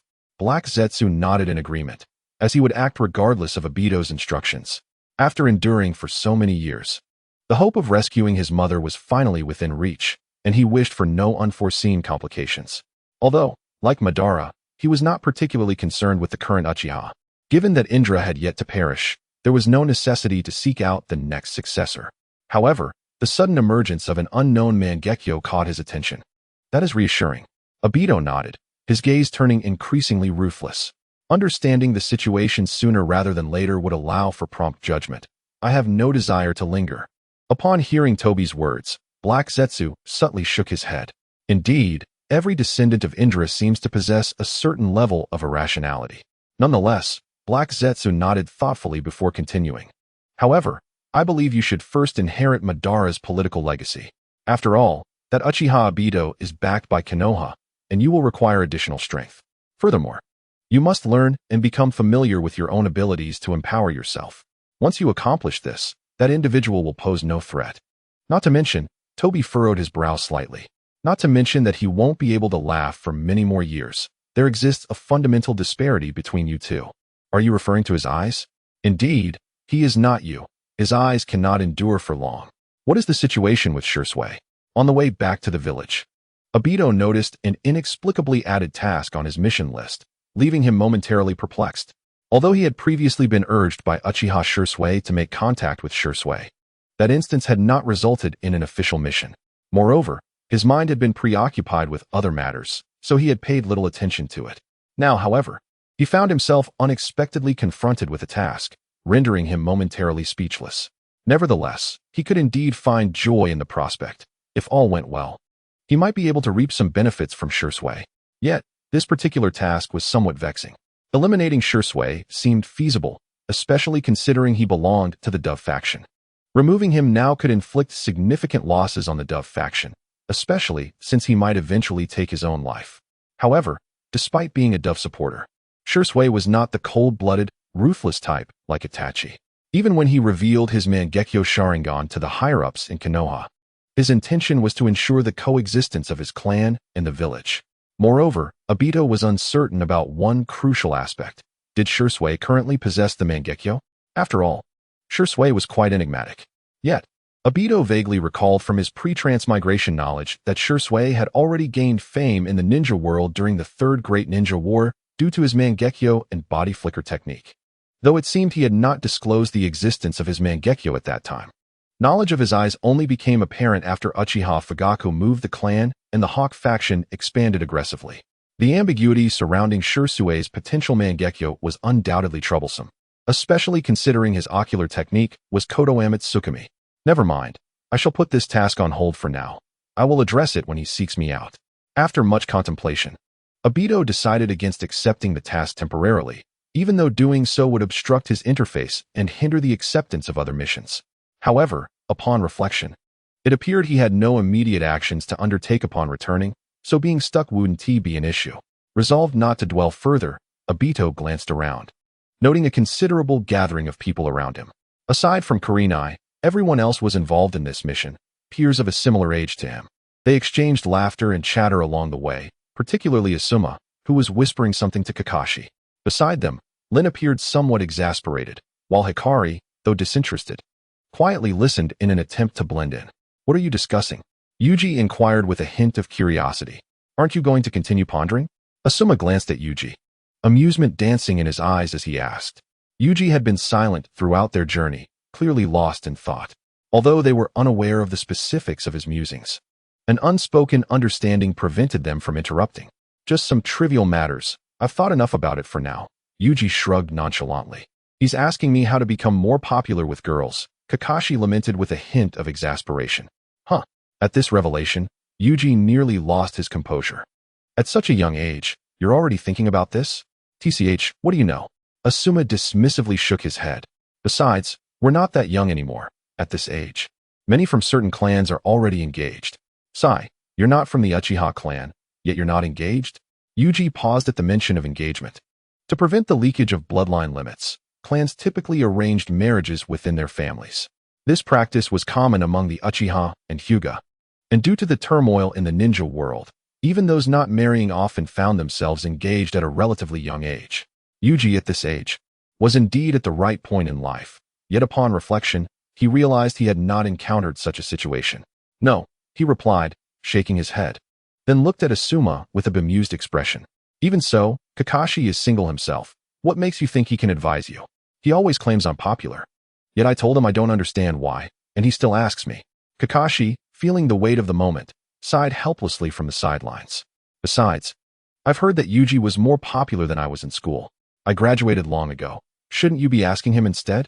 Indeed, Asuma suddenly understood. Yuji had indeed been popular, and now he was even more so. Yuji, do you have any good advice? Yuji was taken aback, surprised that Kakashi would redirect the inquiry toward him. However, he shrugged casually and smiled nonchalantly. I'm sorry, but I don't quite understand your dilemma. I didn't do much to end up like this. Perhaps it's just because of my looks? You two rascals. Asuma's face darkened at this comment. If I weren't at a disadvantage, I would really like to give you both a good beating. At this, Yuji and Kakashi exchanged amused glances, but just then, they faintly heard some distant sounds. Looking up, they could see the gates of Konoha in the distance, and the sounds were the jubilant cheers emanating from within the village. Initially faint, the cheers gradually coalesced into a resounding chorus. As they drew closer, the uproar became a thunderous roar echoing throughout Konoha, even from several miles away. The exuberance was unmistakably clear. What a spectacle, Hikari murmured, slightly dazed by the jubilant atmosphere, as she turned to Yuji. Indeed, it is truly magnificent. Yuwari nodded, experiencing this scene for the first time, yet he soon found himself smiling. Many individuals remained quite unpretentious, cherishing the present moment. As soon as he spoke, they arrived at the entrance, where the fervent cheers instantly drowned out all else. Only the vast sea of jubilant voices and the deafening clamor continued to reverberate. The festivities of this day persisted for an extended period, for Konoha was indeed yearning for peace. Yuwari longed to return home. Although this celebration was uplifting, he felt utterly fatigued. This exhaustion stemmed not from the long journey, but from the multitude of people who had greeted him. While such interactions were a positive sign, indicating the tangible results of his recent endeavors, they also contributed to his weariness. Konoha was actively engaged in promoting the festivities, especially since the issue with the Hidden Cloud Village remained unresolved. Notably, The third Hokage, Hiruzen Sarutobi, was at the helm. Despite not being the most virtuous of individuals, having tacitly approved of Danzo's actions, and even endorsing Itachi Uchiha's massacre of the entire Uchiha clan, calling him a good man would indeed reflect a lack of sound judgment. His capabilities paled in comparison to those of his mentor. When juxtaposed with Tobirama Senju regarding the Uchiha matter, he fell significantly short. Tobirama harbored animosity towards the Uchiha clan. Yet he had taken Kakashi Uchiha as a disciple and granted the Uchiha clan the police force, albeit without legislative, executive, or military powers. This indicated a profound disdain mingled with a cautious approach, perhaps heeding the advice of his elder brother. However, the Uchiha clan's own shortcomings and greed transformed the police force into a mere instrument of oppression. Ultimately, the once mighty police force devolved into a prison and a municipal authority. It is plausible that Tobirama harbored ulterior motives, anticipating the consequences of granting such vast authority to the Uchiha. If one were to hoard such a grand opportunity without adequate personnel and flaunt their power, it was hardly surprising that other clans and villagers would harbor resentment. Such cunning and foresight were not traits possessed by the average individual. He could calmly inform you that bestowing upon you such power was merely for the purpose of surveillance. The third Hokage, however, was evidently lacking in this regard. Nonetheless, he was at least somewhat preferable to Danzo. If Danzo were in charge, one might suspect he would be devising ways to incite rebellion among the Uchiha, seeking to eliminate any potential threats directly. The celebration continued until nightfall, and it was only then that Yawari finally returned home. At times, he pondered whether having too many superficial brothers was truly beneficial, as managing them could be quite exhausting. Yet, upon reflection, having either superficial or genuine brothers in abundance could hardly be seen as a fault. Although socializing could be wearisome, it was comforting to have others vouch for him in public. After all, one could boast of their own merits. But it was far more credible when others did so on their behalf. Collapsing onto his bed, Yawari stretched languidly, while Hikari sat quietly beside him. The so-called village appears to be far more intriguing than the singular family it once was. Reflecting on the day's events, she expressed a hint of sentimentality. After all, it is natural for times to evolve. Yuri turned over, casting a smile at Hikari, who sat beside her. The emergence of the village, to some extent, was a means to avert the chaotic battles that continued within familial units. Moreover, the formation of the village could shelter a greater number of individuals, marking a significant difference in that regard. What I mean to say is, you indeed seem to be quite popular. Hikari tilted her head, aware of Yuri's popularity. However, judging by the events of today, it seems that her level of popularity exceeded her expectations. Naturally, having traversed 2 battlefields, I have made an abundance of friends. Yuri chuckled nonchalantly, not intending to elaborate on how he was constructing his persona to navigate the uncertainties of the future. After all, a well-crafted persona might ensure that comrades on the battlefield shield you from harm, and even when pursued post-defection, they would be less inclined to strike you down. Do share your experiences on the battlefield, Hikari suggested after observing Yuri for a moment. Her curiosity piqued. Did you not promise to tell me more, and in greater detail? Now, Yuri was momentarily taken aback, but quickly regained his composure. Shouldn't you share your situation with me first? However, I wish to hear your tale first. Perhaps it was the relaxation she felt upon returning that rendered Hikari less taciturn than usual. Very well, Yuri replied, unperturbed, as he organized his thoughts. As I mentioned earlier, I first ventured onto the battlefield at around 7 or 8 years of age, with my inaugural battlefield being the Land of Whirlpool. Yuri recounted the events of the battlefield in great detail, his storytelling prowess captivating, weaving in anecdotes about friends from school along the way. Hikari listened intently, and by the time Yuri concluded his narrative, the moonlight had already blanketed the earth. It appears your experiences were even more harrowing than mine. Yet your fortune seems somewhat better. After a considerable pause, Hikari sighed lightly before a look of confusion crossed her face. However, did you not state that the establishment of the village was intended to protect more people? Yet, from your account, it seems that your wars were even more brutal than ours. This question left Yuri momentarily speechless. He had to concede that while the Warring States period was rife with chaos, the intensity of the battles was comparatively low. However, following the establishment of the ninja villages, both the scale and intensity of warfare underwent a profound transformation. After all, battles now involve thousands of ninjas engaged in fierce combat, a brutality beyond imagination. You would have to inquire of the first Hokage regarding that, Yuri thought, having long harbored resentment towards this founding figure, concerned that Hikari might develop some peculiar notion. He swiftly shifted the topic. Well, I have shared what I needed to. Now, let us hear your story. Is it about me? Upon casting a glance at Hikari, she sighed and remarked, since you wish to know, I shall divulge the truth. I never anticipated being so easily deceived. Early the next morning, Hikari rose with the dawn. Yet her demeanor appeared somewhat discontented.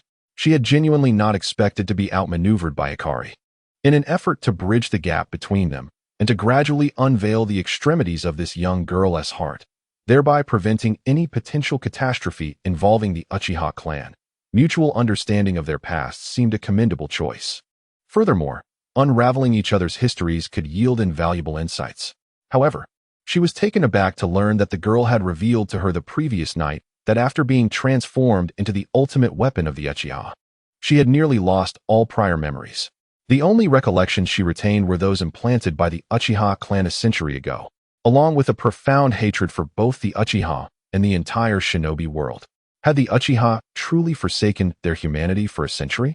The malevolence of the ancient Uchiha was palpable. While engaged in simple stretching exercises, Hikari inwardly cursed. Exercising early had become his habit over many years. Yet, he was soon struck by a thought. Why had Hikari been at his home the previous night? Had she not already transformed into Uchiha Hikari?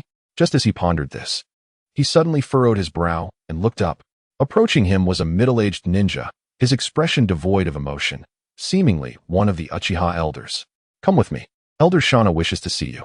Congratulations, Hikari-kun, our great hero, he stated warmly as they settled in the pavilion of Uchiha Shana's estate.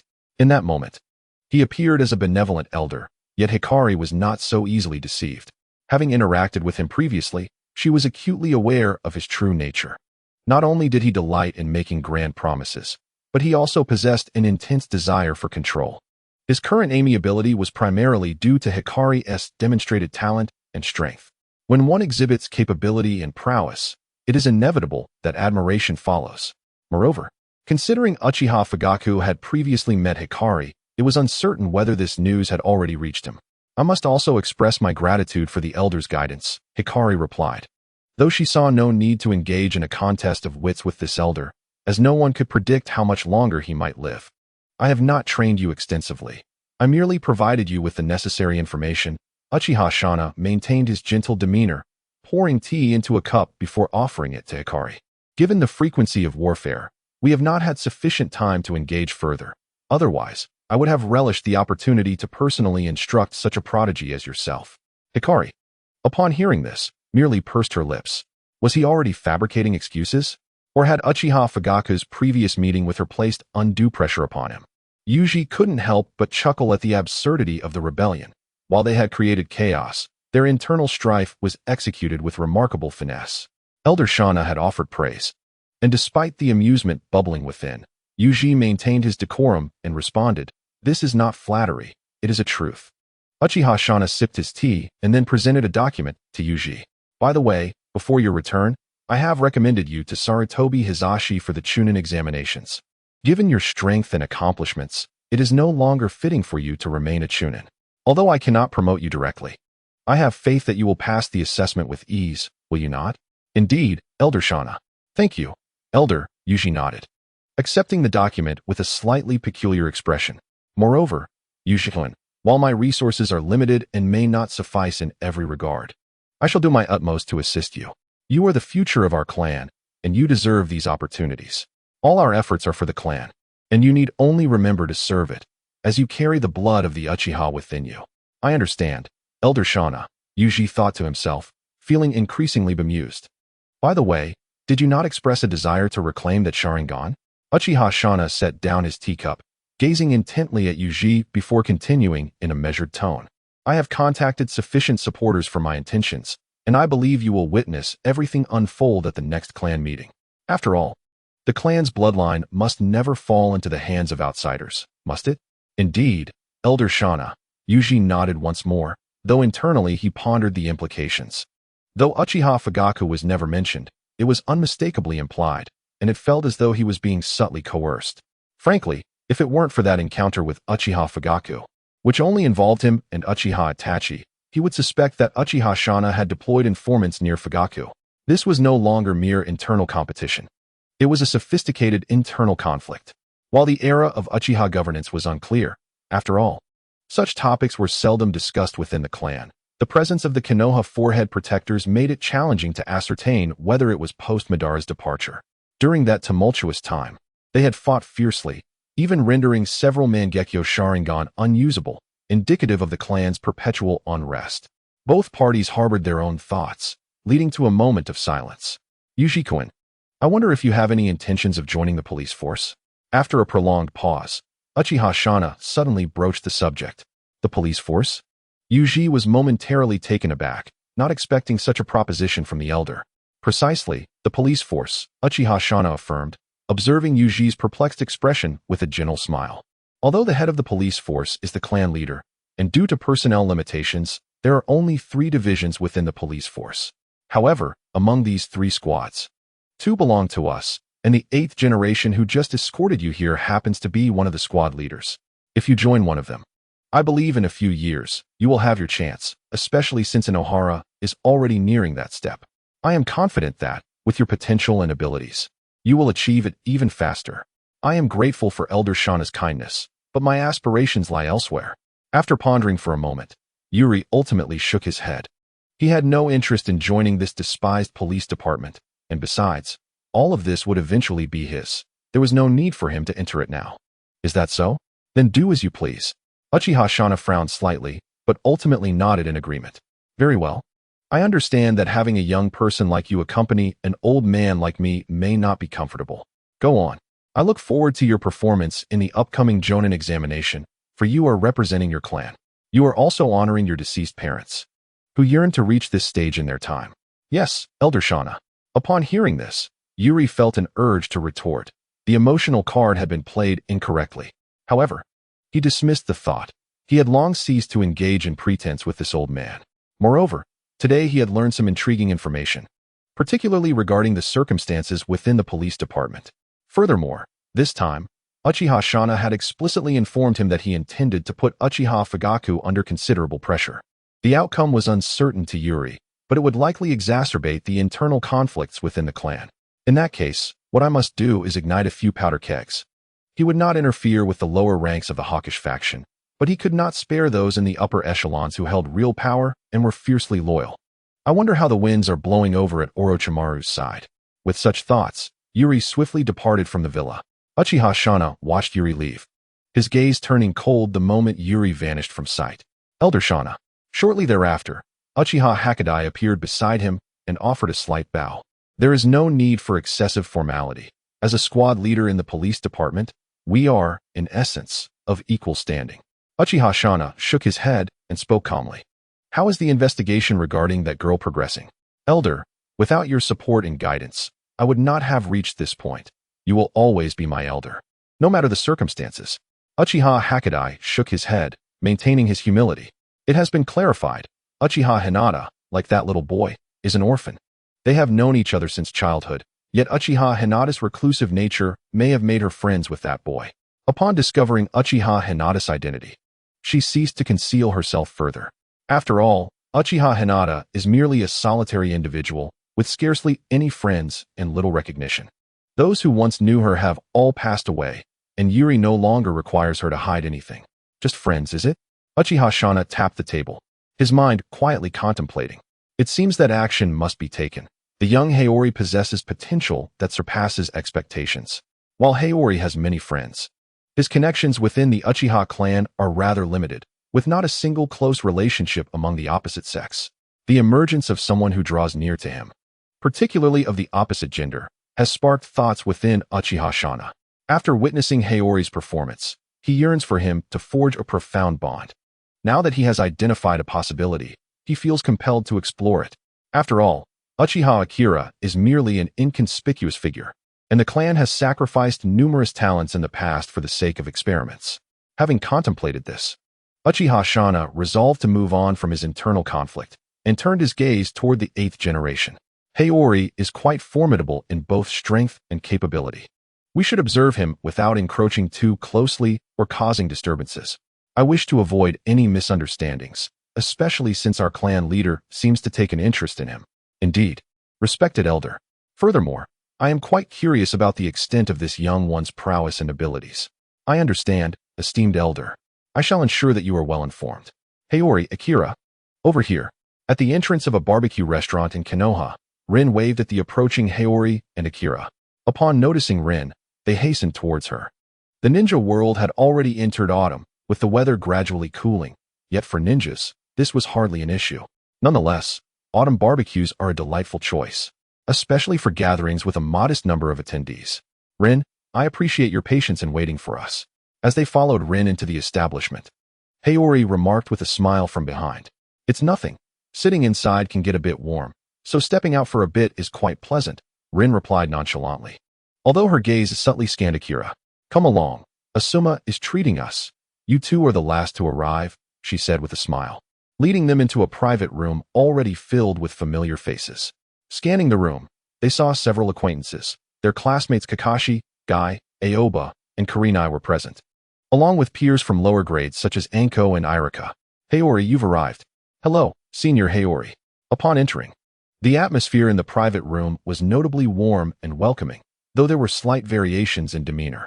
Kakashi, Guy, and Aoba, being classmates who had worked together on missions, appeared more relaxed. In contrast, the younger students, such as Irika and the Swift Moonlight, exhibited a hint of shyness upon encountering Haori. After all, he was a war hero, and with the accolades from Konoha's promotions and the returning ninjas, his reputation had grown immensely. It was entirely understandable that the younger generation would display both reverence and timidity in his presence. My apologies, everyone, for my tardiness. Nevertheless, Haori remained exceedingly polite, unaffected by the exuberant praises that surrounded him. All right, let us take our seats, you two. As the host, Asuma immediately spoke up, but he glanced at Hong, who was sitting beside Red Bean, and then at Hikari next to Yuzi.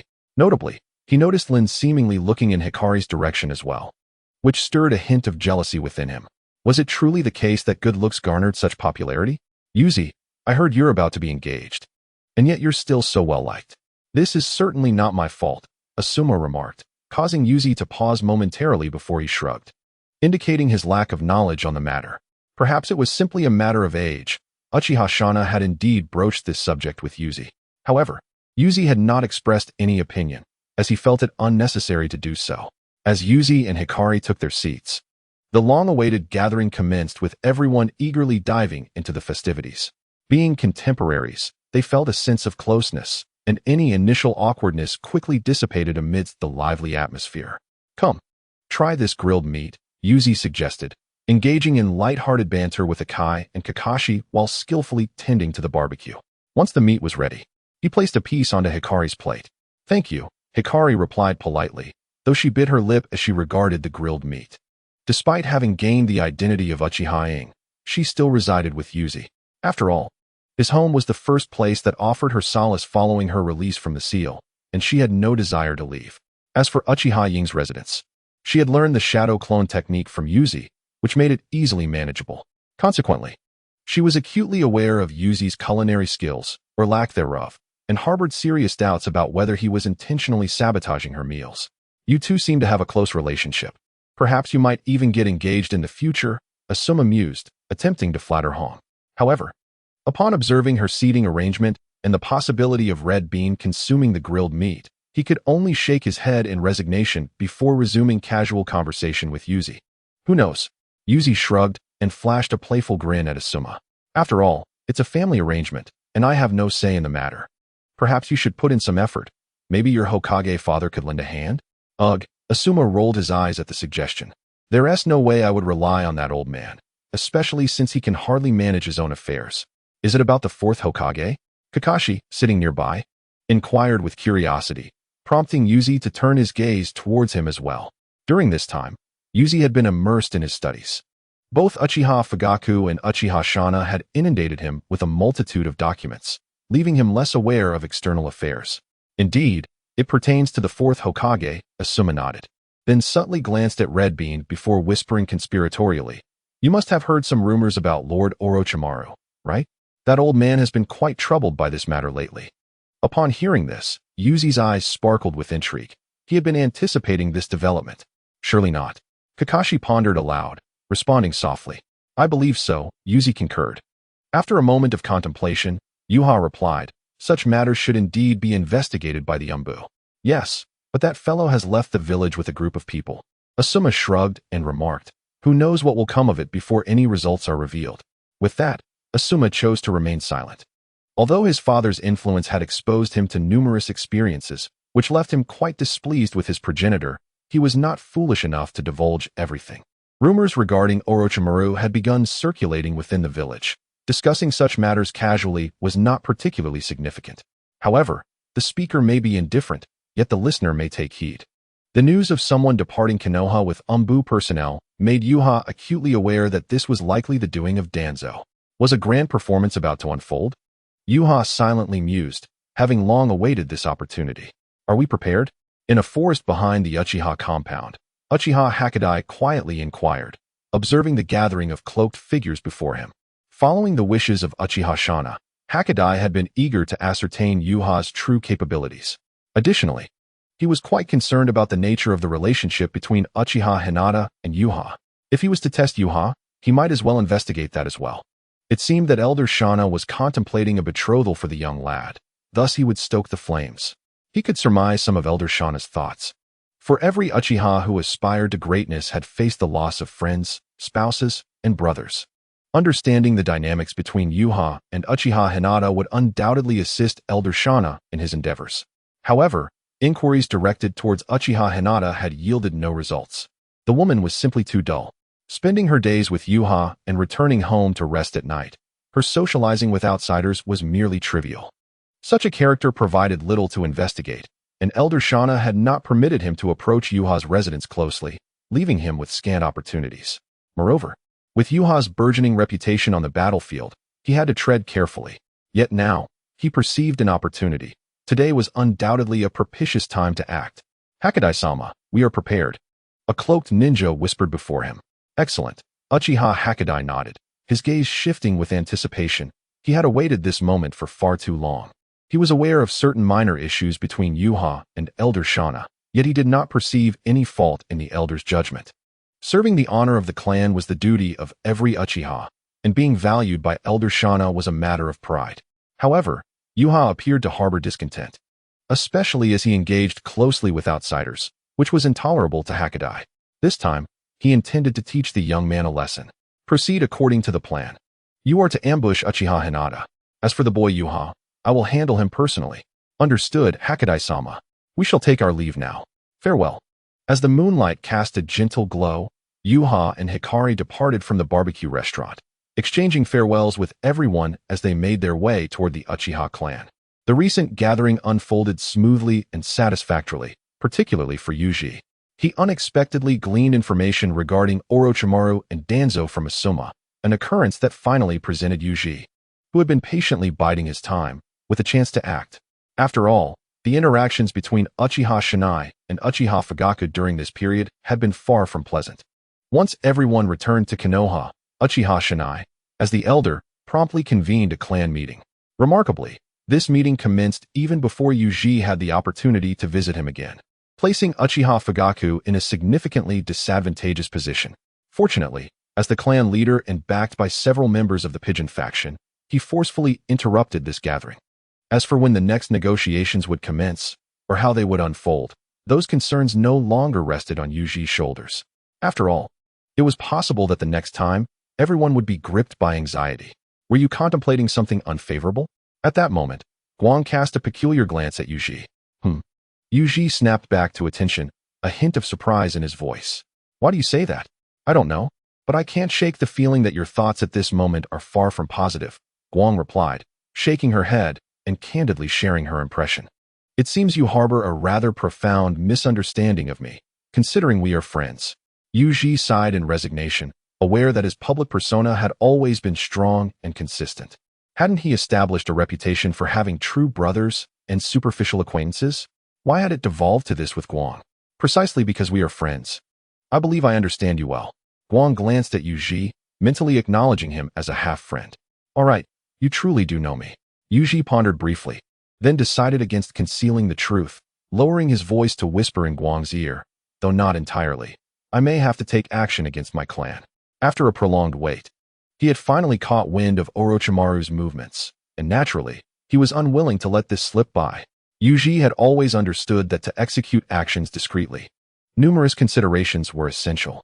For instance, if a significant figure within the Uchiha clan were to perish, internal discord would be necessary to divert blame. Simultaneously, external disturbances would ideally accompany such events to obscure public scrutiny. The third Hokage's abdication in favor of the fourth was indeed a monumental affair, but it required even more sensational news to overshadow it. The prospect of Danzo, holding the reins, perhaps shifting attention post-war, was not part of Yuji's design. Thus, if Danzo harbored ulterior motives, and the revelations surrounding Orochimaru erupted, he would likely seek to evade scrutiny while simultaneously showcasing his capabilities to rally allies away from Konoha. This presented Yuji with the most opportune moment to act. Yuji had long speculated that the rumors regarding Orochimaru's human experiments might have originated from Danzo. The third Hokage would not disseminate such information, as Orochimaru was not only his disciple but also a candidate for Hokage. He could hardly conceal his actions, so how could he allow such news to circulate unchecked? In stark contrast, Danzo held complete control and had yet to endure the assassination of the third Hokage. Yet he had managed to turn the tables and grasp incriminating evidence against others. At this moment, he might act even more recklessly. For the sake of the Hokage, he would likely dare to undertake any deed. Viewed in this light, I ought to express my gratitude to Danzo. With the rumors of Orochimaru's human experiments spreading, any disturbances within the Uchiha clan would likely go unnoticed. Furthermore, even if Yui's actions did not exacerbate the conflict, but rather incited a thorough investigation into the perpetrator, then Orochimaru would essentially become a scapegoat. Is it finally time to take action? Merely hearing Yui's words ignited a fierce glint in her eyes. Though she quickly shook her head, regrettably, it was not yet complete. Patience was essential. One must take things step by step to avoid complications. Yui smiled and then reminded her, moreover, do not forget our endeavor to integrate into the family without revealing our true intentions. I have not forgotten. I understand, she replied, glancing at Yui, aware that her efforts in this regard had been lacking. After all, what was there to integrate into a family destined to turn to ashes? Nevertheless, since Yui had repeatedly emphasized it, she felt compelled to act, lest he persistently nag her about it. As they strolled and conversed, they suddenly halted at the edge of a forest near the Uchiha clan grounds. In an instant, a barrage of shuriken flew toward them. Reacting swiftly, they leapt to evade the incoming projectiles, only to find themselves surrounded by fur-cloaked ninjas. Who are you? Yui inquired, bewildered, as he struggled to comprehend who would dare attack him. Could it be Danzo? No, that couldn't be right. He had already left. And even if it were Danzo, with the entire Leaf Village buzzing about him, he would not be foolish enough to launch a brazen attack, especially so near the Uchiha territory where reinforcements could arrive at any moment. Attack. The Uchiha 8th and his companions clearly had no intention of engaging in idle conversation with Yui. They had been waiting for this moment to strike. To ensure their plan's success, the Uchiha 8th had even arranged for the patrols nearby to be reassigned, all to properly assess this young boy. Of course, he was acutely aware of the gravity of the situation. This boy had caught Elder Shauna's attention, so he certainly would not go for a fatal blow. At most, he would aim to teach the boy a lesson about respecting his elders, and he could afford to be somewhat severe. The Uchiha 8th swiftly positioned himself before Yui, brandishing a long blade, his gaze icy as he regarded Yui. The other three lunged toward Ko, and Yui's heart raced at the sight. Are you certain of what you are doing? Yasui furrowed his brow, his eyes instantly transforming into a shade of crimson. With a hint of amusement, he inquired, we are undoubtedly aware of our actions. The pressing question is, do you comprehend what you must do? Uchiha Hagoromo spoke in a low, gravelly tone, his voice laced with the same playful intrigue. No, you have misjudged a matter, Yasui sighed softly, drawing forth a kunai, its scarlet tomo glinting ominously at the figure before him. Have you devised a plan to rescue your subordinates? Rescue my subordinates? Uchiha Hagoromo paused momentarily, a cold smirk creeping across his masked visage. He began to question whether Yasui, this young lad, had lost his sanity. How could he pose such a foolish query? Yet in the next instant, a blood-curdling scream shattered the tranquility of the night, causing Uchiha Hakadai's expression to shift dramatically. This was not the voice of Uchiha Hinata. It was the cry of his subordinate. "What have you done to provoke her?" In near unison, Yasui's voice echoed in his ear, prompting him to turn. There stood Yasui, kunai in hand, appearing as a specter beside him. The kunai, shimmering with a chilling radiance, sliced through the air, hurtling directly toward him. Clang, clang, clang. The incessant sound of metal clashing filled the air, Yasui's speed astonishingly swift. Uchiha Hakadai was engulfed by an unsettling dread, struggling to grasp the unfolding situation. This was not as he had anticipated. Yasui's velocity exceeded his expectations, exerting immense pressure upon him. Especially disconcerting were those Sharingan eyes. Though both possessed the same three-tomo design, they instilled within him a profound unease. It was not merely Yasui. Uchiha Hinata had also completely defied his expectations.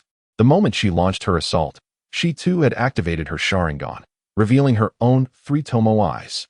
How could she possess Sharingan? What was happening? Yet, in the face of the overwhelming pressure Yasui presented, he scarcely had the opportunity to assess the situation further.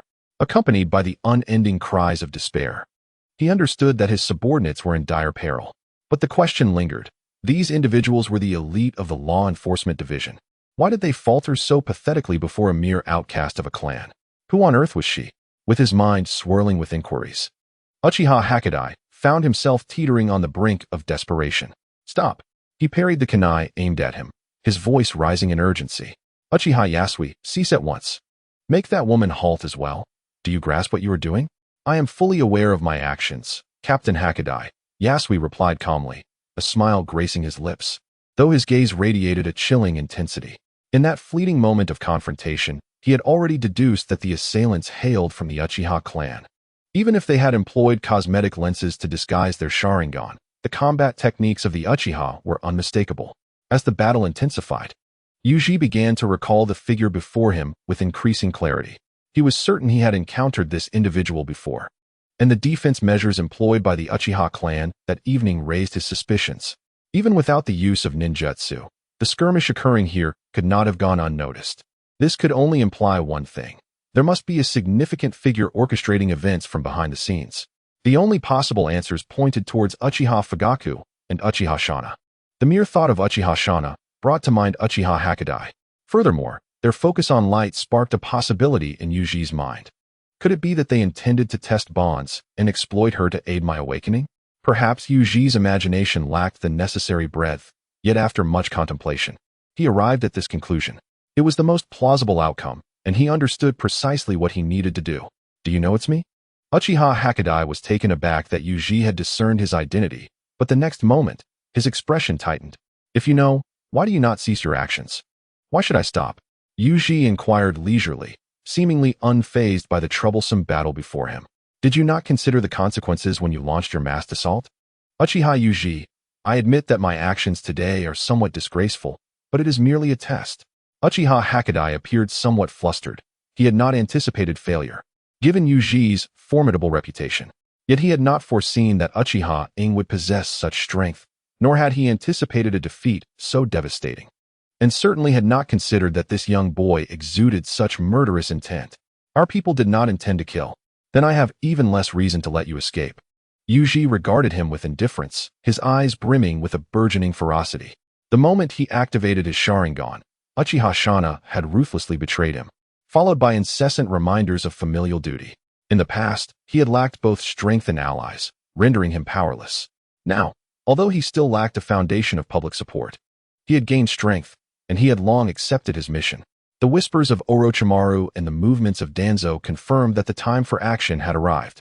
Uchiha Hakadai was already a target he intended to pursue, and now that the opportunity had presented itself, he had no justification to spare him.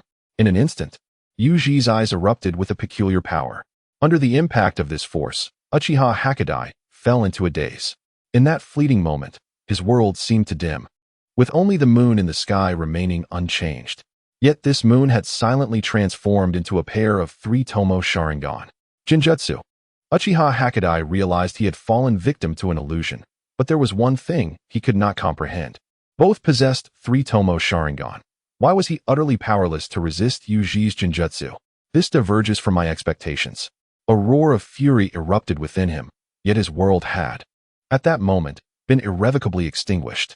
Gazing at the lifeless form of Uchiha Hagoromo sprawled on the ground, Yuri maintained an unruffled demeanor. Though merely a few minutes had passed in their skirmish, he had swiftly dispatched this wielder of the Sharingan, one of the esteemed captains of the police force. However, he recognized that Uchiha Hagoromo appeared ill-prepared, and the disparity in their ocular abilities was indeed pronounced. Despite Yuri employing only the three-tomo Sharingan, its essence was that of the Mangekyo. Moreover, it was an extraordinary variant, enhanced through bloodline elevation. Such ocular prowess was effortlessly superior against the unstable mindset of a mere three-tomo user. Yet, I now comprehend the severity of leniency exhibited during the battle between Uchiha Itachi and Sasuke. The Mangekyo utterly overwhelms the three-tomo. For these two pairs of eyes possess a fundamental distinction. When Yuri activated the Mangekyo, he sensed something amiss, albeit he had yet to engage with other Sharingan bearers. Thus, he could not entirely affirm his thoughts, but now he held a remarkably lucid understanding. Were they truly of the Uchiha clan? Just as Yuri pondered, Hikari approached. She had concluded her battle earlier and was already acutely aware of their identities. As a former ultimate weapon of the Uchiha, vanquishing foes was trivial for her, especially against those she loathed. Indeed, it was so. Yuri nodded, contemplating for a moment before producing several scrolls. Although rather mundane, it seemed they sought to conduct an experiment to ascertain certain matters. Ascertain? Hikari inquired, observing as Yuri began sealing the corpses on the ground, her brow furrowing in concern. Yes, they likely wish to evaluate my strength, along with other aspects, Yuri replied while attending to the bodies, refraining from divulging excessive details.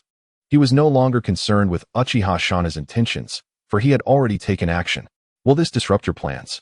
Hikari asked softly, biting her lip, her faith in Yuri growing even as worry crept into her heart. There will be some impact, but it is manageable. After organizing the bodies, Yuri pondered briefly before shaking his head. I have been waiting for an opportune moment, and that moment has now arrived. Even if this individual unexpectedly sought me out, as long as I handle it adeptly, we should encounter no issues. Thus far, the Uchiha clan had remained silent, further indicating that Uchiha Hagoromo had relocated the nearby guards. His own cunning had led to his downfall, which Yuri found rather amusing. You may return for now. I still have an important meeting to attend this evening. Is it truly without risk? Rest assured, as long as you cleanse the bloodstains here, I believe we shall face no significant problems. In the land of rain, the skies weep incessantly. Obito Uchiha cannot recall how long this downpour has persisted since his arrival, yet he is acutely aware that it has not ceased. He harbors no fondness for this place, yet he has come and has already made contact with Yahiko and Nagato. Regrettably, his initial attempts do not seem to have borne fruit. He senses that his words have stirred something within Nagato, but Yahiko abruptly interjects, resolutely rejecting his overtures. Although Obito does not explode with anger, he has indelibly marked Yahiko in his mind. He must contemplate how to eliminate this obstacle. The Rinnegan rests within Nagato, and these eyes are pivotal for creating the infinite Tsukuyomi. Should he establish a world devoid of Yahiko, those eyes will be indispensable. However, eliminating Yahiko without inciting enmity with Nagato and the others poses a considerable challenge. Obito, new intelligence. At the height of his frustration, the ground suddenly fissures, and a figure with an yin-yang mask emerges. Speak, Obito commands, lifting his gaze. Despite the rain's relentless assault, he appears wholly unaffected. There are individuals approaching from Konoha, seemingly to form an alliance with Hanzo. Black Zetsu rasps. I believe this presents an excellent opportunity. If we can compel them to join forces against the Akatsuki, we might corner Yahiko, thereby achieving our objective. Konoha? At the mention of this name, displeasure flickers across Obito's masked visage. This Konoha is far removed from his dreams of the village. Yet, he is no longer the Obito of yore. As long as he can fulfill his goals, he is indifferent to the means. Very well. Obito nods, continue to observe and seek opportunities. By the way, have you discovered who the individual with the kaleidoscope Sharingan beside Yahiko is? Not yet, my lord. Black Zetsu shakes his head. She is exceedingly enigmatic, and her public identity appears to be a facade. Then deep in the investigation, Obito exhales deeply. To confront this individual, it is imperative to sever her connections. Otherwise, the complications will be overwhelming. Ryoma, have there been any developments from Hanzo's side? within a village that has been reduced to ruins in the Land of Rain. Danzo gazes at the oil woman Ryoma, inquiring. They have only just arrived in the Land of Rain. Despite having an arrangement with Hanzo, they must adhere to certain protocols on foreign soil, particularly since he has brought all combat members from the route, considering Hanzo's formidable reputation. This time, he is taking considerable risks, exposing Orochimaru's secrets while attempting to draw Hanzo, a potential ally, to showcase his capabilities. For the sake of the Hokage, he is willing to go to any lengths. Not yet, Lord Danzo, Ryoma replies respectfully. However, the message has been dispatched, and we may receive a response shortly. Understood. Danzo nods. What of the village? The elder had previously instructed that after our departure, the remaining members in Konoha would intensify their efforts, and this has already commenced. Excellent. I hope by the time we return, the matters concerning Orochimaru will be common knowledge. Danzo nodded in satisfaction before closing his eyes to gather his thoughts. His current task was merely to wait, yet he could not help but ponder the prospects that awaited him upon becoming Hokage. Konoha now faced an abundance of unstable elements, and his old friends had begun to defy their teachers while on numerous issues. For instance, Uchiha, his mentor, had once cautioned them to exercise utmost caution regarding this clan. Yet, observe Konoha now. They are inexplicably extolling the virtues of that Uchiha youth. This was something Danzo could not accept. Even if the boy, Yuhi, indeed possessed talent, he was still a protege of Uchiha Shursui. It was difficult to ascertain whether, under the tutelage of that malevolent Uchiha elder, he might transform into a second Uchiha Obito. Only under my leadership can Konoha truly achieve success. This time, victory is imperative. You were attacked. Do you know by whom? In Konoha, within Uchiha Shursui's mansion. The elder regarded Yuhi with a serious expression. However, his gravity was largely feigned, as he was already aware of the situation. Yet, he would not openly admit it. Should Yuhi discover his pretense, he could feign a reprimand towards Uchiha Hakadai. If Yuhi remained unaware, he would obviously act as if oblivious. For he would not shoulder the blame for an assault on his kin. Even if it was merely a test, it was inconsequential. I do not know. Their strength is formidable, and I could not unmask their identities. Yuhi shook his head and began to fabricate an elaborate tale. However, the assailants seemed disinterested in causing a significant disturbance, as they refrained from employing ninjutsu. But what? Merely judging by their techniques, they appear to be Uchiha as well. Do you comprehend the implications of your statement? Uchiha Shursui's expression hardened at these words, and he immediately spoke in a stern tone. You are making the gravest of accusations against our clan. Remember, it is inconceivable for our family to attack its own. I believe you must be the one with a flawed perception, Yuhi thought to himself, but he nodded in response. I understand, esteemed elder. Proceed. I will thoroughly investigate this matter, Uchiha Shursui replied, shaking his head. I will certainly provide you with an explanation, but this will require time, as I must prepare for the upcoming clan meeting. The date for the clan meeting had been set for half a month hence. During this assembly, I must reclaim the eyes lost to the outside world. Half a month, you say? Yuhi nodded gently, finding the time frame sufficient. I understand. I shall take my leave now. Esteemed elder. With this thought, he rose from his seat. Go, and rest well. Uchiha Shursui returned to a more amiable demeanor. However, once Yuhi departed, the smile vanished from his face. Very astute and perceptive, yet that is where it ends. Uchiha Shursui softly clapped his hands together before speaking in a hushed tone. Summon the eighth. I wish to inquire about the specifics. Yes, esteemed elder. A voice immediately emerged from a corner of the room, while Uchiha Shana sat silently in anticipation. It was unclear how much time had elapsed when a figure clad in black suddenly appeared beside him, whispering a few words. Upon hearing this, Uchiha Shana's brow furrowed in concern. Gone. What is the meaning of this? Where has that fellow eighth disappeared to? Informing Uchiha Shana of the ambush he faced was a rather astute method for Yuji to eliminate any suspicion. After all, in a normal line of thinking, if one were to strike from the shadows, would they really disclose their encounter with the victim? Of course, such occurrences are not entirely unheard of. There are indeed those who act under the cover of darkness. However, Yuji took it a step further by removing the body, rendering any denial inconsequential. Moreover, Uchiha Shana, while not exactly revered, was certainly not well liked. If pushed to extremes, he might resort to more drastic measures. Yet, for the sake of the main quest, a degree of discretion is necessary. At least some plausible excuses must be in place. The main task required him to take his place. Thus, he must cherish his reputation. Any blame or foul play must not trace back to him. Otherwise, he could have long attempted some dramatic self-destruction or met with the tragic fate of choking to death. Not much longer would be needed. Perhaps the next clan meeting would present the perfect opportunity to take action. Yuji silently pondered, as he sent Hikari away to attempt to understand and integrate into the clan, while also keeping an ear to the ground for recent developments. Before entering a period of quiet reflection, his potential for growth remains vast. He had only just unlocked his kaleidoscope and had yet to grasp Susanoo. Additionally, he had acquired the technique for eye transplantation, though he had never found the opportunity to employ it. Uchiha Hikari possessed a kaleidoscope, yet considering the tangible consequences, he refrained from acting against him. As for Shursui, the outcome of his development remained uncertain. He was even unaware if Shursui held a kaleidoscope. However, this time he might attempt to test it on Uchiha Fugaku, though he remained uncertain of the nature of his ocular abilities. In truth, regardless of Uchiha Fugaku's ocular technique, so long as it is not the otherworldly Tsukuyami, then 2 pairs of kaleidoscopes should be more than sufficient to overcome him, even in the face of the unknown. There were also the arms of White Zetsu and the additional half of the space-time ability acquired from Obito, which required thorough absorption and understanding. It could be said that Yuji currently had an abundance of knowledge and experiences to explore, comprehend, and grasp. Fortunately, while he diligently pursued his training, Hikari's excursions brought him some promising news. He had not anticipated that someone would seek him out at this moment. Still no news?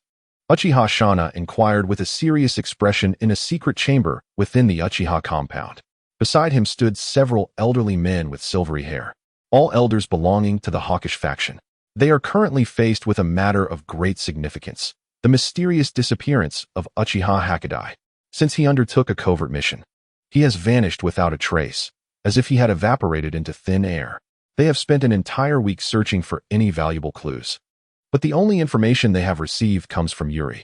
To be frank, Uchiha Shana has even begun to suspect that Yuri may have played a clandestine role in this affair, for they were the only ones to meet that fateful night. There's still no news, Elder, reported the young Uchiha ninja in charge of updates, shaking his head with a hint of unease.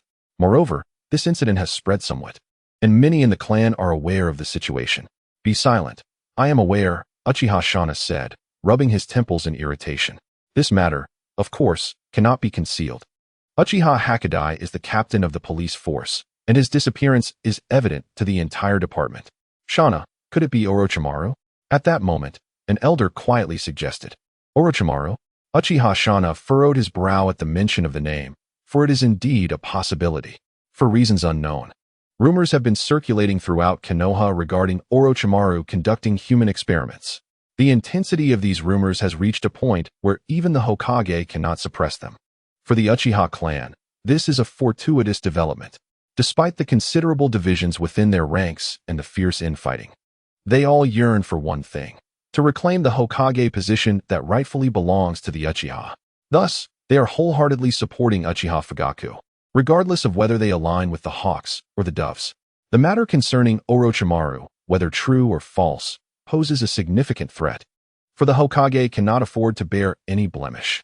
Could this be the result of Orochimaru's desperation? Although it seems far-fetched, everything appears to align logically. Orochimaru can be presumed to have no chance of obtaining the Hokage title, and with Kakashi as a successful precedent, anything is conceivable. If that is the case, Uchiha Shana murmured softly, and in the next moment, his gaze transformed into one of unwavering determination. No, this is the truth. We must disseminate this information, the entire clan. No, the entire village must be informed. At the clan meeting a week hence, we shall have a serious discussion with the clan leader. It is indeed imperative that we converse thoroughly.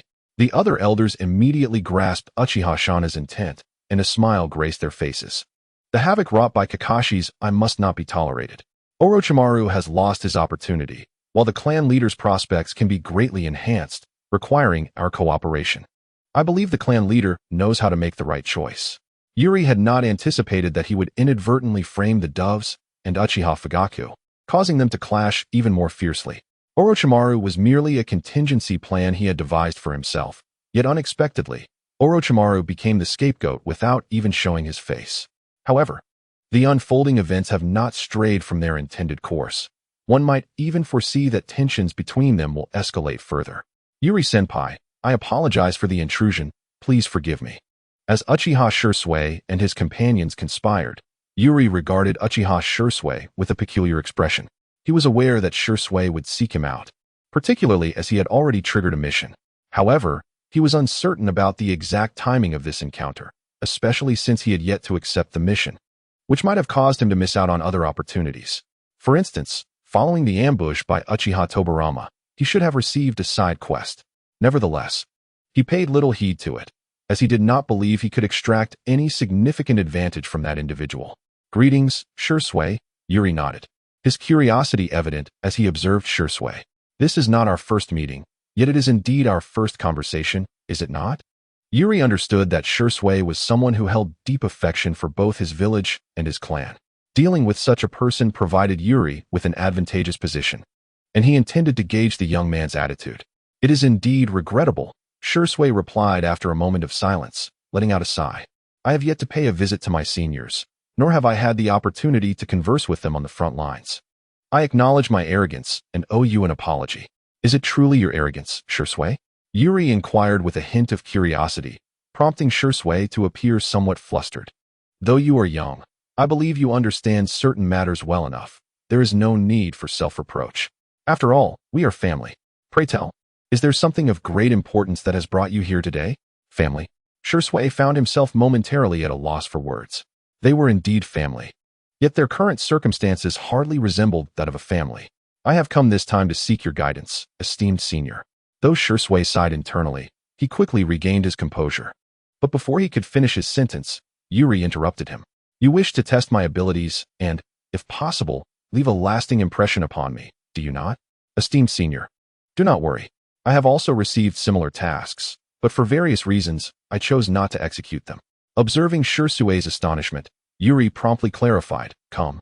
I know a splendid place. Let us proceed. With that, Yuri turned and walked ahead, leaving Shursui in contemplative silence. It dawned on him that Yuri had also faced such tasks, albeit without carrying them out. Was it because he believed they were family? Shursui harbored a modicum of fondness for Yuri, considering him a great hero of the village with numerous friends. Yet, due to various circumstances, they had never truly connected. Now, with just a few words, Yuri had touched the depths of his heart, causing his fondness to surge uncontrollably. This young man displays a commendable attitude. It seems he harbors no ill intentions towards me.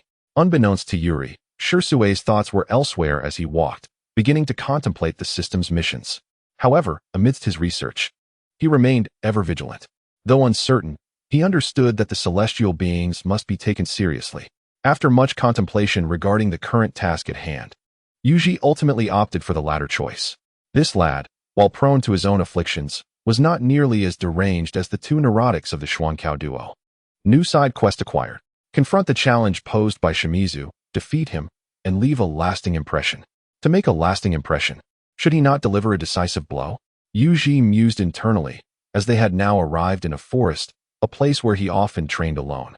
Let us begin. Yuji smiled casually, though internally he was filled with caution, his exterior remained relaxed. I humbly request your guidance, senior. In stark contrast to Yuji's ease, Shimizu appeared significantly more serious. After offering a slight bow, he swiftly drew his short blade, his eyes turning a crimson hue, preparing himself to face Yuji with utmost readiness. In an instant, Yuji activated his Sharingan, yet neither made the first move, both exhibiting remarkable caution. Are you that careful? Yuji silently pondered. Given this, he had no qualms about taking the initiative. He swiftly drew a multitude of shuriken from his tool pouch, launching them towards Shimizu in less than a second. Clang, clang, clang. The shuriken clashed mid-air, altering their trajectories. In the blink of an eye, they spread out like a vast net, enveloping Shimizu. However, Shimizu was not easily caught off guard. The moment Yuji made his move, he reacted with astonishing speed. In an instant, a glimmering blade was aimed at Yuji's neck. So swift, while Yuji was aware of Shimizu's extraordinary speed, even capable of creating afterimages with his body flicker technique, truly grasping the terror of that speed required combat experience. Fortunately, despite Shimizu's rapidity, Yuji was not to be outdone. Just as the blade was about to strike, he deftly evaded, countering with a shuriken aimed directly at Shimizu's abdomen. Is your speed truly that remarkable, senior? Yuji was taken aback, while Shimizu found himself equally astonished. Despite his seemingly humble demeanor as a Uchiha, he possessed his own pride. His speed was one of his points of pride, as few could ever match it. Now, confronted with Yuji's comparable velocity, Shimizu's surprise ignited a fiercer battle spirit within him. After all, the Uchiha clan was known for their martial prowess. Be cautious, senior. Shimizu swiftly maneuvered to create distance. And in the next moment, he formed a series of hand seals. Fire style, great fireball technique. Seeing this, Yuji wasted no time in forming his own seals, unafraid of a ninjutsu confrontation. Moreover, the fireball he conjured was evidently larger than Shimizu's. With a deafening roar, the two fireballs collided midair. In an instant, thick smoke billowed, flames igniting the surrounding flora, while Yuhi's fireball surged relentlessly towards Shursui. Was there truly such a vast disparity in the concentration of chakra between my senior and myself? Shursui, witnessing this scene, found himself momentarily dazed, yet he swiftly evaded to the side. However, at that very moment, Yuhi had already appeared before him. With a hum, a kunai pierced the air, aimed fiercely at Shursui's neck. Reacting immediately, Shursui thrust his short blade forward, the three tomo spinning rapidly as he deftly parried the kunai. He swiftly redirected the blade, unhesitatingly slicing towards Yuhi. Yet, just as his blade was about to strike its target, his expression shifted, and he quickly twisted his arm, diverting the kunai's trajectory. You are too slow, Shursui. Before his eyes, Yuhi suddenly transformed into a stone, while the real Yuhi's figure emerged silently beside him. Before Shursui could react, Yuhi grasped his wrist firmly, while his other hand, bearing the kunai, lunged towards him. However, at the critical moment before the kunai could pierce Shursui, Yuhi abruptly halted, turning with a smile. You learn quickly, Shursui. Yet, it is merely a clumsy imitation of your senior. Behind Yuhi, Shursui's figure materialized, revealing that the previous body had merely turned to a mound of earth, clearly a clay clone.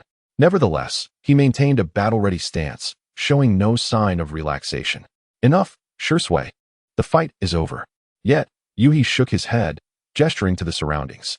If we continue, this forest may well catch fire. I understand, senior, Shursui replied, glancing around. Deep down, he longed to continue, but ultimately, he nodded in agreement. Thank you for your guidance. It has been profoundly enlightening. I have not imparted any wisdom to you.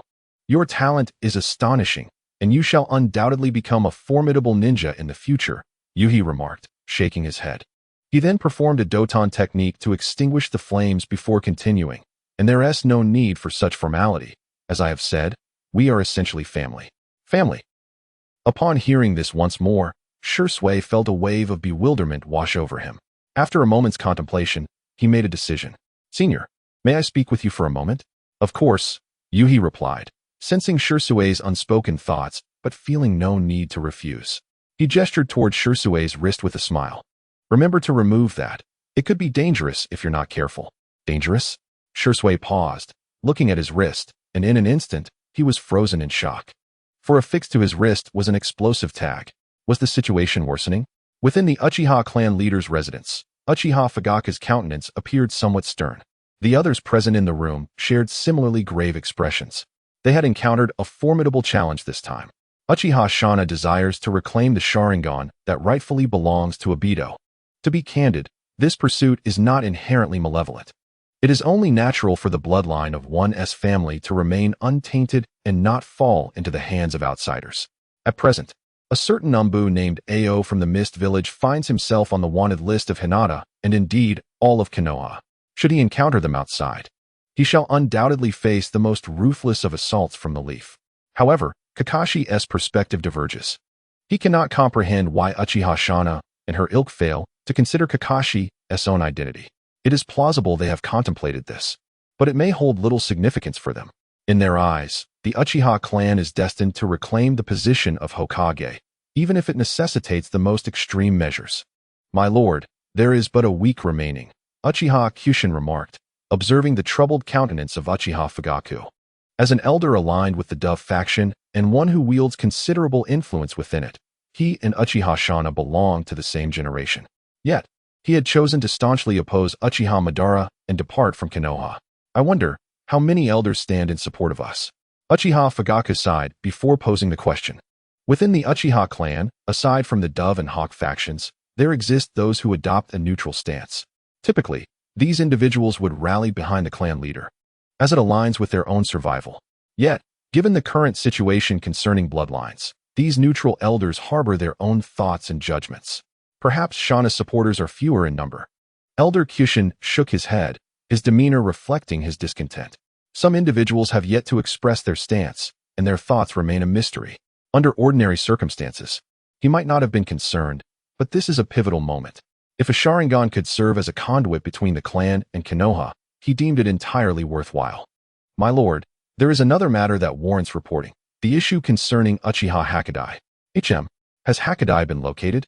As the head of the police force, Uchiha Fugaku was well aware of Hakadai's disappearance. The sudden vanishing of an elite member of the clan, particularly one who leads the police department, was indeed astonishing. Hearing Elder Kyushin mention it piqued his curiosity. He has not been found. He remains missing, Elder Kyushin replied, his expression growing grave. However, my lord, Orochimaru's reputation has taken a turn for the worse lately, and I harbor concerns. Damn it. Uchiha Fugaku instantly grasped Elder Kyushin's implication, prompting his already troubled visage to darken further. While it might be regarded as fortunate that Orochimaru's reputation has soured, the concurrent disappearance of Hakadai has cast a shadow over the situation. He could already envision the actions Uchiha Shana might take, yet he found himself powerless to intervene. The clan's elite have vanished, with Orochimaru standing as the prime suspect. As the clan leader, is it not your duty to seek clarification, rather than impede your clansmen from discussing and disseminating their thoughts? One can only imagine the dire consequences should he choose to act otherwise. Although he possesses the authority of a clan leader, the family has endured treachery akin to that of Uchiha Madara, and he is reluctant to tread that perilous path. My lord, perhaps we could engage in a private conversation during the clan meeting, Uchiha Jushin suggested. He was aware of Uchiha Fugaku's predicament, but refrained from broaching the subject further. It is worth noting that Madara's departure bore some of his responsibility. A private conversation? Uchiha Fugaku furrowed his brow. Are you implying that only the elders and the clan leader will be permitted to attend the meeting, excluding others? Uchiha Jushin hinted subtly, choosing not to elaborate further. Upon hearing this, Uchiha Fugaku understood the implications, an exclusive discussion shrouded in secrecy. This would necessitate that he make greater compromises and concessions in private, in order to appease Uchiha Shana. Only in this manner might he deter this individual from further pressuring him. I understand, Uchiha Fugaku sighed. I shall contemplate this matter thoroughly. In that moment, he truly felt the weight of his responsibilities as clan leader bearing down upon him. However, given the circumstances, it appeared there were no superior alternatives. Is there such a vast chasm separating me from my predecessor? As he followed Yuhi deeper into the forest, Shirsue's mind remained in a haze. He had anticipated the possibility of defeat, yet he never envisioned it would manifest in such a disheartening manner. When it came to ninjutsu, he was outmatched. In taijutsu, he had unwittingly found a detonating tag affixed to his wrist. Had this been a real combat scenario, he would have perished. Moreover, his once proud speed appeared to be merely on par with others, and it was difficult to ascertain who among them was truly faster. What am I to make of this supposed genius? Though Shirsue's heart brimmed with frustration, he felt no resentment. A loss is a loss. He would not fabricate excuses, and his respect for Yuhi had only deepened. This is the essence of what a true hero of Konoha embodies. With these thoughts swirling in his mind, Shirsue and Yuhi ventured into the depths of the clan's forested rear. Upon arrival, Yuhi finally paused. While I cannot fathom the nature of your inquiries, I suspect what you wish to discuss is far from trivial. Yuhi shrugged, maintaining his smile. Of course, I could be mistaken. However, there is no one else here, so feel free to relax. Indeed, senior. Shirsue collected his thoughts, refraining from contesting Yuhi's assertion, for he shared the same sentiment. With no one around, this truly was an opportune moment to address significant matters. In truth, senior, a question has persistently troubled my mind, leaving me in a state of confusion. As you previously stated, we are family, all members of the Uchiha clan. Despite sharing the same bloodline, why do our relationships remain fraught with discord? Whether it is between myself and my seniors, or between Elder Kyushin and Elder Shana, it seems to be the same. Senior, could you enlighten me on this matter? The issue of Shirsue caused Yuya's brow to arch slightly. It is not that the question is particularly difficult, but rather that it serves as an excellent point of entry for his verbal prowess. In the original narrative, whether Shisui is revealing the capabilities of his Mangekyo Sharingan to the higher-ups of Konoha or ultimately choosing to end his own life, he appears to be rather mentally unstable. Yet, it cannot be denied that he truly possesses both village and clan in his thoughts. Thus, utilizing this familial aspect to engage in a verbal spar with Shisui might indeed be a prudent choice, especially considering that one of his subplots involves taking action against the clan's leadership. If it could induce confusion in his thoughts and prevent him from complicating matters, it would be a tremendous achievement. An excellent question, Shisui, Yuya remarked, as he contemplated further. The answer is quite simple. Have you ever pondered the nature of your upbringing? In other words, what are the most enduring lessons imparted to you by the elders? Enduring lessons? Shisui mused for a moment, recalling that he was raised by Uchiha Kyushin, who consistently urged him to uphold the honor of the clan, striving for a peaceful reconciliation between the clan and the village. That is a commendable thought. However, do you know what Elder Shana has emphasized the most since I awakened my Sharingan? Yuya nodded. Indeed, the pacifist ideology still leaned towards the clan's interests. Though their nonviolent approach may seem foolish, they were not naive enough to forsake their clan entirely. I do not know, Senior. Elder Shana's most frequent assertion was that the honor of the clan surpasses all else, and we must pursue it by any means necessary. Shisui was taken aback by this revelation, as it represented two fundamentally different philosophies. Elder Shana's stance appeared alarmingly extreme. Suddenly, Shisui seemed to grasp Yuya's intent behind such words.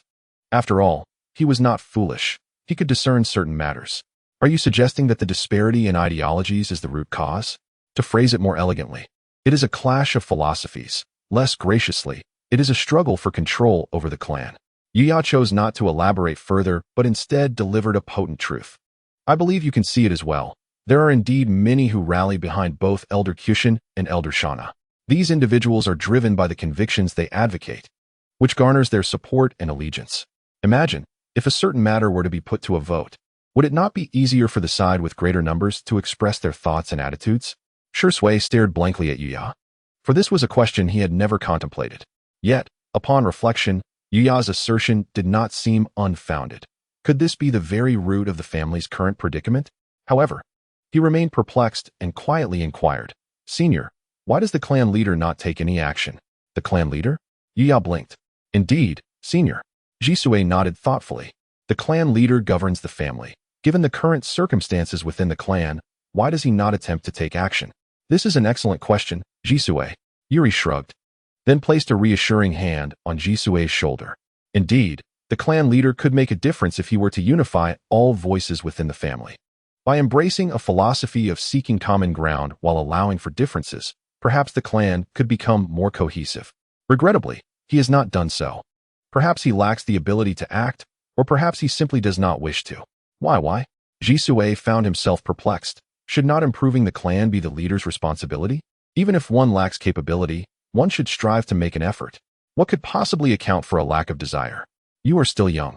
There are many things you may not fully grasp, Yuri replied, shaking his head gently. For a clan leader, sometimes the clear factions within the clan can be preferable to a facade of harmony, especially when both factions are grappling with serious issues and exhibit extreme tendencies. Both exhibit extreme tendencies? Jisui felt bewildered by the clan leader's inaction, and Yuri's words only deepened his confusion. From any perspective, it seemed that Elder Shana was more extreme. How could Yuri suggest that Elder Kyushin also embodies extremism? Indeed, both are quite extreme, Yuri affirmed. Elder Shana has always believed that Konoha was established through the collaboration of the Uchiha and Senju clans. Yet, to this day, no Uchiha has ever held the position of Hokage. Moreover, he insists that any means are justified for the sake of the clan's honor, making it difficult to envision how the family will fare if this continues. In contrast, Elder Kyushin advocates for a peaceful integration into Konoha, believing that all matters should be resolved through communication and negotiation. But Jisui, do you recall how negotiations between Konoha and Iwagakure unfolded when we were in the Land of Grass? Jisui nodded, having participated in that endeavor. He knew well how intense the exchanges had been during the negotiations. To ensure you are qualified for negotiation and dialogue, you must first possess the strength that compels the other party to engage with you. Yuri sighed, his tone growing serious. without the assurance of strength. Without the conviction to take up arms and fight when resistance is warranted, true peace can never be attained. Elder Kyushin's ideology does not guarantee peace. It is merely a form of extreme compromise. A great figure once proclaimed, "Peace attained through struggle endures, while peace sought through compromise perishes." This wisdom is timeless, applicable in any era. Jisue felt utterly lost. He had merely sought to understand the reasons behind the clan's division. Yet, the revelations he had encountered were startling, leaving him to question how the family had reached such a state. He felt as though his beliefs were on the verge of collapse. Enough. We have conversed too much today. Just as Jisue found himself in a haze, Yuri smiled at him. You may take my words lightly. I merely spoke freely. So feel free to listen with an open mind. In the future, when faced with dilemmas, one must engage in profound contemplation and not merely perceive issues through superficial lenses. Furthermore, do not accept everything others say at face value, regardless of their stature. After regaining his composure, Shursui hesitated as he gazed at the departing Yuhi. What will become of our clan? Who knows? Yuhi replied, shaking his head, and then muttered softly, perhaps in the future, 2 individuals might alter the fate of the clan. 2. Shursui looked at Yuhi in surprise. Indeed, Yuhi affirmed, nodding, as he pointed first at Shursui and then at himself. Perhaps one is you, and the other is me. Side quest completed. Confront Shursui's challenge, defeat him, and leave a profound impression. Reward acquired. Side quest completed. Confront Shursui's challenge, defeat him, and leave a profound impression. Reward. Shursui Uchiha's Jinjutsu talent. Shursui's Jinjutsu talent? Upon reading the notification on his panel, Yuhi found himself lost in contemplation. Shursui Jinjutsu? In his recollections, Shursui's proficiency in Jinjutsu, unless he possessed the Mangekyo Sharingan, appeared rather ambiguous. The Uchiha clan is often stereotyped as being adept at Jinjutsu due to their Sharingan. However, not every Uchiha excels in this art. For those lacking in Jinjutsu skills, the Sharingan primarily serves as a means to dispel illusions. Shursui's most notable attribute was his speed. Otherwise, he would not have earned the moniker Shunshin Shursui. Yet, considering his Mangekyo, and given that Yuhi had previously acquired Obito's talent, the spatial abilities evidently stemmed from that very Mangekyo. If that were the case, did he not stand a chance to obtain Kodoame Tsukumi? Even if it were not the complete version, the ability to instantaneously counter Edo Tensei with Kodoame Tsukumi, influencing others through chakra, would indeed be splendid. He decided to digest this gradually and observe its effects in due time. Although his encounter with Shursui had been somewhat abrupt, the outcome was ultimately favorable. Regarding their conversation, he felt no apprehension. After all, the clan meeting was still a week away, and the circumstances at that time remained uncertain.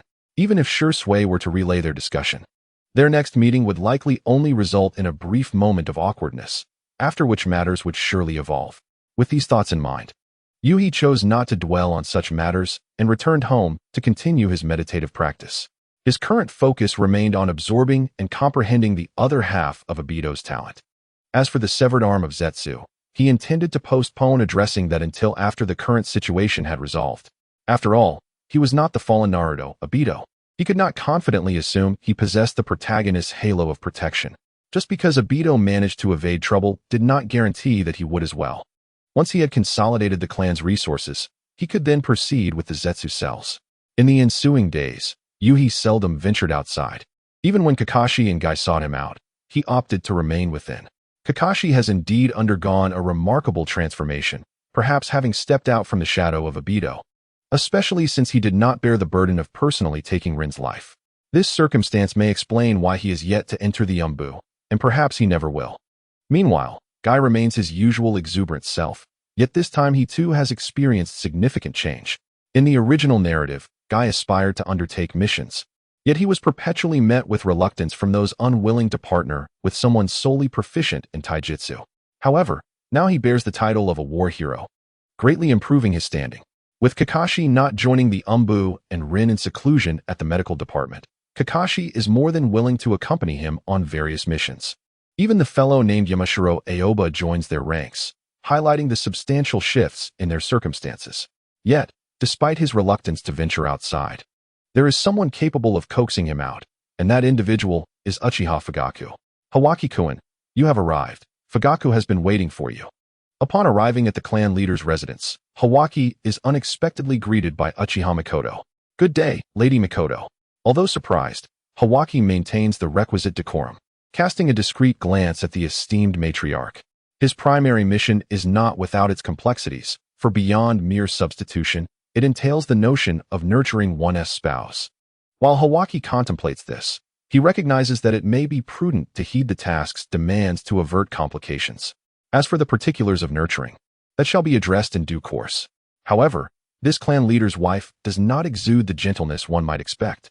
Hawaki recalls that Uchiha Makoto is the daughter of a certain elder and, most importantly, an elite ninja possessing the three-tomo Sharingan. It was only after marrying Uchiha Fugaku that she stepped away from the ranks of combat ninjas to dedicate herself to domestic life. If she were devoid of strength and capability, it is unlikely she would maintain such a close relationship with Kushina. Hawaki-kun, I must take my leave now. After a brief and casual exchange with Uchiha Makoto, they arrive at the gazebo by the pond, where she smiles and bows slightly before departing. "Hawaki-kun, please have a seat." Uchiha Fugaku appears exceedingly amiable as he brews tea while conversing. "You promised to join me for tea, yet it is only now that we finally meet. My apologies. Clan leader, I have been engrossed in research and lost track of time." Hawaki shakes his head, revealing a smile. "I must also express my gratitude for your kindness. The materials you provided have been enlightening. Indeed, I was concerned that the materials I supplied would not meet your expectations." Uchiha Fugaku sets a cup of tea before Hawaki and subtly remarks, "After all, I have heard that Elder Shana has also provided you with considerable resources and even recommended you for the Jonin examination." Hawaki recalls the incident where Uchiha Shana was quite competitive in securing talent. Recommending participation in the elite shinobi assessment may not be regarded as a significant affair, yet the identity of the recommender carries considerable weight. Although Yuri possesses only a cursory understanding of the intricacies involved, he is acutely aware that Uchiha Fugaku is likely displeased with this matter. "Esteemed clan leader, I only became aware of this upon my return," Yuri admitted. Concerning Fugaku's dissatisfaction, Yuri feels powerless. To him, the identity of the recommender is inconsequential. His curiosity, however, is piqued by one question. What does Uchiha Fugaku seek from him this time? Could it be that the upcoming clan meeting harbors unexpected developments? Yuri understands that, at times, circumstances are beyond one's control. Uchiha Fugaku took a sip of tea and then turned his gaze towards Yuri. "Yet, there are matters for which we can prepare in advance. Elder Shinai has shown you considerable affection. I believe you have come to understand him somewhat better, haven't you?" Upon hearing this, Yuri raised an eyebrow in intrigue. "Esteemed clan leader, I must confess my knowledge of Elder Shinai is rather limited, but I am aware that he is wholly dedicated to the Uchiha." After a moment of contemplation, he continued, "I firmly believe Elder Shinai's intentions are solely for the benefit of the Uchiha clan." Fugaku's smile dimmed slightly as he tapped the table and resumed speaking. "However, this clan meeting is rather unique. It may well be attended solely by the elders. I hope everyone can attain satisfactory answers, which naturally requires some understanding of personal preferences. Yuri, you have now reached the level of 3 tomo. Whether you can advance further remains uncertain. Yet, I possess certain secrets regarding the Sharingan. Might you be interested?" At this juncture, even the most naive could comprehend Fugaku's implications. Yet, Yuri felt an overwhelming sense of exasperation. Did this old sorcerer truly intend to have his favored son act as a double agent, merely a matter of personal inclination? Nevertheless, these thoughts seemed trivial. From Fugaku's words, Yuri gleaned a glimmer of hope. The upcoming clan meeting would only involve the elders. "Yuri, take care on your way." Fugaku bid him. "Madam Makoto, please return." Departing from the clan leader's residence, Yuri hastened towards his own home. Although his meeting with Uchiha Fugaku was less than pleasant, upon reflection, he realized that such encounters had become a familiar pattern. Yuri had grown accustomed to it, though it seemed that each meeting with Fugaku yielded a noteworthy reward. The first time, he had effectively sacrificed himself, enabling Yuri to complete a previous quest while acquiring the remarkable ability. The second time, Fugaku provided an abundance of information, perfectly compensating for Yuri's foundational deficiencies. And now, he had delivered the most significant piece of information, with only the elders attending the clan meeting. Did that not imply that he could eliminate everyone within and fulfill his mission? Yet, while he entertained such thoughts, Yuri understood that the security for this meeting would undoubtedly be stringent. Thus, he still needed to strategize how to proceed. The matter of assuming the role of clan leader also demands careful consideration, especially since my foundation among the populace is rather tenuous. Displaying the Mangekyo Sharingan may not necessarily garner overwhelming support, as the average Uchiha is largely unfamiliar with the true nature of this ocular power. Most critically, there is the concern of attracting the attention of Konoha. Presently, the village's admiration for me, while substantial, stems not only from their own objective circumstances, but also from the fact that my displayed prowess is not as extraordinary as it may seem. Were I to proclaim my possession of the Mangekyo openly, it is quite possible that the Umbu would begin to scrutinize me with greater intensity. To reveal this ocular ability, I must bide my time, perhaps until the Nine Tails incident, which is anticipated to occur in about a year. Although a year may seem brief for someone like me, it should suffice for me to accomplish several essential tasks. Setting aside my understanding of Obito's talents, I ought to begin my experiments with the white Zetsu cells. With adequate ocular power, combined with my own Mangekyo abilities, I should be able to establish defenses against the Nine Tails. Consequently, the likelihood of Minato Namikaze, renowned for his initial kill, taking any action against me would be significantly diminished. After all, we have previously collaborated on missions, and defending against the Nine Tails effectively saved my entire family. Thoughtfully stroking my chin, I considered another option. Perhaps I could orchestrate Minato's demise. This might entirely eliminate the risk of facing an initial attack. However, compared to Sarutobi Hiruzen, Minato hardly presents a comparable threat. But that is a discussion for another time. The immediate concerns demand my attention. Shaking my head, I returned home only to discover that the door was unlocked, indicating that Hikari had returned. Indeed, upon entering, I found her sitting alone in a daze, lost in thought. My presence seemed to rouse her, and she nodded in acknowledgement. "You're back?" "Yes," I replied, moving closer. Curiosity piqued. "What have you been pondering so deeply?" "Oh, just some amusing incidents I encountered outside," Hikari responded, lightly shaking her head and offering a casual reply. "Just some amusing incidents?" My interest was genuinely piqued. I knew that had I not insisted on Hikari attempting to engage with this world, she would likely have remained reclusive. Over the past few days, I had been occupied with my own matters, primarily encouraging her to venture out and gather information. This, I believed, was a viable method to immerse her in the world around her, and it seemed to be yielding positive results. Humans are inherently social beings. Prolonged solitude can be quite burdensome for the psyche. Even in the survival films I watched before my reincarnation, the protagonist often conversed with a volleyball as if it were a companion. Just some rather intriguing occurrences, Hikari noted, her expression revealing that she recognized my burgeoning curiosity. Thus, she deftly shifted the topic. "By the way, where have you been? Earlier, when your friend sought you, you didn't go out, yet today you did." "It was Uchiha Hagoromo, the current clan leader," I replied. Seeing Hikari, Yuhei chose not to pry further into her silence. Although Hikari appeared somewhat aloof, she had improved significantly compared to her former self. Progressing gradually was the key. There was no need to rush her development. "Has he sought you out again?" At the mere mention of Uchiha Hagoromo, Hikari's brow furrowed slightly. It seemed that every time he approached her, it was never for anything good. "Though he brings no favorable tidings, I assure you, I have never faced loss in our encounters," Yuhei replied with a reassuring smile. He then settled down and succinctly recounted his recent conversation with Uchiha Hagoromo. Hikari listened intently, and once he finished, a look of distaste crossed her face. Indeed, the Uchiha clan leaders of any era were invariably detestable. Not entirely. Yuhei chuckled awkwardly, realizing that such a statement inadvertently criticized his own future role as clan leader. There will always be capable leaders who aspire to alter the status quo. Our judgment can only extend to the competence of the current leader. Clearly, Uchiha Hagoromo falls short. Yet that does not imply that others will fail as well. "You seem to imply something deeper," Hikari remarked, her gaze questioning Yuhei. "You're overthinking it."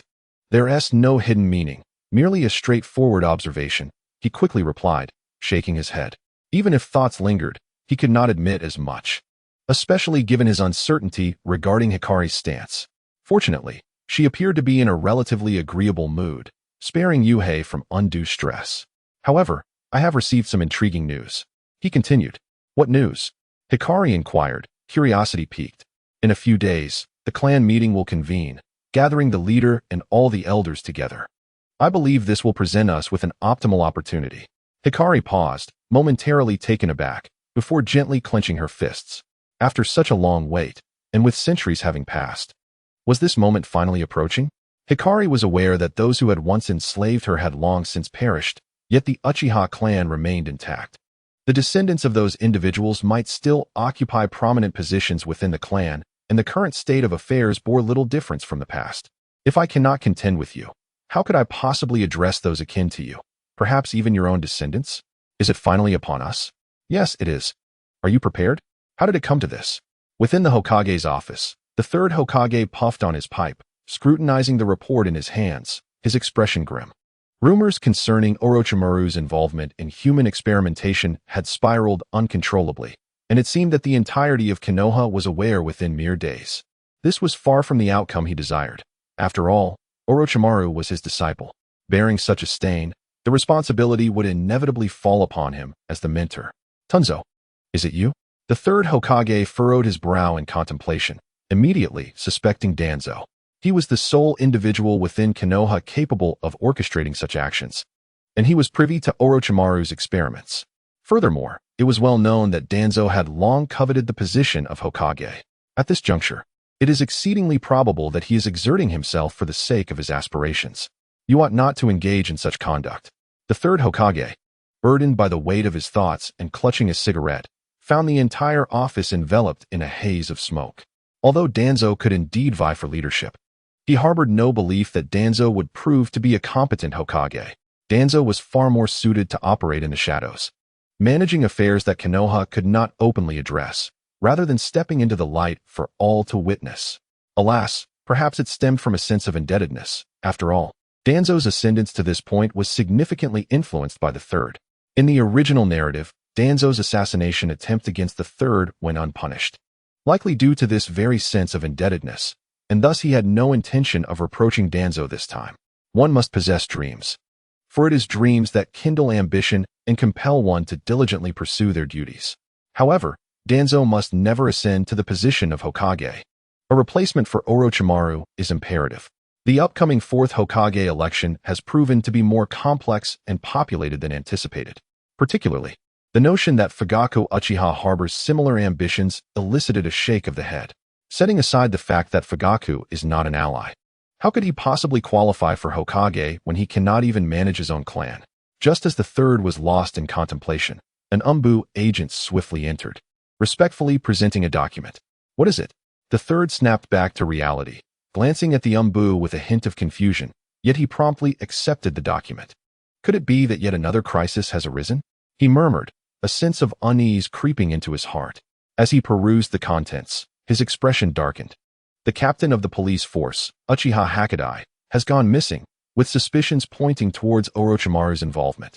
Have these Uchiha lost their minds? The third was genuinely incensed. The Uchiha were creating a spectacle to garner sympathy while trampling upon Orochimaru. As for Uchiha Hagoromo's disappearance, whether it was due to an assumed identity or some unfortunate incident was entirely plausible. Of course, there was also the possibility of Danzo's involvement. After all, this served to deepen his disdain for the Uchiha while simultaneously ensnaring Orochimaru, a boon for Danzo. A prompt selection of a new candidate was essential. This situation could not persist. The third swiftly resolved that the Uchiha issue could be addressed later. The paramount concern remained the selection of the new Hokage. He still believed that maintaining control over Konoha was the most prudent course. Given Fugaku Uchiha's overtures, there was no need for Yuzi to extend courtesies. Although he wished to continue his introspection, he understood that preparations were necessary before taking action. This included clarifying the details regarding the elders and familiarizing himself with their security arrangements. In truth, this high-level meeting had provided Yuzi with a significant advantage, enabling him to target only those of considerable influence. The Uchiha clan must continue to exist. Should all capable individuals be eradicated, the clan would undoubtedly face dire consequences. Eliminating these high-ranking members would effectively sever the transmission of their will, thus preserving the remaining elite of the Uchiha. As for the treatment of others, it is not particularly challenging. Inviting them, executing them, or subjugating them like dogs. Though blunt, such methods remain timeless. The hardliners shall be dispatched to join the elders for tea. Those willing to comply, even those intending to bide their time, will find leniency as long as they refrain from causing disruption. The Uchiha clan will undergo transformation. As circumstances improve, the perspectives of these patient clan members will gradually shift. When it is time to act decisively, one must harbor no compassion. Yet, when restraint is required, one must also know when to halt, thereby garnering the support of the majority. Of course, should anyone prove obstinately resistant, I possess the means to make an example of them. In the ensuing days, I began to diligently investigate the pasts of these elders. After all, their ascension to such positions indicates they were once formidable ninjas. Although the ravages of time have likely diminished their former prowess, caution is always prudent. Moreover, those tasked with their security are not to be underestimated. I do not wish for this operation to become widely known. However, uncovering such matters proves quite challenging. After several days of inquiry, I found myself somewhat disheartened. The elders were manageable, as their deeds had long since become legendary within the clan. Gaining insight into their histories posed little difficulty. Even perusing some texts would yield information. Yet, the ninjas responsible for their protection remain elusive, shrouded in mystery. Ultimately, it is normal not to find everything. A general understanding of the elders' circumstances suffices. Despite feeling somewhat disheartened, my spirits remained relatively high, especially upon learning something intriguing. Recently, rumors surrounding Orochimaru's human experiments have erupted like a volcanic eruption, spreading uncontrollably. Furthermore, reports of missing Uchiha elites, allegedly targeted by Orochimaru, have begun to circulate rapidly. To be honest, upon hearing this news, I felt a bit bewildered. The situation seemed to diverge from my expectations. How did it leap directly from the clan leader to the doves, with Orochimaru becoming the scapegoat? This situation, while having its pros and cons, is undeniable. Orochimaru's scapegoating effectively absolves me, as no one would suspect my involvement. Yet, Orochimaru's actions must have already sent shivers down the spines of Konoha's upper echelons. And now the Uchiha have stirred the pot further. One can only imagine the depth of their animosity towards the Uchiha at this moment. Of course, with the uproar outside, this scenario is more conducive to my endeavors. However, the complexity of the concluding tasks has undoubtedly increased. Reflecting on this, I found myself somewhat resigned. Plans are often rendered futile by unforeseen changes, a reality with which we all must contend. Fortunately, Yuri has grown accustomed to adapting to circumstances, and most importantly, I possess knowledge of certain future developments. It seems that a visit to Namikaze Minato is in order. Is action finally at hand? Yuri is presently engaged in diligent preparation, while Hikaru appears to be enjoying a leisurely time, wandering alone within the clan. During her time with Yuri, she has realized that her responsibilities seem minimal. For Yuri effortlessly manages any situation that arises. Moreover, Yuri is a person of his word. He fulfills his promises, even if they are occasionally delayed for various reasons. As he would put it, such an approach is the most stable and least prone to issues. Now, he is on the verge of fulfilling his commitment regarding the Uchiha clan. One could say that Yuri is indeed a reliable and trustworthy individual. However, many share this sentiment. Over the past few days, Hikaru has been heeding Yuri's advice, continually striving to integrate and understand this family and village. Through this process, she has heard numerous tales about Yuri. Within the village, everyone extols his virtues, recounting his heroic deeds, which only reinforces the perception of him as a dependable person. Furthermore, Yuri has a plethora of friends, and due to her recent companionship with him, many of his friends have come to know her as well. This has resulted in unexpected kindness. Regardless of the situation, everyone is more than willing to lend a hand. Such generosity has taken her by surprise, and she seems to have gleaned many insights into the differences between herself and Yuri. What has deepened her understanding of Yuri even further are the amusing anecdotes from within the clan, stories she will always cherish. Good morning, Sister Hikari. Just as she was lost in thought, a group of Uchiha children suddenly passed by her side, and upon seeing her, they joyfully greeted her. Hikari seemed momentarily taken aback, but soon she gently nodded in acknowledgement. Good morning to you all. Are you heading to school? Though her emotional fluctuations are not particularly pronounced, she feels compelled to respond when a group of children greets her, especially when they take the initiative. Having quietly stayed in Konoha for a considerable time, she has developed a certain understanding of this world. At the very least, she is unlikely to make a fool of herself. Yes, one of the Uchiha children waved his hand lightly, smiling as he declared, I will work hard to become a great hero like Brother Yuri. After you?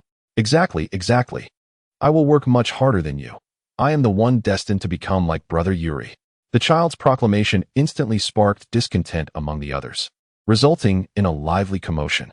Observing this scene, a smile involuntarily graced Hikaru's lips. Although they are a rowdy bunch, she does not feel irritated. Perhaps the absence of childhood memories has instilled in her a longing for such moments, making everything before her seem particularly beautiful. However, it is evident from this that the influence of Yuri is quite profound. Even though due to Uchiha Hikari's identity, she can only engage with the lower echelons. Yet, as these interactions unfold, they seem increasingly tangible. Sister Hikari, you and Brother Yuri are friends, aren't you? At that moment, a girl who had not participated in the argument suddenly posed this question to Hikari. Of course, we are friends. My mother and I often see them walking together, came Hikari's response. This inquiry immediately captured the attention of other children, one boy chiming in with a grin. Indeed, my father has seen them too. Another girl nodded in agreement, expressing her envy. Moreover, I heard that Brother Yuri seems to take Sister Hikari with him wherever he goes. If only I could have such an opportunity to connect with Brother Yuri. Upon hearing this, Hikari tilted her head slightly, realizing that these children weren't always as endearing as they appeared. Yes, we are friends, Hikari affirmed, recognizing the futility of rebuttal, as it was indeed true. So, Sister Hikari, could you share some tales about Brother Yuri with us? The girl who had asked the question gazed at Hikari with eager anticipation, but this request left Hikari somewhat exasperated. Regarding Yuri, I believe it would be more beneficial for you to inquire with your families. They likely know far more than I do. Hikari's knowledge of Yuri paled in comparison to what these children's families possessed. She had learned about Yuri's past through them, in their words. They had watched him grow up. From them, Hikari gleaned countless anecdotes about Yuri's childhood, including the fact that he lost his parents at a young age and relied on the kindness of neighbors to survive, as well as the less-than-ideal circumstances of his school life. In truth, Hikari was not only aware of Yuri's situation, but also of Uchiha Hikari's. For during her inquiries, an Uchiha matron had uttered a remark that sent shivers down Hikari's spine. You have changed so much, Hikari. You were always so quiet. Everyone wanted to help you. Yet you consistently refused. Now, witnessing the transformation influenced by Yuri brings us great joy. Keep it up. Yuri is indeed a rare, trustworthy, and dependable individual. Hikari felt her cheeks flush upon hearing this, yet she seized upon a crucial point. Even Uchiha Hikari garnered concern from these people. Although it was merely through her borrowed identity, she had come to understand this girl through Uchiha Hikari's diary. A solitary, aloof individual who was reluctant to communicate, choosing instead to confine her thoughts to her journal. Was this type of person also deserving of such care? Now, she seemed to comprehend why Yuri had named her Uchiha Hikari. Is that so? The little girl appeared somewhat disheartened, but she quickly brightened again. I heard that Sister Hikari and Brother Yuri once fought together on the battlefield. It must mean that Sister Hikari is quite formidable. Therefore, could you perhaps teach us when you're not on a mission? The words of the girl immediately elicited expressions of hope from all the mischievous children. With a child like Yuha from the neighboring household, who wouldn't yearn for progress?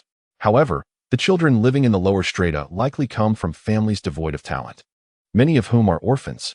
Consequently, their education is almost exclusively derived from the ninja school, or perhaps from other ninjas who take it upon themselves to teach them out of goodwill. Hearing this, Hikari felt somewhat troubled, yet upon witnessing the eager gazes of the children, she ultimately nodded. Very well, if I have the time, I shall teach you. But I must warn you that I am quite strict. Thank you, Sister Hikari. Her words instantly ignited cheers among the children. Observing their joyful expressions stirred something within Hikari. But just then, a little girl suddenly produced a piece of candy. Sister Hikari, thank you. This candy is from my mother. I hope you like it. I have some too. Thank you, Sister Hikari. As Hikari looked at the candies being offered by the group of mischievous children, she was momentarily taken aback, but soon nodded and smiled as she accepted each one. All right, you all hurry off to class now. You mustn't be late and must study diligently. However, I heard that Yuhanai seems to be at school. The children instinctively murmured in response to Hikari's words, yet they still nodded happily. Goodbye, Sister Hikari. Take care. Goodbye. As she watched the group of children leave, laughing and waving their goodbyes, Hikari instinctively reminded them. Once they had all departed, she lowered her gaze to the handful of candies she had received. In an instant, her smile faded, and she slowly fell into silence. Shursui, why have you appeared so restless lately? Is something troubling you?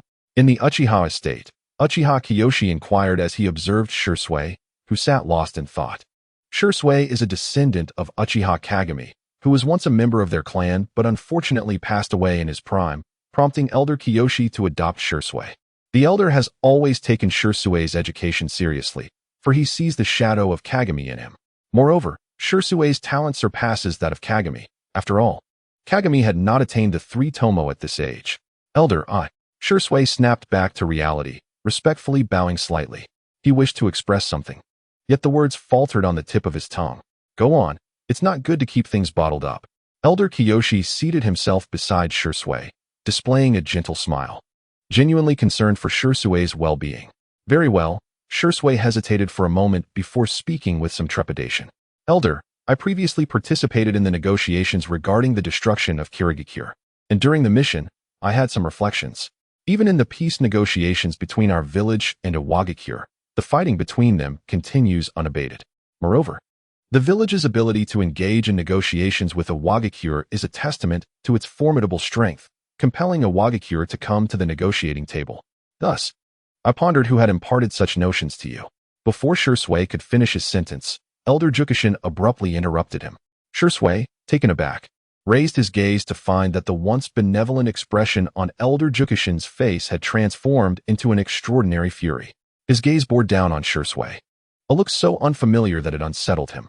Forget what you just said.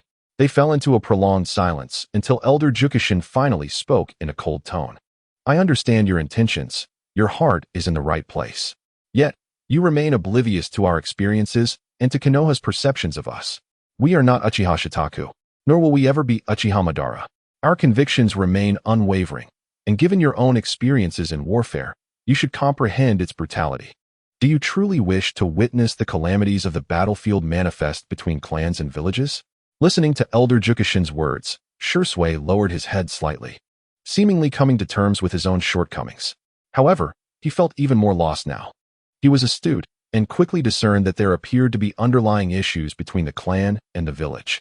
Yet, he hesitated to inquire further, as Elder Jukishin's current demeanor felt so foreign to him.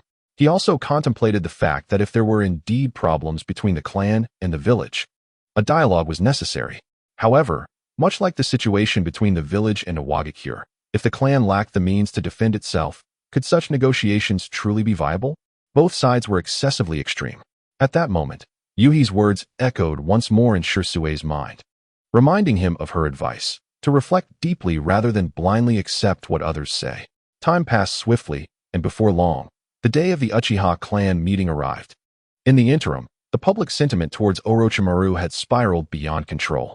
Although the ninja community was aware of the situation, few dared to discuss it openly. However, under the Uchiha's dramatic portrayal of victimhood, even civilians began to murmur about it.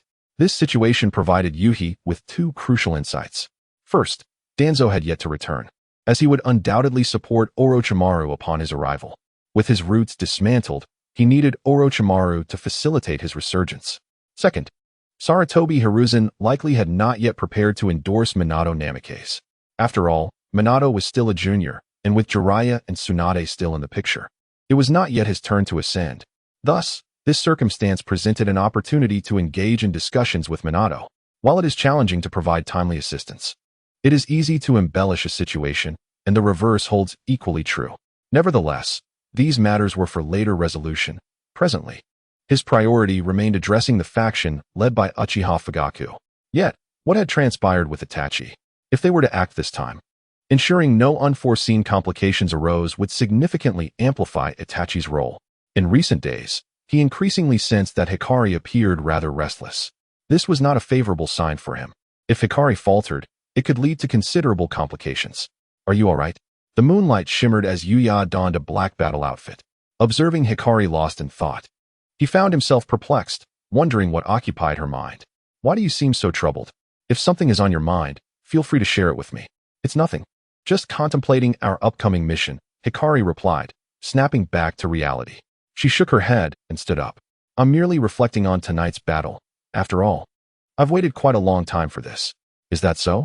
Yuya regarded Hikari with curiosity, sensing that she was not entirely truthful. However, he refrained from pressing her further, cognizant of the malice and murderous intent she harbored towards the upper echelons of their clan. As long as she did not cause any upheaval at a critical moment, everything would be manageable. All right, please let me know if anything arises. I might be able to assist you, considering we are friends.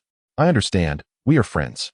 Hikari nodded gently, this time not adding any further thoughts internally. Once we resolve this matter, we shall have a proper conversation. Of course, no problem. Yuya nodded in agreement. A heartfelt exchange would benefit them both. After all, Yuya had never contemplated the destruction of the entire clan, and he was curious about how Hikari had integrated into the clan and village during this busy time when he had been unable to focus on her situation. Once everything settled, they could engage in a deeper dialogue to unveil her true thoughts. Ladies and gentlemen, now that everyone is present, let us commence the clan meeting. Beneath the melodic moonlight, within the Uchiha Nana's shrine, Uchiha Fugaku gazed at the assembled elders seated before him, his voice low and somber. His current mood was far from pleasant, for this clan meeting represented a profound humiliation for him. By avoiding all clan members who could attend, and opting for a private audience with these elders, it signified that he would have to make even greater compromises. Clan affairs, much like politics, are an art of negotiation. Yet, the distinction between voluntary and involuntary compromise is vast, and he had already foreseen the sacrifice he would have to make. Moreover, what infuriated him further was that Yuya had truly abandoned him. Ever since their last encounter, he had recognized that Yuya was a person who would only act once he saw tangible results. He would never trust your promises without proof. Yet, why did this fellow show no interest in the secrets of the Sharingan? Was he not an intelligent individual? Even if he had not explicitly stated it, he had already possessed the three tomo. The secrets he could divulge must surely exceed that. Could it be that his horizons were limited to such? Yuya paid him no heed, and thus, he gleaned little of the information he sought from him. Others had also made their efforts, yet the information they obtained left him with an unbearable headache. This accursed old man seemed resolute in reclaiming Kakashi's Sharingan. Must he truly resort to the authority of the clan leader to enforce this decision? Though he inwardly cursed these individuals, his demeanor remained calm, while his mind was engaged in deep contemplation regarding the matter. Soon he sighed, realizing that invoking the clan leader's authority would likely be difficult for the doves to accept. These people had originally opposed Madara's leadership. Since the discussion had commenced, the elder would take the initiative to speak. Uchiha Shana addressed Uchiha Fugaku directly and unceremoniously stated, "This clan meeting is convened to address the decision that was not passed a fortnight ago. Although I am reluctant to waste everyone's time, I have my reasons that compel me to persist. The Sharingan represents our Uchiha bloodline and honor. We cannot allow this eye to fall into external hands. Regardless of your thoughts, this is our bottom line, and thus my proposal remains unchanged. We must retrieve this eye, as it is the fervent desire of us all, and I hope the esteemed clan leader will make the right judgment." Despite Shana's age, his voice resonated powerfully throughout the shrine.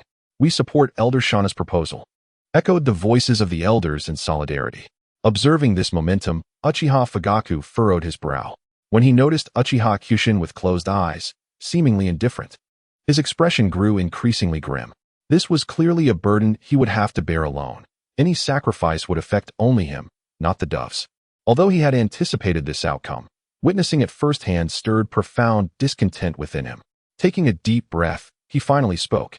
"Elder Shana's proposal is indeed constructive, and we must discuss this matter thoroughly." He paused briefly before continuing in a more measured tone. "However, certain aspects require comprehensive consideration. Especially at this crucial juncture of the Hokage election, we must avoid unnecessary complications. As clan leader, I must balance the affairs of both the clan and the village. I will not allow the family to suffer disgrace for the sake of village matters. Elder Shana, I believe we should both take a step back, enabling a fruitful dialogue." Uchiha Fugaku's words came perilously close to laying bare his desires. Although this was indeed the theme of the clan meeting, he felt an acute sense of humiliation. Uchiha Shana understood the true purpose of the gathering and awaited Uchiha Fugaku's words. "Esteemed clan leader, we can indeed engage in a meaningful discussion," he declared, a victorious smile gracing his face. Just as he was about to continue, a commotion erupted from outside the shrine. At that moment, the entrance of the shrine was abruptly swung open, revealing a shadowy figure standing outside. With his back turned against the moonlight, his features remained obscured. Yet his striking crimson Sharingan eyes were undeniably captivating. Indeed, this was the place. The moonlight was enchanting.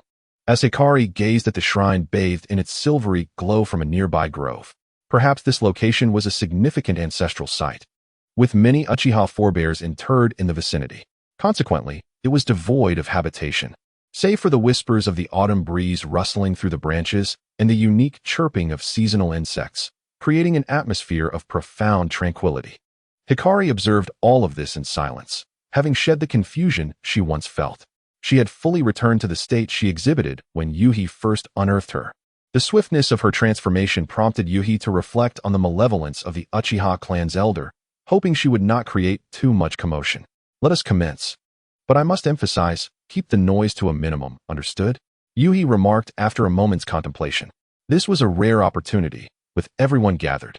They could ensnare them all at once. However, attracting others could potentially complicate matters, especially if they needed to seek aid from the village later on. Naturally, whether the village would respond remained a question. Yet, this did not deter Yuhi's whimsical musings. I understand, trust me, just as I trust you, Hikari nodded, affirming that even without Yuhi's caution, she would not lure anyone else. But why not you handle the individuals outside while I deal with those inside? Because I am uncertain whether your elimination of them would count towards my task. Yuhi internally scoffed, but managed to respond with a smile. I believe you can manage it better than I could. Forget it. I won't bother asking you further. Hikari shot Yuhi a glare before leaping down towards the shrine. Seizing this opportunity, Yuhi swiftly approached the shrine from another side.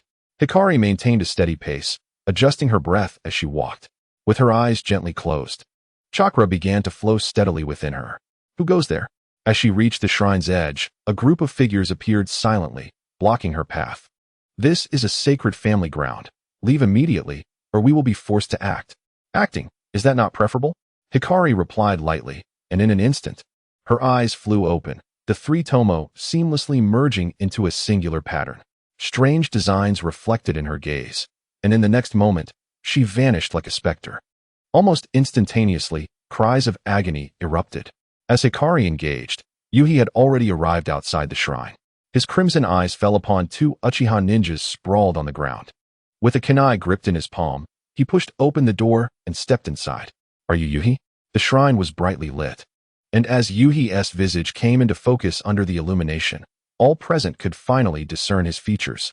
Uchiha Shana and Uchiha Fugaku both displayed expressions of astonishment. They were unmistakably familiar with that face. It is I, esteemed elders, clan leader, Yuya gently nodded, appearing seemingly innocuous. Yet, the anguished cries from outside reverberated. And two Uchiha ninjas lay sprawled at the entrance, blood pooling around them. This scene starkly contradicted the current atmosphere, making everyone present acutely aware of the unfolding events. Yuya? What are you doing? Uchiha Shana's countenance darkened as he rose to his feet and barked angrily. Yuya was his subordinate, and this incident had occurred without his consent. I am, of course, doing what I must, Yuya replied, shaking his head lightly as he casually shut the door. Facing the elders, who regarded him with grim expressions, he spoke calmly. Although I did not wish for matters to escalate to this point, regrettably, circumstances do not always align with one's desires. Some things necessitate change, and for change to occur, someone must step forward. Thus, I apologize, but I have taken that step. Yuya's words were tantamount to a declaration of rebellion, further darkening Uchiha Shana's expression. For even after Yuya's demise, the repercussions of this incident would remain. Despite Yuya's talent and certain prowess, his arrogance was excessive.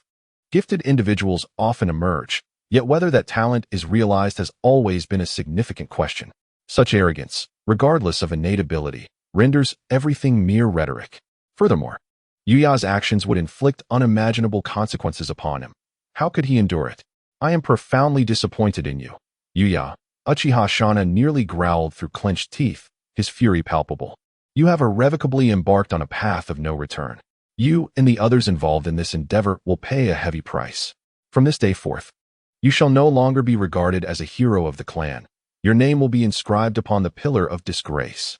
Apologies. But that is a matter for after my defeat. Yuya calmly shook his head, his gaze subtly surveying his surroundings. Who can truly ascertain victory or defeat at this juncture? Allow me to shatter your unrealistic fantasies. Uchiha Shana shouted in anger, waving his hand decisively. Eliminate him.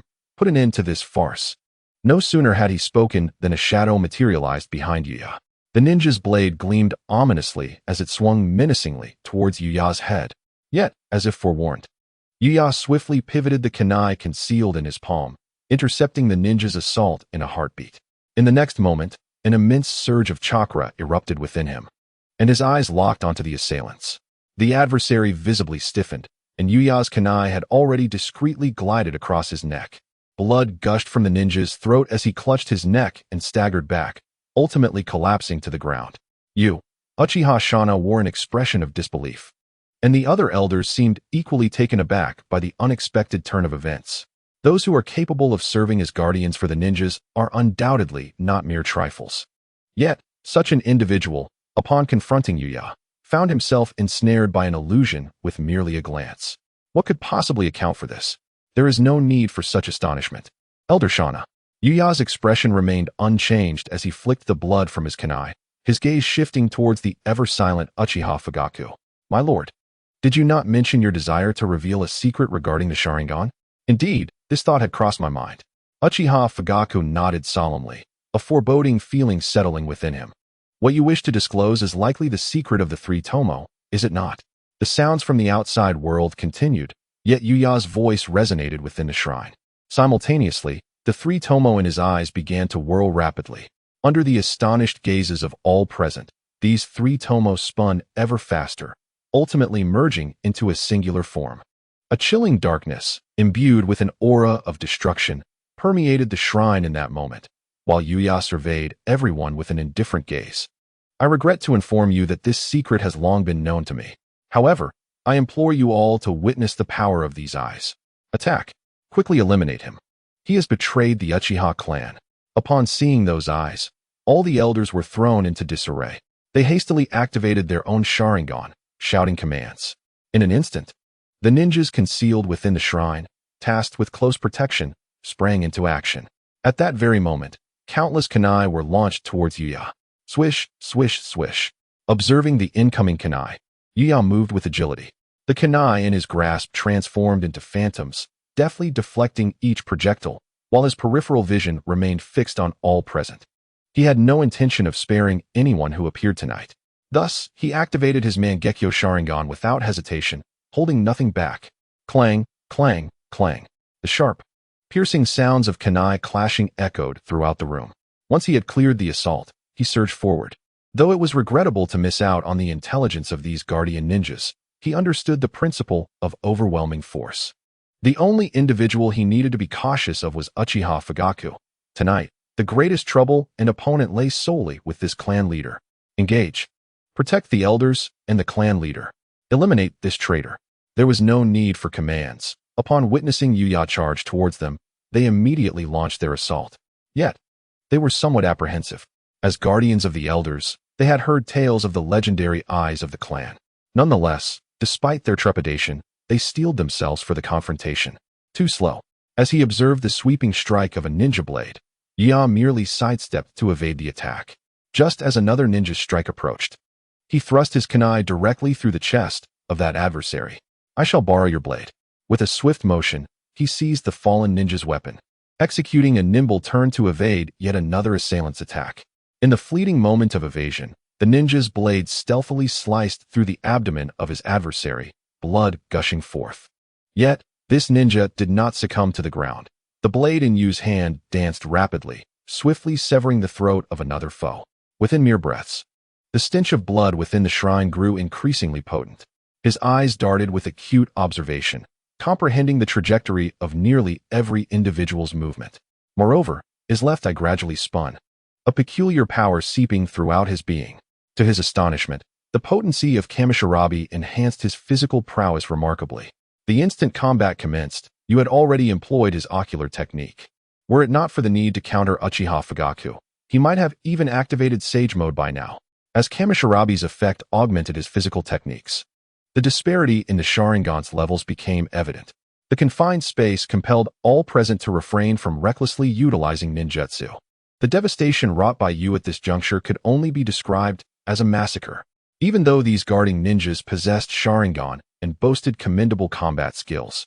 They did not dare to meet Yusuke's. His speed, already formidable, was now unfathomable. Furthermore, his strength had surged. Each of his seemingly delicate moves inflicted grievous harm upon impact. Especially given his battlefield-honed instincts, he relentlessly targeted vital points. Who would have expected to encounter those eyes again at such a moment? Damn it, the chasm in perceptiveness was insurmountable, and this little brat was astonishingly swift. They dared not gaze into the boy's eyes, overwhelmed by the sheer influence of his presence. They needed to devise a way to summon reinforcements. This rebellious menace must not be allowed to continue his rampage. Witnessing this scene, the elders clenched their teeth in frustration. After all, these guard ninjas were the elite of their clan, meticulously cultivated by them. How could they possibly reconcile with the slaughter of their finest by Yu?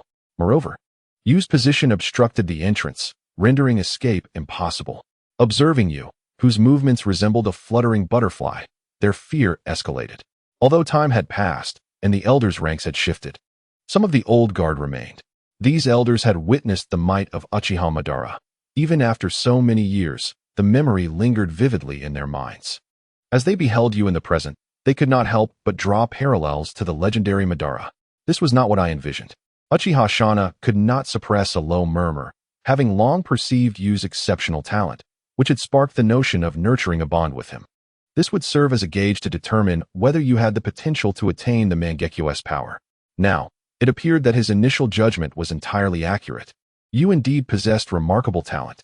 Yet, why did this young boy possess such eyes at this moment? Could it be that he was the eighth? Suddenly, Uchiha Shana recalled the eighth Uchiha. Yu had mentioned being attacked by the eighth, only for him to retreat subsequently. After the disappearance of the eighth generation, he had harbored suspicions regarding Yuri, yet he believed Yuri lacked the necessary strength. In hindsight, he recognized his error. He began to wonder if the eighth generation had provoked Yuri into awakening his abilities. Was it possible that, having learned of the eighth generation's identity, Yuri sought revenge here? Just as he pondered these thoughts, another guard ninja let out a blood-curdling scream, a kunai embedded deep in his chest. Yuri cast a dispassionate glance at the fallen ninja before shifting his form once more. The remaining guard ninjas dwindled in number. His efficiency was astonishingly ruthless. Enough. Stand down. At that moment, Uchiha Fugaku bellowed in fury. Rising to his feet, his eyes transformed into a vivid crimson, fixated intently on Yuri. Yuri, you have gone too far. These are your kin. Yet his words seemed to carry no weight, as Yuri pressed on, racing towards the few remaining guard ninjas. The ninja blades danced swiftly in his hands. Even as the last few struggled to maintain their grip, their loyalty remained evident. However, such actions only served to further infuriate Uchiha Fugaku. I have commanded you to cease. In an instant, Uchiha Fugaku surged to his feet. The three tomo in his crimson eyes beginning to whirl rapidly. In a heartbeat, his gaze transformed into a complex kaleidoscope of patterns. The clan leader? The elders? Having retreated to a safe distance due to the sudden outbreak of battle, now witnessed Uchiha Fugaku's transformation. Their expressions were filled with astonishment. They had never anticipated that this seemingly ineffectual leader had concealed such depths of power. What was transpiring? Especially Uchiha Shana, who felt the most profound shock. To him, Uchiha Fugaku was merely a weak leader, and Yuri, just a talented subordinate. Yet, both harbored such formidable strength. What on earth was happening in this world? Unable to restrain himself, Yuri sensed the overwhelming aura emanating from Uchiha Fugaku, subtly adjusting his own state. After ensuring he remained poised to enter Sage mode at any moment, he disregarded Uchiha Fugaku entirely. The blade shimmered brilliantly, the air resonating with a light hum, accompanied by splashes of blood as the last few guard ninjas fell beneath his sword. In that split second, Yuri pivoted like a wraith, lunging towards the elders standing at the periphery. Damn it! Both Uchiha Fugaku and the elders' faces paled in horror as Fugaku dashed forward, desperate to thwart Yuri's onslaught. However, Yuri's speed exceeded Fugaku's expectations. In the blink of an eye, the elder was left drenched in blood. At that moment, the chill within the hearts of all the elders reached an unbearable peak. Though they had been mentally prepared, witnessing Yuri's unhesitating aggression transformed their dread into something profoundly different. The night was marked by a sparse moon, the autumn winds of October whispering through the air. In the forest behind his family home, Uchiha Itachi meticulously arranged the scattered shurikens before making his way back home. Though still quite young, he held himself to high standards. A reflection of Uchiha Fugaku's strict expectations and his own harrowing experiences on the battlefield, which exposed him to the brutal realities of war. He did not wish to disappoint his father. At least for now, that was his sentiment. It seemed he had trained later than usual today. Noticing the dimming light, Itachi furrowed his brow but quickly shook off the concern. Fortunately, his father was attending a clan meeting that evening, so a slight delay would not be an issue. Itachi held little interest in the clan meeting, as he had recently encountered a matter that profoundly transformed his inner self. Since returning from the battlefield, he had been pondering the essence of life. Yet, Orochimaru had told him that life held no meaning whatsoever. This notion of a meaningless existence led him to a reckless idea, but at the moment he truly leapt from the cliff and was awakened by the crows. A realization dawned upon him. Life is indeed significant. No one truly wishes to perish. Perhaps it was this thought that instilled in him a growing aversion to war, for it invariably robs countless lives. With this seed of contemplation sown within him, even if it had yet to sprout, he began to entertain myriad thoughts. However, he refrained from confiding in his parents, for he remembered his father's words. One must learn to think for oneself. He buried these thoughts deep within, determined to discover his own answers. Suddenly, as Itachi walked, he sensed a commotion in the distance. It seemed to emanate from the South-He Shrine, where the clan meeting was likely being held. He halted, contemplating for a moment before deciding to approach a nearby hill. The shrine was a significant site for the clan, especially during such gatherings. Even as the son of the clan leader, he could not approach without permission. Yet, when he reached the summit and gazed down at the shrine, he was taken aback. Who are you, and what is your purpose? Outside the shrine, a figure with crimson eyes stood watching the remaining Uchiha ninjas. Under the moonlight, her eyes, adorned with peculiar patterns, appeared eerily captivating. The few surviving Uchiha were paralyzed with fear, utterly bewildered by her presence. Despite her seemingly frail appearance and youth, she possessed an incongruous strength.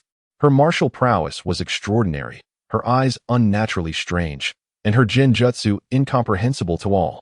Anyone who met her gaze was swiftly overwhelmed, unable to mount any resistance. Even from a distance, should anyone dare to fire a flare for help or attempt to use ninjutsu to attract attention, they would immediately succumb to her illusions, often meeting a swift demise within them. As they were tasked with guard duty, they had not brought explosive tags. Who is this person, and what kind of power is this? In contrast to the fear and trepidation of those around her, Hikari appeared remarkably composed, although she could sense a slight discomfort in her eyes. After all, to ensure the smooth execution of Yuri's plan, she had not restrained her use of the kaleidoscope's powers. Moreover, this night was one of vengeance, and she would hold nothing back. I am merely an avenger, nothing more, Hikari stated calmly, her kaleidoscope eyes spinning once more. She needed to accelerate her pace, as she was uncertain of the situation on Yuri's side.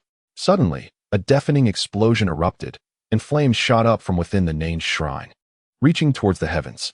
Observing the ferocious blaze, Hikari tilted her head in contemplation. She vaguely recalled someone mentioning the importance of maintaining a low profile tonight. I instructed you to cease your actions. Did you not hear me? She gazed at the elder who lay in a pool of blood, eyes wide open, seemingly unable to succumb to death. Uchiha Fugaku halted, his expression darkening further. The palpable fury he felt was firmly directed at Yuri. As the clan leader, witnessing the demise of a clan member before his very eyes had surpassed the limits of his endurance. Naturally, I heard you, Yuri replied, pausing momentarily to meet Uchiha Fugaku's gaze with a slight smile. The words that followed instantly altered the countenance of everyone present. But, esteemed clan leader, is not everything I have done in accordance with your desires? Fugaku's aspirations? Upon hearing this, the elders turned pale, instinctively retreating slightly. This made perfect sense, as they were acutely aware of how they had once treated their leader. Furthermore, Fugaku had met with Yuri several times, raising questions about the nature of their relationship. Do not listen to his ramblings. Fugaku's face darkened. Yuri's fabrications were truly perilous. How could I be so despicable? Before Fugaku could finish his sentence, he saw Yuri accelerate suddenly, the glint of his kunai gleaming ominously as it sliced towards his neck in an instant. Although this unexpected assault incited Fugaku's indignation, it also brought him a modicum of relief. Yuri's aggression indicated that they were not allies, even as he pondered the implications of Yuri's earlier statements. However, thoughts aside, his reflexes were swift. Under the watchful gaze of the kaleidoscope, he discerned Yuri's trajectory.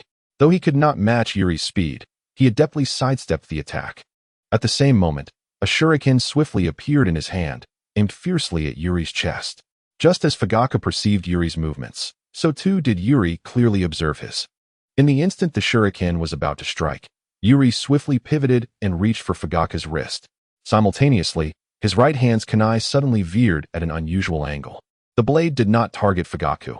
Instead, it surged towards an elder nearby. The elder's countenance shifted dramatically, yet he was, after all, a ninja of considerable repute. Even in his advanced years, the skills of his youth would not easily fade from memory. He instinctively assumed the most appropriate defensive stance. However, just as he had positioned himself, Yui's blade had already sliced across his throat. Uchiha Fugaku could scarcely match Yui's velocity. Relying solely on his perceptive insight to anticipate the assault, the three tomo of the Sharingan lacked such foresight. Following his successful strike, Yui accelerated once more, charging towards the assembly of elders. Although their confrontation was brief, he had already discerned the patriarch's speed. Even without relying on the divine speed of the Shinra Tensei, he could not keep pace with me, and given his reluctance to employ ninjutsu, I would show no restraint, having been tempered by the crucible of battle.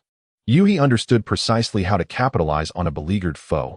This was indeed the opportune moment. It was likely that, spurred by my earlier admonition, Uchiha Fugaku harbored intentions of eliminating these elders himself. Yet, this was fortuitous, allowing him to act with even greater impunity. In an instant, Yui pivoted his blade, targeting another elder. Flee. Faced with the overwhelming disparity of the Sharingan and the resultant physical prowess, these elders were utterly incapable of withstanding Yui's onslaught. No matter how fervently they resisted, their efforts paled in comparison to those of the guarding ninjas. At that moment, despair enveloped them. They were no longer the revered elders of yore, but rather a flock of lambs awaiting slaughter. Even Uchiha Shana stood pallid, yet peculiarly, he did not move, merely observing the carnage unfold before him. Aside from him, the Dove faction elder, Uchiha Kiyoshin, remained still as well, despite his grim expression. He did not flee alongside the others. The air was rife with anguished cries, harmonizing with the sounds emanating from outside the shrine. Before long, only 4 individuals remained alive within the sacred space. The rest lay lifeless amidst pools of blood. You too may cease your performance. Uchiha Shana intoned suddenly as Yui prepared to deliver the final blow to the 2 remaining elders. He had already closed his Sharingan, and Uchiha Kiyoshin did likewise. Both understood the grim reality of their fates. In their eyes, the prospect of survival against 2 pairs of Mangekyo was non-existent. Yet, their gazes reflected a mixture of regret and resentment. They lamented their failure to perceive the true nature of these 2 adversaries and resented their current predicament. Upon hearing their words, Yui cast a glance at Uchiha Fugaku, who had also ceased his actions, and he too halted. Although the skirmish was brief, he had been continuously amplifying his abilities through ocular techniques. Even if the augmentation was modest, the toll it took on him was significant. The drain of the Mangekyo was no trifling matter. Grateful for a moment's respite, he welcomed the opportunity. However, the words spoken by these 2 elders left him somewhat displeased. You are far too presumptuous and overvalue your own significance, Yui remarked, gently shaking his head, his gaze lingering on Uchiha Fugaku with a hint of amusement. I find myself at odds with this esteemed elder. It seems he acted on a whim. To be candid, my disappointment runs deep. From the moment I arrived here, suspicion has been the order of the day, a sentiment that persists even now. Under your leadership, the clan mirrors this mistrust. Both of you hold yourselves in undue esteem, never contemplating whether the fault lies within yourselves. Our clan leader possesses strength, yet lacks the courage to steer us away from internal strife, leaving the family mired in a state of self-destruction. A clan like this has no future. How could it possibly thrive under the leadership of such insects? Yuji's words were akin to a scathing rebuke directed at the trio, yet they found themselves momentarily speechless. They had pondered the reasons behind Yuji's rebellion for quite some time, but never anticipated such an outcome. Could it be that his previous statements were indeed truthful? It is time to set forth. As Yuji heard the sounds from outside the shrine dwindle, he realized that light was preparing to conclude the battle. He could not afford to lag behind. especially now that he had regained considerable strength. The clan leader was at odds with the elders, and the discord over Uchiha Hagoromo had escalated into a fierce confrontation. Ultimately, both sides clashed violently, leading to mutual destruction. At least they would not traverse the path to the afterlife in solitude. I shall not keep the other elders waiting below. That would be quite impolite. Without any warning, Yuji surged forward, his blade aimed directly at the vital points of the two. This time, success was not in their favor. However, Yuji was taken aback when Uchiha Fugaku also sprang into action. His speed was akin to lightning, mirroring Yuji's own earlier pursuit of the other elders. In an instant, his kunai intercepted Yuji's shinobi blade. The intricate patterns of the kaleidoscope began to spin slowly as he regarded Yuji with a detached gaze. You are correct. Even in critical moments, we harbor mutual suspicion, which is indeed regrettable. However, after tonight, I believe everyone will understand the necessary course of action, and for that, I owe you my thanks. Yet, your assault on the clan, the slaughter of our kin, and the butchery of the elders is unforgivable. You shall remain here tonight. But now, behold the unity of the Uchiha clan. Uchiha Fugaku's sudden action left the two elders astonished, yet they quickly grasped their role and shouted in unison. We vow to stand with the clan leader through thick and thin. I will restrain this traitor. You two must break through immediately. This place is not conducive for our abilities. Receiving the response he desired, Uchiha Fugaku forcefully engaged Yuji, then turned without a backward glance and declared, "Do not desecrate the bodies. They are all heroes." With those words, Uchiha Fugaku closed the distance, pressing against Yuji. Though his rhetoric was grandiose, the reality was that the two were akin to defeated hounds stripped of their spines, merely more manageable. Yuji regarded Uchiha Fugaku with derision. It seemed his words had the opposite effect, yet regardless of his remarks, the clan leader would never permit Yuji to harm these two. They commanded the two major factions of the clan, and should they yield sincerely, the advantages to the leader would be immeasurable. Moreover, as Yuya has eliminated so many elders, the resulting vacancies can be filled by Uchiha Fugaku with his own kin. In essence, this is yet another power struggle, in a realm imbued with extraordinary strength. The multitude of power contests may seem peculiar. However, aside from individuals of the caliber of Senju Hashirama and Uchiha Madara, who among us is not wallowing in the mire? No one can transcend the confines of the established rules at will. Those who are unable to adapt and are self-righteous will inevitably face obsolescence. Fire style, Great Fire Dragon Technique. Uchiha Shana and Uchiha Hisashi immediately formed hand seals, unleashing a torrent of raging flames that surged towards the shrine's rooftop. With a thunderous roar, a gaping hole was blasted through the shrine's upper structure. Flames soared into the sky, while the moonlight streamed through the newly formed aperture. You are destined to lose, Yuya. Uchiha Fugaku continuously countered Yuya's assaults, both combatants now fully engaged. Amidst the flashing blades and the clashing of metal, the sound of their struggle echoed incessantly, though Uchiha Fugaku found himself increasingly pressured. Yuya's speed was astonishing and his strength formidable. Even defending against him was no easy feat. However, upon catching a glimpse of the two elders departing the shrine, Fugaku, while parrying Yuya's kunai, spoke with an air of indifference. You possess these eyes. And so do I. Thus, it is fated that you will never accomplish your desires. It is a pity for you. A genius who could have become a pivotal member of the clan, yet you are now destined to be a failure. Failure? Yuya gently shook his head, and in an instant, an aura rich in natural essence enveloped him. A faint purple hue appeared at the corners of his eyes as they began to swirl rapidly. In response to Uchiha Fugaku's astonished gaze, Yuya smirked and quipped, "Let us talk about that after I lose. Hurry faster." Uchiha Itachi hastened towards the scene. Having spotted signs of a struggle at the shrine from a distant hilltop, the distance was too great for him to discern the details. Yet he sensed something grave was occurring. Thus, he resolved to provide support. Whether it stemmed from a lack of trust in his fellow clansmen or a firm belief in his own capabilities, he did not rush back to report the situation. Under the moonlight's guidance, he pressed onward alone, but as he approached, he suddenly beheld a flare of fire erupting from the shrine. What is happening? Uchiha Itachi paused momentarily, his steps faltering, but he quickly gritted his teeth and accelerated towards the unfolding chaos. The closer he drew, the more he detected a familiar scent. A metallic tang of blood. The thick stench of blood, wafting with the autumn breeze, began to permeate the surrounding forest. It was evident that matters had taken a dire turn. Uchiha Itachi clenched his jaw. His father remained inside. His feelings towards his father were complex, and it was likely that his sense of reverence overshadowed any familial affection he harbored.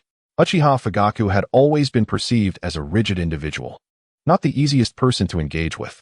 Nonetheless, he was, after all, his father, the one who had imparted numerous lessons to him. As Uchiha Itachi inched closer, the pervasive stench of blood intensified. Upon reaching the periphery of the shrine, he was suddenly confronted with a scene he would never forget. Within the South Shrine, engulfed by fierce flames, he beheld his father lying amidst the inferno.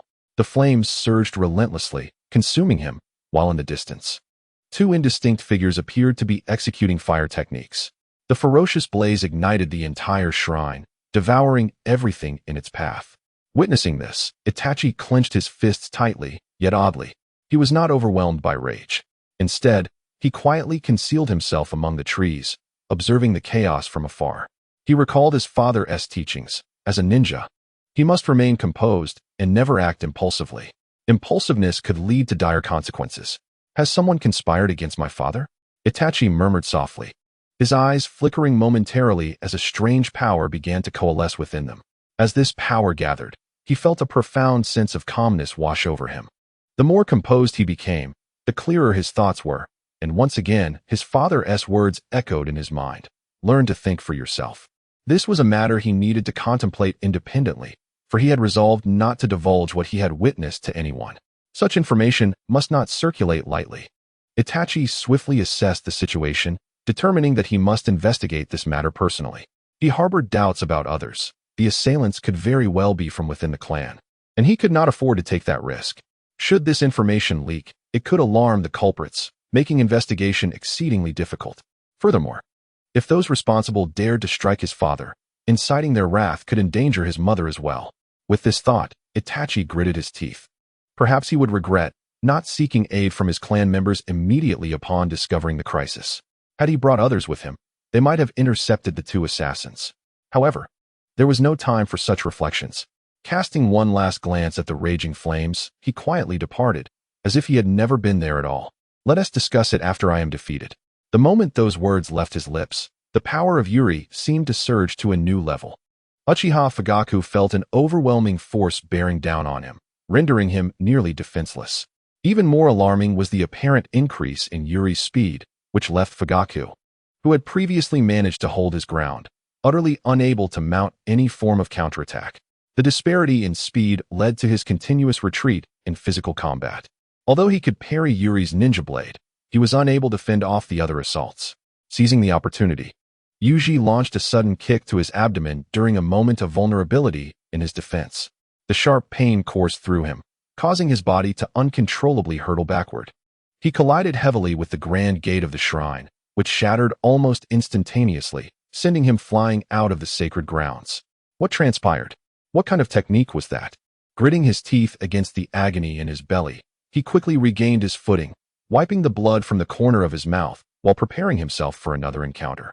His gaze reflecting a hint of disbelief. He had scrutinized Yuji for quite some time, gathering a wealth of information, yet at this moment, all that knowledge seemed utterly worthless. The sheer magnitude of Yuji's strength far surpassed his expectations. Was this enhancement a manifestation of the kaleidoscope's power?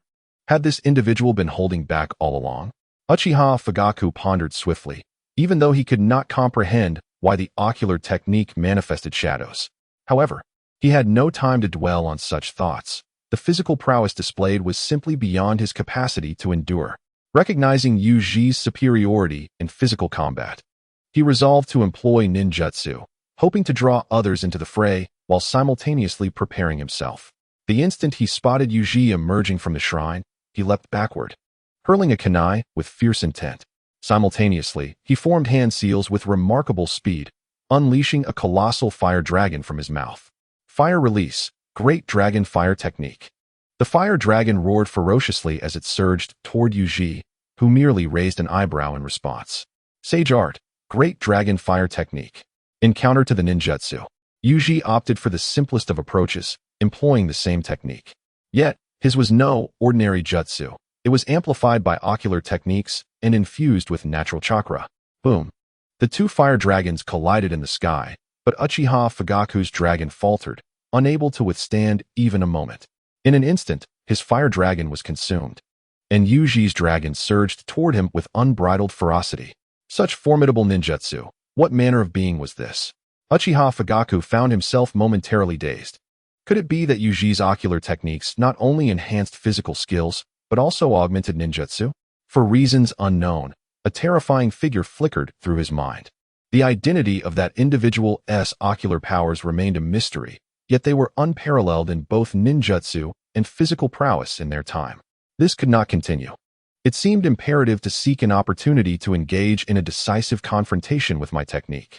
Uchiha Fugaku leapt swiftly, evading the ferocious fire dragon, silently resolving to prepare for his ocular technique, awaiting Yuji's impending assault. Yet, at that moment, an unexpected voice echoed behind him. In that fleeting instant, an overwhelming sense of crisis surged within him. He swiftly turned around, only to find a young girl gazing at him with an air of indifference. In her eyes, there resided an equally peculiar kaleidoscope. How could this be? Uchiha Fugaku's heart cried out. He suddenly felt an unsettling unfamiliarity with his own clan. When had another kaleidoscope appeared within the family? What on earth was happening to this clan? Ah, so you must be the head of the Uchiha clan. The girl murmured softly. In an instant, the kaleidoscope in her eyes began to rotate, and an eerie chakra surged into Uchiha Fugaku's mind. Suddenly, the world transformed. Everything became monochrome. Only the moon in the sky morphed into the crimson kaleidoscope reflected in the girl's gaze. Is this my technique? No, it is Tsukuyami. Uchiha Fugaku, being the clan leader, immediately recognized the situation upon witnessing this scene. The figure of the girl materialized within this black and white realm, and she regarded Uchiha Fugaku with a slight frown. To have resisted to this extent, it seems your ocular technique possesses abilities akin to Tsukuyami. Who are you? And why have you chosen to strike against me? Uchiha Fugaku implored urgently. His consciousness was ensnared in Tsukuyami, yet his body still faced the threat posed by Yuhi. I am the leader of the clan. We can discuss any issues. Why do you support Yuhi's rebellion? You are mistaken, she replied with a gentle shake of her head. He is my friend, and I am aiding him in seeking revenge. Revenge? A chill coursed through Uchiha Fugaku's heart. He truly had no inkling of what had transpired. He yearned to inquire further, but the girl did not grant him the opportunity to speak. Yes, revenge. Ever since you forced me to change my name to Uchiha Nameless, the seeds of hatred have already been sown. Although time has passed, I have awaited this moment for long. Farewell, current leader of the Uchiha. With the girl's words echoing in the air, Uchiha Fugaku experienced an excruciating surge of pain. The spatial fabric shifted, the monochrome world began to collapse, and all things regained their colors. However, when Uchiha Fugaku finally came to his senses, he found Yuhi standing before him, a kunai embedded deep within his chest. You! What have you done? Uchiha Fugaku gasped, his mouth moving to utter more, but he could no longer form a coherent sentence. What on earth have you done? At that moment, Uchiha Shinai and Uchiha Kyushin lay nearby, both on the brink of death, having been the first to flee the shrine. Yet upon entering the outside world, they encountered nothing but a battlefield strewn with corpses, alongside a girl possessing a kaleidoscope. They had not yet perished solely because Yuhi had intervened, and light had not yet descended to exact a ruthless blow. Weren't you the one who said not to create too much commotion? How has it come to this? Light disregarded the so-called clan leader and the two elders, her gaze fixed upon Yuhi. Although some noise was inadvertently made, it was nothing of great consequence. Yuha shook his head, and with a swift gesture, conjured several shadow clones before continuing to speak. After all, this matter would eventually come to light. It was merely a question of time, and perhaps this moment was as opportune as any. So what lies ahead? Yuha observed as the shadow clones dispersed, gently nodding towards Hikari, then turned his gaze towards Uchiha Fugaku and his companions. After a moment of calm contemplation, he spoke. Ladies and gentlemen, it is time to embark on our journey. In the dead of night, swift figures bathed in the cool moonlight leapt rapidly among the treetops. These figures appeared to be driven by urgency, their destination singular, the South He Shrine, now engulfed in roaring flames. Damn it, how could this happen? Don't just stand there. Hurry to the rescue. Curse it, quickly find some water-style ninjas. The first to arrive, the Uchiha ninjas, were already grappling with the acrid smoke, attempting to extinguish the fire. Yet, These fierce flames proved not easily quelled, and compared to extinguishing fires, the Uchiha were more adept at igniting them. Lacking any water-style capabilities, they found themselves quite powerless in this dire situation. In truth, even if formidable water-style ninjas were to arrive, it would be nigh impossible to douse these flames at once. For within the inferno lurked many hidden black flames, concealed behind the ferocious blaze, making it perilous to approach. Moreover, as the flames spiraled out of control, they began to dwindle, and amidst the flurry of activity, none of the arriving ninjas noticed this alarming detail. Indeed, the fire is quite substantial, Uchiha remarked, as he and Hikari, having changed into fresh attire, returned to the scene with an air of nonchalance.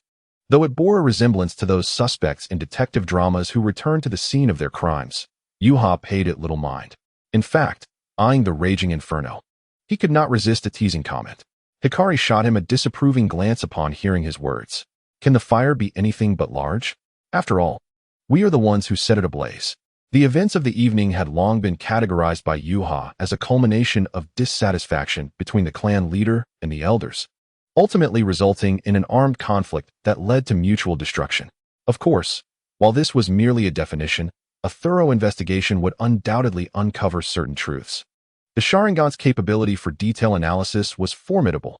To evade detection, the best course of action would be to obliterate the entire scene. Not just the scene, but it would be best to reduce the bodies to ash as well. After all, those individuals no longer possessed their eyes. In life, Uchiha Fugaku had indeed lent Uchiha a hand, urging Uchiha Shana and Uchiha Hisashi to refrain from damaging the corpses. This was couched in noble terms. Yet the true intent was to facilitate the retrieval of the Sharingan. Each eye was worth its weight in gold, particularly with the technique Izanagi at play. Every Sharingan represented a chance at resurrection. Uchiha Fugaku was indeed capable, and so was Yuri. Through the diligent efforts of his shadow clones, he swiftly acquired all the Sharingan, after which they ignited the surroundings and departed without a trace.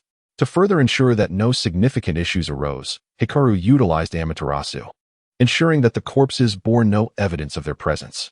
Do not regard me in such a manner. This matter does not concern us, Yuri remarked, having noticed the look in Hikaru's eyes, and he smiled before lowering his voice. By the way, how are your eyes? Not particularly well, Hikaru replied, pausing momentarily before shaking his head. Perhaps due to excessive usage, compounded by past overexertion, my vision has begun to suffer. But didn't you mention there was a solution? Indeed, there is. Yuri nodded lightly, contemplating the state of Hikaru's eyes. In truth, his suspicions were confirmed. Hikaru had indeed exercised his ocular techniques with little restraint. This had already been evident during their time in the Land of Grass, and during tonight's skirmish, Yuri ensured that no one employed ninjutsu or signaled for assistance. It was quite possible that some other ability was being utilized for reconnaissance, and that capability could very well be Jinjutsu. While engaged in combat with Uchiha Fugaku, Yuri had sensed that his opponent intended to employ ocular techniques. Ultimately, however, he fell victim to Hikaru's direct manipulation, rendered powerless as Yuri pierced his chest. For such an outcome, it seemed that only Jinjutsu could achieve that level of control. Could it be that Hikaru possessed a power akin to Tsukuyomi? If so, wouldn't that render her equivalent to both Uchiha Itachi and Uchiha Sasuke combined? Nevertheless, Yuri refrained from inquiring further. Asking about another's secrets is always considered impolite. As ninjas, who among them lacked a few secrets? Shaking his head, Yuri dismissed the thought, smiling as he continued. Once this matter is entirely resolved, we shall commence our research. I would not wish for my friend to suffer blindness as a consequence of aiding me. This endeavor was not solely for Hikaru's benefit, it served Yuri as well. Although he had enhanced his bloodline through exceptional means, it appeared that the fate of the Mangekyo Sharingan had not been rewritten for him. His elevation did not bring him to the level of Indra, which was hardly surprising, as Indra was the son of the Sage of Six Paths, while Yuri was already several generations removed. The prospect of reaching such heights in one leap seemed implausible. Thus, research into the white Zetsu cells was also a means of self-improvement for him. Furthermore, my gains this time have been substantial. I believe I can also explore the effects of ocular technique transplantation. With Uchiha Fugaku deceased, Yuri had no intention of letting his Mangekyo Sharingan slip away. Now, those eyes were sealed within a scroll, awaiting the conclusion of events for thorough examination. He held a keen interest in Uchiha Fugaku's ocular techniques. "I shall await your good news. And remember, this too is a means of assisting me," Hikaru responded, revealing a fleeting smile that soon faded. "It appears that the gathering has nearly reached its full attendance. Do you not have matters to attend to?" "Indeed, I do." Yuha glanced sideways and confirmed that the elite of the Uchiha clan had arrived as anticipated, allowing him to prepare for the next step. However, before proceeding, he suddenly turned to Hikari with a smile and said, "You should smile more often. It enhances your beauty." Although Yuha yearned to express that despite being entombed for centuries, Hikari's actual age rendered her akin to the ancestors of everyone present. Furthermore, maintaining a serious demeanor suited the eccentric persona of the Uchiha clan. Nevertheless, Hikari appeared to be of a similar age to him, and smiling more would align with her youth and facilitate her integration into the environment. Yet, Yuha sensed that articulating such thoughts might provoke Hikari's ire, so he managed only that singular compliment. Upon hearing his words, Hikari seemed momentarily taken aback, her expression shifting to one of puzzlement. After a brief pause, she tilted her head, gazing at Yuha's back, and murmured, "Is it really true that I look better when I smile?" "Yuha-kun, everyone has gathered. Although you are still young, as the initiator, I believe you should address the assembly." In the forest at the back of the Uchiha compound, several dozen ninjas had convened. The ninjas varied in age and stood distinctly in two rows. Their faces bore expressions of sorrow, as they represented the elite factions of the Dove and Eagle clans within the family. This clan meeting had not afforded them the opportunity to participate, as only the elders were permitted to attend. However, they were utterly unprepared for the devastating news that awaited them. Observing the flames consuming the Nanha shrine and hearing discussions around them that indicated no one had escaped, they understood that this was undoubtedly the gravest crisis the Uchiha clan had ever faced. Since the clan's inception, they had never encountered a calamity of this magnitude, where both the clan leader and the elders had perished simultaneously. What had transpired? This was the question on every attendee's mind. Yet they recognized that a more pressing matter loomed. With the clan leader and elders deceased, what was to become of the family? Even if they clung to a flicker of hope for survivors, they were ninjas, and from the outset, they understood the necessity of relinquishing any notions of luck. At this juncture, they had largely accepted the grim reality of no survivors. Thus, the family's future became the foremost concern. This urgency prompted Yuha to seek out the elite ninjas, conveying that the status of the clan leader and elders was uncertain, and that stability was paramount for the family. They were all capable of participating in the clan meeting, and it was time to deliberate on the forthcoming matters. It is important to note that they were the most elite members of the family, and although Yuha was one of them, his youth and relative inexperience as a chunin made it unlikely for them to be swayed easily, especially when collaborating with another faction. "Very well, let us commence," Yuha stated without hesitation, assessing the individuals before him, contemplating the gravity of the situation at hand. "After this clan meeting concludes, how many individuals will manage to depart from this place unscathed? The upper echelons of the Uchiha have already been purged, and the next course of action is to execute a strategic three-step plan. Currently, we stand at the first juncture, where it is imperative to extend a gracious invitation. Ladies and gentlemen, although we do not possess a definitive outcome, the events of this evening evoke profound sorrow." Yuri, with eyes wide open, spoke utter nonsense, a smile adorning his face that belied any semblance of grief. "However, given the circumstances, it is essential that we set aside our sorrow for the sake of our family's future." Yuri's words elicited nods of agreement from all present. The hawkish faction had no grounds to oppose him, as he was one of their own. The dovish members, though discontent, refrained from voicing dissent, for the current situation dictated such restraint. Moreover, have any of you contemplated a particular matter? Observing the reactions of the crowd, Yuri subtly nodded before lowering his voice. "With such a tremendous fire, even if the clan leader and elders survive, will they possess the capacity to manage clan affairs?" This statement immediately riveted the attention of all present upon Yuri, who met their gaze with a knowing smile. The implications of his words were unmistakable. The fates of these prominent figures remained uncertain. Even in the event of survival, their ability to govern the clan was in question. Thus, why not instigate some changes this very night? Most individuals in attendance were astute, having pondered this issue upon realizing its significance. Yet, each was burdened by reservations and dared not voice their thoughts. However, Yuri broached the subject directly, igniting a surge of emotion within their hearts. What nonsense are you spouting? Do you comprehend the gravity of your words, little boy? Some loyalists, upon hearing Yuri's remarks, erupted in indignation. Such sentiments were shared among both the dovish and hawkish factions, as they all held profound respect for their elders. They understood Yuri's implication, yet they could not accept the present circumstances. Yuri smiled, ignoring their outbursts, maintaining a calm demeanor while silently committing their faces to memory. Enough of this commotion. Must we continue to bicker? At that moment, a middle-aged man furrowed his brow and interjected. While Yuri's comments may be somewhat inappropriate, we cannot deny the truth. For the sake of the clan, we must undertake the necessary actions. Yuri recalled this man as Uchiha Shin, a prominent member of the hawkish faction, though his other details remained vague to him. The clan meeting had only been attended by him twice, rendering everyone present relatively unfamiliar to him. It appeared that Uchiha Shin was indeed a man of considerable ambition.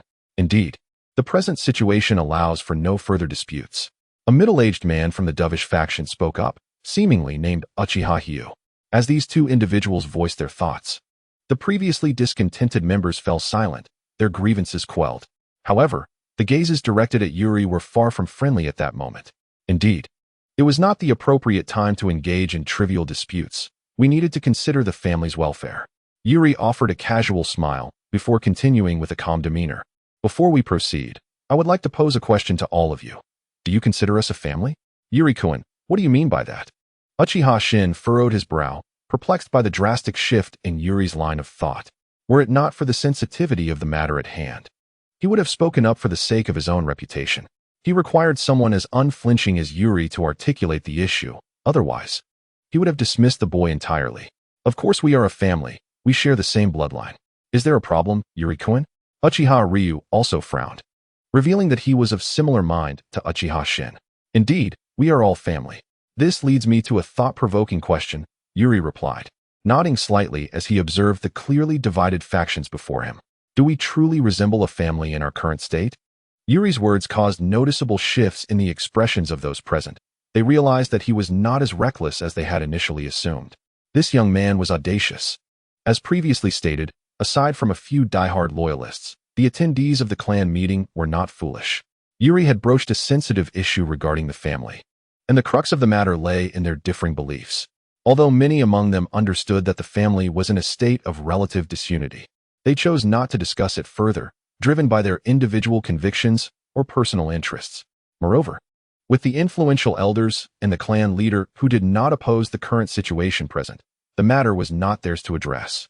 Focusing on their own affairs and obtaining what they deserved was sufficient. Yet, Yuri's candidness about this issue bordered on impoliteness. It was worth noting that Yuri himself stood to gain significantly from the hawkish stance. Yuri-kun, you are being too extreme. Uchiha Shin raised an eyebrow, adjusting his expression before speaking earnestly. The family remains the same family, and we are indeed a family. That fact will not change. Furthermore, I appreciate your words, but they indicate that you may still be quite young. You are the future and hope of the clan. However, the current situation may surpass your understanding. Doesn't Senior Shin realize whether it has or not? Yuri gently shook his head, maintaining his smile. Had this been before, I might not have voiced these thoughts. However, the circumstances have changed. Moreover, we are all seated at the same table, and certain matters deserve open discussion. Otherwise, no one will find satisfaction. After all, the family is no longer what it once was, is it? Yuri's message was succinct, and as those present contemplated his words, their perceptions of him began to shift. This individual is not merely audacious. He is imbued with ambition. The upper echelons of the family have been purged, signifying that a magnificent feast lies before all. The manner in which it is to be apportioned, the methods of distribution, are matters worthy of contemplation. The stance of Yuha is particularly delicate. He not only repudiates the previous state of the clan, but even expresses a desire to engage in dialogue. Yuha, you belong to the future. Your youth is palpable.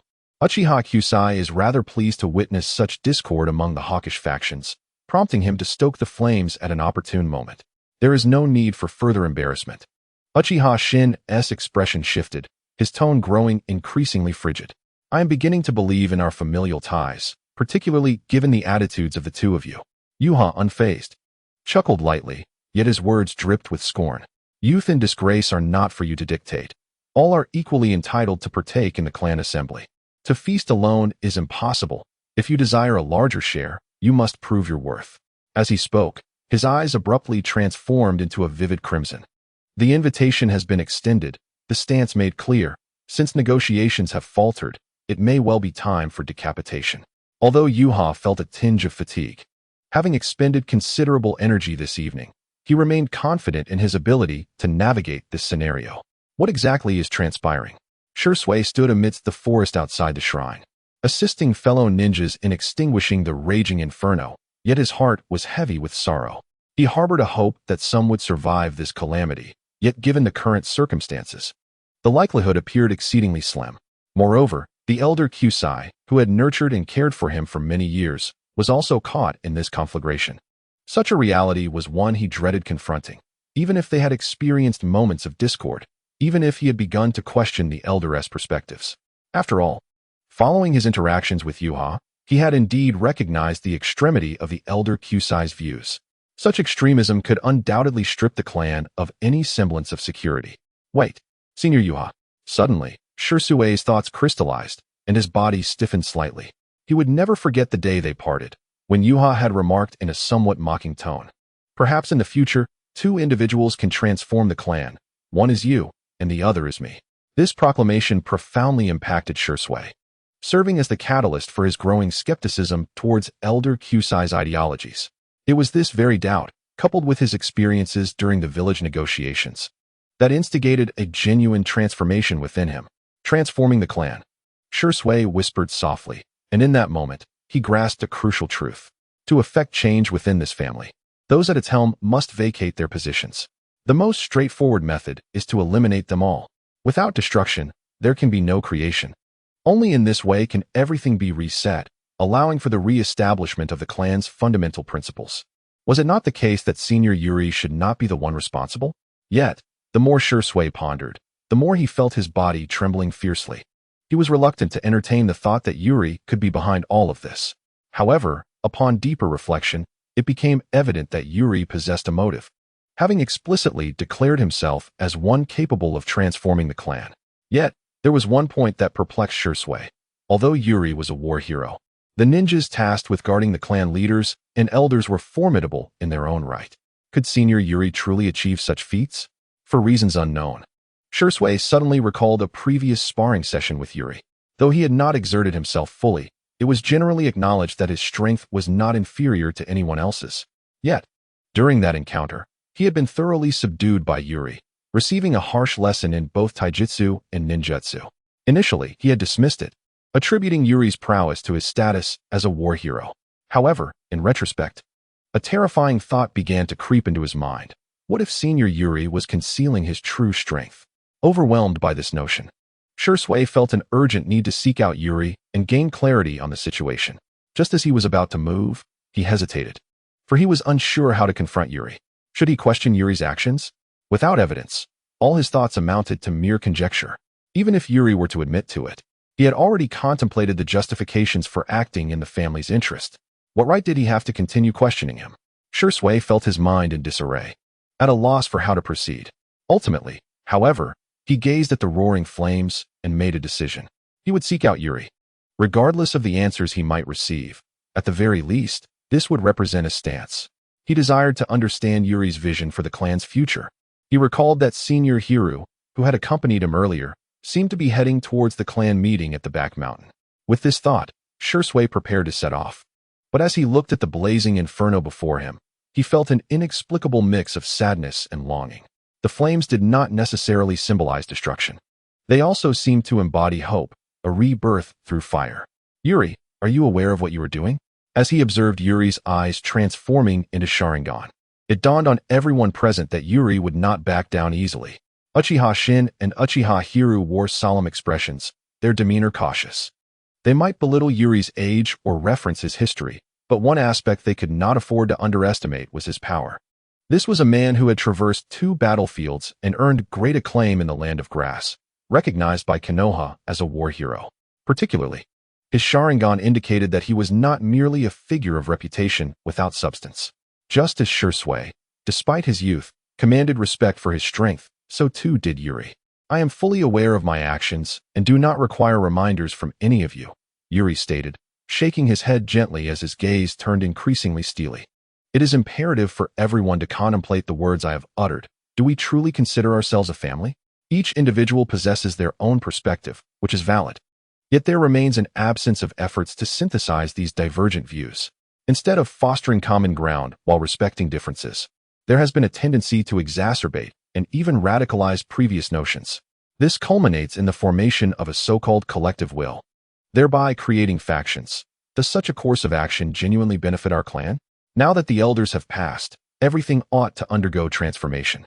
I urge you to reflect deeply on whether you are merely subordinates of those so-called elders or whether you are members of the Uchiha clan. These words carry significant weight, and combined with Yuji's stance, they unequivocally reveal his resolve. The clan must undergo change, and he must take a seat at the table. Otherwise, the consequences will be severe. Who do you think you are, and what right do you have to question the elders? At that moment of silence, a loyalist of the elder could no longer contain himself. His eyes turned crimson, glaring at Yuji as he bellowed. Even the clan leader has never acted in such a manner. Indeed, Uchiha Fugaku had not, for in his eyes, the more fiercely you fought amongst yourselves, the greater his power became. Yuji shook his head, uncertain if this was indeed the case. After all, the dead can be spoken of freely. Moreover, how did this clan leader ascend to power, or rather, how did his predecessors acquire this title? Everyone present is acutely aware that Uchiha Fugaku inherited the position from his forebears. His ancestors gained this opportunity by collectively rejecting Uchiha Madara's departure. Previously, no one dared to speak of this, primarily because Uchiha Fugaku had a son. However, once this topic was broached, a tremor of unease coursed through all present. This was indeed the most significant revelation of the evening. Furthermore, it seemed that in this instant, those assembled began to grasp Yuji's true intentions. He was far more ambitious than they had anticipated. They were also compelled to acknowledge a crucial truth. To employ this method to disavow the clan leader equally negated everything Uchiha Fugaku had accomplished, including his tolerance for the existence of two opposing factions within the clan. You shall pay for this. At that moment, the loyalists of the elders could no longer endure. They charged furiously towards Yuji. Nobody relishes being invalidated, especially those steadfast in executing the elder's will. Provoked, Yuji let out a light chuckle, unfazed by the advancing figures.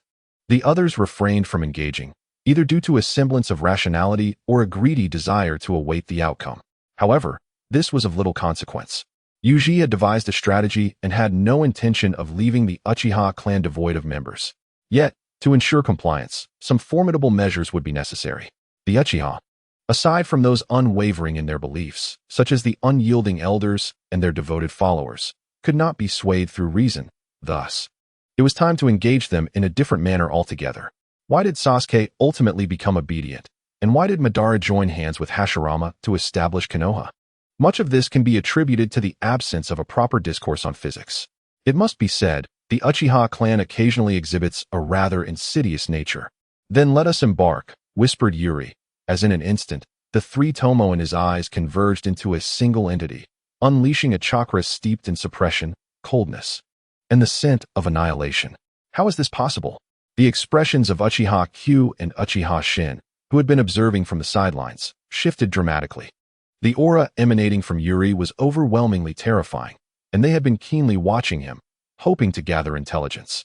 Yet, to their horror, they now beheld the transformation of Yuri's eyes into an enigmatic pattern they had never encountered before.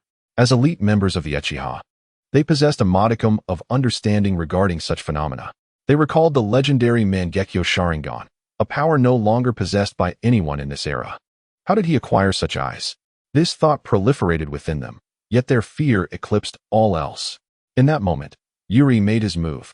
Despite the toll of prior battles, he once again harnessed his ocular techniques for augmentation.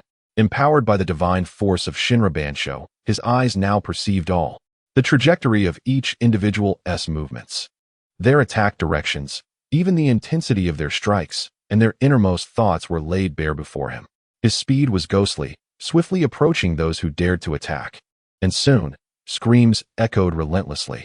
Each of his strikes felled an adversary into pools of blood, while he deftly evaded their onslaught with minimal effort. These assailants were all elites, each possessing the Sharingan, Yet in this moment, they were utterly powerless to retaliate. Is this the Mangekyo? Is this the power it bestows? How can the disparity be so vast, so insurmountable? Those who refrained from engaging stood frozen in place, paralyzed by fear of provoking Yuri's wrath.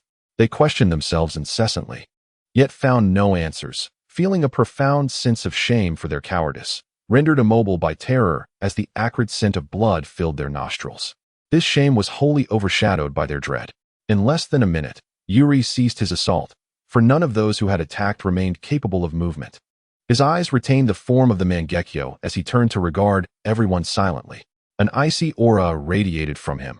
His crimson eyes, juxtaposed against the scattered corpses, evoked sheer terror under the moonlight. Now may I hear your thoughts? After a prolonged silence, Yuri finally closed his Mangekyo, reverting to the three-tomos state, and calmly inquired, "Who among you supports my proposal, and who opposes it?" The following morning, the first rays of sunlight illuminated the earth. Yet, for the entire Uchiha clan, this new day was not a cause for celebration. The roaring flames had already been extinguished at dawn, and as they entered the now-charred shrine, they were confronted with the most unbearable sight. Unrecognizable corpses lay scattered about, yet every Uchiha knew precisely who they were. These were likely the clan leader, the elders, and those who had guarded them. In that moment, panic engulfed all the members of the Uchiha clan.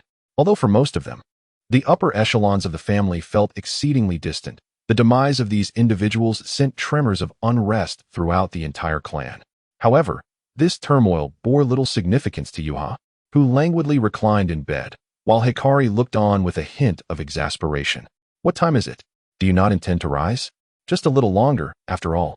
I engaged in other battles last night, and am somewhat fatigued now," Yuha replied, lazily remaining in his position, a smile gracing his lips, clearly in good spirits. As expected, it seemed everything had gone smoothly.